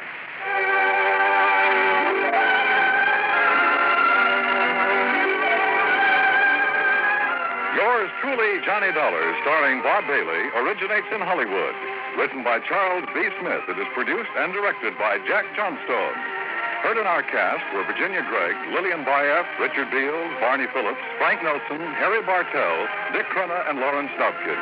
Musical supervision is by Amerigo Marino. Be sure to join us next week, same time and station, for another exciting story of yours truly, Johnny Dollar. This is Dan Coverly speaking. From Hollywood, it's time now for... Johnny Dollar. Howdy, Mr. Dollar. My name is Jake Denham. I own a cattle ranch out here in Craig, Colorado. How'd you like to come out here and see me? Colorado? That's right. I have a policy with one of your companies, Tri-Western, office over in Denver. Well, what seems to be the trouble, Mr. Denham? Trouble? Oh, nothing like that. Not at all. Then why have you called me? Well, you see, the brand I use in my beef cattle is a Lazy JD. Yeah, you said your name is Jake Denham. That's right. But JD is your initials, too. Oh, yeah. Yeah. And the lazy part fits me to a T. But now, why have you called me? Well, you see, I listen to your radio program every week. All those insurance cases you handle all over the country. Glad to hear it. And I thought the Lazy JD being your initials, too, and all the local color out here, and, well, maybe you'd like to come and get some local atmosphere for one of your stories. Oh, now, wait a minute, Mr. Denham. If you have some insurance matter you'd like me to investigate... Well, no. I told you why I thought you ought to come. So can you, right away? You sure there's nothing wrong out there? No, like I said, a lot of local color. Nice place to stay here at the ranch. How about it? Well, I've a couple of days' work on some reports to finish up. Then right after that, huh? Well... Good. I'll be waiting for you. Goodbye. Look. And everything's really okay, huh? Goodbye. Mr. Denham, I think you're lying through your teeth.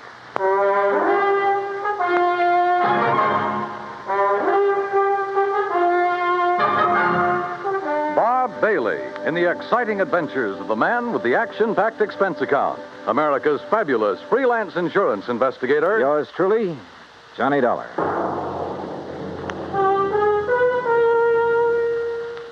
And now, Act One of yours truly, Johnny Dollar.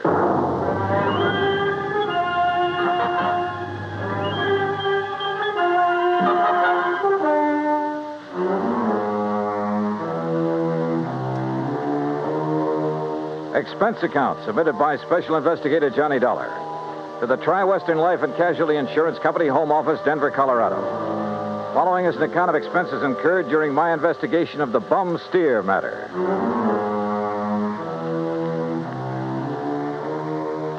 Expense account item 1, 370, long-distance call to Hal Versky, my contact at Tri-Western in Denver.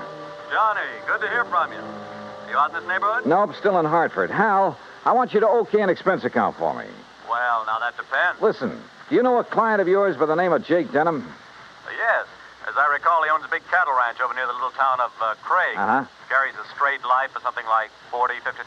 Well, look, I got a phone call from him begging me to come out there and see him. Oh? Something wrong? He says not, but I don't believe him. Well, have you any reason to think something is wrong? Well, only the half-baked excuse he gave me for wanting to see me. Look, Hal, I realize this is just a hunch, but... Certainly sounds like it to me. But my hunches have saved your company a lot of dough on occasion. So how about it? Okay. Put it this way. If you run into something out there and clear it up, we'll pay the freight.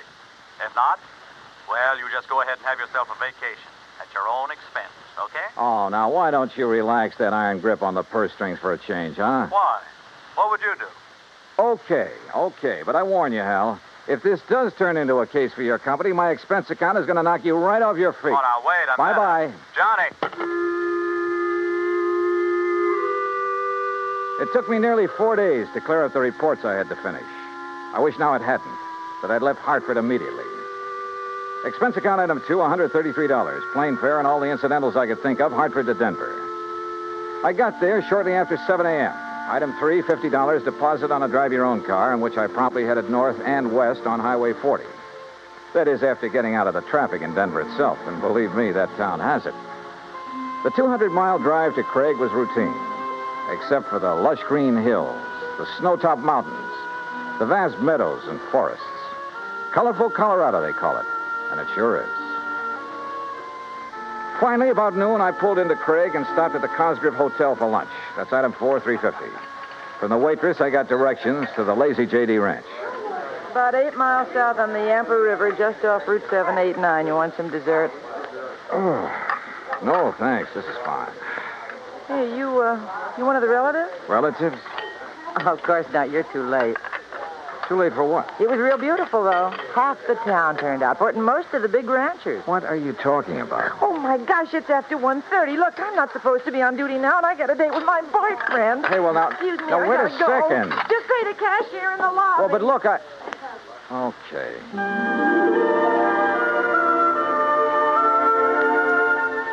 I paid my check to the cashier, went out to my car, climbed in, and headed for the Lazy JD. There must have been several thousand acres to the ranch, all rich, green, healthy-looking pasture land, and Lord knows how many head of beef cattle. The main ranch house was a rather small but well-kept affair near the gate to the road from the highway.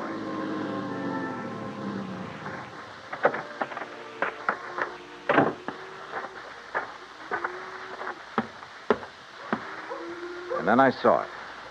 A long piece of black crepe hanging on the doorframe.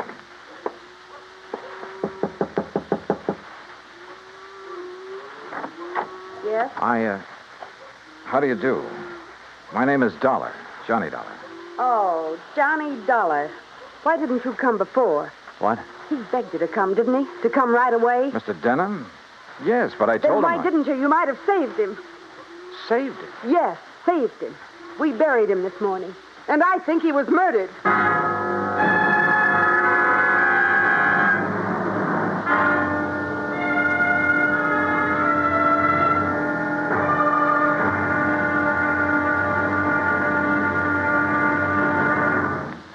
Act 2 of yours truly, Johnny Dollar, in a moment. The American writer Christopher Morley once wrote, "When you sell a man a book, you don't sell him just 12 ounces of paper, ink, and glue. You sell him a whole new way of life," unquote. Now, that goes double when you give, not sell, a book. But the gift of 550 books to little children increases the legacy tenfold. Near the end of 1960, the employees of the Chase Manhattan Bank started a people-to-people program with such a gift to school children of a town in Tanganyika. That's on the southeast coast of Africa. To give you an idea how the books were received by the children, let me first quote from Francis Bacon. He's an English writer of a few centuries back. He said, "Some books are to be tasted, others to be swallowed, and some few to be chewed and digested." In the past, children in Tanganyika may have done a little tasting and chewing and a little swallowing and digesting. But there's one certain thing. They wound up devouring the books they received from the United States. And they did so much of it that they, the ones in high school anyway, were able to reach the level of English children their age and pass the exams at the same time. That takes a lot of book learning, as they say. Now, the gift of these books from the United States of America may have seemed a small thing to the senders, but the boys in Tanganyika who received them know that they've opened a whole new way of life. They've greatly increased understanding in the classroom of freedom, the right of all men everywhere. And now, Act Two of yours truly, Johnny Dollar and the Bum Steer Matter. The tall, beautiful girl standing in the doorway of the ranch house at the Lazy J.D. outside of Craig, Colorado, was dressed in black. The red about her eyes showed that she'd been crying. But there were no tears in them now. Jake Denham was my father, Mr. Dollar. I'm Virginia. And you think he was murdered? Why do you think he called and begged you to come out here? Any idea who might have done it? Yes, Big Mike Craven. Who's he? He owns the Sea Lucky Star and wants to own every other ranch around here, and he will unless somebody stops him. How did your father die? Anthrax. That's what they said it was. I thought that was a disease of cattle. People, too, if they get infected from the cattle. And that's what happened to your father? That's what they say, but there's no anthrax around here. Our ranch is clean. Look, let's go inside and sit down and talk about this. Sure, I'll talk about it. If only somebody will listen. In here, John. Oh, thanks. Are you, all alone? Now that Dad's gone, he and I ran the ranch. Now it's up to me. Sit down. Thank you. Virginia, were you trying to tell me out there that you think somebody tried to infect your herd with anthrax? What would you think? Who was your father's doctor? Dr. Regis Ross from in town. Who are you? Well, my name is Dollar, insurance investigator. Say, you fellows act pretty fast, don't you? Sometimes. Feeling all right now, honey? I guess so. I told the hands that you're in full charge now. They'll take their orders from you. Or from me. Or from... Sure. Sure, I guess that's best. Thank you, Pete. They might as well get used to it, because after we're married... Look, honey, why wait any longer? I know this is a bad time to talk about yes, it, but Pete. I also know, and you know, that this is no time for you to try to go it alone. But what about your medical school? I'll give it up. This is a lot more important than... Well, you're a lot more important. Oh, look, Jenny, you stalled me for a long, long time. I know, Pete, because Don't you see I can run this ranch alone? No. You need me, honey. And I'm here to help you. Do you know how Dad felt? Sure. That all I wanted was this ranch. The same as he felt about anybody else who ever came here. Just who are you, Pete? This is Pete Kermer, Johnny. My fiancé, I guess. That's right. Didn't I see a Kermer ranch on the way out here, a small one? That's right. My pa's. He's Carl Kermer. Well, what do you think caused the death of Virginia's dad? Just what everybody says, Mr. Dollar. Galloping anthrax from that Hereford. Then why did he send for Mr. Dollar to come? I'm afraid we'll never know, honey. Well, I do. It's because he knew something was going to happen to him. Where is that steer now? Buried. On orders from the vet and the state inspector. Mr. Dollar. Yeah? You said investigator. Hadn't you better talk to Dr. Ross? Yeah, I guess so. Want to let me have his address? Sure. I'll write it down for you. And, while you're at it, tell me where I can find the veterinarian. And that state inspector, too. Huh? Sure. Why not? When I left them, a few minutes later, Pete was still making a quiet, but I must say effective pitch for Virginia's hand. Expense account item 5, 10 cents for a phone call to the state inspector. He told me he'd never seen the infected steer on the Lazy J.D., that he was confined to his bed at the time. I called the vet's office, and he was expected back shortly. So I sat around the hotel lobby and glanced over some magazines. And then, in one of them, I found an article that made my eyes fairly pop out of my head. Item 6, I called the vet again. He was in. You caught me just in time, Mr. Dollar. I was about to drive over to the Sea Lucky Star Ranch for dinner. Mike Craven and I are old friends. That's so? Yes, ever since we roomed together at college. Oh, I see. I understand you're the man who spotted the anthrax out at the Lazy J.D. Yes, sir, that's right. Just that one Hereford. How it ever got to him, I'll never know. The rest of that herd's absolutely clean. Got poor old Jake Denham, too. You think he became infected from that steer? Well, how else could it be? Galloping anthrax. Just like that. Doctor, where is that steer buried? Do you know? Yes, I had it buried myself. It's some miles out in the far corner of the Lazy JD property. Then phone the Sea Lucky Star and call off your dinner date. You and I are going out to take a look at that carcass. Oh, no, just a minute, young Investigator, did you say you are? That's right. Uh-huh. I suppose you have some authority. What I don't have, I can get. Tell me, Doctor, is there some reason why you don't want me to see the carcass of that steer? No. Well, let's go. Along the way, we picked up two fellows who were handy with pick and shovel. It was almost dark now, so I bought a couple of powerful flashlights at one of the local hardware stores. That's item 7925. It took a couple of hours for the two men to dig down to the carcass of the steer, but they finally exposed one flank of the unfortunate animal. Yeah, so you sure planted this critter deep, Doc. There's part of him.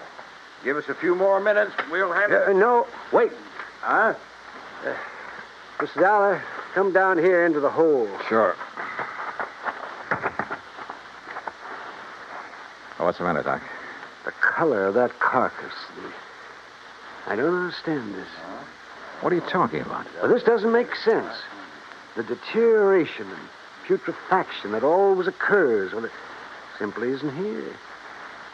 You mean it's possible it wasn't anthrax killed this steer?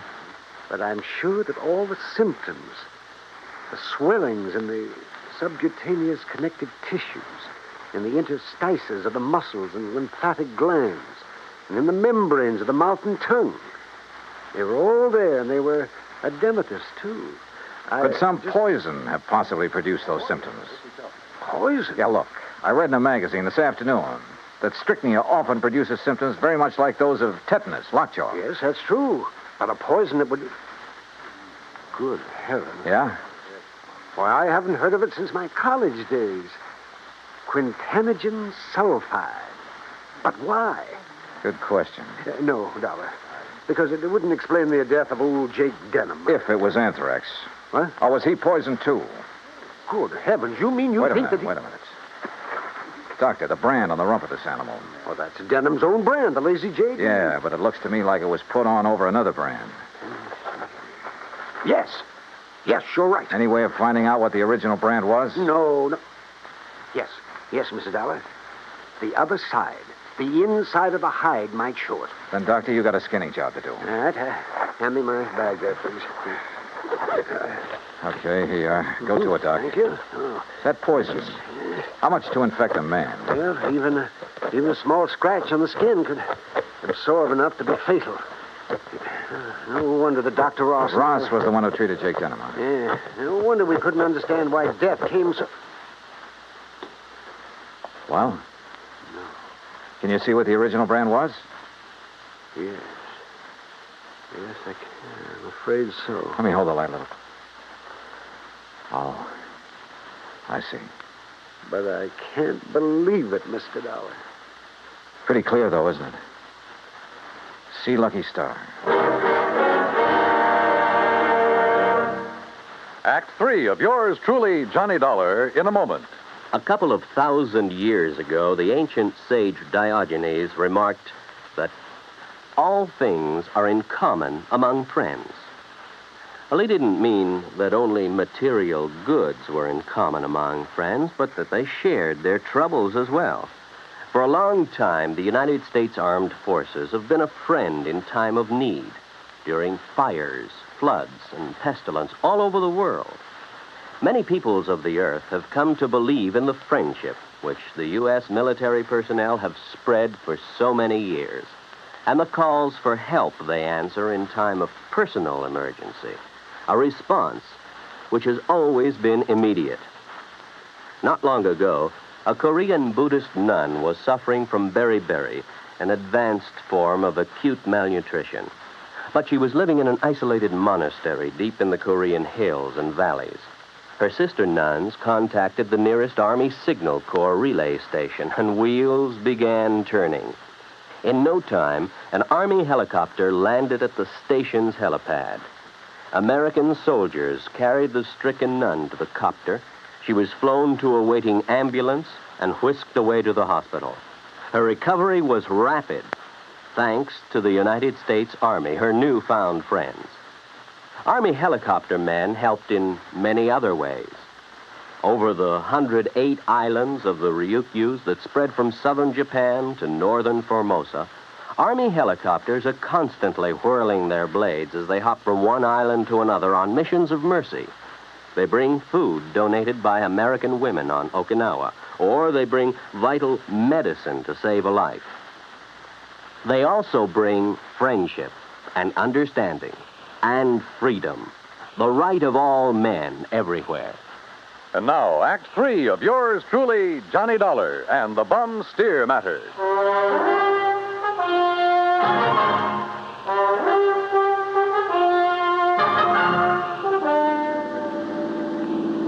Looks pretty bad, doesn't it, Mr. Dollar? Yeah, Doc. It looks as though this Hereford steer was brought over from the Sea Lucky Star, was rebranded with a lazy JD, was given the poison to make it look like it died of anthrax. Yeah, but Mike Craven, who owns the Sea Lucky Star, I know him, Dollar. I've known him ever since our college days. Medical college? Oh, no, just during the preparatory years.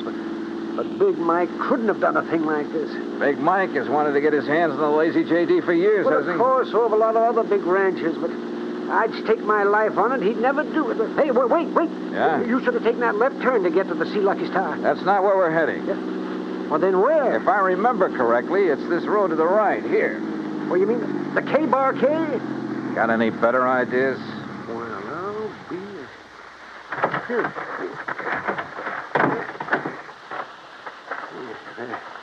The ranch house is dark. It won't be for long. Would you call this a good ranch, Doc? No, old Carl has been just a hanger-on. He hasn't made the place pay for quite some... What's going on out there? Who is it? Johnny Dollar, Pete. Oh? I want to talk to you.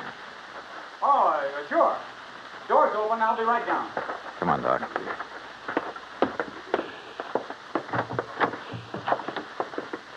Let's see if I can find the light switch. This flashlight will do. And we're going on upstairs. Huh? Wait down there. I'll be right down. We'll be right up. Well, now, wait a minute, if you don't mind. Wow. Nice place you have up here. Look, I asked you to wait down. Dr. Cummings. I'm sorry, Peter, but this... How'd you make out with Virginia Denham, Pete? Convince her to marry you? That's none of your business, Mr. Dollar. Now, just what do you want? Pretty nice ranch to get your hands on, that lazy JD. I beg your pardon. Combination bedroom and study, huh? As Virginia told you, I've been going to college. Yeah, medical school. Nice set of books you have here. Of course, I'll have to give that up now.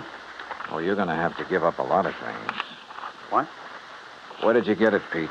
What was the name of that stuff, Doctor? Quintanogen sulfide. What do you know about... Well? I don't know what you're talking about. Then why the marker in this book on toxicology? Marker? That was a foolish thing to do, Pete. A dead giveaway. Yeah, I told you. I don't know what you're talking about. Yep, right here. Quintanogen sulfide. I never heard of it. You're lying, Pete. No. Giving it to that Hereford was probably a cinch. Listen, you... But how did you give it to Jake Denham? Dollar, that's something you'll never live to know. Oh, look, now wait a minute. Put the thing away. No. Now stand back. I said look out. You... Stop! Oh, thanks, Doc. I guess he'd forgotten all about you until you landed that chair on his head. Yes. Now, I suppose I'll have to patch this... patch him up a bit. Oh, absolutely. He'll have to look nice for the trial, won't he, Doc?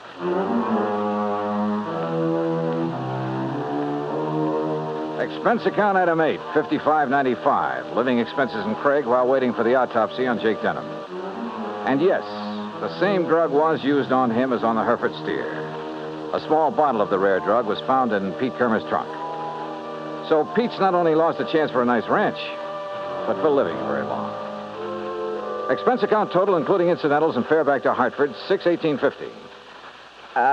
On second thought, how's about just sending that check to the community chest? Then I'll feel a little better about this case.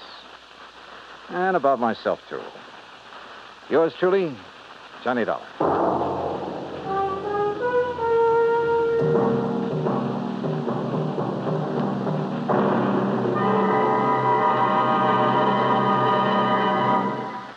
And now, here is our star to tell you about next week's story. Next week, an old ghost town out in Montana. But one of the ghosts carries a .38 Colt. Join us, won't you? Yours truly, Johnny Dollar.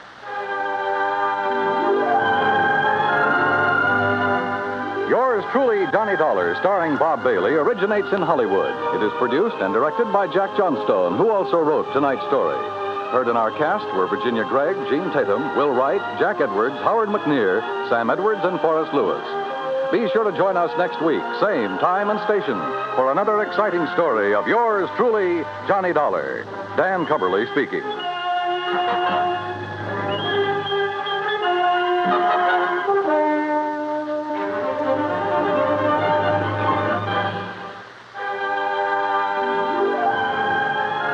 This is the United States Armed Forces Radio and Television Service.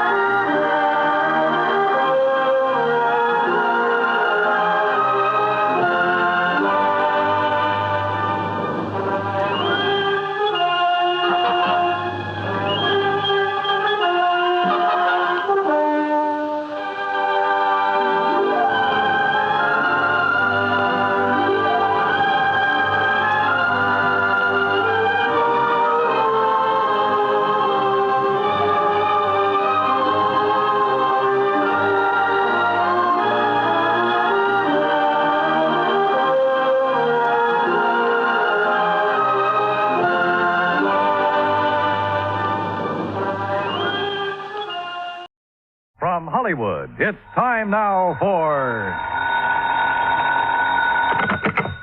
Johnny Dollar. George Reed speaking. Oh, good morning, George. Is it? Well, sure. The birds are singing, the bees are buzzing. And there are whales in the Gulf of Mexico. So there are. What? You know anything about whales, Johnny? Can't say that I do. Well, neither do I. And neither does our agent down in Gulfport, Mississippi. Can you go down there? Well, yeah, sure, but what's this all about? I told you. A whale. Oh, come on. You people didn't insure it. Now, George. Oh, Johnny, of course we didn't. But we did write a floater policy covering 80 pounds of ambergris. Amber who? Gris comes from a whale. Very valuable, used in the making of perfume. Oh, yeah. We issued the policy a week ago. Yesterday, the stuff disappeared. How much did you cover it for? $20,000. And our agent down there is W.C. Owen. Got it? Owen, huh? Yes. You really shouldn't have any trouble locating the stuff. No? Why not? Because, and I quote Mr. Owen, ambergris smells worse than a hound dog which has caught a skunk.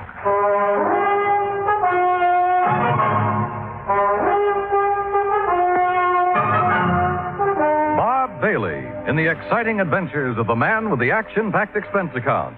America's fabulous freelance insurance investigator. Yours truly, Johnny Dollar. And now, Act One of Yours Truly, Johnny Dollar.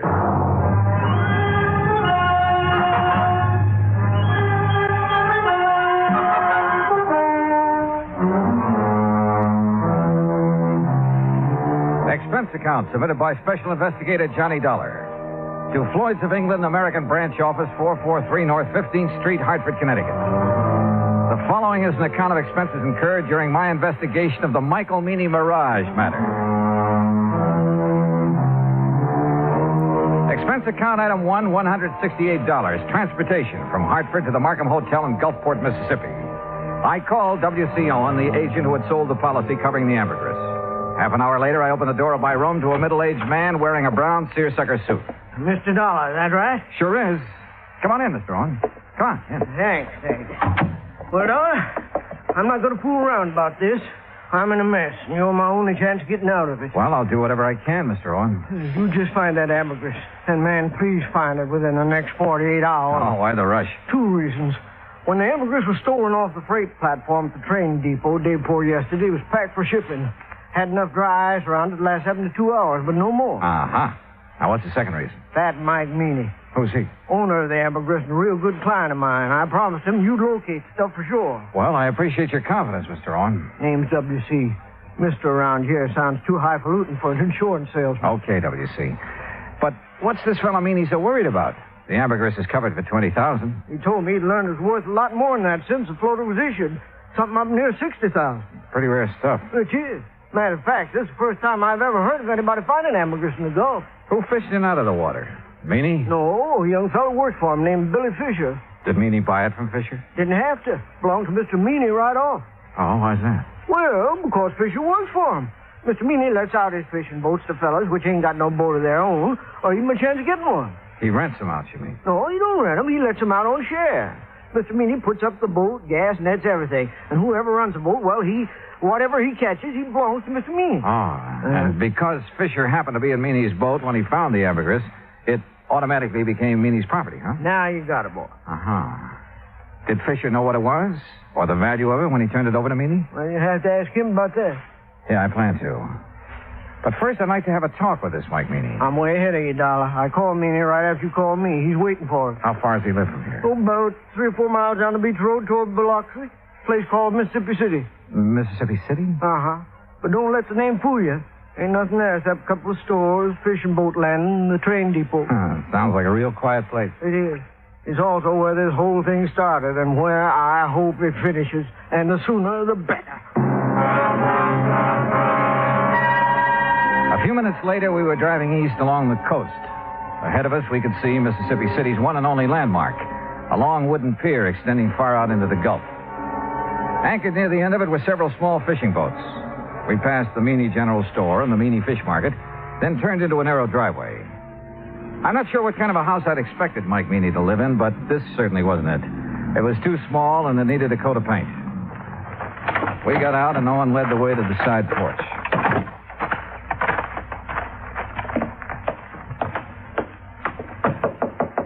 Mr. Meany, you at home? Doesn't look like he is.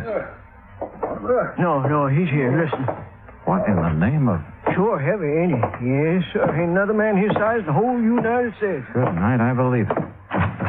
W.C., boy, you sure took your sweet time getting here. Yeah. Well, made it just fast we could, Mr. Meany. But this is the fellow I was telling you about, Mr. Johnny Dollar. Both of you come inside. That's it. Come on in. You men sit down on the sofa. I'll just lower myself into this here chair. There. Yeah, now then. You're a detective, huh, Dollar? Well, then me ain't giving me an answer. You're a detective or you ain't a detective. Now, which is it? I'm an insurance investigator. Right now, I'm being paid to find 80 pounds of ambergris that you lost. Lost? He didn't mean nothing by saying that, Mr. You Meany. hush up, you road agent. Mr. Meany. Dollar, that stuff was stolen, you hear? Thieved. Right in the broad light of day. You're sure? Why, I'm sure 80 pounds of ambergris didn't get up and walk off by itself. Yes, sir. Me too. Itself. Exactly where was it when it was stolen? Sitting in a box I had built for it, a special box. Smell-proof. Cost $25. Oh, shut up. I was sending it to New Orleans to a fella I'd heard might be able to sell it for me. And the box was on the platform right outside the American Express office of the depot. Here in Mississippi City? Boy, you ever take a bad fall out of your crib? No, you ignorant, in Tuscaloosa, Alabama. Where do you think that depot was? Well, it could have been in Gulfport. No, it could never do business there. Okay, so I'm wrong. No, but that's the first time you ever admitted it. Had the box been checked in at American Express? You mean had the freight been paid in New Orleans? Yes, that's what I mean. That scrounging, ignorant, no good. Had it been paid, Mr. Meany? No, it hadn't. Why not? Because the rat I trusted with the ambergris and sent down to the station to see it got on the train. Yeah? He'd promised. He'd give his word. He wouldn't take his eyes off that stuff for 1 second. No. That dirty. That no account. Are you okay, Mr. Meany? No. But you sit down. You make me nervous, W.C. Yes, sir.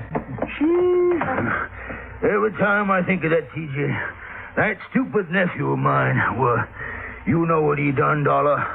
He spotted something more interesting to look after than $20,000 worth of ambergris. Okay, who was she? Oh, W.C. told you. No, I didn't. No, sir. Mr. Dollar, he's just clever. Yeah, well, anyway, according to TJ, this young female pulled up in an open car across the road from where he was at, and it wasn't until he got up close that he could see that she was wearing a strapless bathing suit. You see, Mr. Dollar, T.J. thought... He knows what T.J. thought. You keep your mouth shut, W.C. Oh, whatever you say, Mr. Williams. Well, while T.J. was investigating the situation, someone made off with the ambergris. That right? Right. Well, what about the other people at the station? There weren't no other people there. How about the baggage clerk and the passenger agent? Where were they? Sam Burroughs is the only man that works down the depot, and he was busy selling some woman a Pullman ticket to Memphis. How long did T.J. talk to the girl? Just a couple of minutes, according to him, that is. If you want to ask him yourself, he works at the all-night cafe in Gulfport. All right, thanks. Well, we sure haven't much to go on. You got nothing to go on. So you might as well give me my $20,000 and head back up north, where you belong. Not yet, Mr. Meany. You got 45 hours. At the end of that time, I want my insurance money. You don't see that I have it, Mr. W.C. Owen, you're going to be sorry. You know what I mean? Yes, sir. I know. Owen didn't say another word until we'd pulled out of Fat Mike Meany's driveway and had turned left going on down the beach toward Biloxi. I suppose you think I should have stood up to him a little more, huh? No, I figured you had your reasons for not wanting to get into an argument with him. See those boats off the end of the pier? The small fishing boats, Well, they belong to Meany. He's also got money invested in half the business place along the beach. You know what that means, Dollar. Yeah, well, where I come from, he'd pull a lot of weight. That's it. And anybody he gets riled at, well, one word from him and a good many of my clients would be screaming for me to cancel their policies. Like that, huh? Just like that. Hey, where are we going? Billy Fisher's. Leastways, this here's the boarding house he lives in. Come on. Uh-oh. Okay, boy. Okay. Easy now, easy. That's it. Good boy, good boy. Did you know the dog is back in this house? Well, afternoon, Miss Harvey. Oh, well, my goodness, Miss Owen, this is an unexpected pleasure for sure. Why, thank you, ma'am. This here is Mr. Johnny Dollar, Miss Harvey. Afternoon. Pleased to know you, Mr. Dollar. Wouldn't you like to come in and sit down? No, thanks. We really don't have much time. Oh? Mr. Dollar is an insurance investigator. Right now, he wants to have a talk with Billy Fisher, providing he's home. Why, sure he is. You find him round the side there. Oh, but... Yes, sir? Well, he's with Jane Higgins, Miss Owen. Jane Higgins? Oh, you know her pa rented that old Miller place again. The girl that got Billy into that trouble. Oh, yeah. What kind of trouble, Mrs. Harvey? Well, it happened when the Higginses were down here 2 years ago. Billy and Jane have always been sweet on each other. But being as Billy is Billy and doesn't have a thing of his own, not even a job, except fishing one of Mr. Meany's boats. Well, Jane's pa just put his foot down. But didn't mean a thing to Billy. No, sir. At least not until old man Higgins got a sheriff out to him. That still didn't stop Jane. And finally, the Higginses just packed up. They didn't come back until just 3 weeks ago Saturday. How old is the Higgins girl now? Oh, 18, 19. And she hasn't changed one bit in those 2 years. No, sir. She's just over here all the time. Sure be some fur fly when her paw finds out. There they are now. Billy? Jane! Hi. Come over here a minute, Billy. Someone wants to see you. Sure. Billy? Now, this here's Mr. Dollar. Hi. Howdy. Miss Higgins, Mr. Dollar, and Mr. Owen. Hello, Miss Higgins.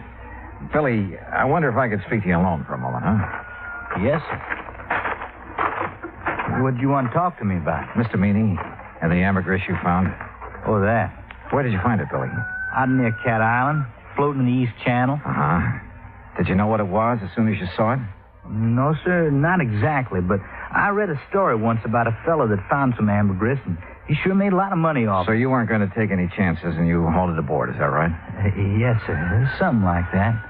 Billy, You realized that anything you caught or salvaged with that boat belonging to Mr. Meany, it wasn't yours. You realized that, didn't you? Well, not right then, I didn't know, sir. He gave me some kind of a contract to sign when I started working for him, but I never read it. Well, what happened when you put in at the pier that night? Oh, that Cliff Stillinger, Mr. Meany's checker. He spied the ambergris right off, and he made me turn it over to him. Was that the last time you saw it? Yes, sir. Yes, sir, that was it. Okay, Billy. That's all I had on my mind. Well, that's all? I mean, no questions about whether I swiped it from the train station or not? Would you tell me if you had? You crazy or something? Heck no.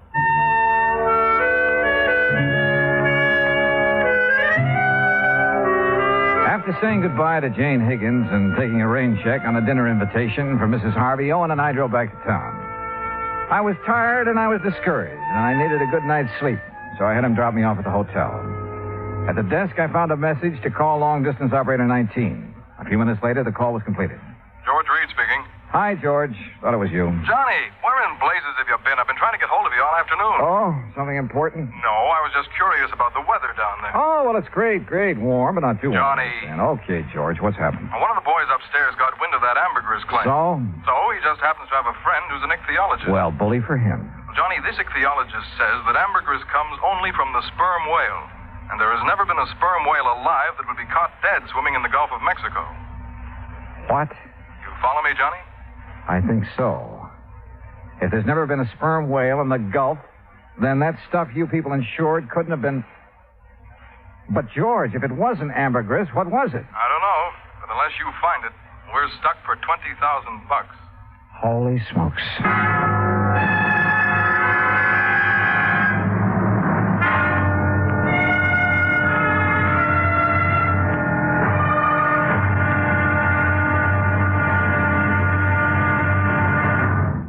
Act two of yours truly, Johnny Dollar, in a moment. Our flag now numbers 50 stars, and behind each star there stands yet another flag for each of the 50 states. New Mexico's flag is an ancient Zia sun symbol, a red circle on a field of yellow, radiating from 4 points, which we might indicate as north, east, south, and west, are 4 parallel lines. 4 was a sacred number of Zia, the number most often used by the giver of all good gifts. The earth had 4 main directions, each with its own gifts. The year had 4 seasons, each with a different offering for mankind.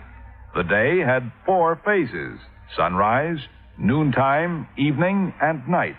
Life had its 4 divisions: childhood, youth, manhood, and old age. Everything in life and nature was bound together in a circle, the circle of life and love, without beginning and without end. And in this great brotherhood of all things, man had 4 obligations. He must develop a strong body, a clear mind, and a pure spirit. 4th, and most sacred, he must spirit to the welfare of his people. From this simple symbol, the Zia sun, we read the legend of a wonderful philosophy. The flag's colors of flaming red and golden orange represent the banners of Ferdinand and Isabella, which were carried by Columbus across the Atlantic. New Mexico's state flag, the flag of the 47th state to enter the Union, was adopted on March 19, 1925. Now, Act Two of yours truly, Johnny Dollar, and the Michael Meany Mirage Matter.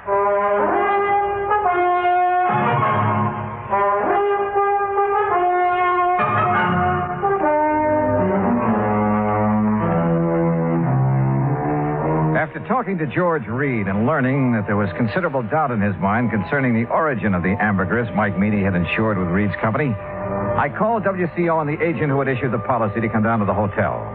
He was as shocked and surprised as I'd been. Johnny, I just can't believe it. Yeah, well, it's true.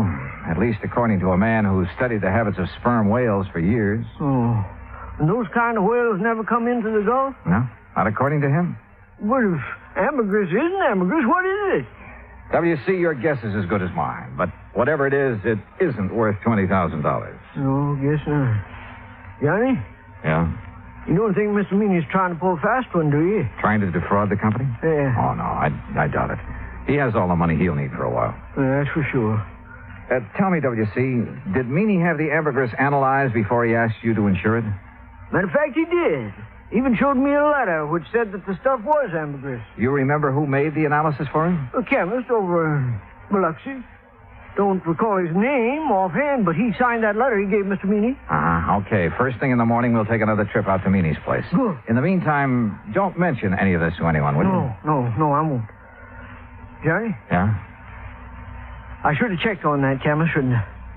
And I shouldn't have been so anxious to take Mr. Meany's word. Well, we all make mistakes. Not big ones. Not big ones like this. Johnny, we just got to find that stuff. Because if we don't, we'll never know if it was ambergris or not, will we? No, W.C., we won't. I felt sorry for Owen.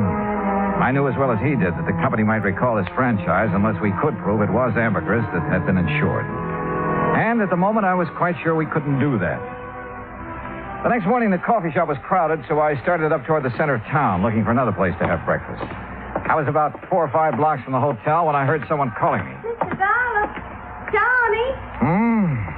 Oh, yeah. Good morning, Jane. Morning yourself. Well, what are you doing in town so bright and early? I'm going on a shopping spree. Oh? A girl can't get married and just any old thing, you know. I guess she can't.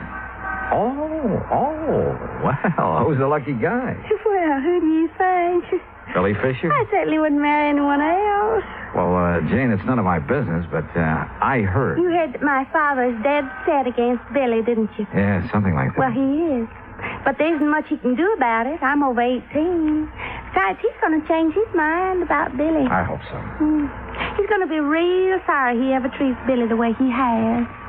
Jane, look, I haven't had breakfast yet. How about joining me for a cup of coffee? Oh, I'd love to. Where we go? Oh, how about over there, the all-night cafe? All right. Oh, no, do you know what time it is, Mr. Dollar? Just 10 after 9. Why? Well, I just remembered something important. I'll see you later here. Funny. Or is it?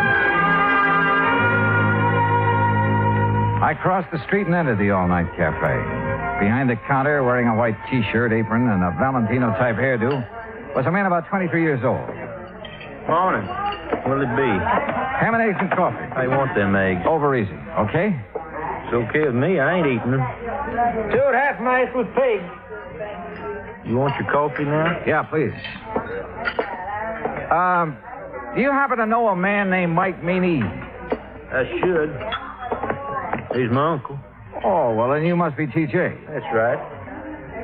How come you know me? I was talking to your uncle yesterday. My name's Dollar. Oh, yeah. Yeah, he told me if you come around, I should tell you anything you want to know. Well, what happened at the depot that afternoon, T.J.? Didn't he already tell you that? Well, I'd like to hear your side of it. Well, ain't much to tell. I was sitting there waiting to put that box in the 303, and this here gal drove up. What happened then? Man, she gave me just about the biggest come-on I ever did get. So you left the freight platform and crossed the road to talk to her? Well, shoot, Mr. Dollar. I didn't see nothing wrong in doing that. There wasn't nobody around. Oh, there must have been. Yeah, I reckon so, but I sure didn't see you. T.J., did that girl tell you her name? Yeah. What is it? Betty Lou Miller? Betty Lou Miller. Yeah. Now, look, mister, I'm busy. No, wait. Have you seen her since then? Well, sure. When was that? Well, just now, out in the street. She's the gal you was talking to. I finished my ham and eggs and walked back to the hotel. Owen was waiting for me, but before we drove to Mike Meany's house, we made a stop at the railroad depot. The agent remembered everything that had happened that afternoon, the ambergris had been stolen, including the name of the woman who had purchased the Pullman ticket to Memphis at the time of the theft. After thanking Sam for his help, we went on to the Meany place. Come on in. Sit yourselves down. Hey, thank you, Mr. Meany. Dollar, you find my ambergris yet? No, sir. But I think I know who has it. What do you mean? You mean you know who stole it from the depot? I think so, Mr. Meany. I'm not sure. Well, boy, you just let me have their name. Yes, sir, I'll get the sheriff out here and see their foot under the jail. Now, you come on. Tell me, who did it? No, sir, I'm sorry. I'll tell you when I'm sure and not before. What? Well, when's that going to be? Depends. Depends on what? Whether you'll help me or not. Why, You ignorant, stupid Yankee. You know good and well, boy. I'll help you. Yes, sir. Now, what? What do you want me to do? Give Owen here the letter you received from the chemist that analyzed the ambergris. Is that all? That's all for now. But, boy, you dollar. Where do you think you're going? To see a lady, Mr. Meany. Owen, I'll call you as soon as I'm sure. Right. Good luck, Johnny.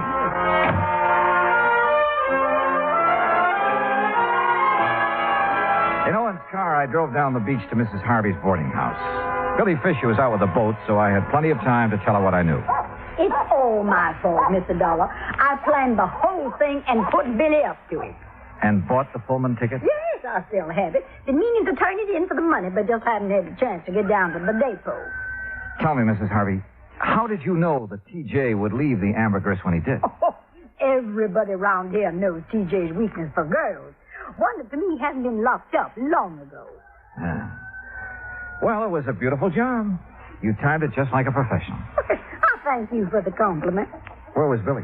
In the woods on the other side of the railroad track. He waited till Jane got T.J. all mixed up, then he scooted across, got the ambergris, and ran back into the tree. And Jane picked him up after leaving the depot? Yes, sir. You care for a cup of coffee, Mr. Dollar? No, thanks, Mrs. Harvey. You look so downhearted. Well, I guess that's part of my job, too. What did Billy do with the ambergris? I sent it on to Atlanta. A man there's going to sell it for him. Oh, I see.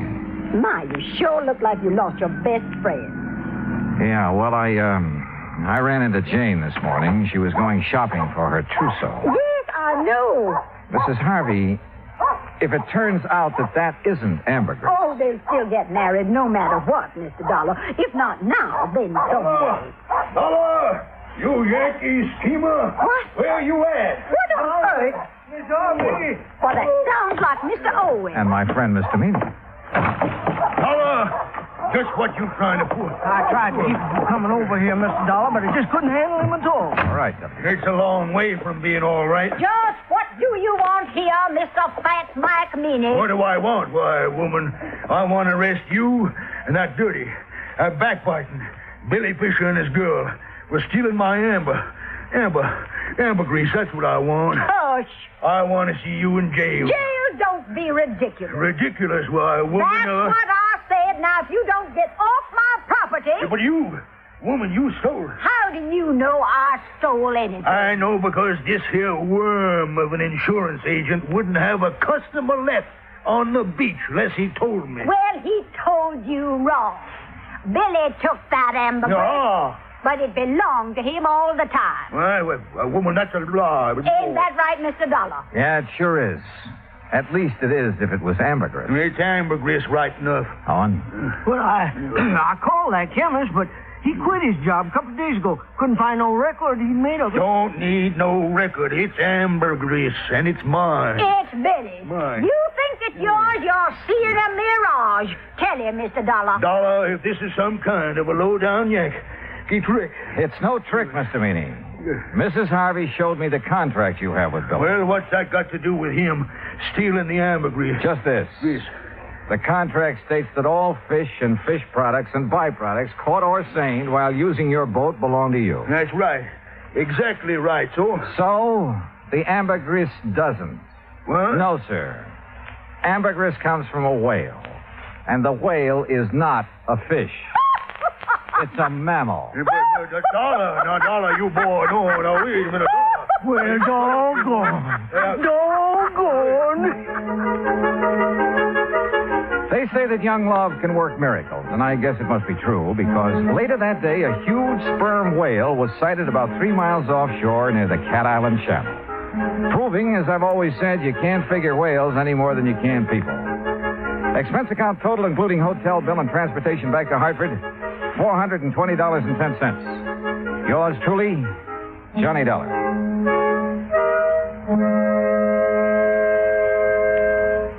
Now, here is our star to tell you about next week's story. Next week, the Wayward Truck Matter. And I'll leave you to figure that one out for yourself. But join us, won't you? Yours truly, Johnny Dollar.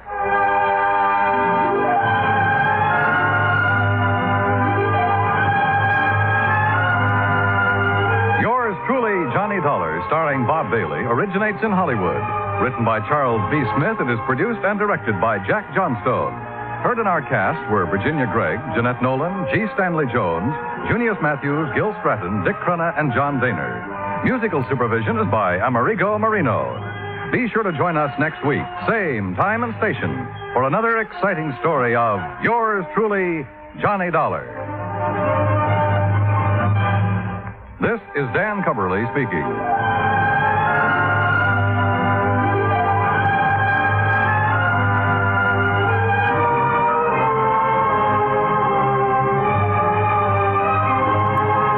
Johnny Dollar has come to you through the worldwide facilities of the United States Armed Forces Radio and Television Service.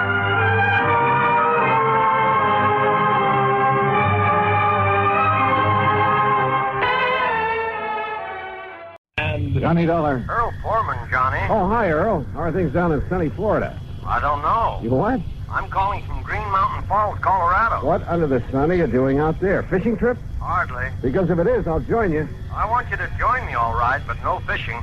I got a problem, Johnny. One of my important clients has disappeared. Ah, I see. Okay, Earl, I'll grab the next plane.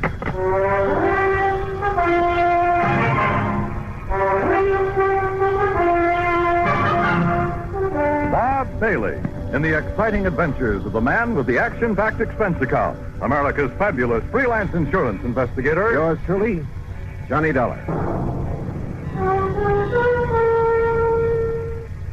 And now, Act One of yours truly, Johnny Dollar.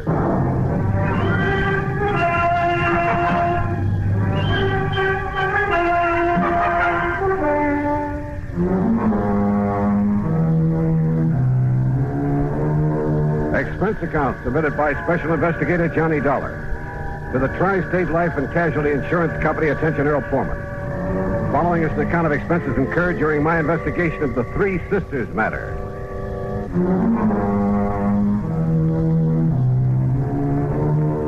Expense account item 1, $151.80, transportation to New York, then airfare and incidentals to Colorado Springs. Earl met me at Peterson Field, the municipal airport. Oh, I'm glad to see you, Johnny. Hi. Toss in your bags and hop in. Okay, sure. And where's this Green Mountain Falls you call from? A little place about 12, 13 miles east of here. I'm staying at the Lucky Four Ranch. One of the last places Rolanov was seen. Rolanov? Misha Rolanov, the concert pianist. Rolanov. Oh, sure. Yeah, I've heard of him. He has a little place up on the mountain just back of the Lucky Four where he and his daughters live when he's not on concert. Daughters? How many? Olga, Maria, Ada. Now, here's what happened. Rolanov and the girls, well, they're really stepdaughters, by the way. Oh, where's the mother? She died some years back. Well, anyhow, they arrived up here about 10 days ago, right after his last concert swing over in Europe. Oh, what does he do when he's up here? He and the girls just loaf. Oh, he has a piano in his cottage to keep him practiced, that's all. And now you say he's disappeared. You see, Johnny, he was fond of taking long walks. This is pretty good hiking country. Oh, I can see that all right, if you're part mountain goat. Yeah. Well, anyhow, 3 days ago, right after breakfast, he started out on his usual morning walk. He stopped in for a second cup of coffee with Ray Schmishny and his wife. Who are they? Ray and Glee run the Lucky Four. Oh, yeah. Well, go on. Well, that's all. That was the last time Rolanov was seen. Well, has any kind of a search been made? Yes, and that's not easy terrain to search. There's been quite a bit of snow, too, enough to cover up any tracks he might have made. All right. Do you know of any reason he might have wanted to disappear? No, I don't think so. I knew him very well, Johnny. I've known him for years. Of course, he occasionally got fed up with having 3 girls around his neck all the time. Oh, silly man. Well, that who wouldn't, but he loved them, I'm sure. Especially Ada, the youngest. She's a brilliant pianist. Hey, Earl, tell me, how did the girls feel about him? Really feel about him? Oh, now, just a minute, John. Well, you said yourself they aren't his own blood. Well, just wait till you meet them and decide for yourself. Yeah, Earl, I will.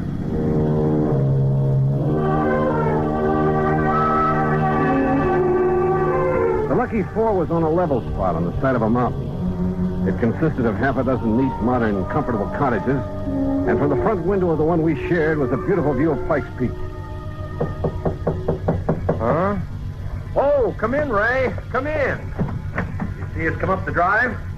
I want you to meet the man I've been telling you about, Ray Smishney, this is Johnny Dollar. Hi, Ray. Johnny, only I'm afraid he got here too late, Earl. Oh? Well, what do you mean? Well, just a few minutes ago, before you got back here in a gully up on the West Meadow, way up where I dumped the trash, you know where I mean? Yes? Remember the bear cave I pointed out to you one day when you went up there with me in the Jeep? You mean that bear got Rolinoff? No, but that's where I found him. Rolinoff? Dead, Earl. Dead? A bullet hole in the back of his head. Act two of yours truly, Johnny Dollar, in a moment. Act two of yours truly, Johnny Dollar. Question. Was Misha Rolinoff, the eminent concert pianist, murdered? Or was he shot accidentally up near the bear cave on the mountain, back of the Lucky Four Ranch at Green Mountain Falls, Colorado? We went up there in Ray's Jeep. A careful inspection of the body and the gully in which he found it revealed nothing by way of clues to the river. One thing, Johnny. Yeah, what's that, Ray? Well, like I told Earl here, I was planning to shoot that bear myself. Yeah? Letting him get nice and fat on the garbage from the ranch. So what? What's that? He used to come down every day, regular as clockwork, and tip over the pails and gorge himself. Well, what are you trying to say? It's been over a week now since I've seen him. Well, I don't see what you're getting at, Ray. Well, it could mean only one thing, Earl. Somebody else got to that bear before I could. And it must have been some time before Rolinoff disappeared. That's right. So his being killed here couldn't have been accidental by somebody gunning for that bear. Look here, Johnny. This cartridge case I picked up. Oh, let's see. Here. 257 Roberts. Where'd you find it? Behind that tree there down the slope. You know anybody around here who shoots a 257 Roberts? All the hunters in these parts use a 30-06 or a 270 or a 30-30. Only 257 I've... Well, what's the matter, Ray? You look sick. Yeah.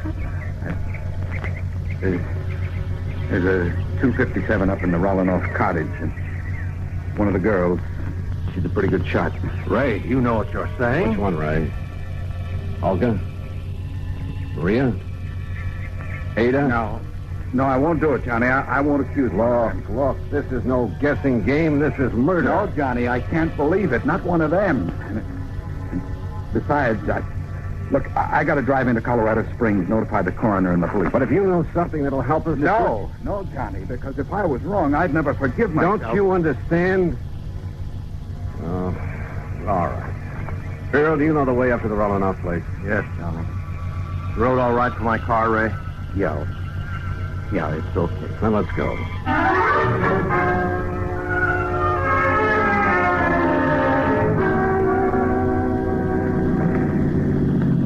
Hey, take it easy, Earl. This road isn't much wider than the car. I know it.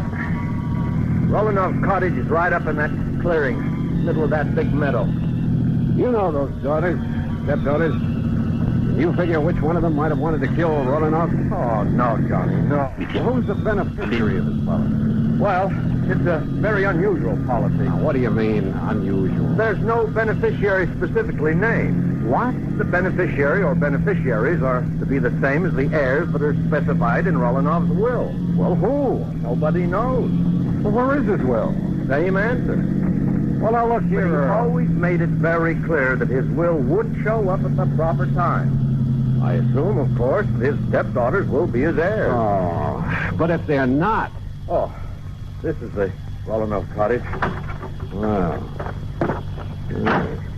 quite a lot of cottage. And just as nice on the inside as it is on the outside. Rolinoff used to complain now and then about some of the feminine frippery all around him, but, well, he liked it.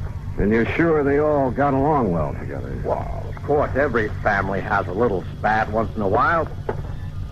Johnny, now listen to me. Earl, we shall see what we shall see. I know that after what Ray said, the evidence kind of seems to point to one or all of them, but, well... Yes? Oh, hello. To say the girl who stepped through that door was beautiful would be the understatement of the week. Tall and striking, dressed in something that looked like Schiaparelli or Christian Dior, as though she'd just stepped out of Charles or the Ritz. And if her two sisters were anything like this... Johnny, I said this is the older sister, Olga Rolinoff. Johnny. Oh, I'm sorry. Hi, Johnny. Hi. Daydreaming? Yeah, I guess so. So you're the investigator Earl told us about. Come in, won't you? Sure, thanks. Have you found out anything about Daddy? Olga, that's what we... No, Olga, we haven't. Oh, dear, it's such a terrible... Oh, wait a minute, Johnny. You wait. Ada, we have guests. Oh? Hello, Earl. Oh, hello, Ada. And this good-looking man is Johnny Dollar. Hi. Hello. Well, that's a nice, warm welcome. Ada, why don't you go in and fix your hair? You look a fright.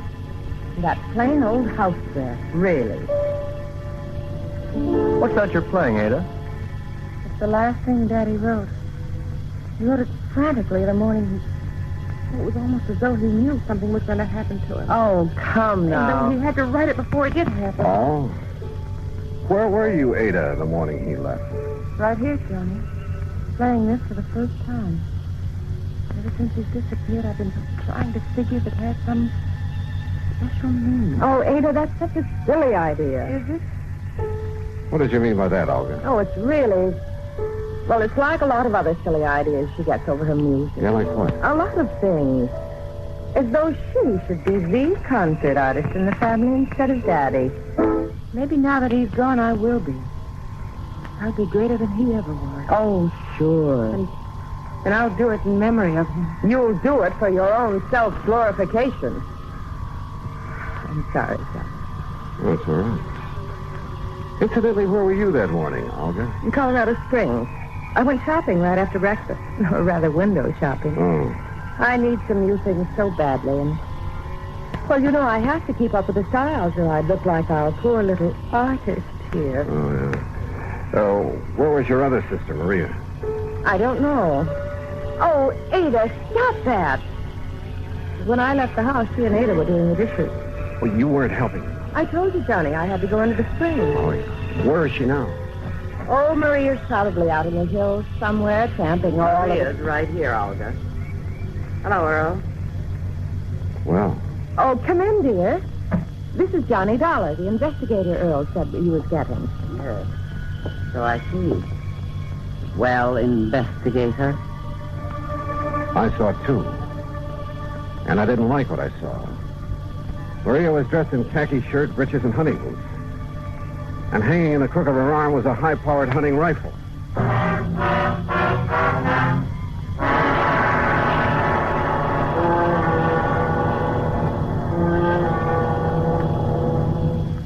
Act 3 of yours truly, Johnny Dollar, in a moment. Act 3 of yours truly, Johnny Dollar, and the Three Sisters Matter.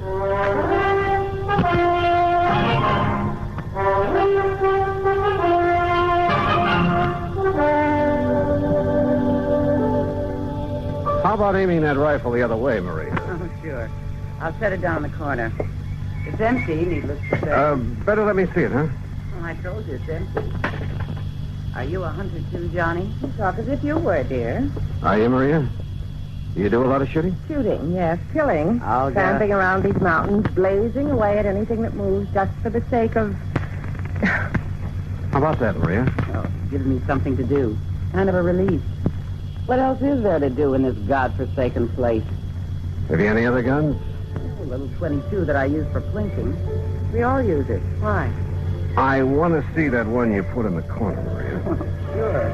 And please don't start waving it around the way you did. Here you are. Why are you so interested in it? Oh, 30-06. That's right. Johnny?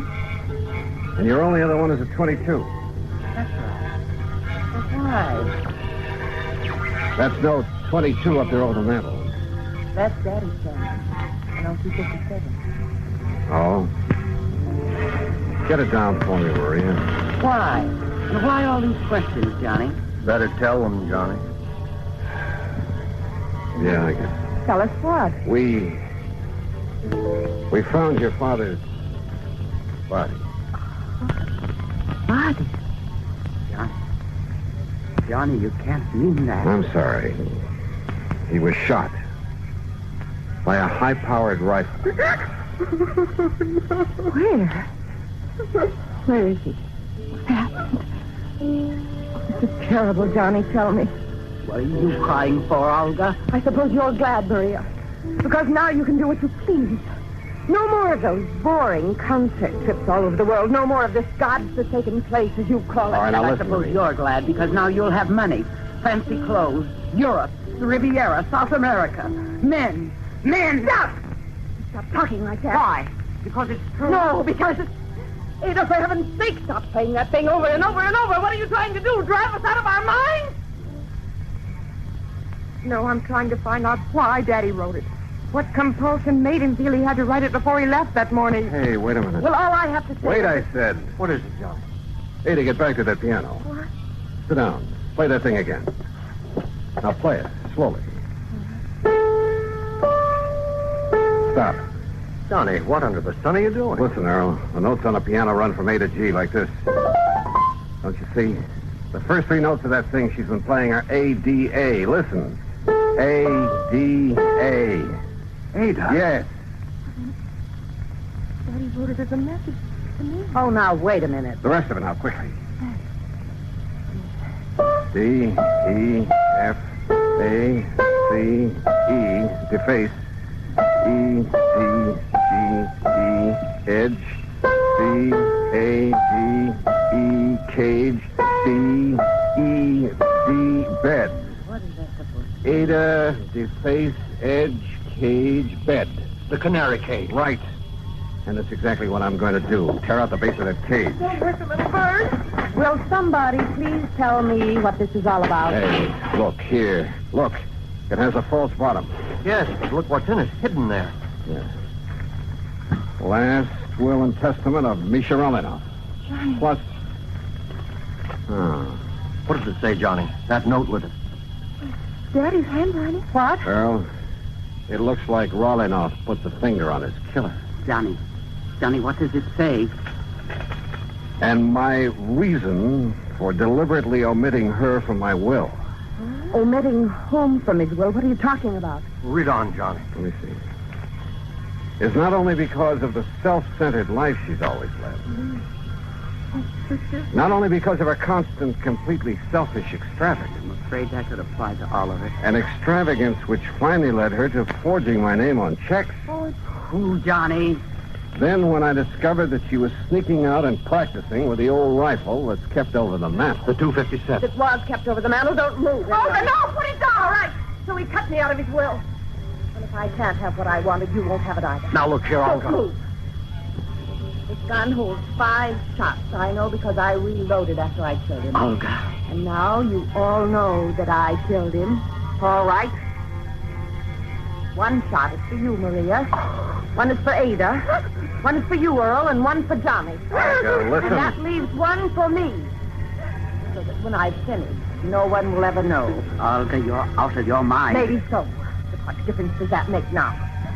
Because now there's no other way out for me. There's nothing else. I can't stand still. Because this is the end. For all of us. No. It's empty. It's empty. The gun won't stop me. There's Maria's gun. Not for you. I'll got to leave you. You creatures. Oh.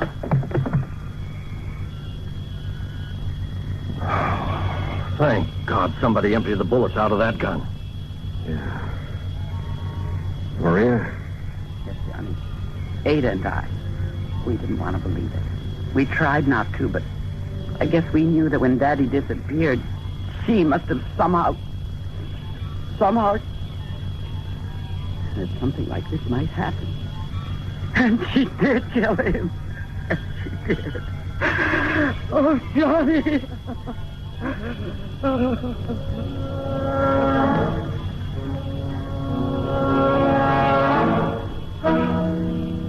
Why? What kind of a mind could be so twisted? Expense account total, including fare back to Hartford, $351.20. Remarks? None. Yours truly, Johnny Dollar.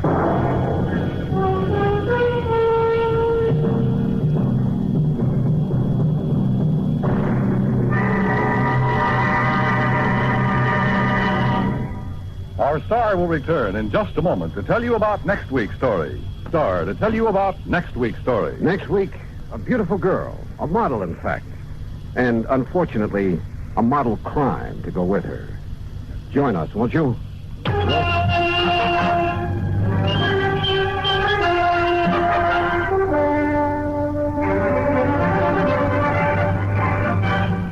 This?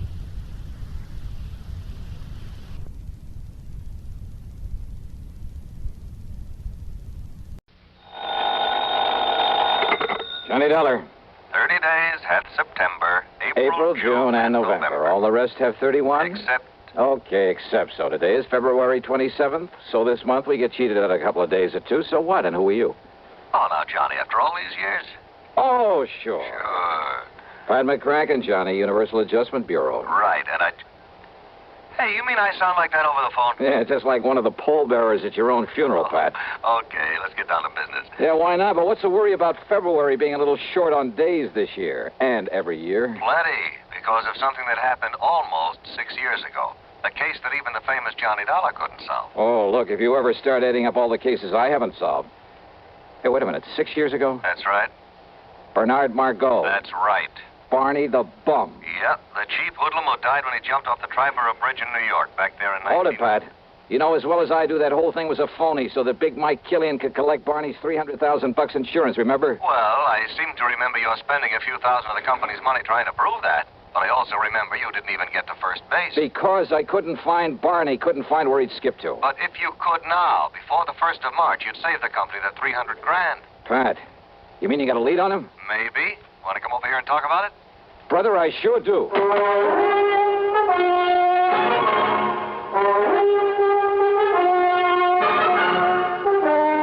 CBS Radio brings you Bob Bailey in the exciting adventures of the man with the action-packed expense account, America's fabulous freelance insurance investigator. Yours truly, Johnny Dollar. Munch, munch, munch a bunch of Fritos, corn chips. It's not polite to smack your lips, but you can't help it with Fritos, corn chips. Munch, munch, munch a bunch of Fritos, corn chips. Next time you want something to munch on, try Fritos. They're so crisp, so tasty, so good. You'll see right away why we say Fritos are the corn chips made to munch. Fill a big bowl with Fritos next time you settle down to watch your favorite TV program. Boy, there's contentment in every munch. Munch, munch, munch a bunch of Fritos, corn chips. Fritos are golden chips of corn, as nutritious as they are delicious. So full of good, crisp flavor, such good-for-you nourishment. They're the ideal snack for grown-ups and children alike. Get a bag of Fritos corn chips today and munch a bunch. Fritos, Fritos corn chips. Munch, munch, munch a bunch of Fritos, corn chips. And now, Act One of yours truly, Johnny Dollar.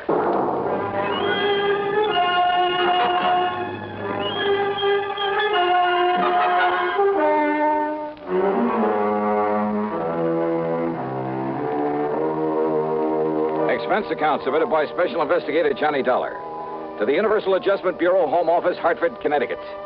Following is an account of expenses incurred during my investigation of the Look Before the Leap matter.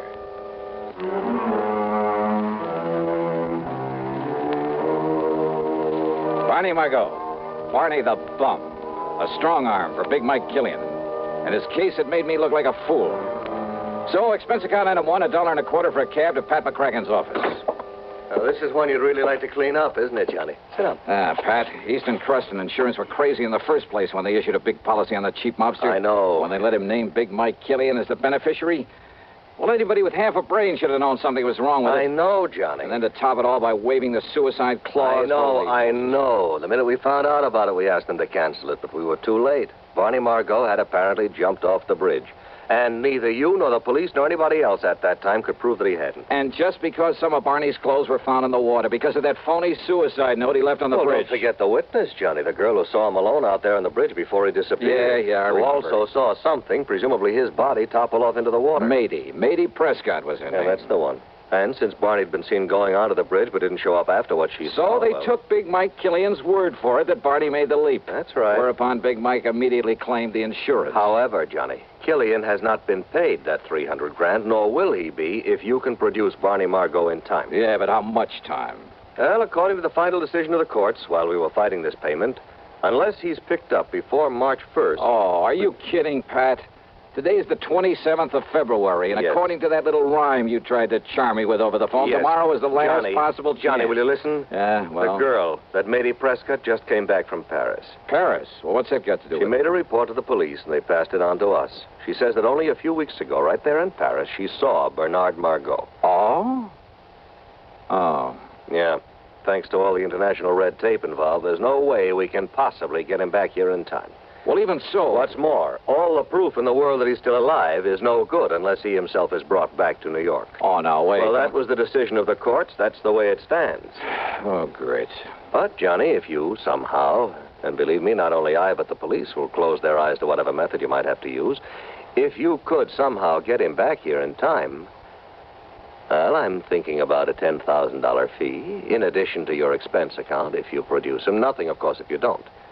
Before March 1st? It's impossible. Yes, I know. So, Pat, I'm going to try.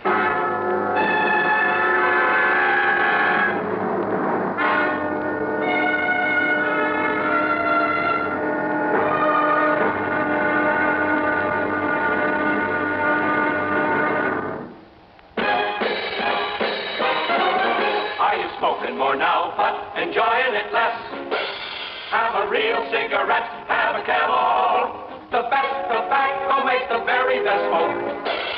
Have a real cigarette, have a Camel. Are you looking for flavor and mildness? Have a real cigarette, have a Camel. The best tobacco makes the very best smoke. Have a real cigarette, a real cigarette, a real cigarette, have a Camel. If you're smoking more today, but enjoying it less, try Camels. The Camel blend of costly Turkish and domestic tobaccos has never been equal for rich flavor, easygoing mildness, real smoking satisfaction every time you light up. The best tobacco makes the best smoke. Have a real cigarette, a real cigarette, a real cigarette, have a Camel. And now, Act Two of yours truly, Johnny Dollar, and the Look Before the Leap Matter.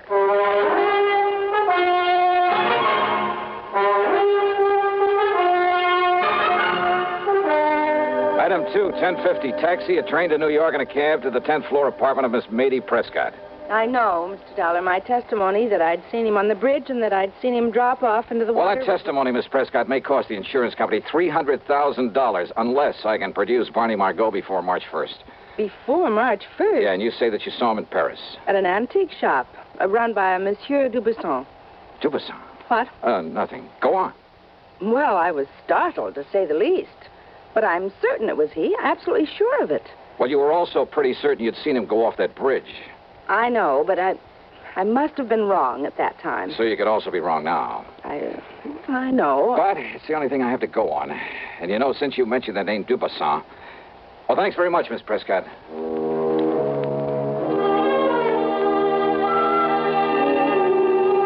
Dubuisson's a fence. They're in Paris. Exactly the sort of character Barney the Bum might tie up with. Perhaps even as a contact for Big Mike Killian.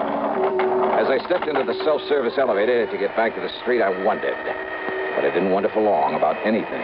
Okay, Jimmy, push that stop button. Yeah, sure, Milford. Between floors. Yeah. All right, what's the idea? Johnny Dollar, huh? Maybe. So there's only one reason you'd be calling on the Prescott date. What of it? Big Mike didn't like you interfering when poor Barney died. He don't like it now. Oh, well, that's just too bad. In fact, he don't like you. Now, Jimmy, come on. No! Yeah. Now, James, leave us dump this stiff in the basement. It was the building superintendent who found me there in the basement, got me back on my feet again. Item 3, 10 cents for a call to one of the transatlantic airlines. Item 4, $31 for a cablegram. Then item 5, $1 for a cab to the 18th Precinct headquarters, my old pal Randy Singer. Sure, Johnny. A couple of Big Mike Killian's boys. Must have been. You want me to have them picked up? No. Only I warn you, Killian will have an alibi for him, sure as gun. Don't worry about him. I'll take care of that pair myself. Well, now, Johnny. And, Randy, all I ask is that you stand by until I get back here from Paris. Paris? Yeah, somehow I got to perform a miracle. I got to bring Barney Margot back here before March 1st. Today's the 27th. That means I have until midnight tomorrow night. So long, Randy. Johnny, wait a minute. Sorry, but every second counts, and I just have time to catch a plane. Hey, Johnny, listen. So long, baby, and wish me luck. I'm going to need it.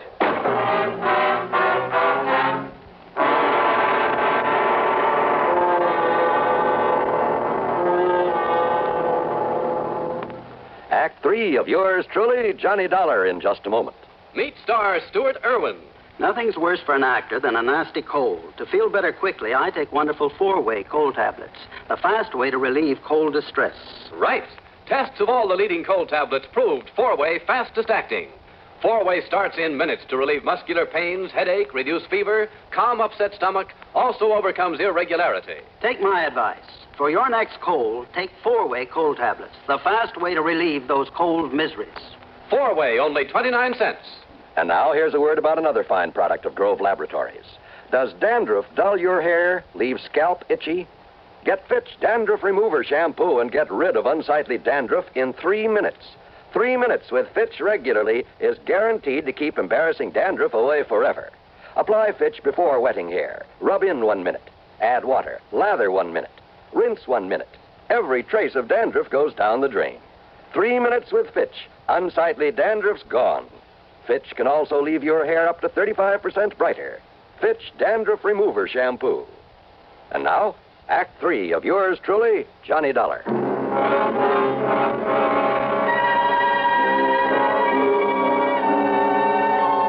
Item 6, $420 for a plane ticket to Paris.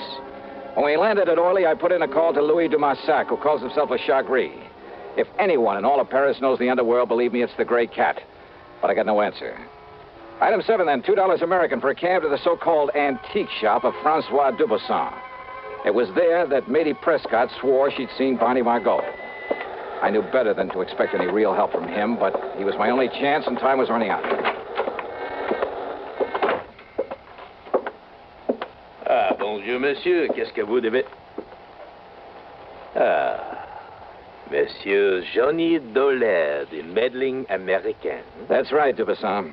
And to what does the fair city of Paris owe the honor of your presence, eh? Bernard Margot. Margot? That's right. I want to know where he is, where I can find him.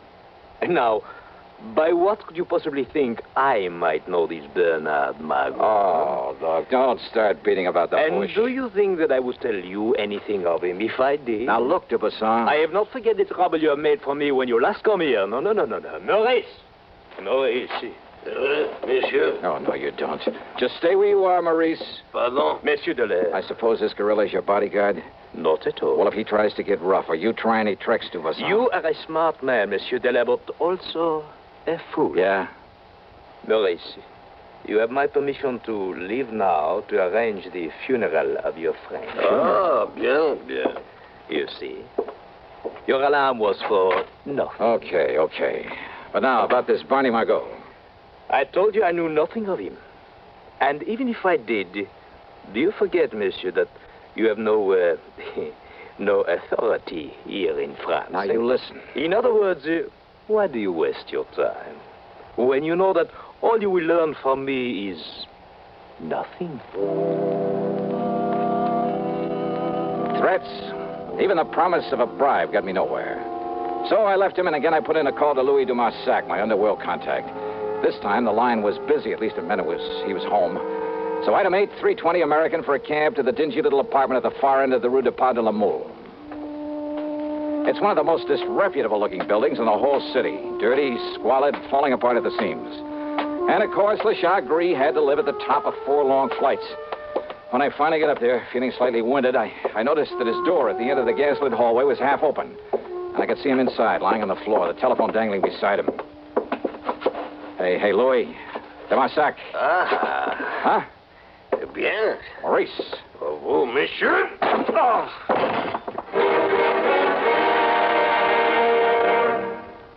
Hello, I'm Burgess Meredith.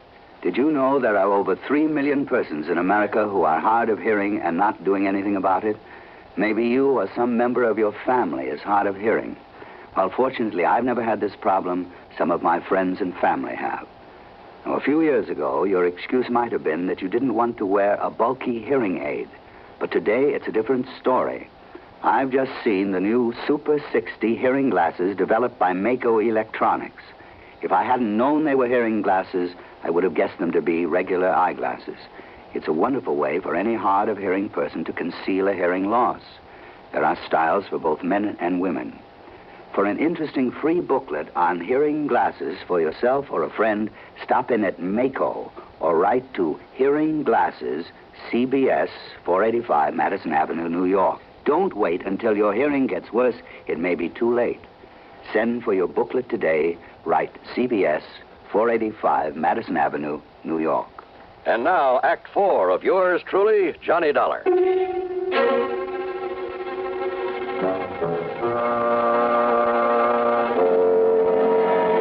Only my sudden arrival had kept Maurice from killing Louis de Marsac. It got me that clout on the head. But Maurice was gone now. After working over Louis for a few minutes, pouring some cognac into him, he finally came around. Oh, Monsieur Dollar. Yeah, that's the stuff, Louis. Just let me help you up here on this couch. Oh, but so much pain. Yeah, you really got it, brother. Only for you, my oldest, my dearest friend, would I suffer so? Yeah, here, take another slug of this. No, alas. Even that will not mend my broken head. Would a couple of $100 American help? Eh? Oh? Did you get my cablegram? Oh, oui. And I found him for you. Barney? Where? It is worth perhaps $500. $300. But, Monsieur... Okay, $350. Where is he? But if Monsieur Dubuisson finds out that it was I who took care of Barney Margot... He already knows that I'm here. That's why he sent that Maurice character to arrange for a funeral. Funeral? And he was talking about your funeral. But now, wait. You say you've taken care of Barney the Bum? It would perhaps be worth a little extra if I were to have him all tied up and waiting for you. What? Listen, if you can actually deliver him to me, I'll give you $1,000 right now. But I can, Monsieur. Where is he? And perhaps $2,000 if I've arranged a way to get you both out of the country, back to the United States, without anybody knowing about it. Yeah, $2,000. I'll cable it to you if I can get him back to the States before midnight tonight. Oh, before midnight, you say? New York time. Well, we can try, Monsieur. Good. Then let's get going. But first, perhaps I'd better accept the $1,000 just in case. All right. All or nothing. $2,500 if I make it. Then come. First, we get Barney out of the closet here. Out of this closet here in your room? But of course. Well, I'll be. And then we drive to the airfield where the plane is waiting for you.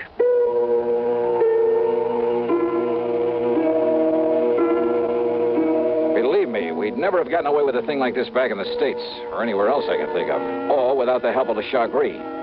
After making sure that Barney was securely bound and gagged, we piled him into a car that de Marsac said was his, only I doubt it. We headed westward through Versailles to the city of... Well, maybe for diplomatic reasons, I better not mention the name of it. Anyhow, their little airport was an old amphibian plane waiting for us. This time it was the pilot I had to haggle with, $7,000 for the trip. But there were $300,000 at stake.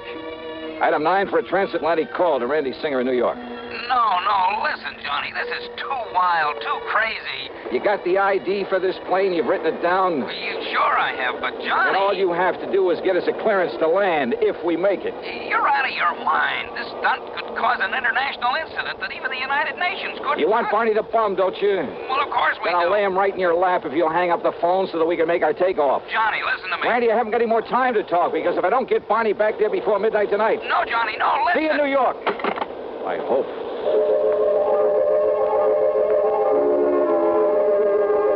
Oh, that plane trip was something I'll never forget. Sure, on the ground, the big amphibian looked pretty good. But up in the air, it shuddered and shook like the old crate it really was. And I wondered if she had enough gas aboard. What sort of double talk the pilot used to keep us from being ordered down, I'll never know. Any second, I expected a bunch of fighter planes to start buzzing us.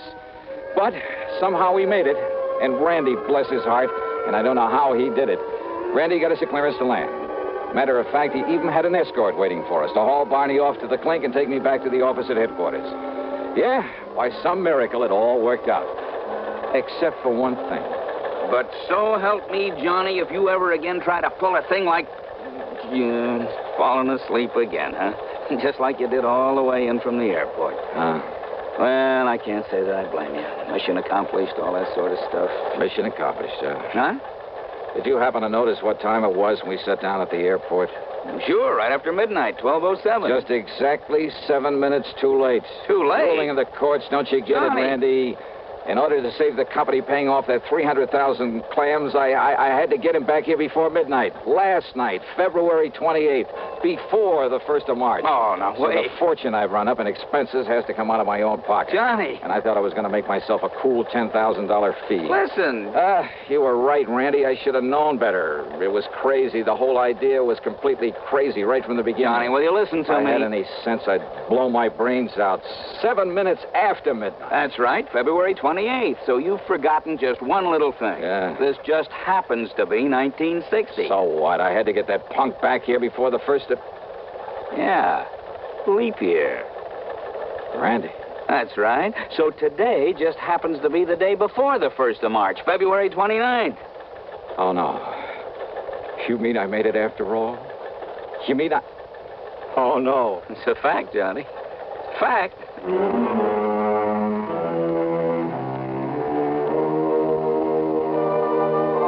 You know something? I should have blown my brains out for forgetting that extra day this month, this year. But instead, I'll just take that $10,000 in fees. As for the expense account, hold your hat. $9,571. Yours truly, Johnny Dollar.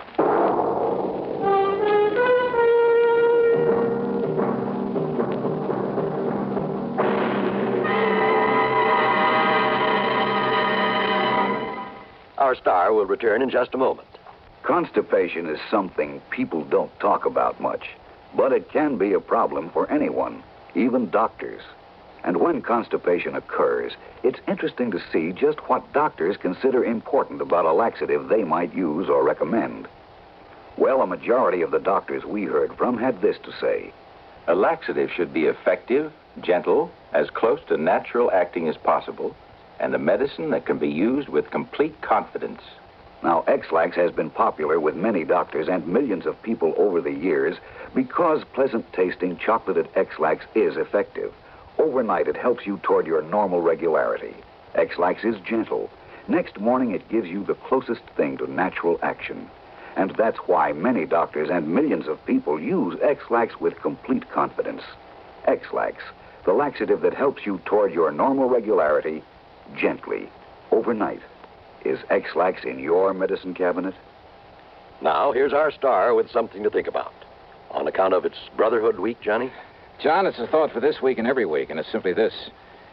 In my job, I run across all sorts of people, both the right guys and the wrong ones. And this much I'm sure of. A crook is a crook in any place, in any language. He's just no good. But an honest man, a man who respects the law and the rights of his fellow humans, regardless of his hue, his origin, or his accent, well, believe me, that one is yours truly with Johnny Dollar.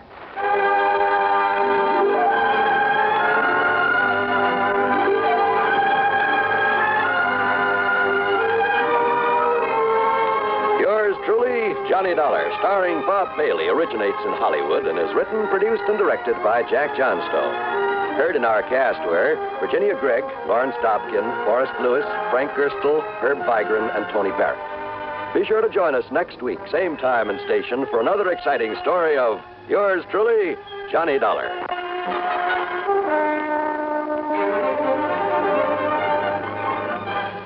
This is John Wall speaking. Listen next to Suspense on the CBS Radio Network. Hiya, folks. Jimmy Durante, in person. And I'd like to tell you about some of the things that's close to my heart. Well, Jimmy, I'm sure one thing that's close to everybody's heart is the Heart Fund. And that's especially true today, Heart Sunday. Hey, that voice sounds very familiar. Well, it should, Jimmy. It's me, Gary Moore. That's who that is. Junior. Yeah, I thought I'd help you tell the folks how important Heart Sunday is. Everybody wants to get into the act. Well, I certainly hope you're right, Schnoz. We want everybody to get into the act to help fight our nation's #1 health enemy, heart disease. And the best way to do that is by supporting the Heart Fund, our #1 defense. You planned to say something like that, didn't you, Jimmy? I did indeed. So, friends, when your Heart Fund volunteer calls on you today, Heart Sunday, remember your dollars will help our scientists develop new and better ways to safeguard healthy hearts and save those that are already afflicted. Come on, folks. Dig deep for your contributions to the Heart Fund. Believe me, it'll do your heart good, too. Radio 59, WROW, with the news service unmatched in the Tri-Cities.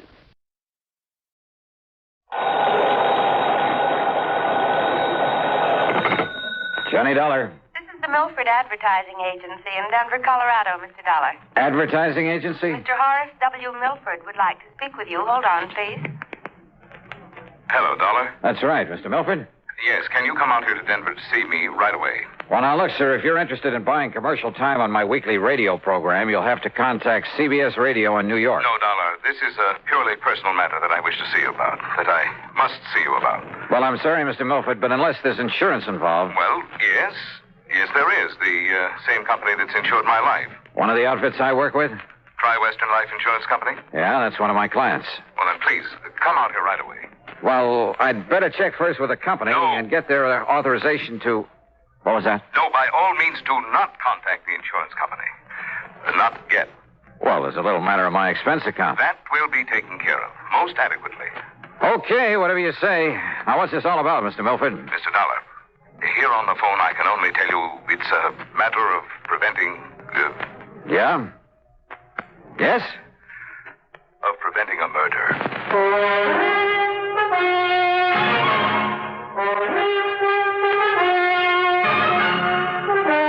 CBS Radio brings you Bob Bailey in the exciting adventures of the man with the action-packed expense account, America's fabulous freelance insurance investigator. Yours truly, Johnny Dollar. And now, Act One of yours truly, Johnny Dollar.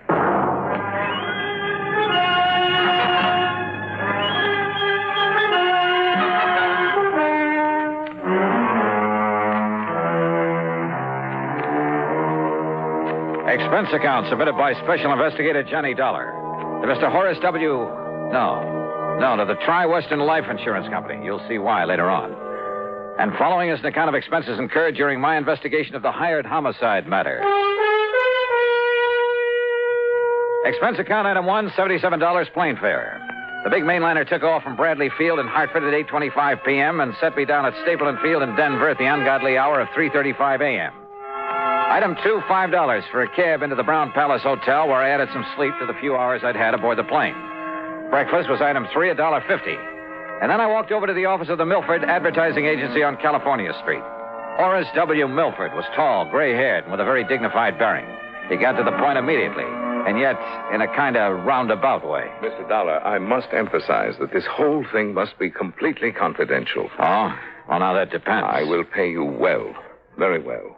You sound as though there might be something illegal about whatever it is you want me to do. I can only hope that you can prevent something illegal from happening, something terribly wrong. You mentioned murder. I said prevent a murder. Whose, Mr. Milford? Yours? I'll be as brief as possible, Mr. Dollar. Time is of the essence. But first, you must know some background. Right ahead, sir.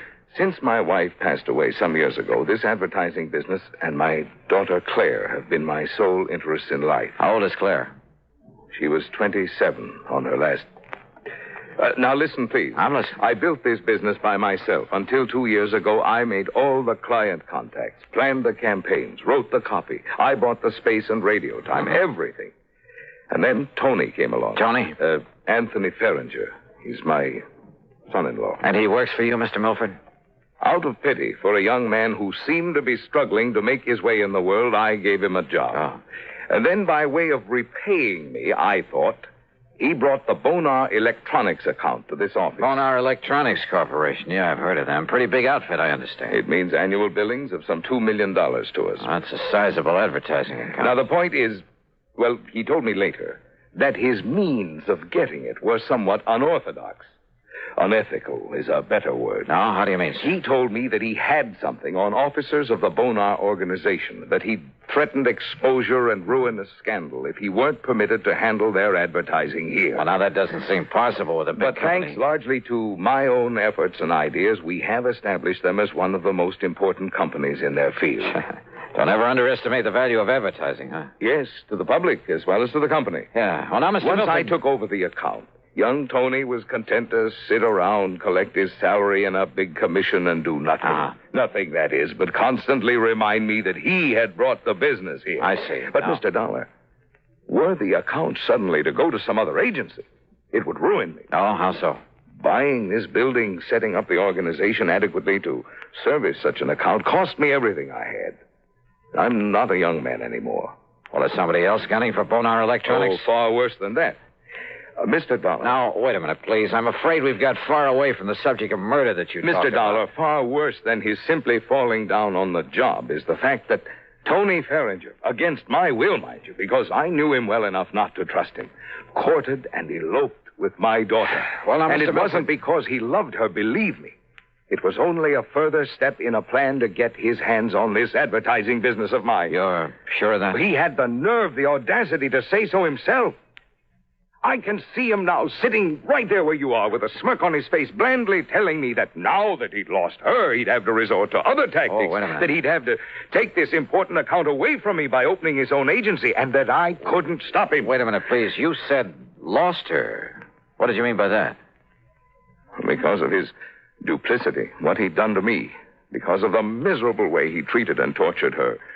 Claire, my daughter, my only child. Claire took her own life. Oh, I'm sorry. Oh, the shock of it almost killed me, Dollar. Tony Ferringer was bringing my whole life crashing and crushing down upon my head. I hated him. With every fiber of my being. I was beside myself. I could see only one thing left for me to do. Mr. Milford, please, But if you're leading up to then what my I think clients you at are. Bonar came to me 2 days ago, and they told me they realized what had happened and why. And they assured me there was nothing Tony could do or say that would hurt them and that they would stand by me. Well, that straightened me out, Mr. Dollar. Oh. It made me realize that killing Tony, there was no point, no use in it. Well, I'm glad of that, sir. But then I'm afraid I don't see why you sent for me. Because it was too late. What? Because I had already hired a man, a professional killer. To murder him? Yes. Well, then, good heavens, man, call him off. I can't. Sure, get in touch with him and... What do you mean you can't? There's no possible way for me to reach him, contact him, until after he's murdered Tony Ferringer.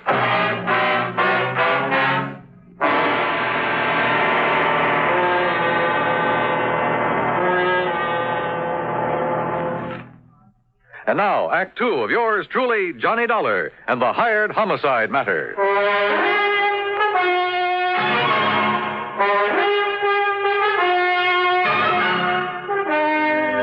Now, wait a minute, Mr. Milford. You mean there's no way to reach this hired killer to call him off, to tell him not to murder Tony Ferringer? No, none whatever. But look here, you can't just Mr. stand... Dollar, when the only thing I wanted in life was to see him dead for all the terrible things he did to me and to my daughter, I went about arranging it very carefully. How?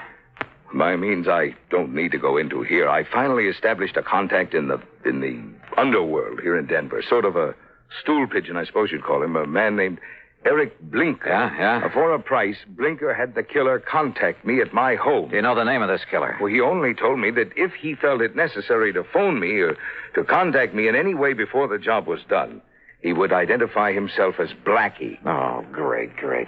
Then the only thing you can do is contact this Eric Blinker again. No. Tell him to call off Blackie. Have Blackie get in touch with you. No, Mr. What do you mean, no? Eric Blinker's body was found floating down the Platte River yesterday afternoon, just before I called you. Oh, but don't you see, Mr. Dollar?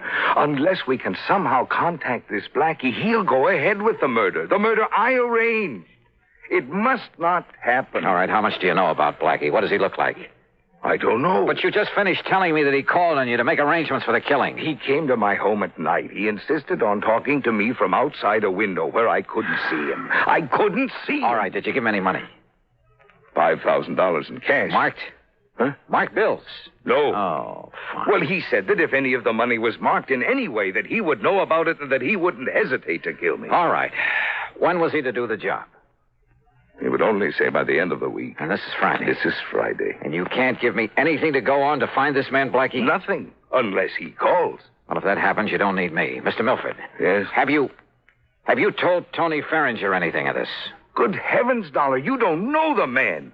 Can't you see what would surely happen if I did? He would bleed me for everything I have. Me, accessory to a plot to murder him. Don't you see what that means? Yeah, sure I do. And if you were to call in the police, it would be just as... Oh, yeah, Mr. Milford, you've really stuck your neck in a noose. Somehow you've got to get me out of this. You? What about Tony? Right guy or wrong, he's the one who's going to be killed. Well, I meant stop this thing. I don't want his blood on my hands, not anymore. Somehow you've got to stop this killing. Oh, yeah, sure, great. But how? You got any good ideas? Hey, a phony telegram, something like that. What? Yeah, some kind of a message telling Tony to get out of town. But if it weren't to reach him soon enough, or if he were to disregard it. If you were to go to the police. Oh, I'd sooner kill myself. I might as well. Or contact them. An anonymous warning, maybe. There is only one place from which Tony Ferringer might expect trouble. From me. Mr. Milford. Well... Oh, I don't know. So help me, I don't know. I'm not even sure you deserve help after what you've done. I beg you, Mr. Dollar. Hey, you told me on the phone there's insurance involved in all this. Well, when he first came with me, Tony had his life insured. He named some distant relative as the beneficiary. Through Tri-Western Life? Yes. But he didn't even name Claire in it when he married her. Yeah, well, that's beside the point now. Do you have an idea, Mr. Dollar? Is some way... No. I was just thinking it's not only your neck I've got to look out for now, but I got to keep the insurance company from having to pay off on Tony. You could watch over him. Oh, yeah, sure. Sit on his lap for 24 hours a day without his knowing it? Where is he now? I don't know. Well, where does he live? Well, then you will watch over him. We'll see. Scribble down his address and phone number for me. Oh, yes, of course. He lives at 425. Now, what does he look like? About the same height and weight that you are. Here. Very good. 425. But his hair and complexion are somewhat different. Tony! That's right, Papa. And who are you, mister? I take it you're Tony Ferringer. That's right. Oh, Tony. Oh, listen, you old fool. I just found out you spoiled my chances of starting my own agency. That you can't bone our electronics into staying with you. No, it's because you lied to me about the way you got us that account. Oh, but so Tony, you finally caught on. Tony, will you listen to me? You listen to me. I'm not going to let you get away with this. Please, Tony. Or maybe you will. Maybe I can't stop you. But believe me, you're going to pay me plenty. Tony, will you please... Why? I haven't figured it out yet. But you'll pay me, Papa. Just remember that. Wait. Oh, dear. I don't know. I don't know what to do. Just keep your shirt on, Mr. Milford. Yeah. What? Yeah. And wish me luck.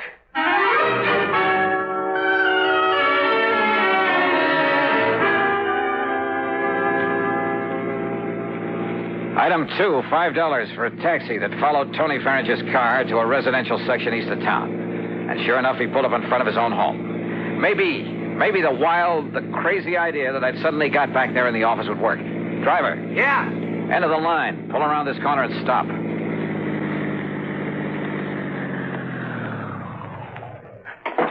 All right, here's a 5-spot. Stick around for a while.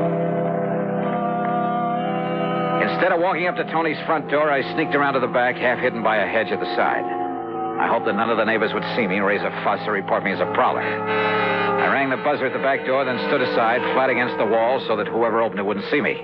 I hoped. Yes?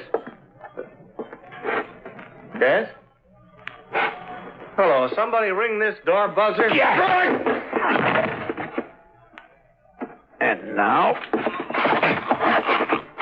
if the rest of this wild plan works out, in you go, Tony.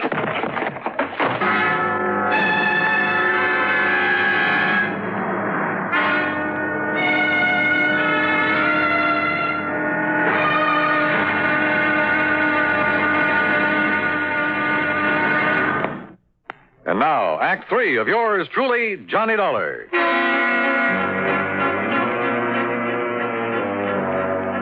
After wasting some fine Scotch whiskey, pouring it on Tony Ferringer's clothes, item 3 was another $5 to the cabbie for helping me haul my apparently drunken friend to a cheap rooming house over on the other side of town. A place run by a frowsy old dame who called herself Ma Letcher. Sure, mister. Just carry him up and let him sleep it off in this room here at the top of the stairs. Here, I'll open it up for you. Yeah, thanks. Only you ask me. Somebody must have hit him with a bottle. Here you are. Well, you can lay him onto the bed. This room will cost you $1.50, though. All right, here's a 5-spot. Well, thanks. Well, who do I tell him? And here's another for telling him a taxi driver brought him in here. Somebody you never saw before. Oh, don't worry. I know how to keep my mouth shut. When I get paid for it. Paid good, that is. Okay, I'll make it 10 here. Well, mister, you ain't got a worry in the world. Want to bet?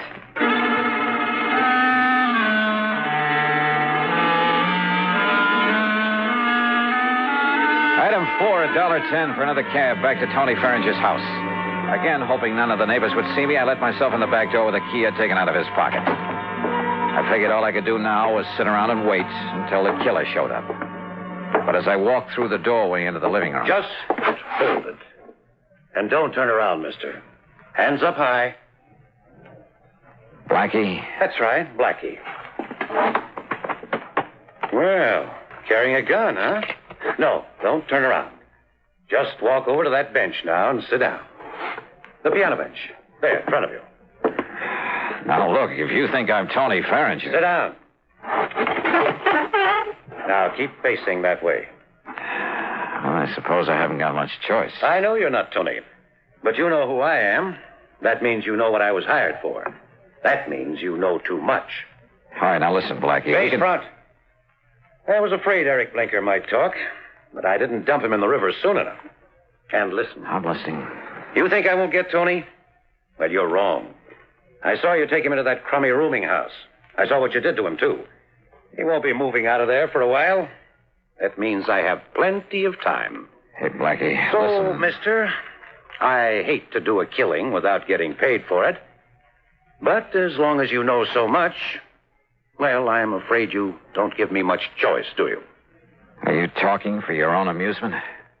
I'm giving you a chance to say your prayers, if you still know how. Hey, Blackie, look, Face we can... front. Well, what difference does it make? What? If I should see you, I mean. If you're going to kill me... Let's just say I prefer it this way. Are you ready? Are you kidding?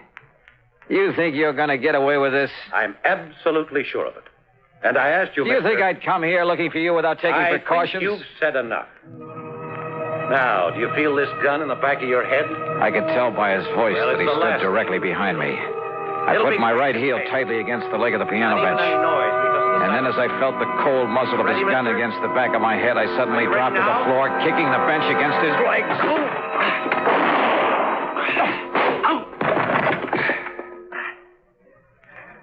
Well, Blackie, I'm afraid your rather unique career has finally come to an end. Listen, if you... Down, boy, down!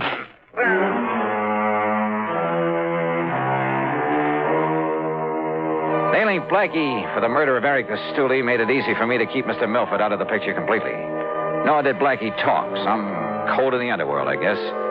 As for the expense account, well, in view of the fee that was handed to me, you can forget it.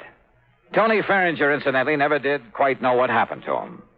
Now, will somebody please give me a nice, clean case to work on? Yours truly, Johnny Dollar.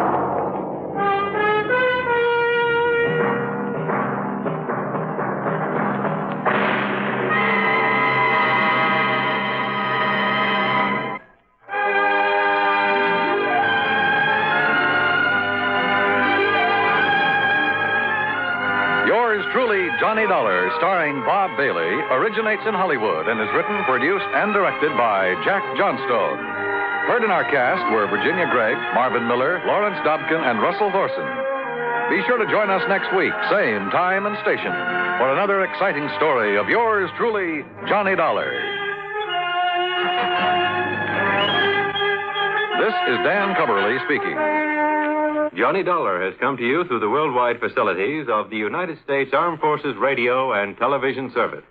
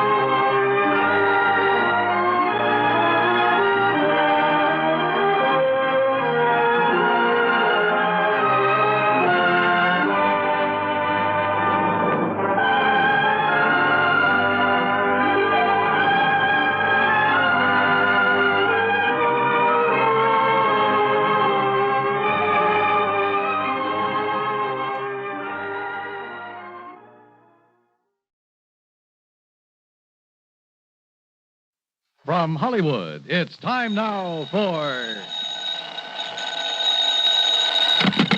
Johnny Dollar. Hi, Johnny. This is Steve Kilmer at Providential Life and Casualty. Steve, it's been a couple of years. Yeah, I know. Listen, Johnny, how'd you like to attend a wedding? Well, why not, as long as it isn't mine? Yeah, I know what you mean. Oh, you're a bachelor, too, huh?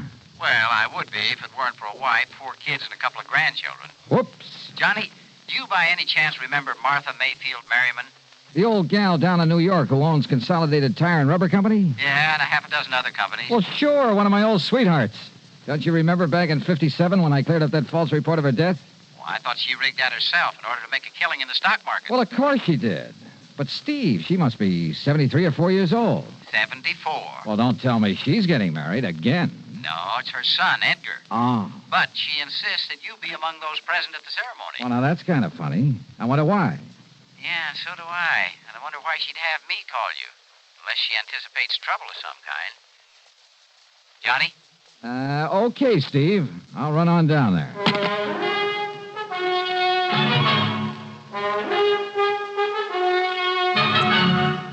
Bob Bailey in the exciting adventures of the man with the action-packed expense account. America's fabulous freelance insurance investigator. Yours truly, Johnny Dollar. And now, Act One of yours truly, Johnny Dollar.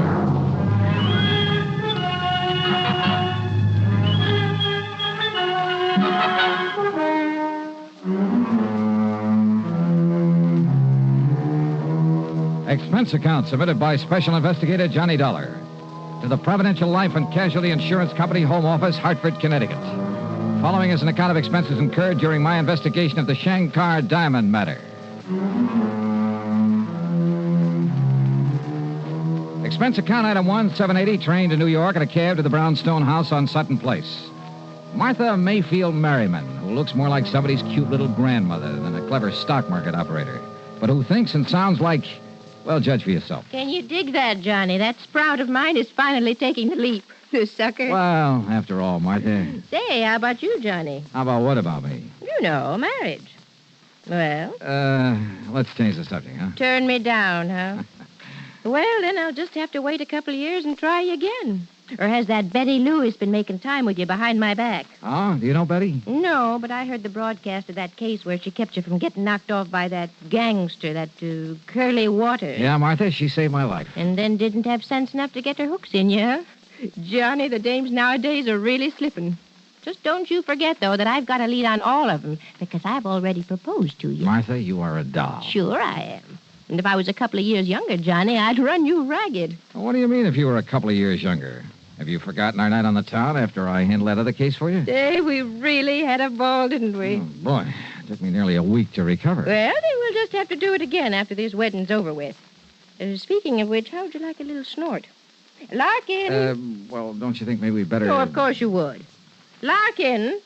Larkin! You called, madam? Fine thing, snooping around outside the door, eh? Trying to find out what Johnny Dollar's doing here. Oh, certainly not, madam. Of course you were. Now bring us a couple of drinks.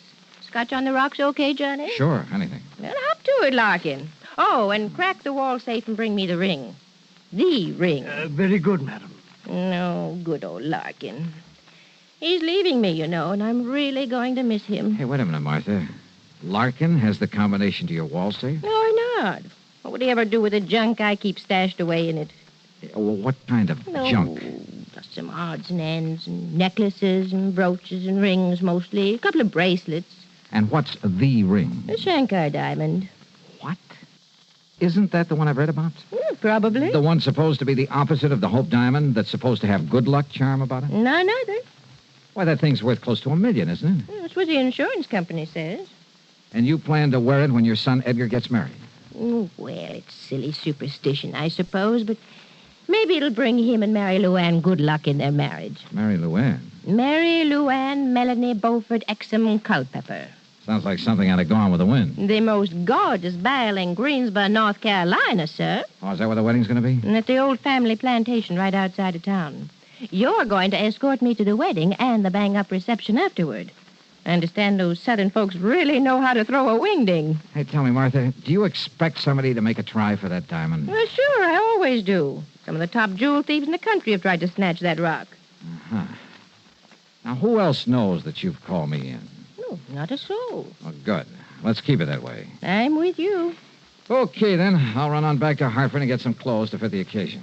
Johnny, with you and tails and me and a set of threads that Balenciaga socked me a couple of G's for, we're going to knock 'em dead. Then I'll come back here. We'll pick up the diamond and go down to Greensboro together. I know. We'll take one of my company planes. Just the two of us, Johnny, with maybe a case of champagne on board. How about that? Martha, we will have us a ball. Quite a gal.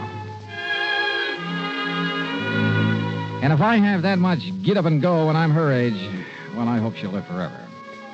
Yeah, the trip to Greensboro sounded like it would really be a ball. But just before I left her, Larkin brought in the Shankar Diamond. All 34 carats of it. Flawless. Perfect. Beautiful. And it suddenly occurred to me that somebody who wanted that stone, wanted it really bad, might not hesitate to kill for it.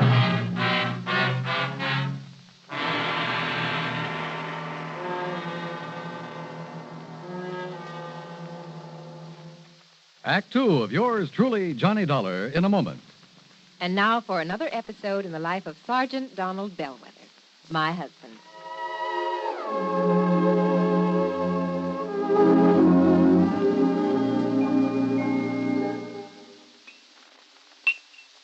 Oh, that's what I call a good dinner, Reba. Oh, that was delicious. Well, I'm glad to hear that, dear.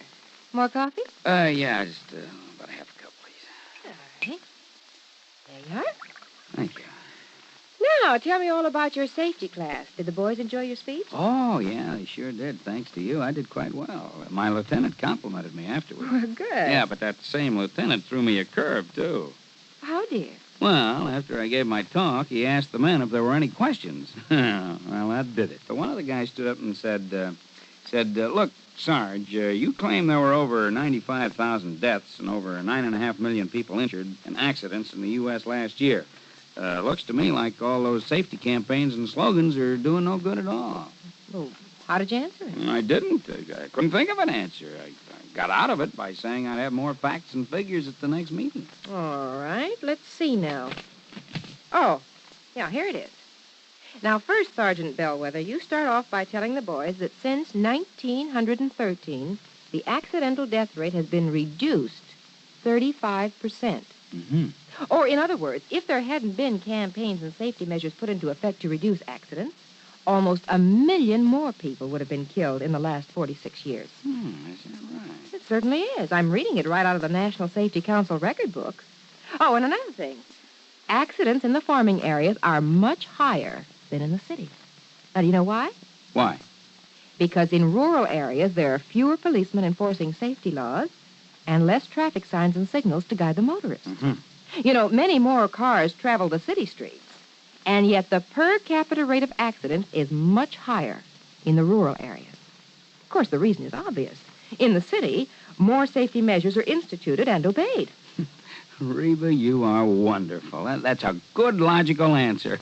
I don't know what I'd do without it. Oh, that's my Donald. That's my doll.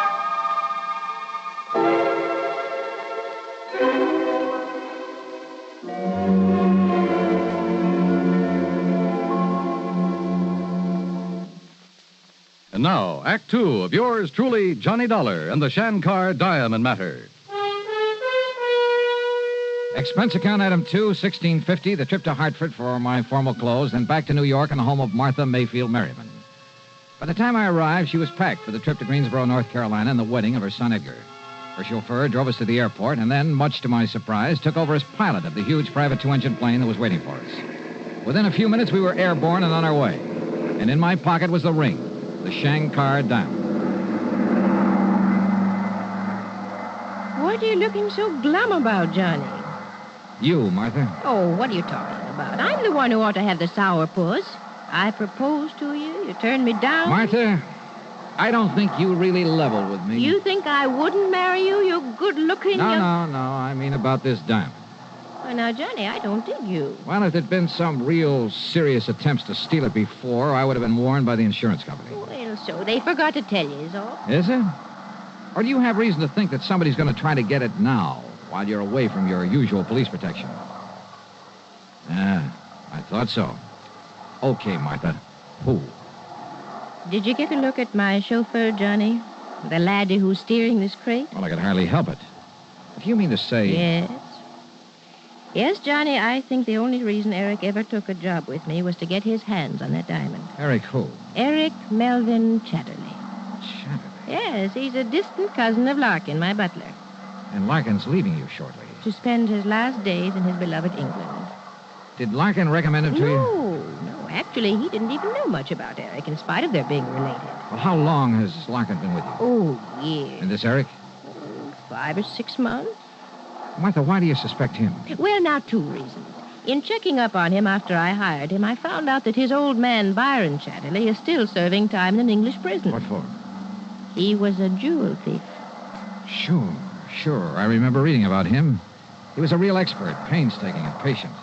Spent over 3 years working on a plan to get hold of the crown jewel. But he didn't plan long enough, and that's when they nabbed him. And if some of the head shrinkers are right, if crime is in Eric's blood, well... What was your second reason? Well, about a week ago, I found Eric alone in the study. And I think he was casing the wall safe. But you're not sure? He had a dust cloth, and he started flicking it around, muttering something about giving Larkin a hand, which is highly unlikely. You didn't accuse him? No. I just made it known that I was going to take the diamond with me to the wedding, and I sent for you. But if he knows who I am, what my business is... I don't see how he can. I beg your pardon, madam. Wait, Johnny, is there any way he could have been hearing us up there in the pilot's compartment? No, I don't see how. Yes, Eric? We'll land in Greensboro in about 5 minutes, madam. Thank you, Eric. We'll be ready. Well, Johnny? Martha, the only time you'll have this diamond is at the wedding. And the reception. After all, that's the only chance us old biddies will have to show off our furs and jewelry. Okay, and the reception. The rest of the time, it'll be right here with me. But nobody's to know that. Martha could be wrong, of course. About Eric, I mean. The fact remained that within a few hours, everybody in Greensboro knew about her being there with the Shankar Diamond. The Culpeppers made us comfortable in the old mansion. The suite they gave to Martha was big enough to house a family of 12. During the next 24 hours, the place was, well, I'd call it a kind of dignified madhouse, what with all the preparations for the wedding. There were house guests by the dozens.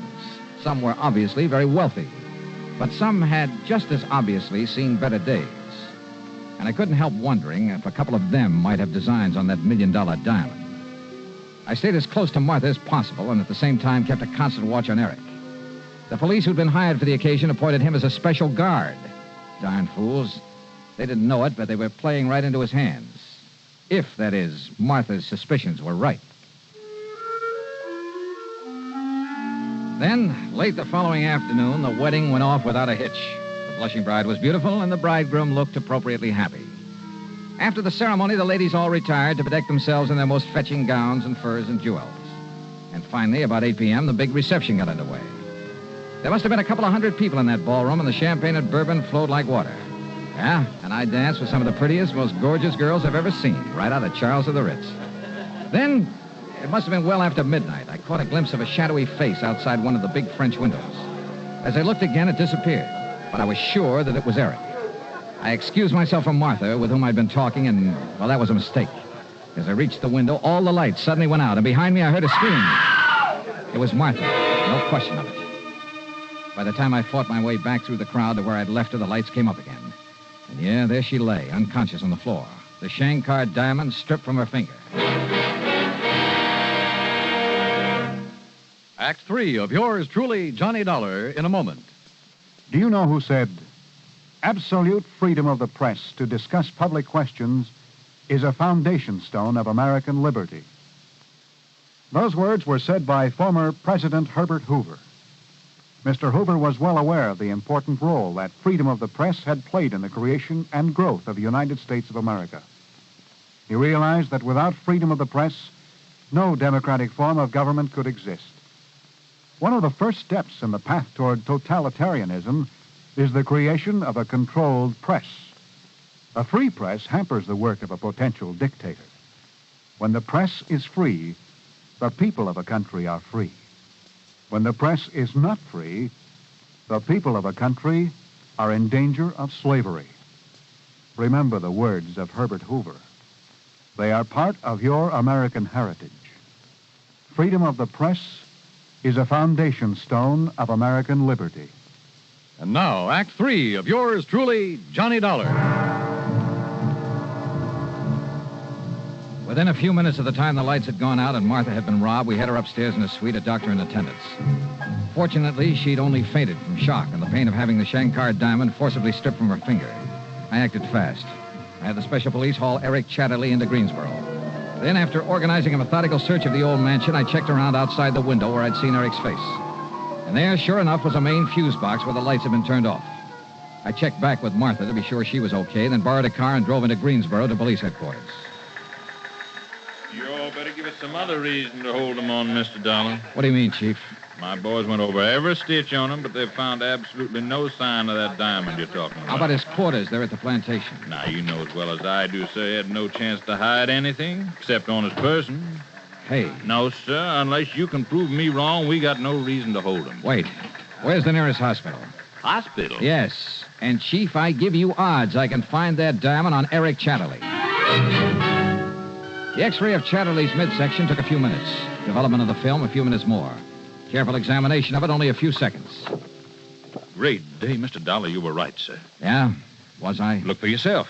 He must have taken it out of the ring. But the important thing, the diamond is sitting right there in the middle of his stomach. The outline of that stone is just as clear. And that's just the trouble, Chief.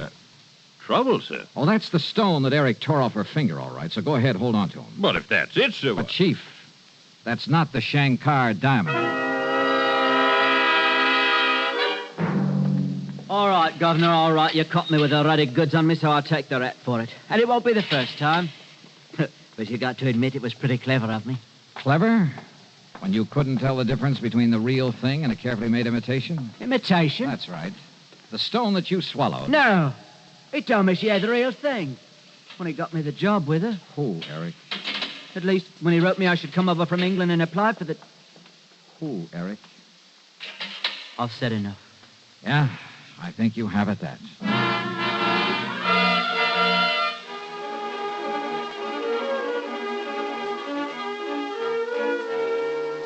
Eric have the combination of that wall safe? Of course not. As I told you, the only... Sure, Martha. Well, of course I am. When you say paste and imitation... Johnny, are you kidding? When's the last time you wore the Shankar diamond? At the big charity ball last spring.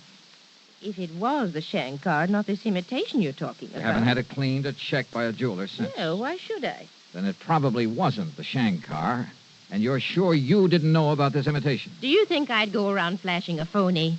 Now, look here, Johnny. I love you dearly, but don't you cool me with a line like that. Don't rile me, boy. Okay, honey, okay. Keep your head on. Just get ready for a quick trip back to New York. As soon as I can find us another flyboy. During the flight back to New York, Martha asked a lot of questions, but I sidestepped all of them, promised her a real dramatic ending to the case. And I kind of quietly prayed for one myself. When we reached the old brownstone house on Sutton Place, we told Larkin the butler about the robbery. Then, at my insistence, went upstairs to his quarters on the 4th floor.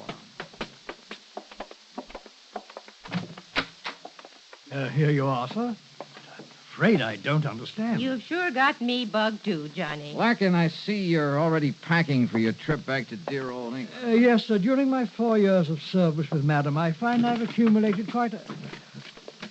I beg your pardon, sir? I'm going through every one of these bags of yours, Larkin. Now, Johnny. Maybe even tear them apart to look for false bottoms, hidden compartments. Sir. I'll do the same thing to your clothes, your shoes, if necessary, until I find the Shankar diamond. Mr. Dollar, Madam. Now, Johnny, what's the gag? Sometimes blood will tell.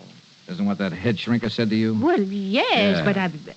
You were thinking only of Eric, of his relationship with the notorious Byron Chatterley, the man who quietly, patiently spent years working on a plan to get hold of a precious stone.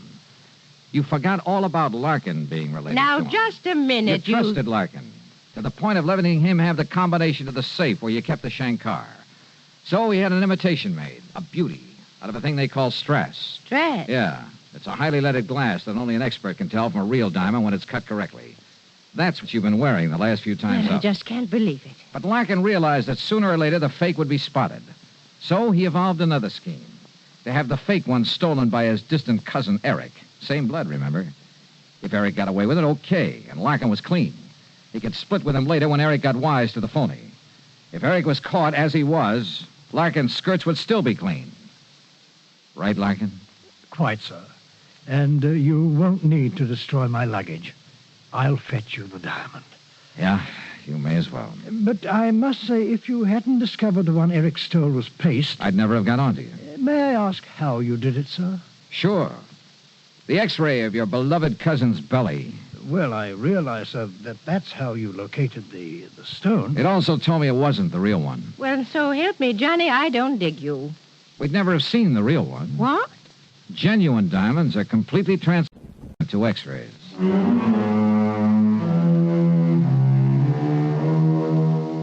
So, the diamond's safe and sound, and Larkin and his dearly beloved cousin are in the clink.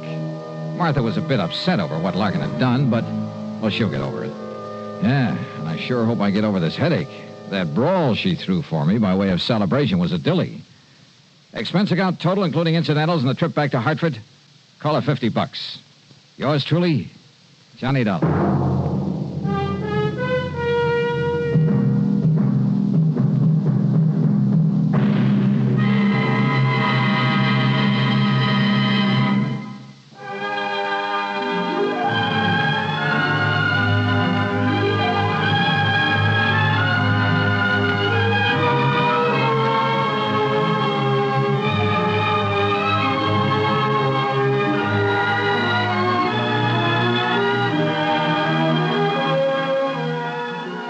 Truly, Johnny Dollar, starring Bob Bailey, originates in Hollywood and is written, produced, and directed by Jack Johnstone. Heard in our cast were Lillian Bayef, Jack Edwards, Barney Phillips, Forrest Lewis, and Eric Snowden. Be sure to join us next week, same time and station, for another exciting story of yours truly, Johnny Dollar.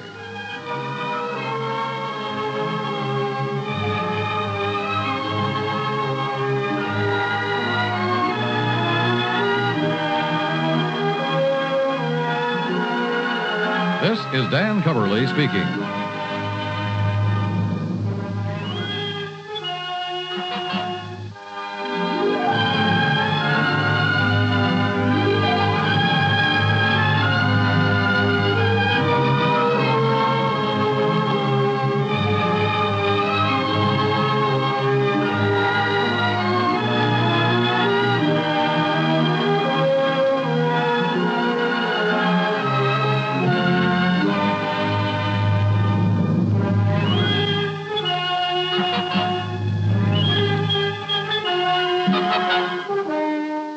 Johnny Dollar has come to you through the worldwide facilities of the United States Armed Forces Radio and Television Service.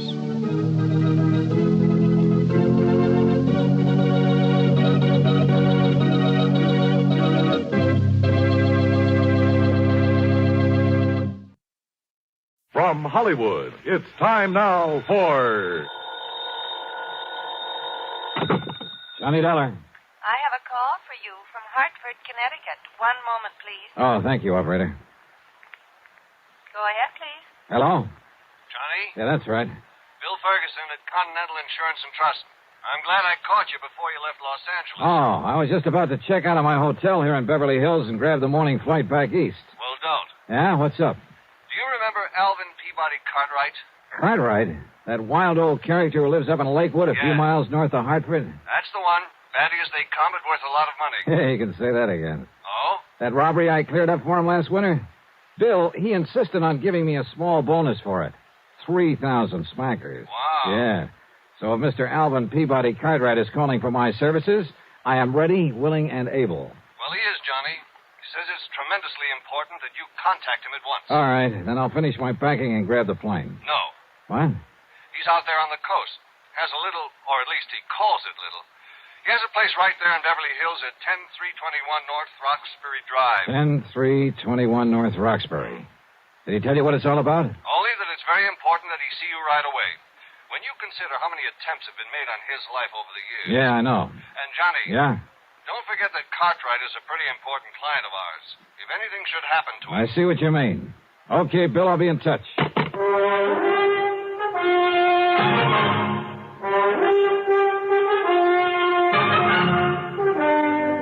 Bob daily in the exciting adventures of the man with the action-packed expense account, America's fabulous freelance insurance investigator. Yours truly, Johnny Dollar.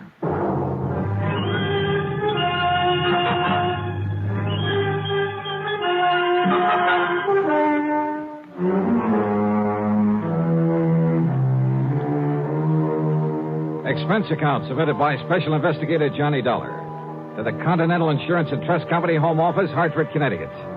Following is an account of expenses incurred during my investigation of the life at stake matter.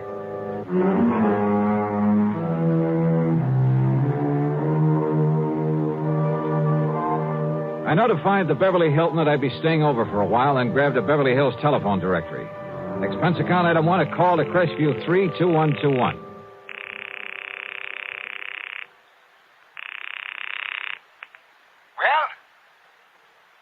Mr. Cartwright? Cartwright? Yes, sir. Cartwright, huh? Well, that's very interesting. I beg your pardon? What's the matter? Don't you hear good? I said that's very interesting. You see, my name is Cartwright, too. No, you misunderstood. So, what can I do for you, Mr. Cartwright? Listen, will you? This is Johnny Dollar. Dollar?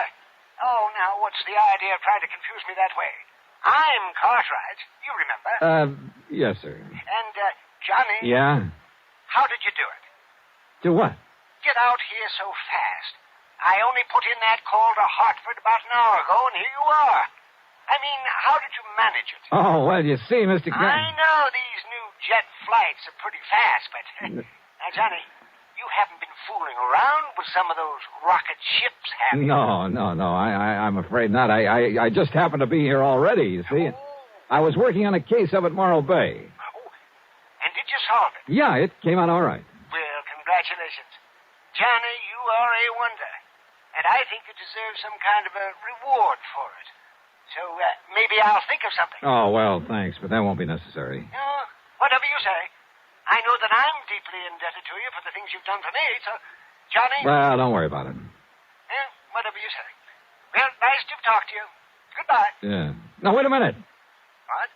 Wait a minute. Well, can't you see I'm busy? But you sent for me. I did. Yeah. You called Hartford, said you wanted to see me right away. Oh, of course I did. What's the matter with you, anyway? Of course I want to see you. Jonathan Peebles, too. Right away. Who is Jonathan Peebles? He's an old friend of mine. He lives out here. I telephoned him to come a-running, too. Oh, well, what's it all about, Mr. Cartwright? Well, just you get yourself on over here to my house, and I'll tell you. And don't you waste any time. You just hurry. Pretty important, huh? Important? It's vital. Well, is somebody threatening you, something like that? I said it's important, Johnny. And I mean important. Okay, Mr. Cartwright. I'll be right over. Hurry, Johnny. Please. Yes, sir. Yeah, old man Cartwright was as wacky as a bedbug. But what Bill Ferguson had told me was true. A lot of people had tried over the years to get to him, get to his money. So I phoned the desk for an Avis rent-a-car and started down from my room. I say started. The youngster who came barreling down the hallway, chasing a hula hoop, was probably a very nice kid, a great joy to his parents. May even grow up to be president of the United States. But as I started out the door, that hoop caught me between the knees and down my leg. Oh. Daddy! Mommy! I killed him! I came to a couple of hours later on a table at the dispensary, I guess you'd call it, there at the hotel. I was conscious of a good-looking blonde in starched white uniform standing beside me, holding a wad of cotton a few inches from my face. That's better now. That's better. How is it? Now, once more, take a good, deep breath. Inhale, Mr. Dollar. Yeah. What? It's just smelling salts. You had quite a bang on the head. Yeah. You should see what you did to that metal door panel. When the child's parents say that if there's anything they can do, they... No. Nurse, where's my coat? Oh, here. But you ought to rest a while. No, sorry. I gotta get out of here. And thanks.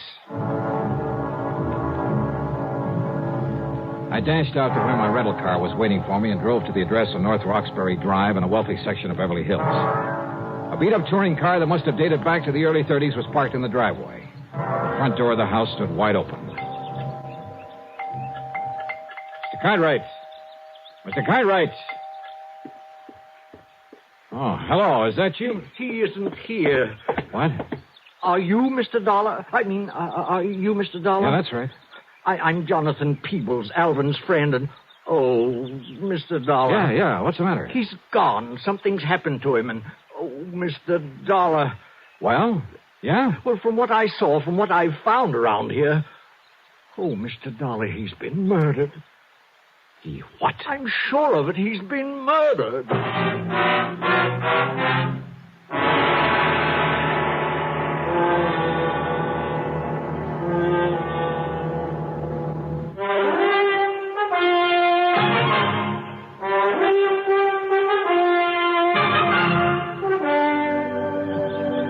Mr. Cartwright has been murdered? Oh, Mr. Dollar, what can we do? Well, what happened? How long have you been here? He telephoned me, told me to come over here, that it was very urgent. Yeah, he told me the same thing. But he often does that. You know how he is. Always has to see me right away, immediately. And often it's just for some little thing like sharing some ice cream with him or seeing a new flower that's just come into bloom. Yeah, I know. Most anything. So now... that's why I didn't hurry coming over here. And anyhow, Betsy doesn't like to be pushed. Who is Betsy? Well, that's my nice old car that's parked out front. Didn't you see it? Oh, yeah, sure. I named it Betsy after an old white horse I used to have when I first came to California. I see. A wonderful horse. And would you believe how old she was when she finally died? No, and I don't care. Now, about Mr. Cartwright. Oh, yeah. Oh, dear Mr. Dollar. Well, when I finally got here a few minutes ago, I was surprised to find the front door standing wide open. But then I wasn't surprised either, if you know what I mean. I certainly do not know what you mean. Well, I mean that he often left it open that way, and I told him 1,000 times he shouldn't do it, that it was careless of him, and that one of these days some ruffian, knowing about all the money he had... Well, I told him, Mr. Dollar. Yes, I'm sure you did, but that doesn't do us any good right now. No. Look, before we go any further, Mr. Peebles, just who are you? One of the many of Alvin Cartwright's eccentric old wealthy friends? No, I beg your pardon. I didn't quite mean that the way it sounded. Well, I should hope not. Believe me, I may be eccentric, but I am not wealthy. If it wasn't for beneficial finance, I couldn't even keep up the payments on Betsy. You mean to say you're still making it? Oh, now, wait a minute. Mr. Cartwright. Oh, yes, of course. So, well, anyway, I came into the house and I called to him. I looked around for him, but there was no one here. No servants? No. And anyway, he keeps changing them so often that, well, I just can't keep up with him. So I looked all through the house. Any sign of a struggle, anything like that? No. Then I looked out the window, and I saw them. Who's them? 2 men walking out the driveway from back where the garage is. What did they look like? They were awfully rough-looking, but they were well-dressed, so I thought perhaps they were a couple of Alvin's new servants I hadn't met, but... Oh, if I'd only thought about that tool robe they were carrying, and the way it was dripping. Wait a minute, what's a tool robe? Oh, it's like a big, heavy suitcase, like a small wardrobe trunk, only it's more like a suitcase. Oh. It was heavy. They could hardly carry it. And, oh, Mr. Dollar. Wait a minute, listen. You said it was dripping. Oh, yes. Oh, all over the drive. Come on, I think we better take a look. And close that front door. Oh, yes. Come on. These men were coming from the garage. That's right, yes. But Alvin doesn't have a car, so what could they be doing there? Is that where he kept his old luggage? Yes, and the frozen food locker and some garden tools. Oh, there. Now, look. Yeah, I see. Oh. Good Lord. Oh, yes. It's blood, isn't it? Yeah. Oh, they've killed him, dismembered him. Then... Oh, Mr. Dollar.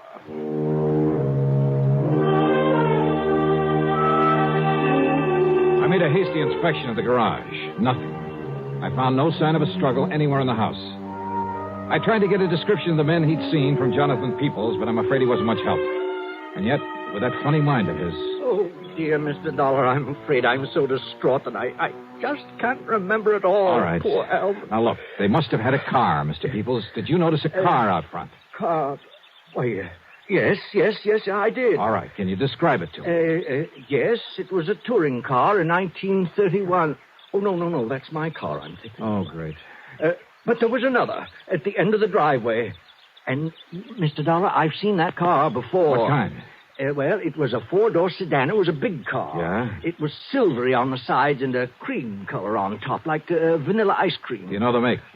And the license number was CFU 160. Good. You're sure of that? Oh, I never forget things like that. And you say you've seen it before? Many times. Where? At the dock. Where? At the Malibu dock. That's where he keeps the Alpi car. Where? Who keeps the what? Where Alvin keeps the Alpi car, his yacht. Alpi car. Alvin P. Car. Okay. It's a pretty slim lead, but come on. And it was a slim one, believe me. But I couldn't see calling in the police until I had something more definite to give them. Well, here, we can take Betsy, Mr. Dollar. Are you kidding? We'll make better time in mine. Oh, yes, of course. Oh, we cut out through Westwood, then Santa Monica, then hit the coast highway and headed north. Finally, we pulled up at the entrance of the Malibu dock. Look, that's the car I told you about, parked there at the side. Yeah, and it looks like coming here may pay off for us. But the boat, the Alpi car, it isn't at the mooring. Whitey. Oh, Whitey. Oh, hi, Mr. Peebles. Yes. Have you seen Mr. Cartwright this morning, Whitey? Yeah, I didn't notice. His boat went out, though. How long ago? Oh, I'd say 10, 15 minutes. Yeah? Yeah. See it out there, going up towards Point Doom? Yeah, I see it. Yeah, but those two men... What? Yeah, they had the shore boat take them out to the Alpi car. Yeah? Well, I ought to sue them. What do you mean? That little trunk that they was carrying. You see what I'm mopping up? The messy trail it left all over the pier for me to clean up. Blood. Yes, sir, I ought to sue them. Oh, Mr. Dollar, that means they're taking poor Alvin Cartwright's dismembered body out to sea to dispose of it, and on his own yacht. Well, we've got to find something fast enough to catch up with it out there. Well, there's that Thompson cruiser of Larry Comstock's tied up there. Yeah, who's Comstock? Oh, has a boat and motor shop in Los Angeles. Well, if it's fast enough. Well, he has a couple of big Johnsons on it, fastest one that's out here now. Then call him on the phone. Tell him we borrowed it. Well, now... Tell him why. It's an emergency, and that we'll pay him plenty for the use of it. Well, now, I don't know if you really ought Well, to. I do, and listen, call the Coast Guard in Santa Monica. Have them send out a patrol boat. Come on, people. But, Mr. Dollar, those men on the yacht are desperados. They're killers. Okay, then stay here in the dock. I'll go it alone. No. Alvin was my friend. I shall help to avenge his untimely death.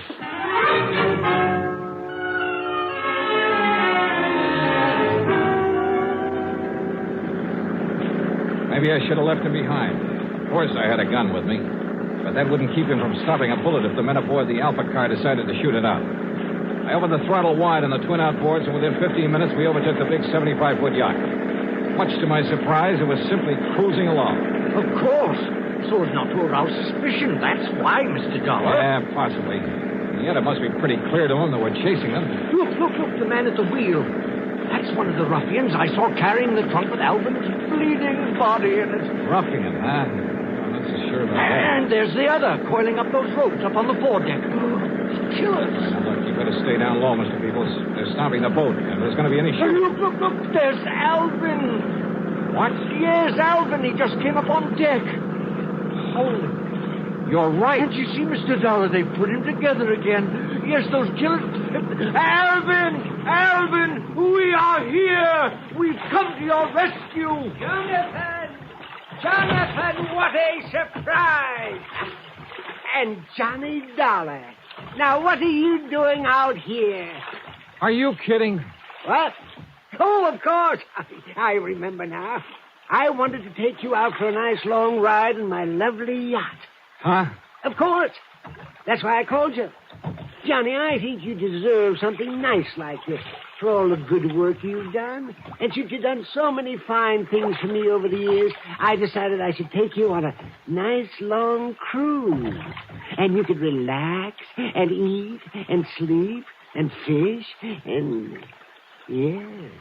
And that's why you called the insurance company to get in touch with me? That's right. Now, wasn't that a great idea? Well, I'll be it. And I invited Jonathan along, too. But an awfully funny thing happened, Johnny. No. Yes, sir, Johnny. The minute we left the dock, I just knew there was something else that I'd forgotten. And you know what it was? Don't tell me. Of course I will. I'd forgotten to wait for you and Jonathan. Oh, now, isn't that the funniest thing? Yeah, Mr. Cartwright, it sure is. Now, just a minute, Alvin. Yes, Jonathan. What about those two men, those terrible killers? What did you say? Right there beside you. They killed you. They murdered you. And they... what am I saying? Oh, wait a minute. Yeah, you think it over, Mr. Peoples. Mr. Cartwright. Yes, Johnny? You said something else you'd forgotten. That's right. You and Jonathan. I forgot to wait for you at the house, and then when we started off, wasn't it silly of me? I forgot all about you. What was the other thing? The other thing? Yeah. Oh, yes, of course. Oh, the other thing that I'd forgotten was the trunk full of nice, thick, juicy tenderloin steaks that I'd set aside in the garage for this trip. Trunk full? Well, it was not a real trunk, just a little two-rope that I had out in the garage. But I remembered that the minute we came on board. And so I had to send Gerald and Harold back to the house in their car to get us. Gerald and Harold? Oh, they're my new butler and cook. Oh, they are the nicest boys. Oh, Gerald and Harold, come over here to the rail so my friend can... Wait, Alvin, wait. Yes, Johnny? You mean to say those men standing there beside you? Now, why don't you and Johnny come aboard, and I'll introduce them to you. Oh, wait, just a minute. Then all that blood... What, Johnny? All that blood that was dripping out of that trunk? Yeah. Oh, wasn't that awful? And it was all my fault because I let the steaks fall out too much. Oh, no. All over the place. I never saw so much blood. But now, come aboard, and we'll take the nice trip that I planned for you. Come on now.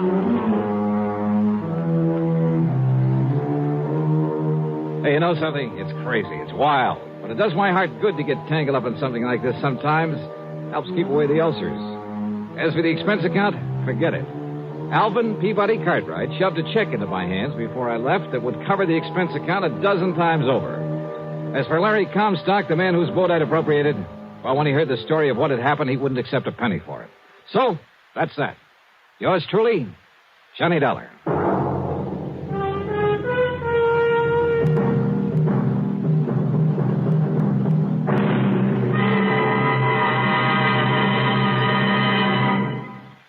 Here is our star to tell you about next week's story. Instead of telling you about next week's yarn, congratulations to station WDBJ in Roanoke, Virginia.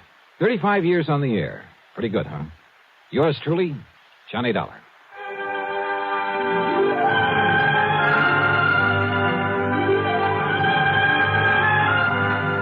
Yours truly, Johnny Dollar, starring Bob Bailey, originates in Hollywood and is written, produced, and directed by Jack Johnstone.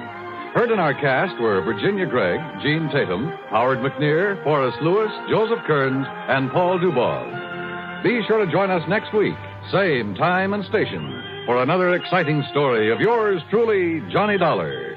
This is Dan Cubberly speaking.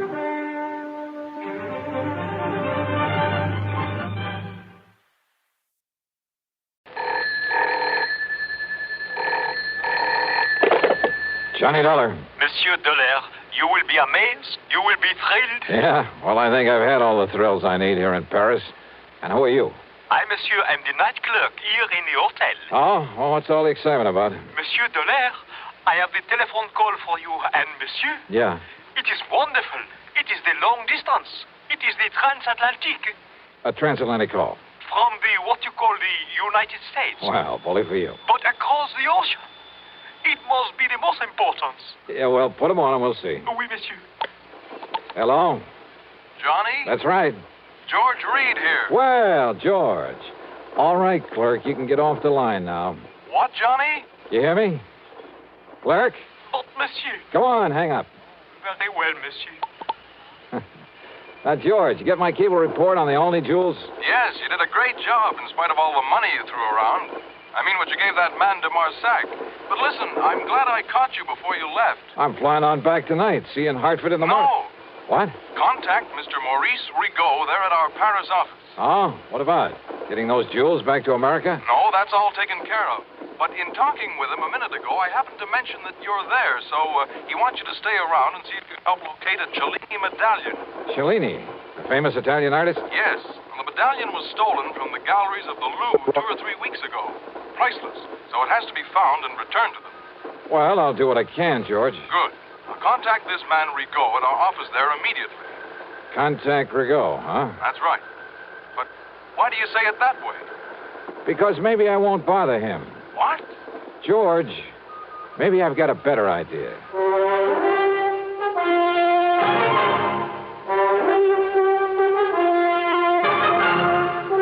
CBS Radio brings you Bob Bailey in the intriguing adventures of the man with the action-packed expense account, America's fabulous freelance insurance investigator. Yours truly, Johnny Dollar.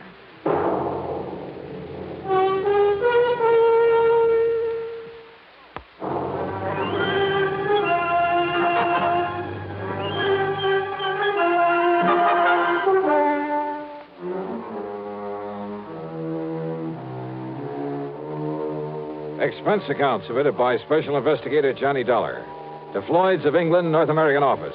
Or maybe it's the Paris office. We'll see. Following is an account of expenses incurred during my investigation of the Embarcadero Matter.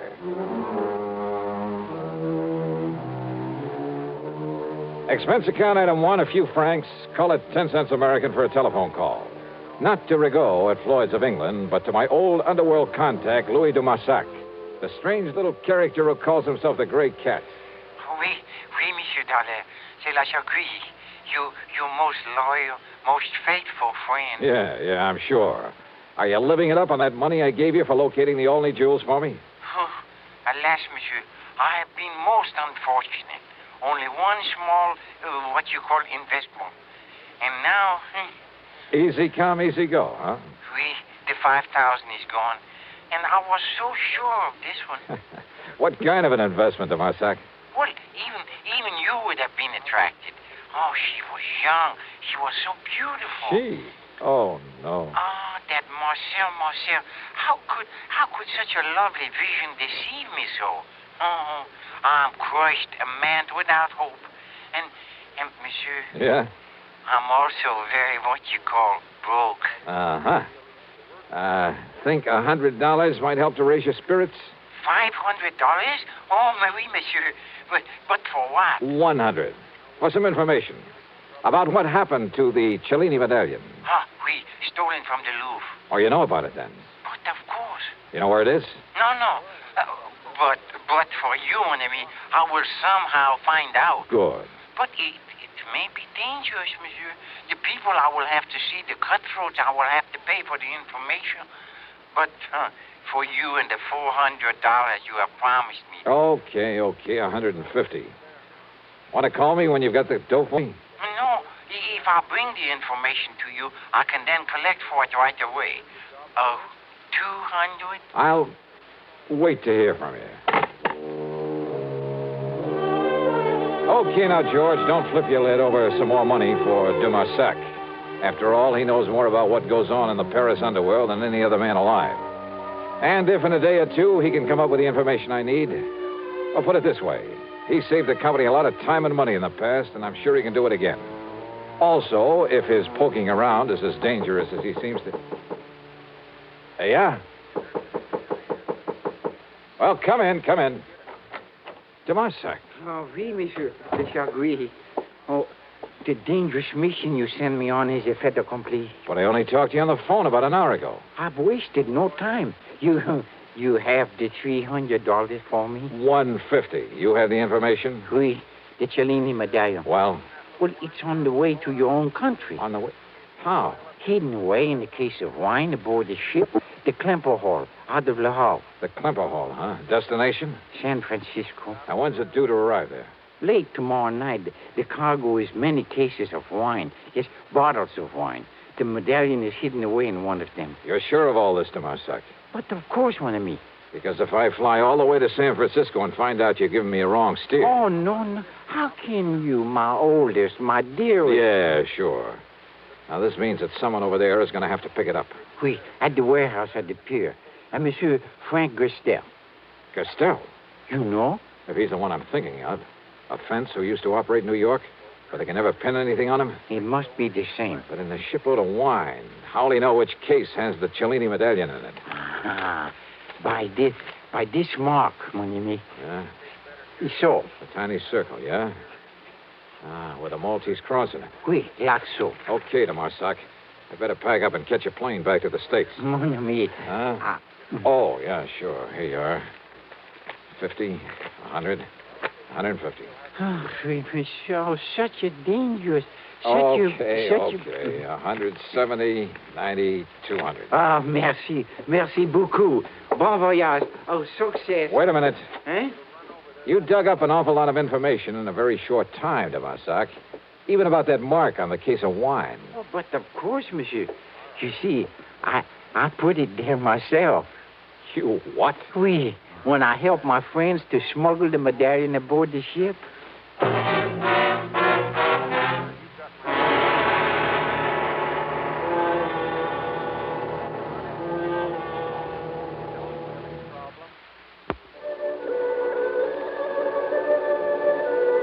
Expense account item 2 is the couple of $100 to de Marsac for the information about the stolen Cellini medallion. Item 3, $92 American for my hotel there in Paris, and a taxi out to Orly. Item 4, $5.99 even plane fare, Paris to New York to San Francisco, and a taxi to my favorite hotel, the Huntington, up on Nob Hill. A pea soup fog had settled over the city, and the driver had to practically feel his way the last couple of blocks. By the time I'd cleaned up and changed my clothes, it was late, and I was hungry. And after the long plane trip, I was glad for a chance to walk over to the Fleur de Lis on Sutter Street. Cocktails and a rare good dinner ran up item 5, $11 even. Then I started back to the Huntington, again on foot. I say I started. It was late, remember, and dark. Not many people on the streets. And suddenly I was conscious of someone behind me, slowly catching up with me. In the fog, he was only a shadow, but I was sure he was following me. I slipped out my gun under my coat, then slowed my pace. All right, brother, what? Huh? Yeah. Hi, Johnny. Smokey Sullivan. Yeah. Well, what under the... How are you, Smokey? I thought that was you coming out of that Fleur de Lis. Hadn't you better put that back in your coat, huh? Oh, yeah, sure. Hey, listen, you're just the man I want to see. Yeah? Yeah. And if you can dig up some information for me about somebody, I'll make it worth your while. You're real good to me, Johnny. I'll do anything I can. And listen. Yeah? I don't know why you're out here this time, and maybe this ain't got nothing to do with it. What's that, Smokey?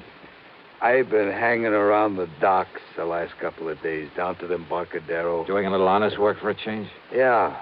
I'm real clean now, Johnny. I've been going straight. That's the stuff. But I know how to keep my eyes open. You know what's going on down there? What? Smuggling, Johnny. There's a lot of smuggling all the time. You know what I mean? Keep talking, Smokey. Yeah. Well, most of it comes in from Japan and China, places like that. It's the boys on the boats bringing stuff in. Oh, well, what I'm interested in... Narcotics, Johnny. Mostly heroin, stuff like that. Yeah, well, now, Smokey, when you get any info about that kind of stuff coming in, you tip off the Treasury boys, the narcotics division. Me, Johnny? Me go to the cops? You mean because of your past record? Yeah, they wouldn't believe me, Johnny. That's the trouble with going legit. I mean, the kind of guy I was. Don't ever kid yourself. I don't want to lecture you, Smokey, but believe me, it's the best way in the world for you to make up for some of the things you've done in the past. Look what you've done in helping me. Yeah, I know. And it was you got me going straight. But don't you see, if anybody was to find out that I was informed... Don't worry. The Treasury boys will never talk. Okay, Johnny. But now the man I'm interested in... But now, like I was going to tell you... Smokey, listen. Like I said, most of the stuff is from the Orient. But down there to the docks, a couple of nights running now. Well, Johnny, you ever hear of Frankie Gerstel? Are you kidding? That's the man I was going to... You mean the one who used to be a fence back in New York? Yeah. Long time ago, I done a couple of jobs for him. That was before, you know. You've seen Gerstel around here? Down to the Embarcadero. Sure. Waiting for the Klemper Hall to pull in from Europe. The Klemper Hall, Johnny? Yeah. With a cargo of French wine? Yeah, that's it. How do you know? I helped unload her. You what? Yeah, come in ahead of time, early this morning. And I got here too late. Huh? Or maybe I haven't. Come on, let's get on down to the Embarcadero.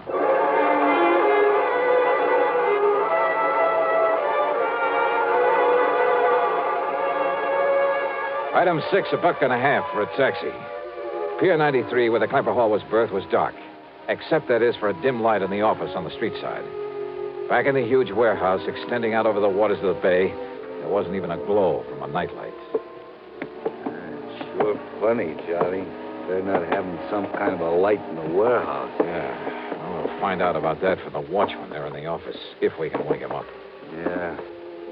Sleeping on a job like that, why, he'll... Hey, watchman. Watchman, come on, open up. Johnny. Yeah, I see. Come on, Smokey, give me a... Here we go now. All right, wake up, mister. Come on, I said wake up. Yeah, Johnny. He's asleep, all right. For good.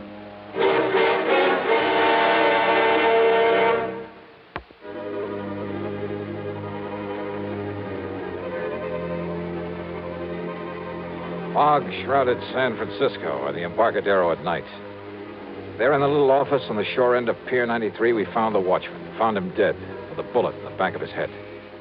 Which meant that in all probability, Frankie Gerstel had gotten there before us, had already taken the Cellini medallion out of its hiding place. Or was it still there, one of the cases of wine, stacked up in the warehouse in the long, dark pier? There was only one way to find out. Oh, we better get out of here, Johnny. If the cops come around, they find this watchman laying here dead, even with Johnny Dollar to explain Reach up and pull off that light, will you? But, Johnny... All right, here, I'll do it. But, look, don't you see, if the cops come around, they see this office dark. Yeah, we got to chance it. Now, if this watchman had a flashlight on him... Yeah, in the side pocket of his coat. Side pocket, yeah, here it is.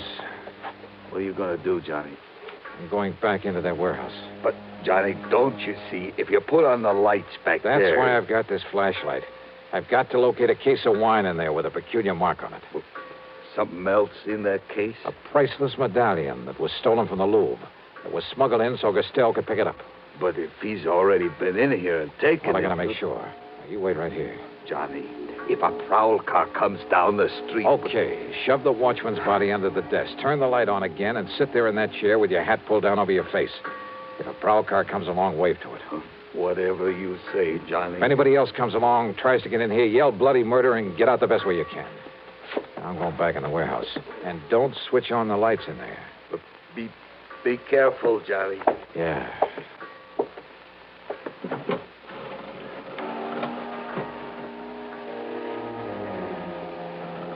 The light in the office, when Smokey turned it on again, made only a thin yellow line beneath the sliding door.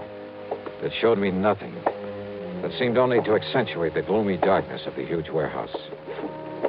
Cautiously, I felt my way to a pile of crates, stuck my head around the corner of it, and flicked on the flashlight for a moment to get the lay of the land.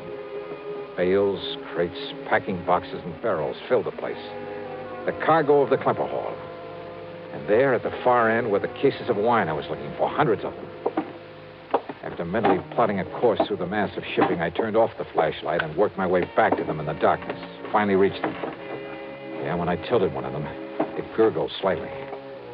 I was about to flick on the light again when I realized that if Frankie had come here, if he'd killed the guard but hadn't left, yet somehow I had to find the case with the identifying mark on it. I put on the light again. And there in front of me was a case that someone had pried open. The cinch bar was lying beside it. On one corner was the mark that... Someone. I heard someone else in there. Behind me.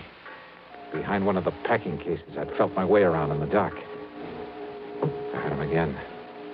So I picked up the cinch bar. And I waited. Then... Holy... At least I'd seen the flash of the gun. But again, I waited. Give up, Dollar. I've been here over an hour. I can see in here, but you can't. Now? Well, I can see the flash of your gun.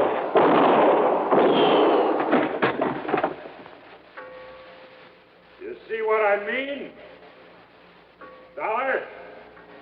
Just keep on talking, Frankie. What? What'd you say? Dollar. The cinch bar. All right, here, Frankie. Ah, that's a stupid trick.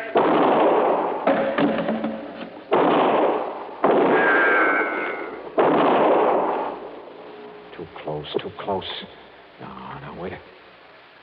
Hey, your last shot, wasn't it, Frankie? Yeah. Hey, Smokey. Okay, Smokey, come out here in the warehouse. Turn on the lights and we'll... Didn't figure I had 2 guns, did you, Dolly? Well, you haven't. Not now. You're through. And by the time you can reload... Yeah, Smokey, put on the lights. I can use them now. No, Smokey, no. That's right. And leave them on. And, Dollar, I'm going to dig you out from behind those crates and kill you. You hear me, Dollar? You can't get away. Yeah, because now I see you. So I pull this trigger. Smokey. Johnny, I took the gun off the dead watchman. Are you all right, Johnny? Yeah. Are you all right? Yeah, sure I am. You saved my life, Smokey, thanks. Yeah, you're welcome, Johnny. But listen, the cops are coming. Yeah, I hear them. Well, then, Johnny... Stop worrying, Smokey. But don't you see... You're on their side now, remember? But if they... Yeah, I guess I am. Sure.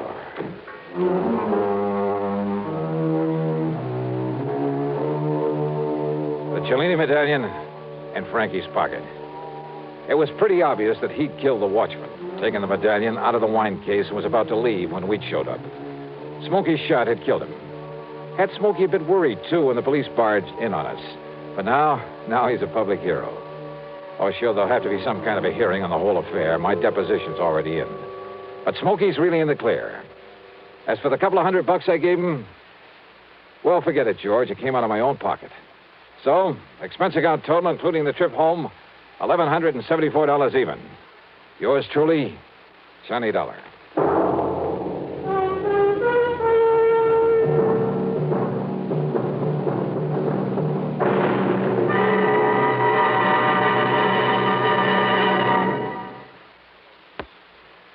Now, here's our star to tell you about next week's story. Instead, let me say hi to 3 new CBS affiliates. They're KAAB in Hot Springs, Arkansas, WRIG in Wausau, Wisconsin, and WOMI in Owensburg, Kentucky. Welcome to CBS Radio. Yours truly, Johnny Dollar.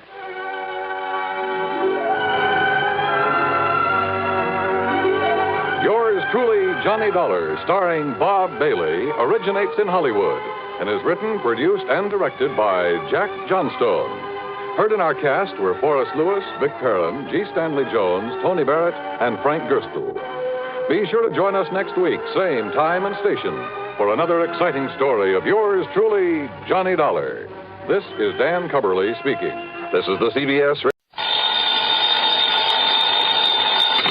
Johnny Dollar. Al Turner, Johnny, over here at New Britain Mutual. Al, it's been a long time. Yeah, I know. What can I do for you? Plenty, I hope. How old are you, Johnny? Well, next birthday I'll be 30... Huh? 30 what? Now, why? Well, it really doesn't make too much difference. You see, Johnny, I think it's time you entered a home for the aged. I what? And if you think I'm kidding, I'm not. Okay, Al, what's the gag? I told you, I want you over at the Mackley Rest Home. Where's that? Frog Mountain, New York. Where's that? Down along the Hudson River above Poughkeepsie near Kingston. But, just to pay him a little visit, not to stay. That's right. What goes down there? Sudden death, Johnny. Deaths. Oh? 4 of them in a row, 3 of them insured by us. Well, after all, if they're old folks... That's the beneficiary of all that insurance. Yeah? The sole beneficiary of all the insurance on them just happens to be the Mackley Rest Home. Oh. Yeah. Okay, Al, I'll, kind of drop in on him.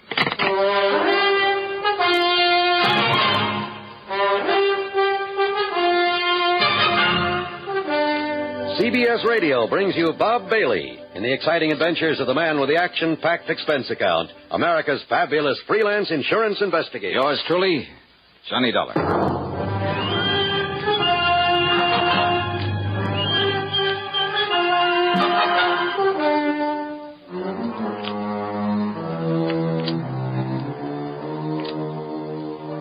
Expense account submitted by Special Investigator Johnny Dollar to the New Britain Mutual Insurance Company, Home Office, Hartford, Connecticut.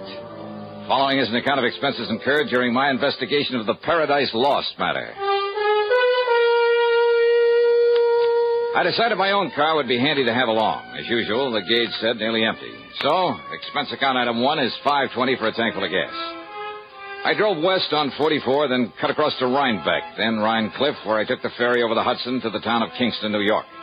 On Route 28, I passed through Stony Hollow, and a few miles further on, I found a sign indicating Frog Mountain. It was on a side road to the left.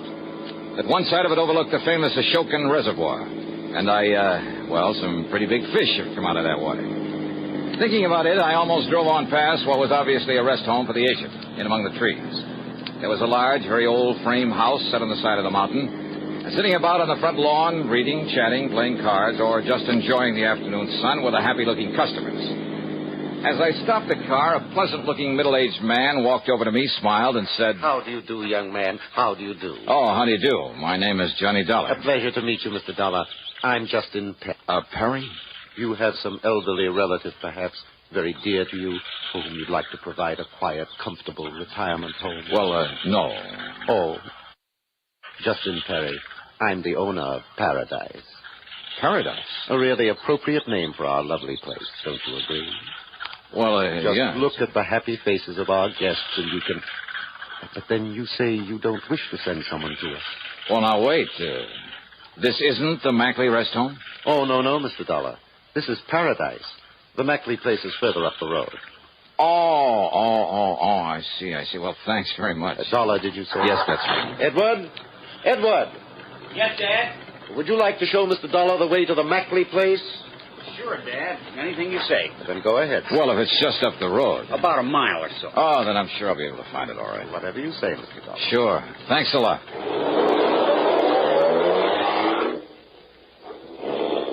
A very nice spot. And some of the folks on the lawn waved cheerily as I drove on back up the road toward the mountain. I wondered if the Mackley place would be the same. It wasn't. At least, it was brand new, a modern ranch type of thing, built on a single level. A lot of native stone and glass, all very pretty and smart and practical, but lacking in warmth. The guests, the residents, though well-dressed and apparently wealthy, were sitting by themselves for the most part, reading or just sitting. No one seemed to notice me as I parked my car, then walked in through the door at one side marked office. Yes. Something I can do for you? Mr. Mackley? Yes, that's right. Peter Mackley. And, who are you? My name is Johnny Dollar. Oh, yes, the insurance investigator. How are you? Hiya. Al Turner at the insurance company said you'd be coming along. Won't you sit down? Oh, he did? Yes. Just to be honest about it, I don't see why, though. You don't, huh? Well, now, what do you mean by that, Mr. Dollar? Well, it's quite a layout you have here, Mr. Mackley. Must have set you back a lot of money. Well, that's no secret. But I suppose it's all bought and paid for. No, far from it, Mr. Dollar. It'll be some years before we get our heads above water. Even with the help of 2 or 3 nice, fat insurance legacies? Now, look here, Dollar. Well?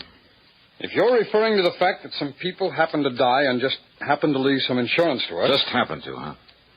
Now, what's that mean? Just exactly what you think it does, Mackley. Are you trying to imply that I or anybody else... If the shoe fits where it... Now, if you're saying that you suspect we might have murdered those old Did people... I say that? Well, that's what you meant, isn't it?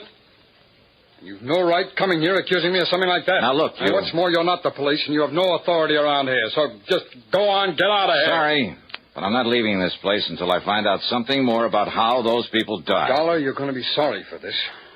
Is that a threat? You take it any way you like. Well, it may sound a bit corny, Mackley. Now, just get out of here. Just remember that anything you say now might be used against you. Why, you arrogant soul! And now, Act 2 of yours truly, Johnny Dollar, and the Paradise Lost Matter.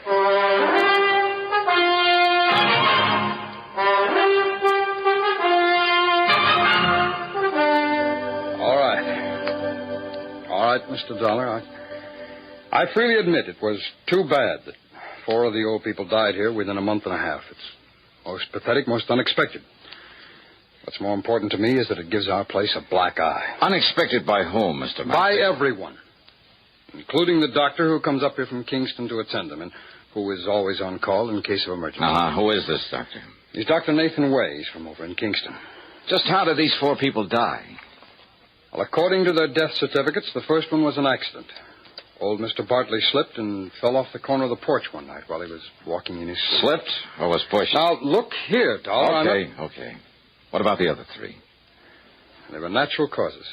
That is, their hearts gave out. According to the death certificates. That's right. But what really happened? Poison, perhaps? Something like that? Dollar, you don't know what you're talking about. We'll see, Mr. Mackley. Now, where'll I find this Dr. Way? Someone mentioned my name. Hello, Doctor. Hello, Peter. Doctor, this is Johnny Dollar. He's an investigator from the insurance company. How do you do, Mr. Dollar? Doctor? Dollar seems to have the absurd, the fantastic idea that the recent deaths here were deliberate.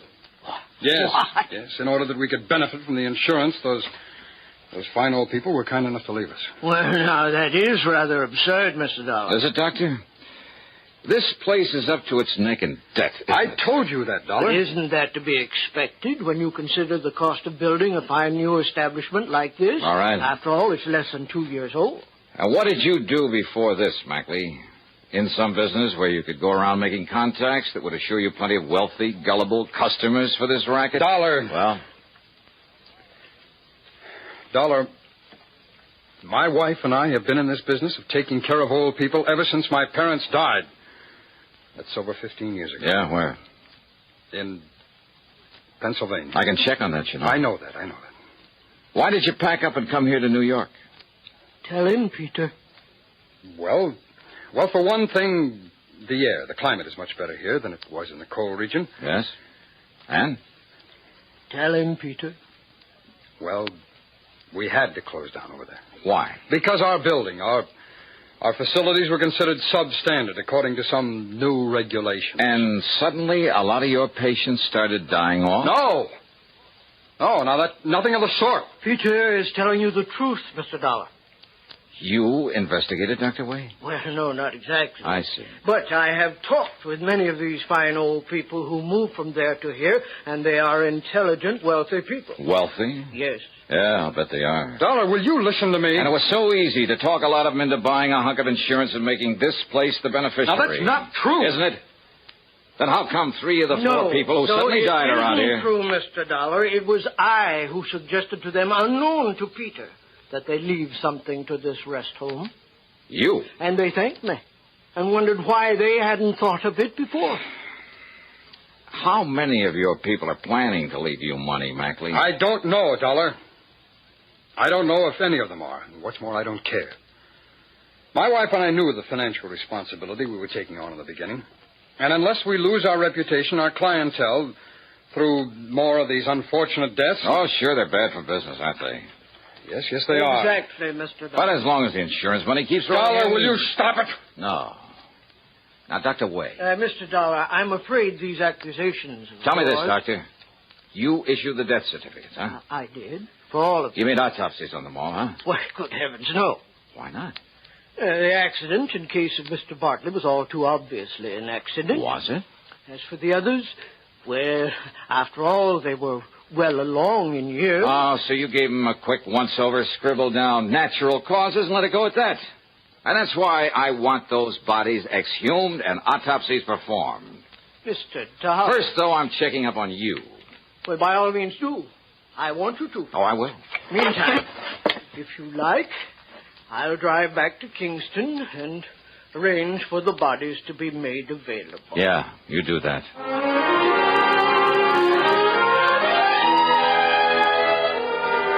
I followed the doctor into Kingston, parked my stuff at a hotel, and dropped in at police headquarters where I talked with Lieutenant Art Conley. Dollar, I'm glad you're looking into this. Frog Mountain's a bit out of our jurisdiction, officially, that is. But I've wondered about those deaths myself. Well, how much do you know about Peter Mackley, Lieutenant? Well, I've thought a lot of that man ever since he came to these parts. Oh? Yeah, he's not the kind you might expect to be running an old folks' home, but, well, he's okay. I see. How well do you know Dr. Way? Well, one of the finest people we have here in Kingston. And without a doubt, the best man to make those autopsies you want. He's connected with the department? Yeah. And if you ask me, he'll get you results so fast it'll... Oh, now, wait a minute, Dollar. You're not thinking that Dr. Wade...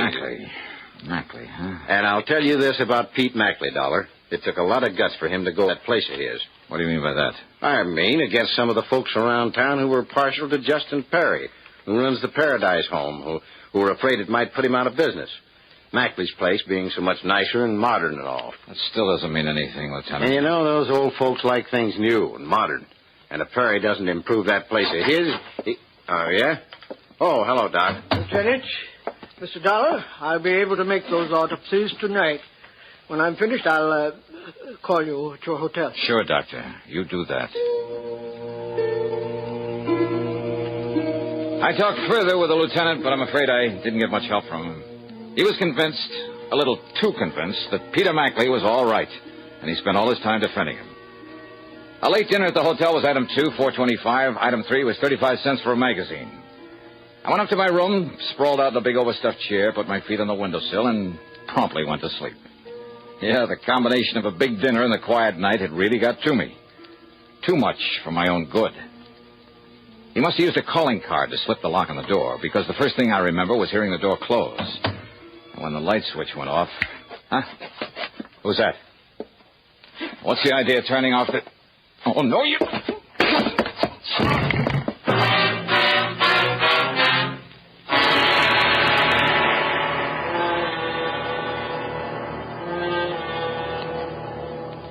And now, Act 3 of yours truly, Johnny Dollar.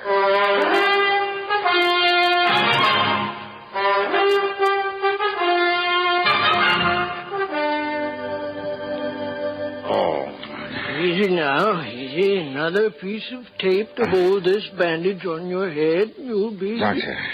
Yeah, there you are. That's Doctor, right. away. Now, don't tell me you fell asleep and fell out of your chair and did this. Oh, no. Listen. And here. Perhaps a drop of this medicinal brandy? No, yeah. Oh, yeah, thanks.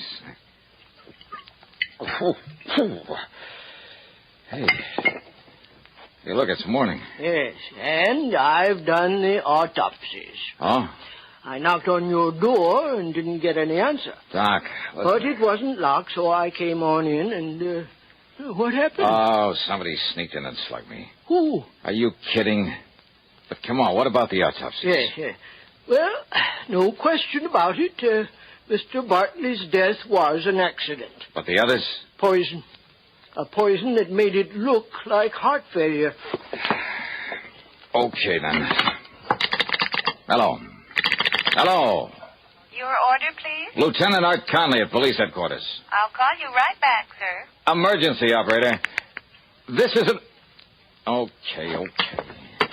And now, Mr. Dollar. So, Doctor, somebody at Mackley's rest home gave them poison. So that's it.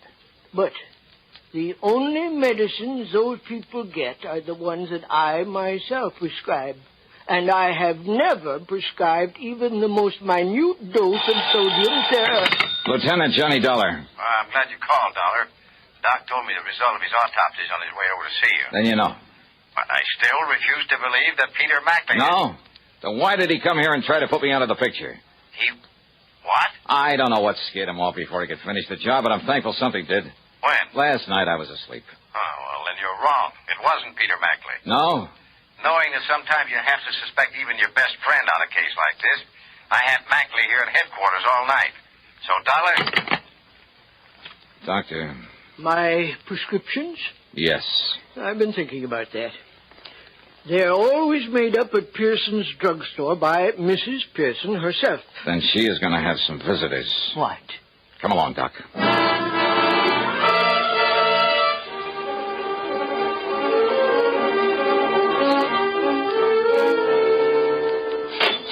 Thank you, Mrs. Williams, and I hope that makes you feel better. Well, Doctor, it's so early in the morning. Mrs. Pearson, this is Johnny Dollar, special investigator. Oh, how exciting. Mrs. Pearson, I want to know if you stock a drug called sodium What'd you call it, Doctor? I didn't, but it's sodium theramolicylate. Oh.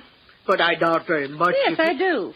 You do? Old Dr. Morley, the veterinarian, used it now and then to take care of hopeless animal cases. And you have it here now? Yes. One of these back shelves, I have a single bottle that I... Hey, wait a minute. Yes? On that motorcycle out there with a sidecar. He pulled away from in back of this place. Yes. He helps in the store and makes all the deliveries for me. And he must have seen us in here. Must have seen me. What?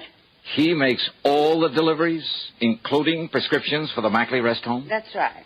Doc. He's taking some of Dr. Wade's prescriptions up there now. Good. No, listen. Now, let me find that bottle of... Doctor, listen. That may be the answer.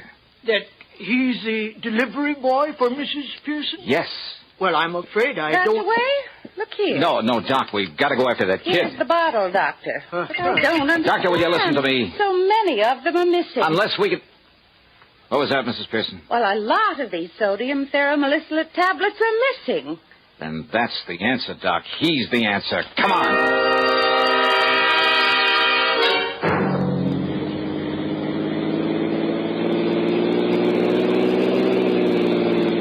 Have you ever tried to chase a motorcycle up a tortuous, treacherous mountain road? Well, I did. We did. And the sidecar was the only thing that kept him from running away from us. And the fact that he kept looking back, knowing we were chasing him. No, he'll kill himself. Looking back at us. That was his big mistake. He'll never make that turn. That was young Edward Perry's fatal mistake.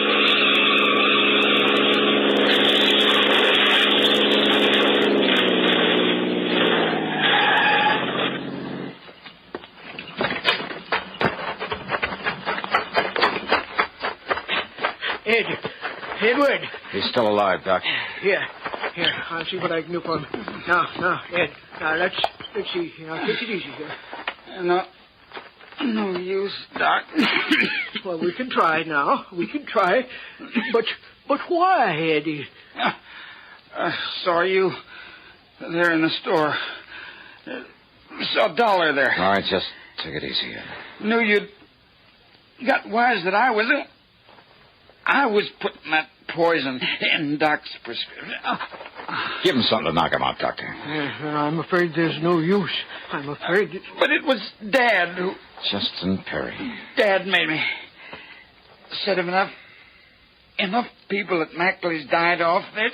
Now, easy, lad, easy. They'd leave Mackley's, come to Dad's place. Eddie, why? To the paradise. We'd put Mackley out of business. Bear his arm, Dollar. Right, Doc. Put Mackley out of...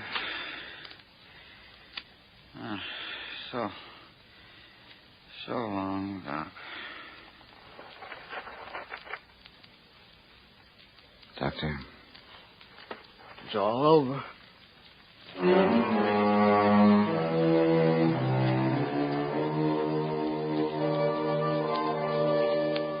Oh, I don't know. I don't know what the courts will do. Ask me, Justin Perry murdered his son as much as though he'd done it with his own two... I don't know. Expense account total, call it $50. Yours truly, Johnny Dollar.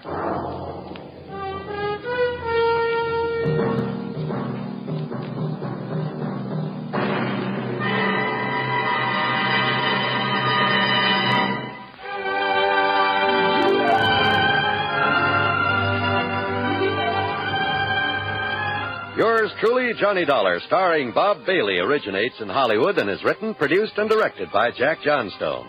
Heard in our cast were Virginia Gregg, Harry Bartell, Edgar Barrier, Sam Edwards, Stacey Harris, Junius Matthews, and Forrest Lewis. Be sure to join us next week, same time and station, for another exciting story of yours truly, Johnny Dollar. This is John Wall speaking. Johnny Dollar has come to you through the worldwide facilities of the United States Armed Forces Radio and Television Service.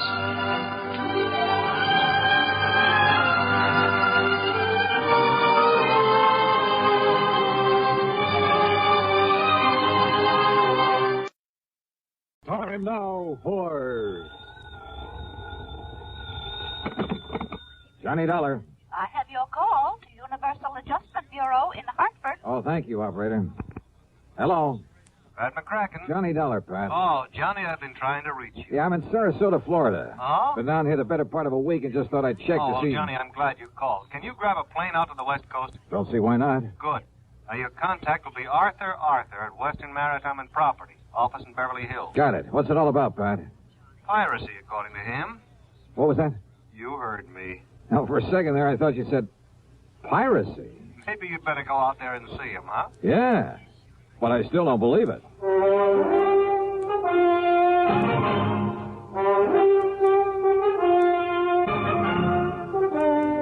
Bob Bailey in the exciting adventures of the man with the action-packed expense account. America's fabulous freelance insurance investigator. Yours truly, Johnny Dollar.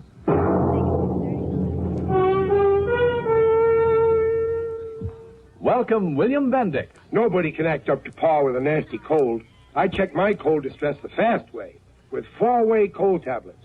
Yes, tests of 4 leading cold tablets proved 4-way fastest acting of all.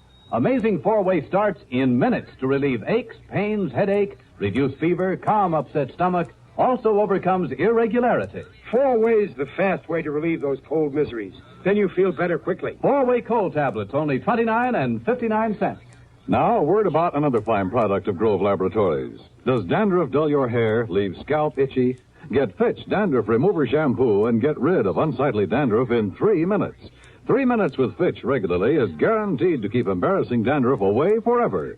Apply Fitch before wetting hair, rub in 1 minute. Add water, lather 1 minute. Rinse 1 minute. Every trace of dandruff goes down the drain. 3 minutes with Fitch, unsightly dandruff's gone.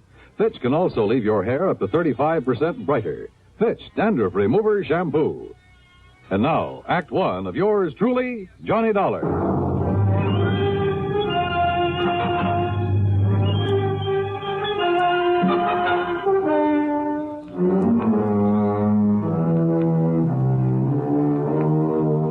Expense account submitted by Special Investigator Johnny Dollar to the Western Maritime and Property Insurance Company, Beverly Hills office. Following is an account of expenses incurred during my investigation of the Baldero Matter.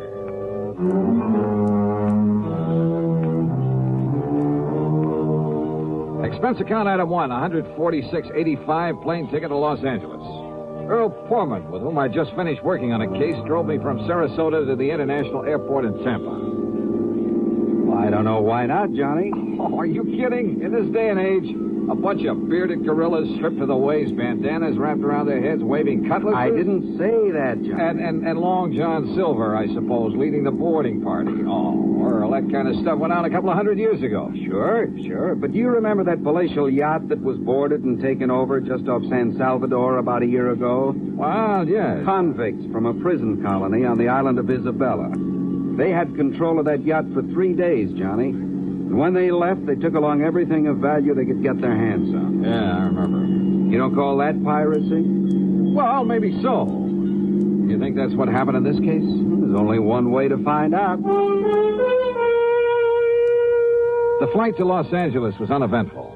Thanks to the time zone differential, it was only 4:30 p.m. when I arrived. Item 2, $6 even for a cab to the Beverly Hilton, where I parked my bags. Item 3, 10 cents for a phone call to Arthur, who, if I remember correctly, was quite a character. Good insurance man, but, a character. Item 4, 75 cents for a cab to his office on Wilshire Boulevard. Yes, it all happened somewhere off the coast of Mexico. Mr. Baldeston and his party were just cruising around. They were just taking life easy. Baldeston is the owner of the yacht? H.V. Baldeston. Oh, he's a big stockbroker. He lives here in Beverly Hills at 3124 North Roxbury Drive. And what's the name of his yacht? The Baldero. Oh, it is a tremendous thing, John. It's over 100 feet from stem to stern. Wow. It's 100 Where is it now? feet long. Arthur, where does he keep it now? Where does he keep it? Oh, at his dock. He's down there in Balboa. Oh, you know where Balboa is. Yes, I know. Oh, one of the nicest places by the ocean in all of California. Yes. Now, Johnny, if I ever wanted to retire, that would who be were the guests on board?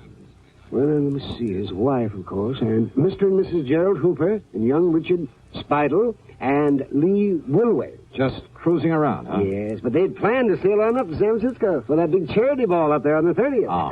That's why they all had their finest clothes and most expensive jewelry with them. Oh? Yes, sir. $394,000 worth of jewelry. Stolen. Oh. Yes, plus a few other things, too. Mostly silverware, things like that. Actually, it was reported to me by one of the guests on the yacht. These pirates simply pulled alongside in the middle of the night, held them at gunpoint, took the stuff, and left. That's right. There were two of them. Oh, my, they must have been horrid fellas. Just where off the coast of Mexico did this happen? Well, I'm not quite sure. Mr. Baldeston was, he was kind of vague about where it happened. You know, he's kind of vague. Maybe I better talk to him. Yes, by all means, Johnny. Yeah. Art, I'll see you later. Item 5, $50 deposit on a rental car. I drove to the Baldeston's home on North Roxbury. It was a tremendous place in one of the most wealthy parts of Beverly Hills. A snazzy-looking sports car was parked in the broad driveway, and as I walked up to the front door, another car, a big sedan, pulled in the drive. A heavy-set, well-dressed, rather nice-looking man of about 50 got out of it and came over to me. Are you looking for someone, young man? Well, I believe this is the Baldeston residence. That's right, and I'm Harry Baldeston. Oh, well, my name is Dollar, Mr. Baldeston. Johnny Dollar? The insurance investigator that Mr. Arthur sent for? That's right, sir. Well, come in. We'll have a cocktail or two. I understand it's that time of day, and I'm sure you won't object. Not a bit. Good. And I'll tell you all about the unfortunate affair aboard the Baldero. Happened just night before last, you know. So I understand. But I'm not quite clear as to just exactly where you were when it happened. Down off the Mexican coast, Dollar. Sit down. Thanks. Yes, it took us nearly 12 hours to get back to Balboa. And at 11 knots, well, you can figure it out for yourself. Mary Lee. Yes, Harry? Come on down, dear. I want you to meet Mr. Johnny Dollar. Oh, all right, dear. Now, I'll pour us a drink and tell you all about it. So he poured. His wife joined us, and we talked. But I'm afraid I didn't learn much more than I already knew. They'd both been asleep when it happened. The so-called pirates had come aboard very quietly. Both they and their guests had been held in their respective cabins by one of the men while the other gathered the loot. The men had worn long oilskin raincoats, had nylon stockings pulled over their faces to conceal their identity. Only one of the guests, Lee Wilway, had even seen the boat they'd used. Baldeston never did tell me definitely where it happened. And the more I listened, the more suspicious I got. Yeah, suspicious of him. Act 2 of yours truly, Johnny Dollar, in a moment. There goes a treasure car. There goes another. And another. And one of them may be your car. Yes, folks, you may have a Fram treasure hunt filter in your car worth $1,000 and not even know it. A Fram filter worth 1,000 silver dollars. A filter change is important to today's cars, so important that Fram Corporation, in conjunction with its silver anniversary, is paying $60,000 in cash to get you to check your filters now. Last year, 10,000 secretly numbered Fram filters were distributed all over the United States and installed in cars during regular servicing. These filters are worth from $1 to $1,000. You may have one in your car and not even know it. A Fram filter worth 1,000 silver dollars. Check your oil filter and air filter now. If there's a specially numbered Fram filter in your car, you will win up to 1,000 silver dollars, and your dealer will win the same amount. Get in on Fram's big silver treasure hunt. Check your car filters now. And now, Act 2 of yours truly, Johnny Dollar and the Baldero Matter.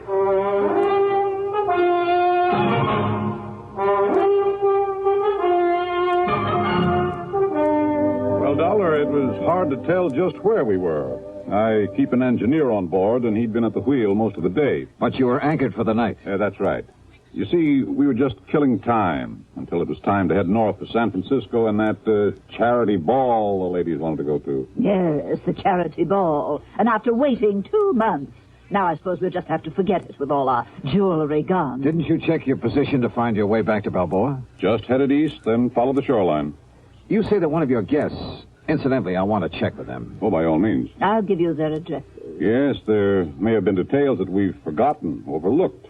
After all, we were a bit upset over what had happened, and probably more than a little confused. Well, I know I was. You said that one of your friends got a look at the boat these men used. Yes. Lee Wilway ran up on deck. Of course, it was dark and there was some fog, but Lee said it was a black boat. Well, now you can't... A long black speedboat. Maybe. By the time the rest of us got up there, it had completely disappeared. Then I had Beacon start the diesels, and we made the run back to Balboa. You notified the Coast Guard, of course. Not until we got in. What? Well, Lee had been fooling with the radio earlier. The rest of us were in the main cabin playing cards. And, when we tried to send out a call, the transmitter wouldn't work. Where'll I find this Lee Wilway? Here, I've written down the address for you. And our other guests, too. Mr. and Mrs. Hooper and Richard Spidel. Thank you. Now, Mr. Dollar... Mr. Baldeston... Yes? I'll see you later. Yeah, there was something very funny about this whole thing. But I wasn't quite sure just what. I checked with Mr. and Mrs. Hooper. Elderly, very quiet and dignified. Their story was the same as the Baldestons. Except in one thing. They weren't at all sure it had taken them any 12 hours to get back to port. I drove to the address of Lee Wilway. It was a small apartment below Wilshire. After all, if Lee was the only one awake and alert enough to have taken a good look at the pirates in their boat. Yeah, and what about the yacht's radio that wouldn't work after Lee had spent the evening fooling with it? Yes? Oh, I beg...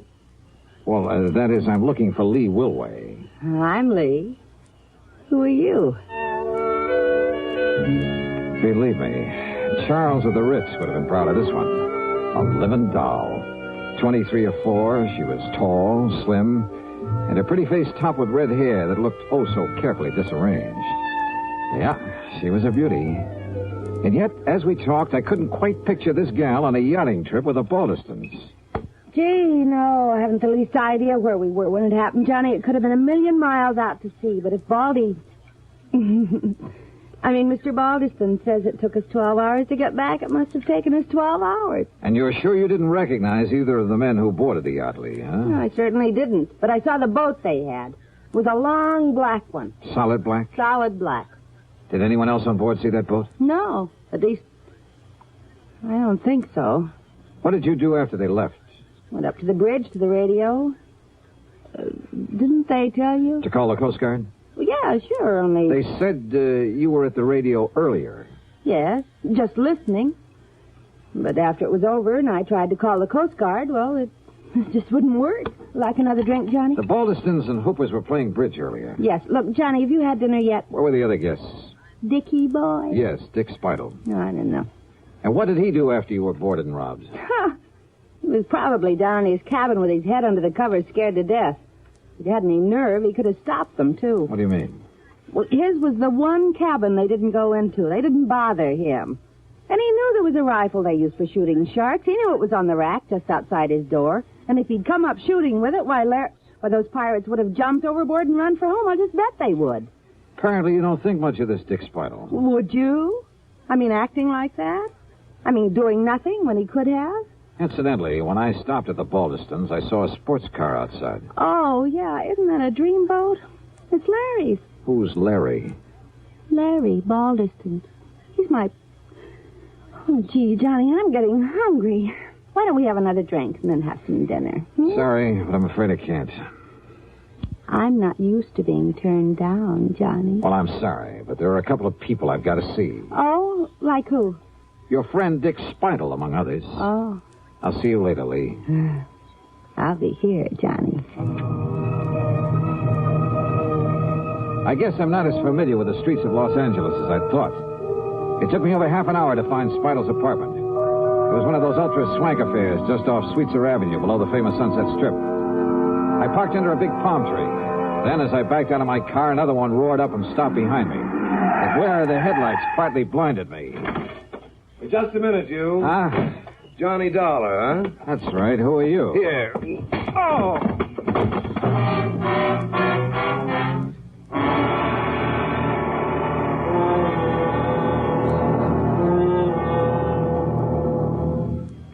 Act 3 of yours truly, Johnny Dollar, in a moment. Ever have trouble sleeping nights because of acid indigestion, heartburn, or gas? Then remember, for acid indigestion, nothing but Tums works so fast to make you feel so good so long. Tums work fast. Get rid of the burning excess acids that won't let you sleep. In a matter of seconds, you begin to feel better, and Tums relief stays with you. You relax, go to sleep pleasantly, because Tums bring complete relief. Get rid of burning excess stomach acids completely. Nothing but Tums work so fast to make you feel so good so long. So when acid indigestion keeps you awake, take Tums. Keep a handy roll of Tums on the night table within easy reach. And remember, there's no mixing or fixing with Tums. You don't even need to get out of bed. Get the very best. Get Tums, 10 cents. 3-roll pack, a quarter. Or get the new 6-roll pack with free metal carrier, only 49 cents. Always carry Tums, T-U-M-S. Keep your tummy under Tums control. And now, Act 3 of yours truly, Johnny Dollar. The headlights of my attacker's car had partly blinded me, but I'd seen enough of it to know it was the same one I'd seen at the home of Mr. Balderston. Yeah, his son Larry's. But I came to find myself parked behind the wheel of my own car. And lying on the seat beside me were 5 crisp $100 bills and a note. Take this money and get out of town, it said. You have no case anyway because the things that were stolen off the yacht have been returned. So you may as well leave while you have your health. No signature. There was only one person in the world I wanted to see at that moment, Larry Balderston. But I felt a bit rocky since I was at the front door of Dick Spidle's apartment, since I'd really come to see him, and if I was lucky, he might have a good stiff drink handy. Feeling better now, Mr. Dollar? Yeah, I am. Thanks, Dick. It's Richard, if you don't mind. Oh, yeah, sure. But go on with what you were saying. Well, the whole thing was absurd, of course. But the only reason Mrs. Balderston insisted on taking Lee on that yachting trip and to the charity affair, and of course I was supposed to be her escort, was to shame her, to show her up. How do you mean? Well, after all, in spite of her beauty, she is a rather common person, rather cheap.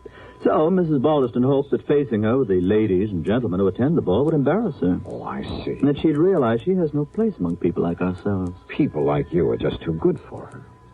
Well, to put it bluntly, yes. In any event, Mrs. Balderston hoped it would break off this rather sordid romance. Romance? She and Lawrence Balderston. Larry, she calls him. And Lee is only after his money. But I take it Larry got wind of this little plan. Lawrence said that he would prevent its being carried out if it was the last thing he ever did. So he staged the piracy bet? Oh, I'm sure it was he. He's always done silly things like that, Mr. Dollar. Rich, headstrong, spoiled as he is. So when I heard the noise up on deck, I simply locked myself in my cabin and refused to budge when he and whoever he had helping him boarded the yacht. All because you were scared? I beg your pardon. Thanks a lot, Dick.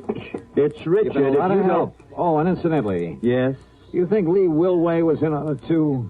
That's why she spent so much time on the ship's radio earlier in the evening? Indubitably, so that she could guide him to the yacht in his speedboat. His speedboat, of course, has all sorts of radio equipment aboard. What color is that speedboat? A mahogany. Why? Lee said the pirates were using a solid black boat. Which simply proves she was onto his plan. What do you mean? Well, the wench was lying, that's all. Yeah, maybe you're right. Thanks, Dick. It's Richard, if you don't...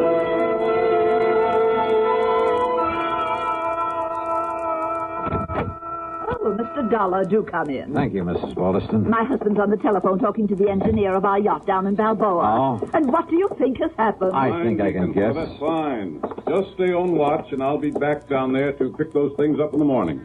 Goodbye. It's true, Mary Lee. Oh, splendid. Whoever took them from us returned everything to the boat. Everything is... Oh, Mr. Dollar. Did you hear that? Yes, I heard. Where's your son, Larry, or Lawrence, or whatever you call him? Larry? Well, as a matter of fact, the dear boy came in just a little while ago. Where is he? In the study, I believe. He said he had a call to make on the other phone. Thanks. Why, what's wrong, Mr. Dollar? Mr. Dollar? Yes, I saw you through the window, Lee, trying to make up to that guy Dollar. And let me tell you this. Let me give you this. Larry, what is it? Want some more, Larry? Yeah. Now, listen, Dollar. Well, if that's the way you feel about it, you and that family of yours can... Well, I'm fed up. I said, do you want some more, or do you want to start talking? Okay, I did it. I rigged the whole thing, Jimmy Driscoll and I, because I was fed up with the way Mother was trying to run my life. Lawrence, dear. Yeah, but maybe she was right about Lee, after all. Of course she was, son. Why, of course, dear. But now, look, Dollar, if you think you can get away with barging in here and slugging me... Oh, you... Yes, why? Want more? Oh, that's terrible. Oh, my God, you big brute. Enough, Larry, huh? You had enough? Yeah. Yeah, okay, Dollar. Okay. Sorry, Mr. Baldeston, but I kind of owed it to him. Dollar, I've been hoping somebody'd do that for a long time. What? Sure, I've spoiled him, too. It's been my fault as much as his mother's. My fault? But I never had any idea he'd carry things as far as he did. Of course, if you like, sir, I could prefer assault charges for his attack on me earlier. No, I don't think it'll be necessary. And I'm much obliged to you. But my poor boy... Just leave him alone, Mary Lee. Oh. And suppose you leave us alone while I settle things with Mr. Dollar.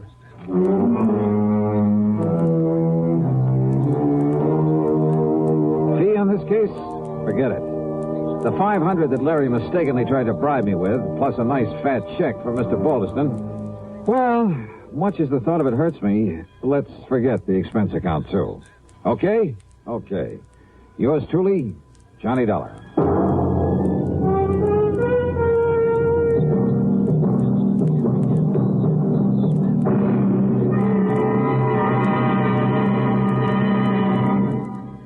Our star will return in just a moment.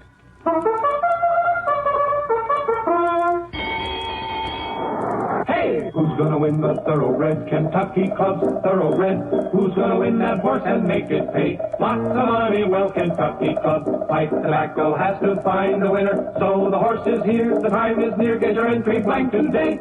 Yes, enter the annual Derby Day contest sponsored by Kentucky Club's 9 brands of pipe tobaccos. First prize, a thoroughbred bay colt, son of famous oil capital, who won over $580,000. Jockey Ted Atkinson helped select this prize colt. You'll name him and he's yours. He could win a fortune for you. Get Kentucky Club Derby Day contest entry blanks free at tobacco counters now. Hey, who's gonna win the Thoroughbred Kentucky Club's Thoroughbred? Who's gonna win that horse and make it pay? Lots of money, well, Kentucky Club. Pipe Tobacco has to find a winner. So the horse is here, the time is near. Get your entry blank today. Now, here's our star to tell you about next week's story. Next week? Oh, wait a minute. Belated congratulations to station WJLS in Beckley, West Virginia on its 20th anniversary. Next week, I really go fishing. Yeah, for a body in the middle of Lake Mead. Join us, won't you? Yours truly, Johnny Dollar.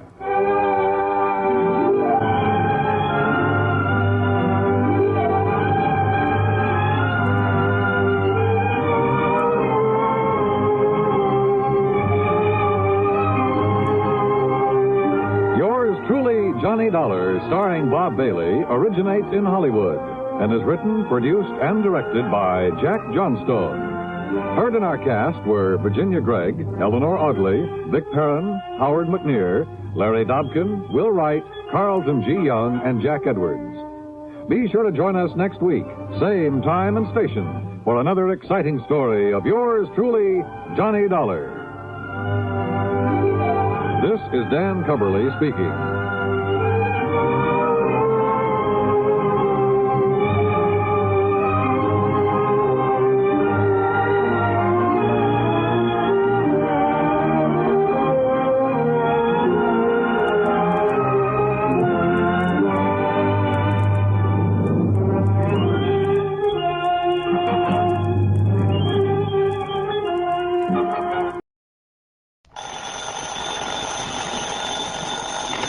Johnny Dollar. Byron Kay, Intercoastal Maritime and Life. Why? How are things in dear old Boston? Here in Boston, fine. But Cod Harbor, something else again. Cod Harbor? It's a little fishing village up north of here, up near Gloucester. Yeah, I know. I handled a case up there a couple of years ago. Oh, yes, that's right. It was for Meg McCarthy, a big, blousy, brawling old gal who ran a joint she called Meg's Palace. Well, it's Meg McCarthy. After that dingy dive she was running burned down, she took the insurance money and moved away. Johnny, listen. It was Meg McCarthy who called me. Oh? Yes. Insisted that I have you go up there and see her right away. Well, she's back in Cod Harbor? And running another restaurant and rooming house. We wrote the insurance on it. What's happened up there? All she'd tell me was that if you didn't show up in a big fat hurry, she'd cancel out on us. So what do you think? I'll tell you this. Meg is used to handling things pretty much by herself. I mean, she wouldn't have called for help unless there's something pretty serious going on. The last time, you know, it turned out to be a murder. I know. So if you're willing to pay my expenses... Go do it, Johnny. Right.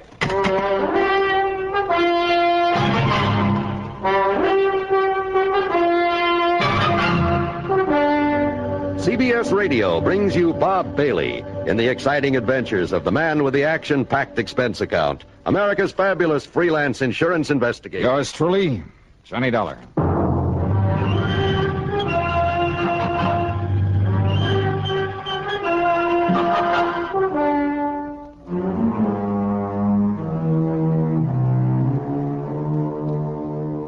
Expense account submitted by Special Investigator Johnny Dollar to the Intercoastal Maritime and Life Insurance Company, Boston office. Following is an account of expenses incurred during my investigation of the Silver Queen matter.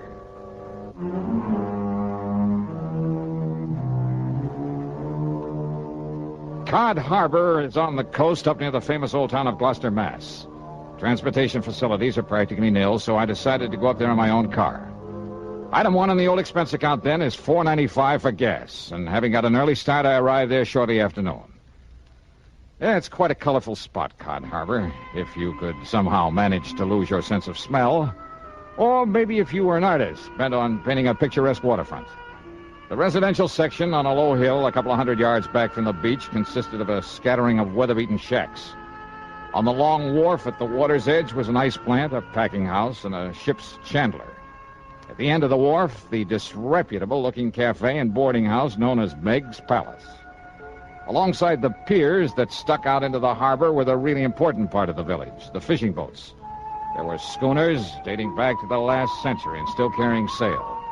There were power boats in all shapes and sizes, from 18-foot outboards to 80-foot diesel jobs. All of them used for only one thing, fishing the banks far out in the Atlantic with seines and trawls and trot lines. I walked on over to Meg's Palace, wondering how much the old gal had changed since I saw her last. You know something? Meg McCarthy hadn't changed one bit. And you just listen here now, come here, you lop-eared bladders. Meg, put down that blaster skin and leave me explain. Explain, huh? Just on account of you and that scurvy crew of swabs on that stinking tub of yours made a decent catch for once. It's no good excuse for coming over here to get drunk all over me lovely place. Ah, you crazy old biddy, will you listen to me? No! But I tell you, I'll pay you the money. I'll pay you double for them few dishes and the broken down table they busted up on you. And I tell you to keep your dirty, offensive money to yourself, Captain Andy, and get out of here and never come back. Now get! Meg, put down that frying pan. That's right square on the top of your filthy head, I'll lay it. No, Meg, Now get before I lose me temper and forget I'm a lady. You hear me? I see tell this. you, Meg, if you start throwing them things at me, I go down. Back out there, and you stay out of here. If you hit me, I'll kill how you from stem to stem. All right. I'm leaving there as fast as I can. Leave me out of this here now, madhouse. Ha! Now maybe we'll have some peace and quiet around here. Hey. Now who are you standing there in the shadows? Get out! All right, Meg, just knock it off. Oh, knock it off, is it? Well, I'll show you sneaking in here like a... Oh, it's me love, me darling, me sweetheart, me Johnny boy. Yeah, hiya, Meg. Still throwing your weight around, huh? Ah, darling, they're like a brood of crazy, troublesome kids they are, the men that puts to sea. And I loves every blinking, bloomin', worthless one of them. Oh, you do, huh? Well, of course I do. That's why I makes them toe the mark the way I does. Somebody's got to love 'em and mother 'em and keep 'em in line. Especially Captain Andy. The man who just left? That's the one I mean. Oh, come now. Come sit down and have a cup of this here delicious coffee I just brewed up in the pot. Yeah, sure, why not? It'll put some hair on your chest and build up your strength on the cotton. You'll be needing it. Ah? That is, if that Marty Silver finds out you're up and around these parts. Marty Silver? Sure, and he owns the Silver Queen, that leaky old tub that sits down alongside pier number 7. But here now. You have yourself a cup of this nice, aromatical, hot, strong coffee. Yeah, thanks.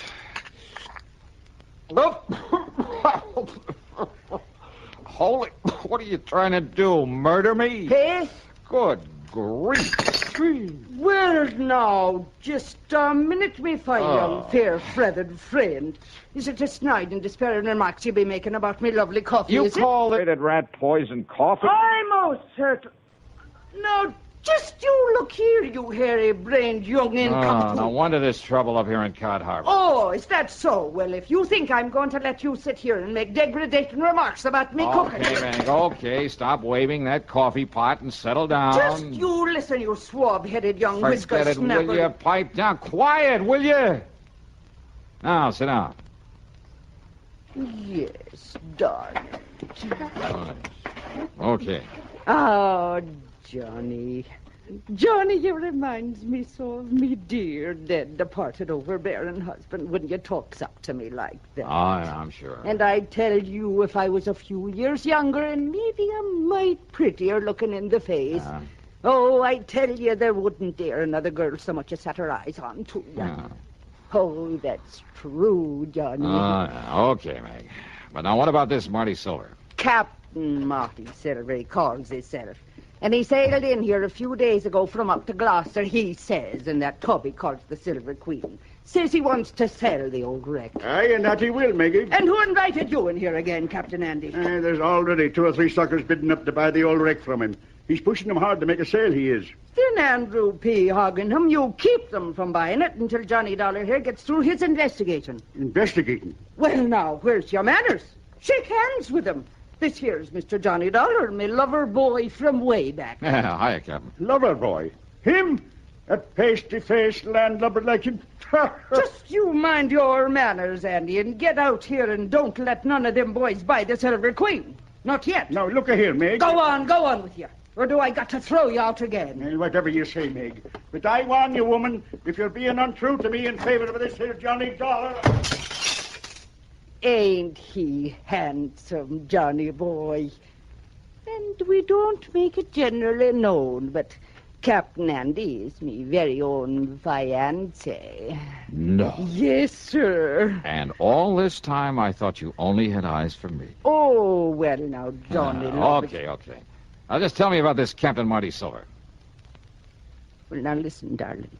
If Marty Silver finds out that I sent for you... If he finds out you're here to investigate him... Investigate him for what? Come on, Meg, you're beating around the bush. Oh, it's because I hate the word. Because I'm afeard of it. What word? Murder. Oh, well, I can't say that I... What? Yes, Johnny. Murder. And now, Act 2 of yours truly, Johnny Dollar.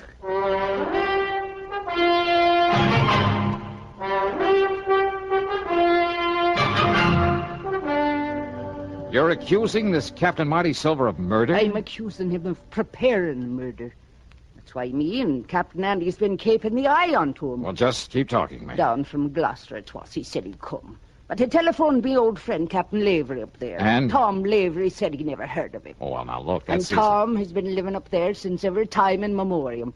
Never heard of any Captain Marty Silver. So I says to myself, says I, if Captain Marty ever was there, he was using another name and maybe on forged papers. When I thought I had a suspicious mind. So then last night, I takes a real good look at his boat. The way the name was painted onto it. No wonder it was all fresh paint. Yeah? The count of the name before he painted over it was the Arctic Queen. Well, so what's wrong with changing the name of his boat? So I phoned up Captain Tom again, and you know what he told me? What, Meg? It was the Arctic Queen was supposed to have disappeared in a storm up there not 3 weeks before with the loss of all hands on board, consisting of only 2. Go on. Them 2 was the skipper and the deckhand by the name of Marty Flagg. So you figure that Marty Flagg and Marty Silver are one and the same? That I do. And that somehow, under cover of the storm, he did away with the skipper of the Arctic Queen. Then he changed the name to Silver Queen and brought her down here to sell her. Dearie, that's exactly what I figured. Well, you could be right. Now, look, if his papers are forged, and that includes the registration on his boat... Oh, many's the time it's been done, Johnny boy, and you knows it. That a phone booth I saw outside the front door? Well, it is, but what for? I'm going to check with the Coast Guard up in Gloucester. They'll know in a minute if they have a registration in the name of... Oh, but now, wait. Yes, dearie. Let's assume that he did kill the skipper of the Arctic Queen. Well, of course he did. Now, you and this Captain Andy think he's going to commit another murder. Yes. Here in Cod Harbor. Yes. Another skipper in order to get his hands on another, a better boat? Oh, lover. All right, then who? Me. What? You? Yes. But why? Because he knows I've been suspicious of him. that I've been keeping tabs on to him. And I think he's seen me when I was poking around his boat last night. Oh, no. Wait, Meg. That's not reason enough to think he might want to murder you. Oh, it ain't it? All right, I'll keep an eye on him just to make sure. Oh, just to make sure, is it? Meantime, I'll check with the Coast Guard in Gloucester. Just to make sure he does want to murder me by letting him do it. Is that it now? Meg. Yes, well... Well, if I can prove his boat is the one supposed to have been lost at sea, and if his registry and papers are forged, okay, then the Coast Guard can come down here and take care of him. Meantime... What? But what about me? Meg, look, I think you're getting all worked up over nothing. Nevertheless... My own lovely life at the stake, and you pass it off. Now, You Meg, pass it off like I was nothing the more than that. Well, And I thought you was me friend and me beneficiary, and that you cared a little about what might Listen, will you happen. please... But no. You like everything else of the male sex that wears the pants. Oh, now, if just a a person minute. don't have a pretty leg or a pretty face full of powder and rouge, and her hair full of peroxide blonde... That's not and true. you... Meg, Oh, will you shut up a minute? Now, if you just let me finish. Yes, Mr. Dollar. I'll shut up me ugly old mouth. I'll smother me grief and me poor old broken heart. Look, listen. So maybe Marty Silvers is suspicious of you. Maybe he is the crook, the killer you think he is. And maybe he will try to get at you. So look, I'll make sure nothing happens to you and until I can get this other stuff straightened out. Oh, Lord love you, darling. I know that you wouldn't let down poor old me. Yeah, so why don't you go back in the kitchen and fix me something to eat? Oh, Johnny, love, it'll be the finest supper you ever put your teeth in. Good. Only after I've called the Coast Guard, I'll come back here, and I'll make the coffee to go with it. See you later. No, just a minute. Yeah, now what? If you're trying to make some more cracks about me coffee, Johnny, Dollar... Meg, put down that platter. I'll put it down, all right, you bug-eyed young. Get out of here. Get! Meg, you are a lousy shot. Oh, I am. Am I? Yep. Oh, God love that boy.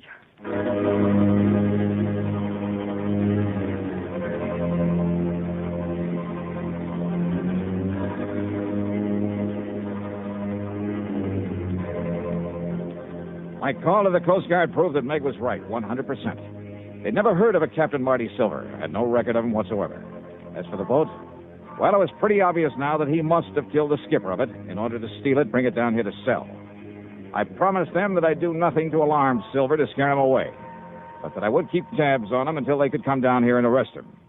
But I had to break that promise because of what happened exactly 2 minutes later. Yeah, right after I hung up that phone.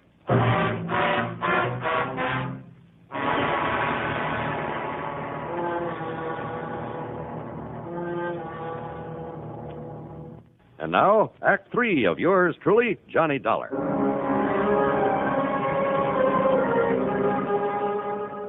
I left the outside phone booth and walked back into Meg's Palace Cafe. It was still cluttered with the pots and pans and crockery that she loved to throw at anyone who happened to disagree with her. In this case, it was Captain Andy and me, her lover boys. I heard a lot of activity off in the kitchen where she'd promised to cook me something to eat, and I hoped she'd hurry because I was hungry.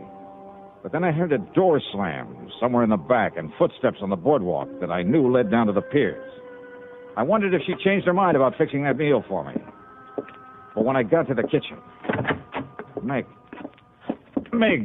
what's happened? What happened here? Oh, Johnny boy. Thank heaven you got here and scared him away. Who? If he hadn't heard you coming in the front, he would have killed me for sure. Marty Silver. Oh, he must have been hiding away here in the kitchen. He must have heard everything me and you were saying about him. All right, here now. Let me help you up in this chair. It's all right, darling. I think I can make it. But when I get a hold of that... There you are. But I thought Captain Andy said that Silvers was down at the dock trying to sell that boat. Hey, wait, listen. Yes. Stay right here, Meg, while I get back in that door. What? What is it? Oh. Out of my way, Dollar. Meg, I just seen Monty Silver coming up. Meg, who done this to you? Marty Silver, Captain. I'll kill him for this. Oh, Meg, me pet, are you all right? Yes, I'm all right. But where was you when Marty Silver come in here and attacked me? Like you told me to. I went back to the dock to keep an eye on him. He was right here in the kitchen. And when I went out to phone the Coast Guard... Oh, Maggie, darling, did he hurt you bad? I told you I'm all right. But if Johnny hadn't come back in here... Oh, I'll kill that dirty Hey, rotten... Captain, you said you saw him leaving here. That I did. Where'd he go? Down to the dock, to the Silver Queen. But he may have ideas for taking off, getting away from here. Well, of course, you barnacle-brained pair of... Look! Ah, what? Look there, out of the window. Yeah, you're right. Of course I'm right. That's the Silver Queen headed out to sea. Come on, Captain Andy, we're going after him. But he's got a start on us, a head start. And with the darkness and night coming on... Well, standing here talking about it won't get us anywhere. Come on.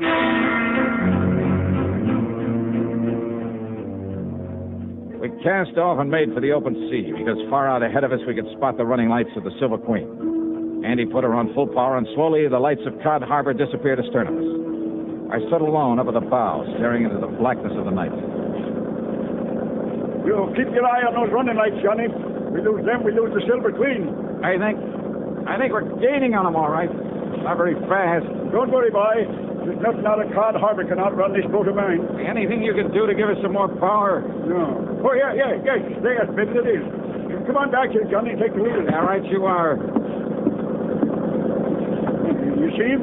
You see his lights from here, all right? Yeah, I see him. And then you take the wheel. All right, I got it. What are you going to do? I'm going to lift this engine cover and... There. Now, I'll get to this carburetor and see if I can keep her wide open, Johnny. That she is. Oh, that slowed us down. Just keep an eye on the Silver Queen. Good, that's it. That's the best I can do with it. I'll take the wheel now. You'll get back up forward. Aye, sir.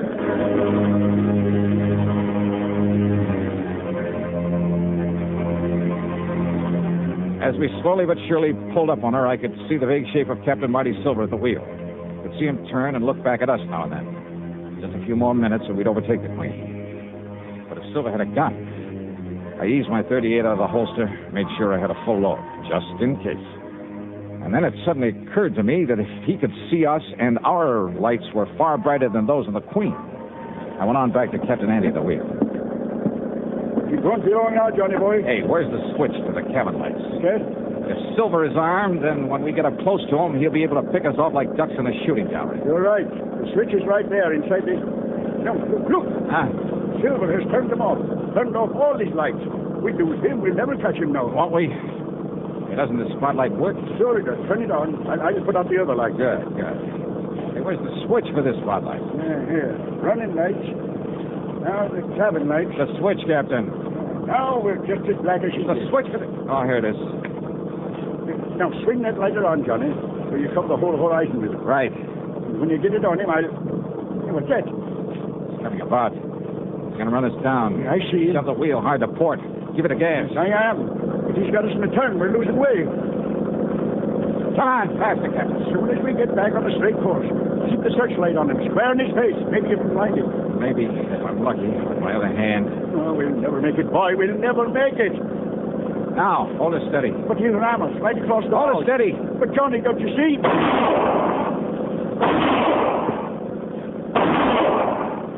You hit him. He's hurt. Yeah. Now, more power, Andy. He's let go of the wheel. Hey, he's reaching for the Andy. gun. Maybe the Queen will well away from power, I tell you. Full power. But no, we're too late. Too late.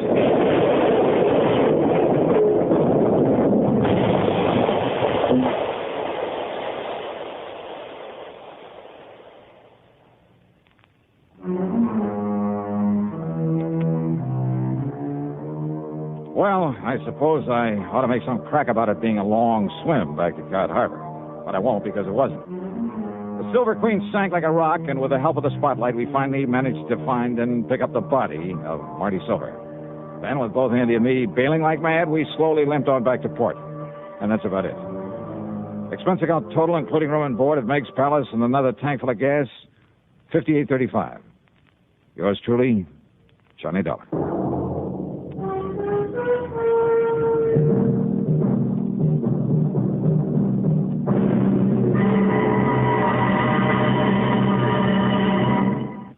Now, here's our star to tell you about next week's program. Next week, murder.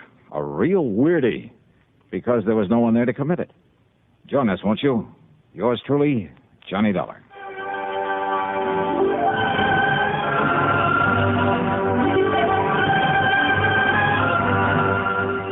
Yours truly, Johnny Dollar, starring Bob Bailey, originates in Hollywood and is written, produced, and directed by Jack Johnstone. Heard in our cast were Virginia Gregg, Olin Soule, and Ralph Moody. Be sure to join us next week, same time and station, for another exciting story of yours truly, Johnny Dollar.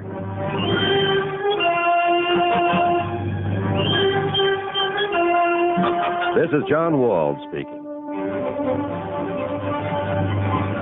Johnny Dollar has come to you through the worldwide facilities of the United States Armed Forces Radio and Television Service.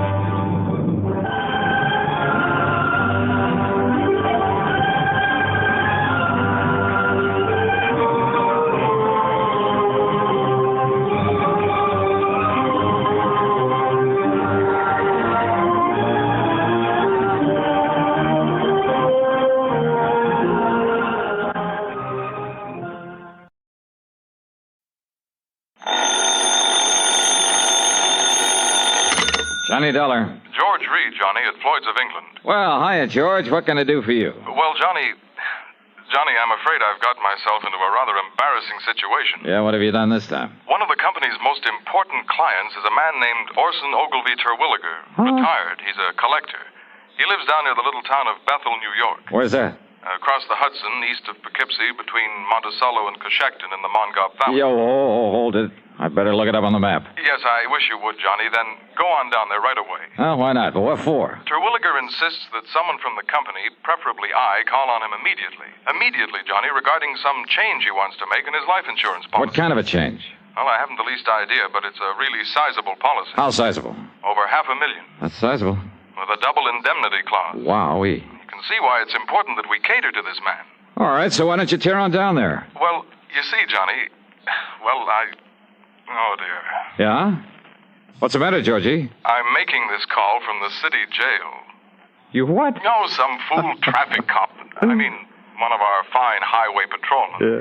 Well, I'm afraid in my anxiety to get down to see Mr. Terwilliger, well, I may have been speeding a little, and, well, I made the mistake of arguing with this officer quite vehemently, Johnny. No. And, well, my hearing isn't until tomorrow morning. Well, look, why don't you send somebody else from the office to see this man? Have my own employees find out what's happened? All right, then telephone him. And have him find out? No, please, Johnny. Go down there and...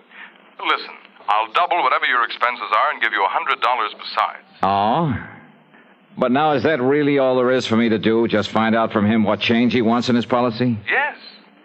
Why do you ask that way? Nothing. Only every time you hand me one of these real easy assignments, I find I'm lucky to get out of it alive.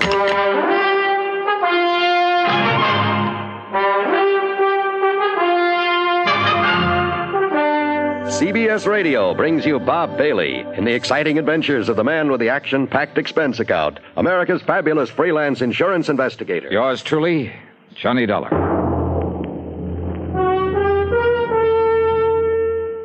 And now, Act One of yours truly, Johnny Dollar.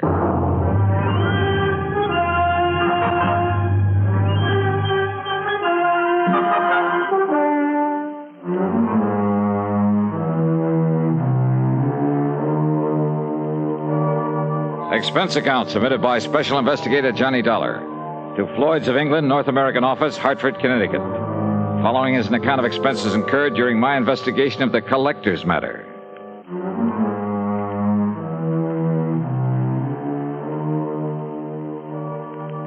Expense account item 1, $9.85 for a cab to Bradley Field and a plane to New York. Item 2, $50 deposit on a rental car, and I drove north and west on 6 and 17 and finally Route 17B in my search for the little town of Bethel.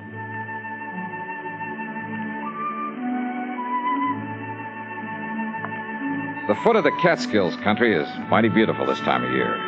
I wonder it's a famous vacation spot for thousands who spend most of their lives in the noise and dirt of the big cities. Lots of mountains, trees, fresh air, and flowers. The so-called town of Bethel was little more than a crossroads with a couple of general stores and gas stations and Emma's Hotel. At Emma's, I asked directions to the Terwilliger place. Oh, you mean the big place over the lake? Well, I don't know, is it? Yeah, it's a beautiful place. And if they do decide to sell it, well, you know the rumors about it. Yeah, well, how do I get there? Well, you see that road right across the highway? Yeah, I see it. Well, first you pass Lake Superior, the Scott place. Yeah. About a mile and a half, maybe 2 miles. You see a turn to the left. Uh-huh. It takes you up the side of the little mountain to the big house. Okay, thanks. Such a narrow, twisting road, though, so be careful when you drive. Oh, sure, and I'm But such a beautiful view it gives of Mr. Terwilliger's private lake. Oh, that's fine. I'll give it a good look. And maybe he'll show you his wonderful collection of guns and weapons that he has. Yeah, beautiful guns. Yes, I'll ask him about them, and thanks And again. when you come back, if you feel like a nice cool beer on this hot weather. Yes, I'll stop by again. Thanks.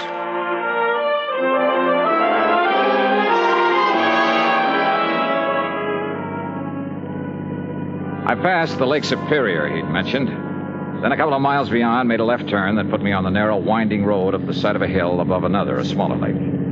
I wondered why Terwilliger, with all his money, hadn't improved this road, and thought of what might happen to someone trying to negotiate it too fast. Well, I didn't have time to think about it for long. Huh?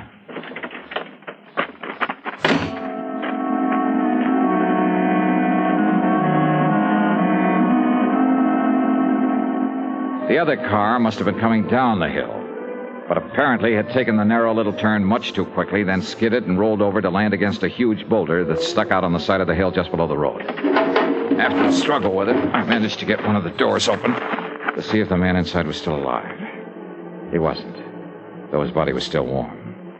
I reached into his pocket, pulled out a billfold, looked at the driver's license in it. Yeah. Orson O. Terwilliger.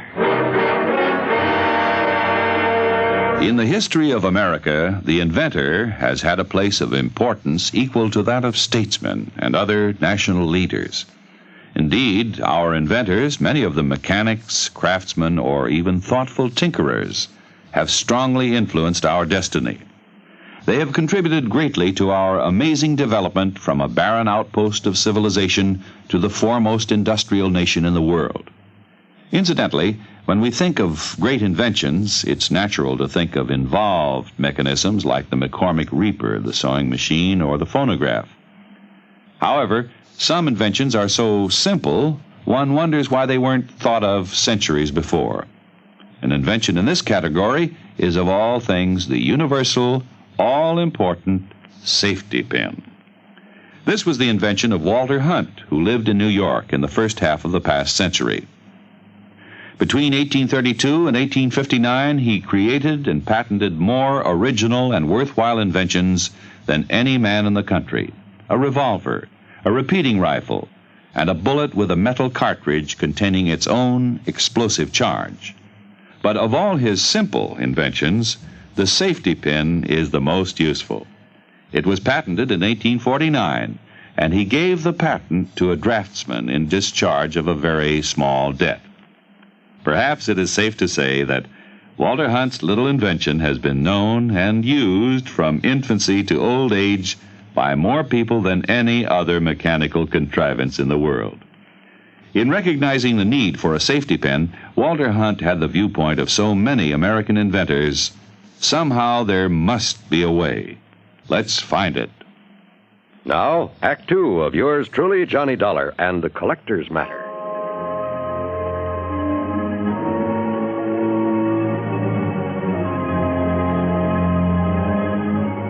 Yeah. The man lying there in the car that had skidded off the road was the man I'd come to see. Orson O. Terwilliger. And he was very dead. Not knowing what sort of police or medical facilities the town of Bethel had to offer, I decided to poke around a bit.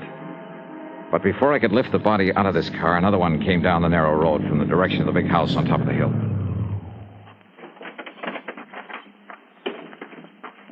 Well, stranger, did you have some trouble with your... Oh, no, that's Orsten's car. This gal was a doll, maybe 5'2", with blonde hair and, for a moment, sparkling blue eyes. And a figure inside her tight blue capris and yellow silk shirt that would have made any man turn his head. She stood there a moment, staring at the body, a look of utter disbelief on her lovely face. Then I caught her as she started to slump to the ground, hands covering her face, her whole body shuddering with her sobs. I'm sorry. I'm terribly sorry. Why did a thing like this have to happen? Just when Orson and I were... Easy now. Easy. Just take it easy. If it makes you feel better, go ahead and... No. What good is it to cry over him? It won't bring him back to life. No, I'm afraid nothing will now. Why does it have to happen to people like... I'm terribly sorry. I didn't mean to throw myself into your arms. That's perfectly all right. The shock of suddenly... I'm Blanche Terwilliger, his wife. Who are you? My name is Johnny Dollar. Johnny Dollar? The insurance investigator? Yes, that's right, Mrs. Terwilliger. Your husband had asked that someone for the office. Sounds like a terrible thing to say, Johnny. Yeah? But I'm glad it was you who found him there. Oh? After all the awful things that people... Only they aren't true at all. They never were. Well, we'd better... I suppose we'd better call Dr. Parker and the police and... Shall we go up to the house, Johnny? Yeah. Sure.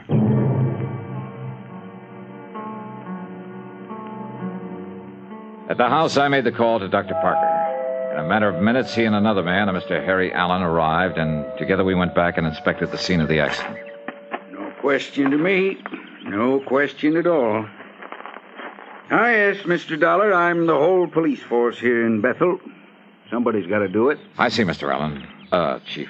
Don't you agree, Doctor? Plain as day, isn't it? Yeah, Chief. Mr. Dollar, it's just an unfortunate accident. Those marks on his head and body are simply a result of the car rolling over. All of them, Doctor? Why Orson didn't know better than to take this turn too fast is... What'd you say, Mr. Dollar? Well, this bruise on his forehead when he struck the windshield. That's right. Killed him instantly. And here, on his chest, from the steering wheel. Uh-huh. But that round contusion, I guess you'd call it, there behind his left ear. Small, a perfect circle. Something inside the car when it rolled. Was it? Yep. Maybe. Suppose you show me one thing, anything, inside the car that could have made that clean, clear mark. Now, you look here, Dollar. Yes, Chief. It was pure accident that killed him, no doubt about it. The doc knows it, I know it, and you know it. Just because you're one of these high-powered, big city-type special investigators, just don't let your imagination run away with you. Chief is right, Mr. Dollar. Sure. Now, come on. Let's haul the body up to the house and help Mrs. Terwilliger make arrangements with that funeral home down to Monticello. Anything else we can do. Very good idea, Chief. And, say, Dollar, you're a healthy young buck with a sharp eye. Now, what's that supposed to mean? Well, now you tell me the truth. Don't you think Terwilliger's wife is one of the prettiest girls you ever did see? Yeah, she is. Such a shame that she and him never really... Rumor, Chief. That's just a lot of idle gossip. Yeah, Doc. I guess you're right. Is he, Chief? Huh? I wonder.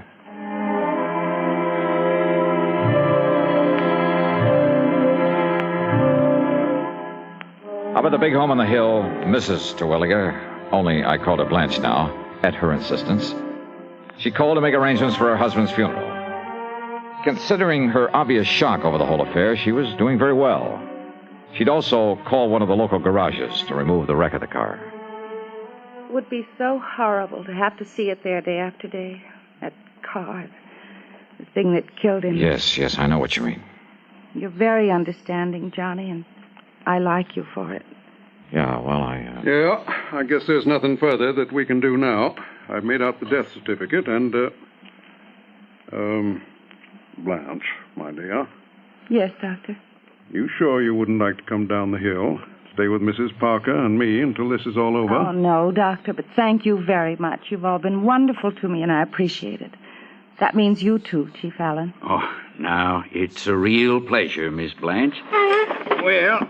Yeah, I suppose we... Oh, but Johnny, Yes? would you stay and help me make out the insurance? Oh, it sounds terrible to talk about it at a time like this. Yeah, but all those things have to be done, my dear.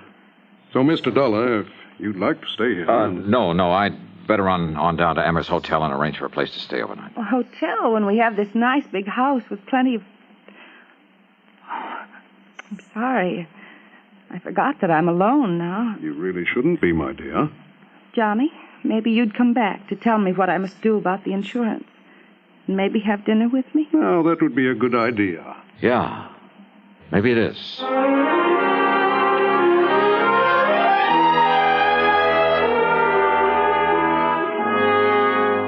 Expense account item 3, 90 cents for a phone call at Emmer's Hotel. Orson Terwilliger is dead. And, George, there's just one thing I want to know. Johnny, I simply can't...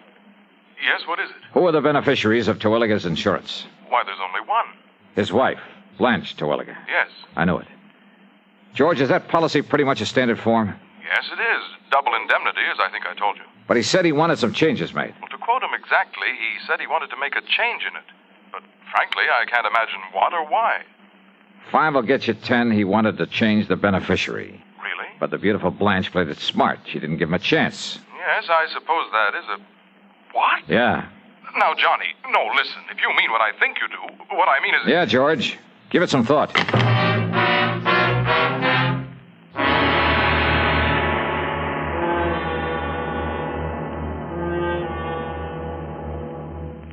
Who administers the oath of office to the President of the United States?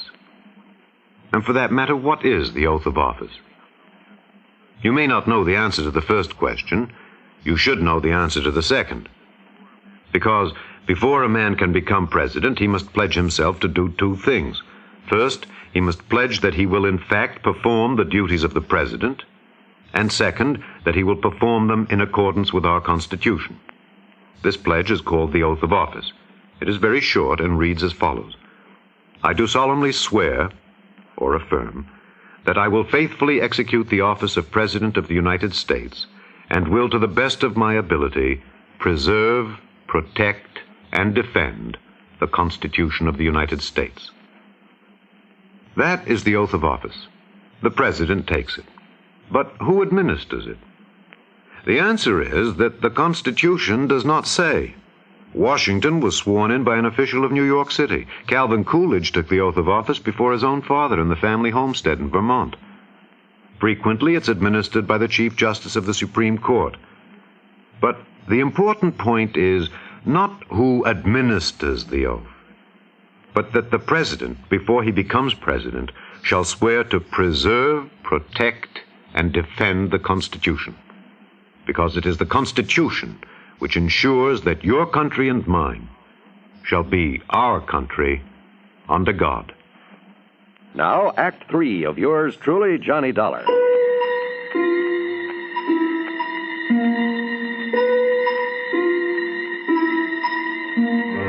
Dr. Parker and Chief Allen were convinced that Terwilliger's death was accidental. Well, I wasn't.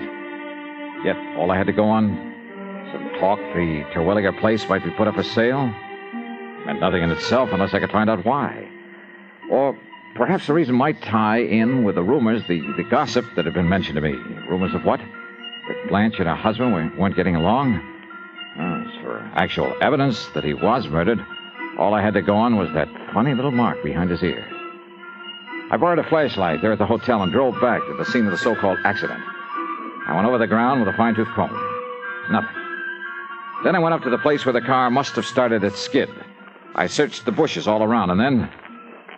Wait a minute. What under the sun is... And more important, where did it come from? It's much longer than an ordinary. As for the fletching, this thing's been used all right, and recently. And instead of a point, it has the heavy, round stone head. Who is it? Speak up or I'll shoot. Oh, that's a nice way to welcome a dinner guest. Johnny, you had me frightened. Oh, well, I'm sorry, Blanche. I saw your flashlight down here and couldn't imagine who it was. And since you hadn't come up to dinner as you promised. Oh, I was on my way. I hope I'm not too late. Hey, do you always wander around carrying a gun? Oh, I'm sorry. Here, you'd better take it. Yeah. I'm not used to these things, though heaven knows I've seen enough of them. Your husband's gun collection. But why'd you stop here, Johnny? What were you doing, and what in the world's that? Oh, just well, there must have been some Indians around here at one time or another. Oh, yes. I understand this was great Indian country. But now, Johnny. Yeah? My invitation to dinner still stands. Great. I'm starving.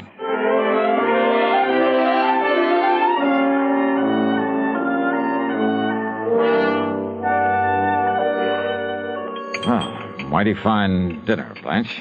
More coffee? I'm almost embarrassed, though. Now, why do you say that? But a chance to be close to someone is, well... More coffee? Oh, no, it's not another thing. Well, then, let's go in by the fire in the library and talk. Johnny. Yeah? It's a great comfort to have you here, and I... Thanks. You don't mind if I hold your hand? Kid stuff, huh? No. It isn't. Now, this collection of weapons you were going to show me. No, you have to look at it. Well, I'd kind of like to. All right. It's in the library, too. Okay. You know, Blanche, with your figure... What I meant was you must have been quite the athlete when you were in college.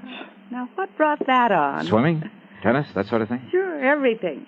Blanche Ransom, girl athlete. Pistol team? The way you handled this gun a while ago. Only a person who knows guns has the proper respect for them. Well, I still don't like them. Then all things considered, it's better that I keep this one. What? All things considered? Your husband had to drive very slowly around that curve, didn't he? Yes, but I guess he didn't for once, or he wouldn't have... Slowly enough so that somebody couldn't have missed him with a pea shooter, much less a deadly weapon. Johnny, what in the world is... Archery was your best event, wasn't it? Archery? Yeah. I'm afraid that's why I took your hand. Johnny. Calluses like that come from only one thing, using a heavy bow, a hunting bow. This one here on the wall? Now, Johnny, listen, honestly. Honey, why did you do it? Why did you do it, Blanche? Johnny, I don't know what With this bow and with the arrow I found out there. Johnny. With its flat, round, heavy stone head, just before he reached that curve in the road. Well? All right, Johnny. But listen, if you knew how long if you knew what I had to... Listen, please. Murder. For a chance on a lousy $1,000,000. I guess I lost, didn't I? Oh, yeah. You lost.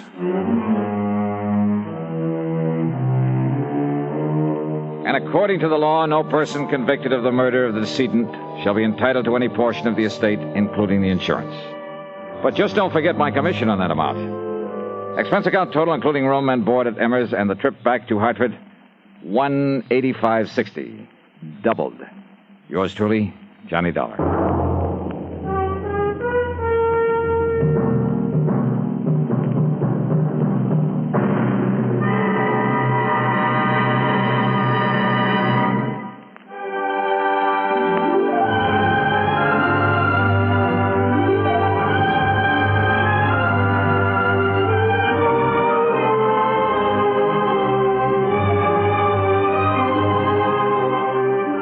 Truly, Johnny Dollar, starring Bob Bailey, originates in Hollywood and is written, produced, and directed by Jack Johnstone. Heard in our cast were Virginia Gregg, G. Stanley Jones, Forrest Lewis, Vic Perrin, and Bart Robinson. Be sure to join us next week, same time and station, for another exciting story of yours truly, Johnny Dollar.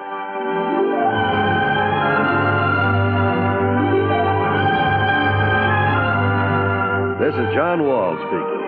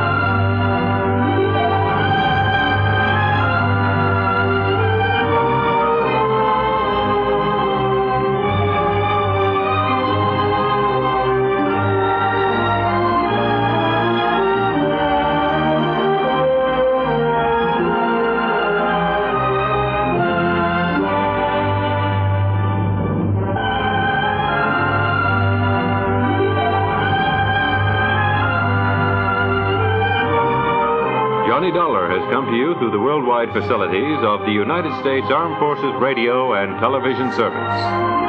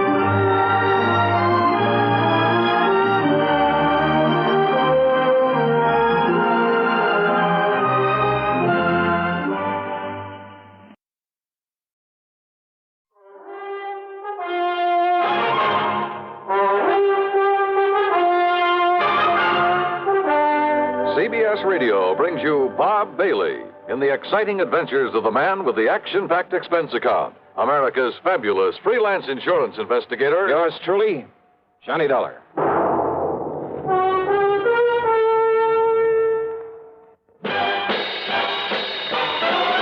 Are you smoking more now, but enjoying it less? Have a real cigarette, have a Camel. The best tobacco makes the very best smoke. Have a real cigarette, have a Camel. Are you looking for flavor and mildness? Have a real cigarette, have a Camel. The best tobacco makes the very best smoke. Have a real cigarette, a real cigarette, a real cigarette, have a Camel. Again, for the 11th straight year, Camel outsold every other cigarette, filter, king size, and regular. The best tobacco makes the best smoke. So if you're smoking more now but enjoying it less, change to Camels. Get more real satisfaction every time. Start to really enjoy smoking again. Have a real cigarette, a real cigarette, a real cigarette, have a Camel. And now, Act One of yours truly, Johnny Dollar.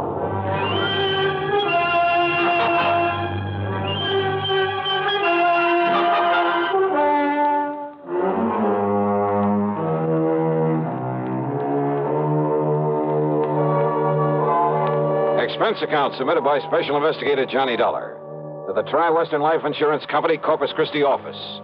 Following is an account of expenses incurred during my investigation of the Unholy Two Matter.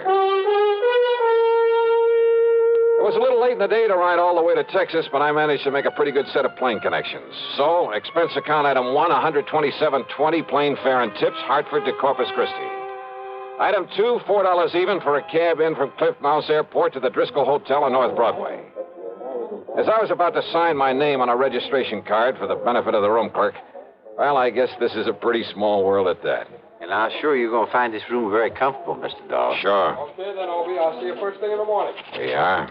Thank you, sir. Right now, I'll turn over and tell Wayne Stocks this. Boy, Yeah. take Mr. Dollar's bags up to the room. Dollar? Excuse me. Did I hear the name Dollar? What's that? Johnny Dollar, the insurance investigator? That's right. Who are you? Well, the name is Doug Johnstone. Johnstone? Yes. Funny. Man by the name of Johnstone dramatizes all these cases I handle so we can put them on the air. Jack Johnstone. That's right. Well, I'm his younger brother, Douglas. No kidding. No kidding. Well, glad to know you, All Doug. right, Johnny.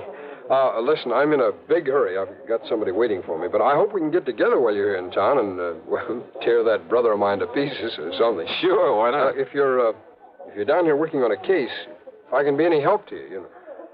Hey, wait a minute. Are you here to look into the Peterson matter by any chance? Well, frankly, I haven't the least idea. I wonder. Well, can you tell me this? Did Jack Price over at Tri-Western Life send for you? Yeah? Clerk, may I have a piece of paper, please? Oh, yes, sir.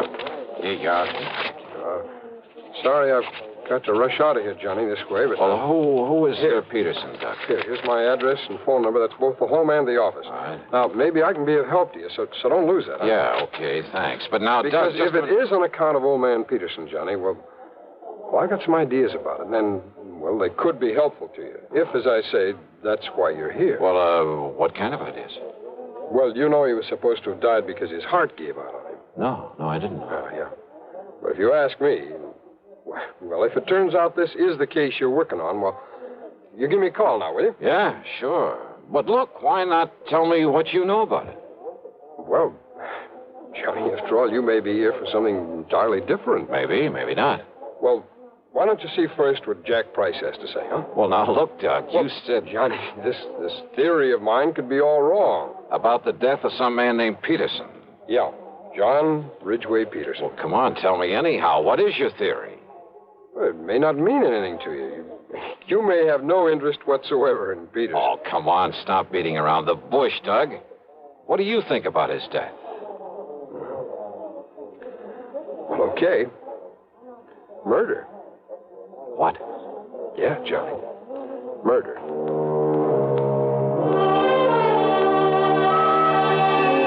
But because neither of us really knew if I'd become involved in it, that was all he'd tell me at the moment. And as he said, he had to run off to meet somebody. It was late, and I was tired after the plane trip, so I grabbed a bite to eat. That's item 3, 2 1/4, then hit the sack. But first thing in the morning, I was in Jack Price's office at Tri-Western. Well, no, I didn't mean to sound in a rush for you to get down here, Johnny. On the other hand, the hotter the trail, the easier it is to follow. Whose trail, Jackson? Sterling Peterson, beneficiary of his uncle, John R. Peterson's life insurance policy. 100,000 clams. Yes. And what's happened to him?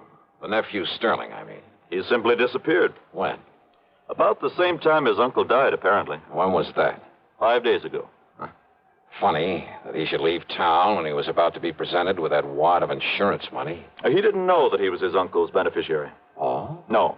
Old John Peterson never told him. Actually, the old man didn't particularly want to leave it to this nephew, but, well... Why not?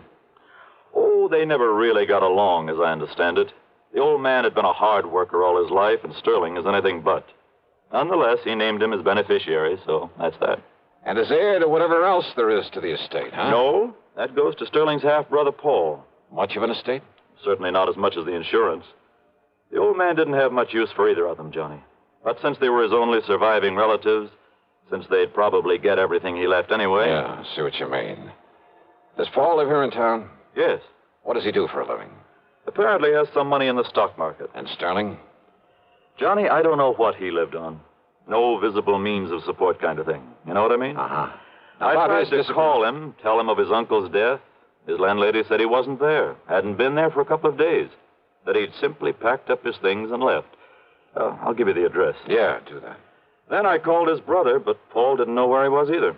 Just disappeared. That's right. I wonder why. Who knows? Have you called the police? Why? Just because a man suddenly leaves town? That's hardly reason to call in the police, Johnny. Maybe not.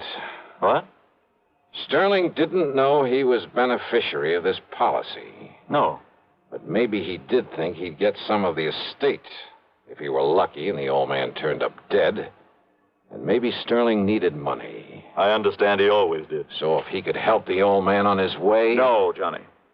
The doctor said it was a heart attack. Yeah? Well, there are a lot of ways to make it look like a heart attack.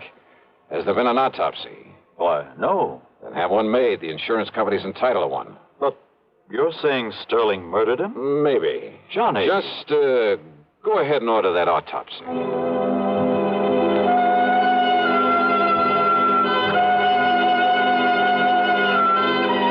Item 5, $1.25 for a taxi. I found Doug Johnstone in his office, a small place, but with a cluttered desk of a busy man. Full of stock market reports, that sort of thing. Doug brushed him aside and got right to the point. Yeah, I've got to know a lot about Sterling Peterson lately. Now, you see, I have interest in a handful of oil wells, a gas compressor station, and things like that. Ah, lucky man. Well, I spend quite a bit of time over at Merrill Lynch, trading in the stock market.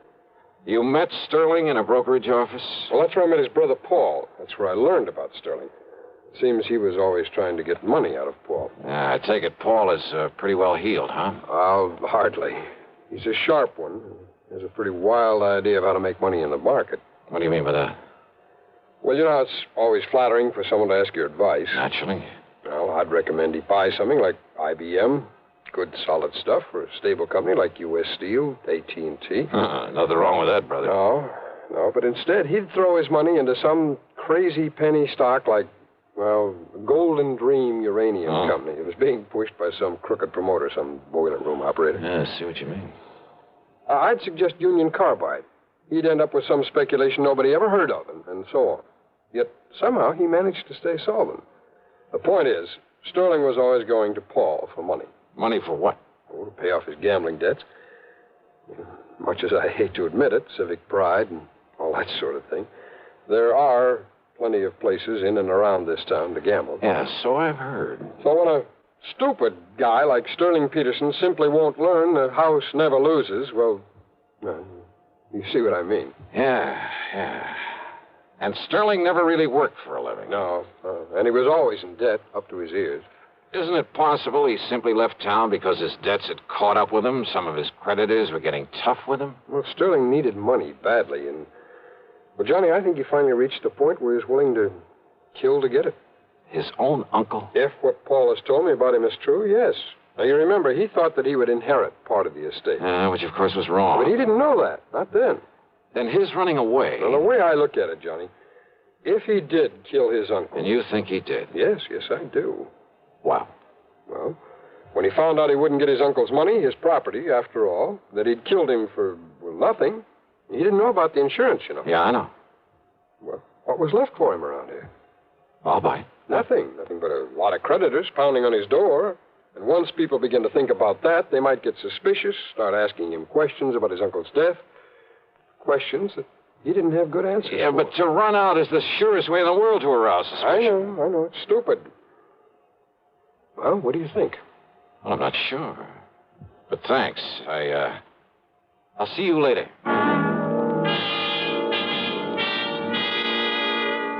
I took a taxi over to the place where Paul Peterson lived. That's item 6, $1.50. It was a nice apartment in a fairly good neighborhood. But he wasn't home. Item 7, $1 even for a cab to the brokerage house Doug had mentioned. I talked to Wayne Stockset, a friend of Doug's. He hadn't seen Paul Peterson around there for several days. Well, Paul said something about going out of town, Dollar, to look at some of the companies he considers investing in. I see. When he gets the money from his uncle's property and so forth, Paul will have quite a bit to play with. And play with is the proper term, despite our advice to avoid so many cheap speculations. I've heard he's a bit of a plunger. Yes, I'm afraid so. Well, if he does come around, Wayne, ask him to call me immediately. I'll be at the Robert Driscoll. Item 8, $2 for a late lunch. Item 9, $1.30 for a cab to Jack Price's office. Now, wait a minute, Johnny. Yeah? Instead of hunting for Sterling Peterson, you're just hanging around hoping to find out the old man was murdered. Well, give me time, will you? But I tell you, the doctor who was with him when he died said it was heart failure. And I tell you, Jackson, there are plenty of ways. There are medical tricks. I can't Hold it a minute, Johnny. Price speaking. Yes? All ready? Well, doctor, what did you... What? Oh. I see. Thank you. What's the matter, Jackson? How did you know? How did I know what? The autopsy. Yeah? You were right. Apparently some drug substituted for the digitalis the old man was taking. You mean Doug Johnstone was right. The old man was murdered. Yes, Johnny. Murdered. Act two of yours truly, Johnny Dollar, in a moment. Welcome, recording star Mel Torme. It's terrible trying to sing with a bad cold. So I always take 4-way cold tablets to relieve cold miseries fast. Good idea. Tests of all the leading cold tablets proved 4-way fastest acting. 4-way starts in minutes to relieve muscular pains, headache, reduce fever, calm upset stomach, also overcomes irregularity. When you catch cold, try my way. Take 4-way cold tablets. The fast way to relieve cold distress and feel better quickly. 4-way, only 29 cents. Now, here's a word about another fine product of Grove Laboratories. To get rid of embarrassing dandruff in 3 minutes, change to Fitch Dandruff Remover Shampoo. 3 minutes with Fitch regularly is guaranteed to keep unsightly dandruff away forever. Apply Fitch before wetting hair, rub in 1 minute. Add water, lather 1 minute. Then rinse 1 minute. Every trace of dandruff goes down the drain. 3 minutes with Fitch and embarrassing dandruff's gone. At the same time, Fitch can brighten hair up to 35%. Get Fitch Dandruff Remover Shampoo today. And now, Act Two of yours truly, Johnny Dollar.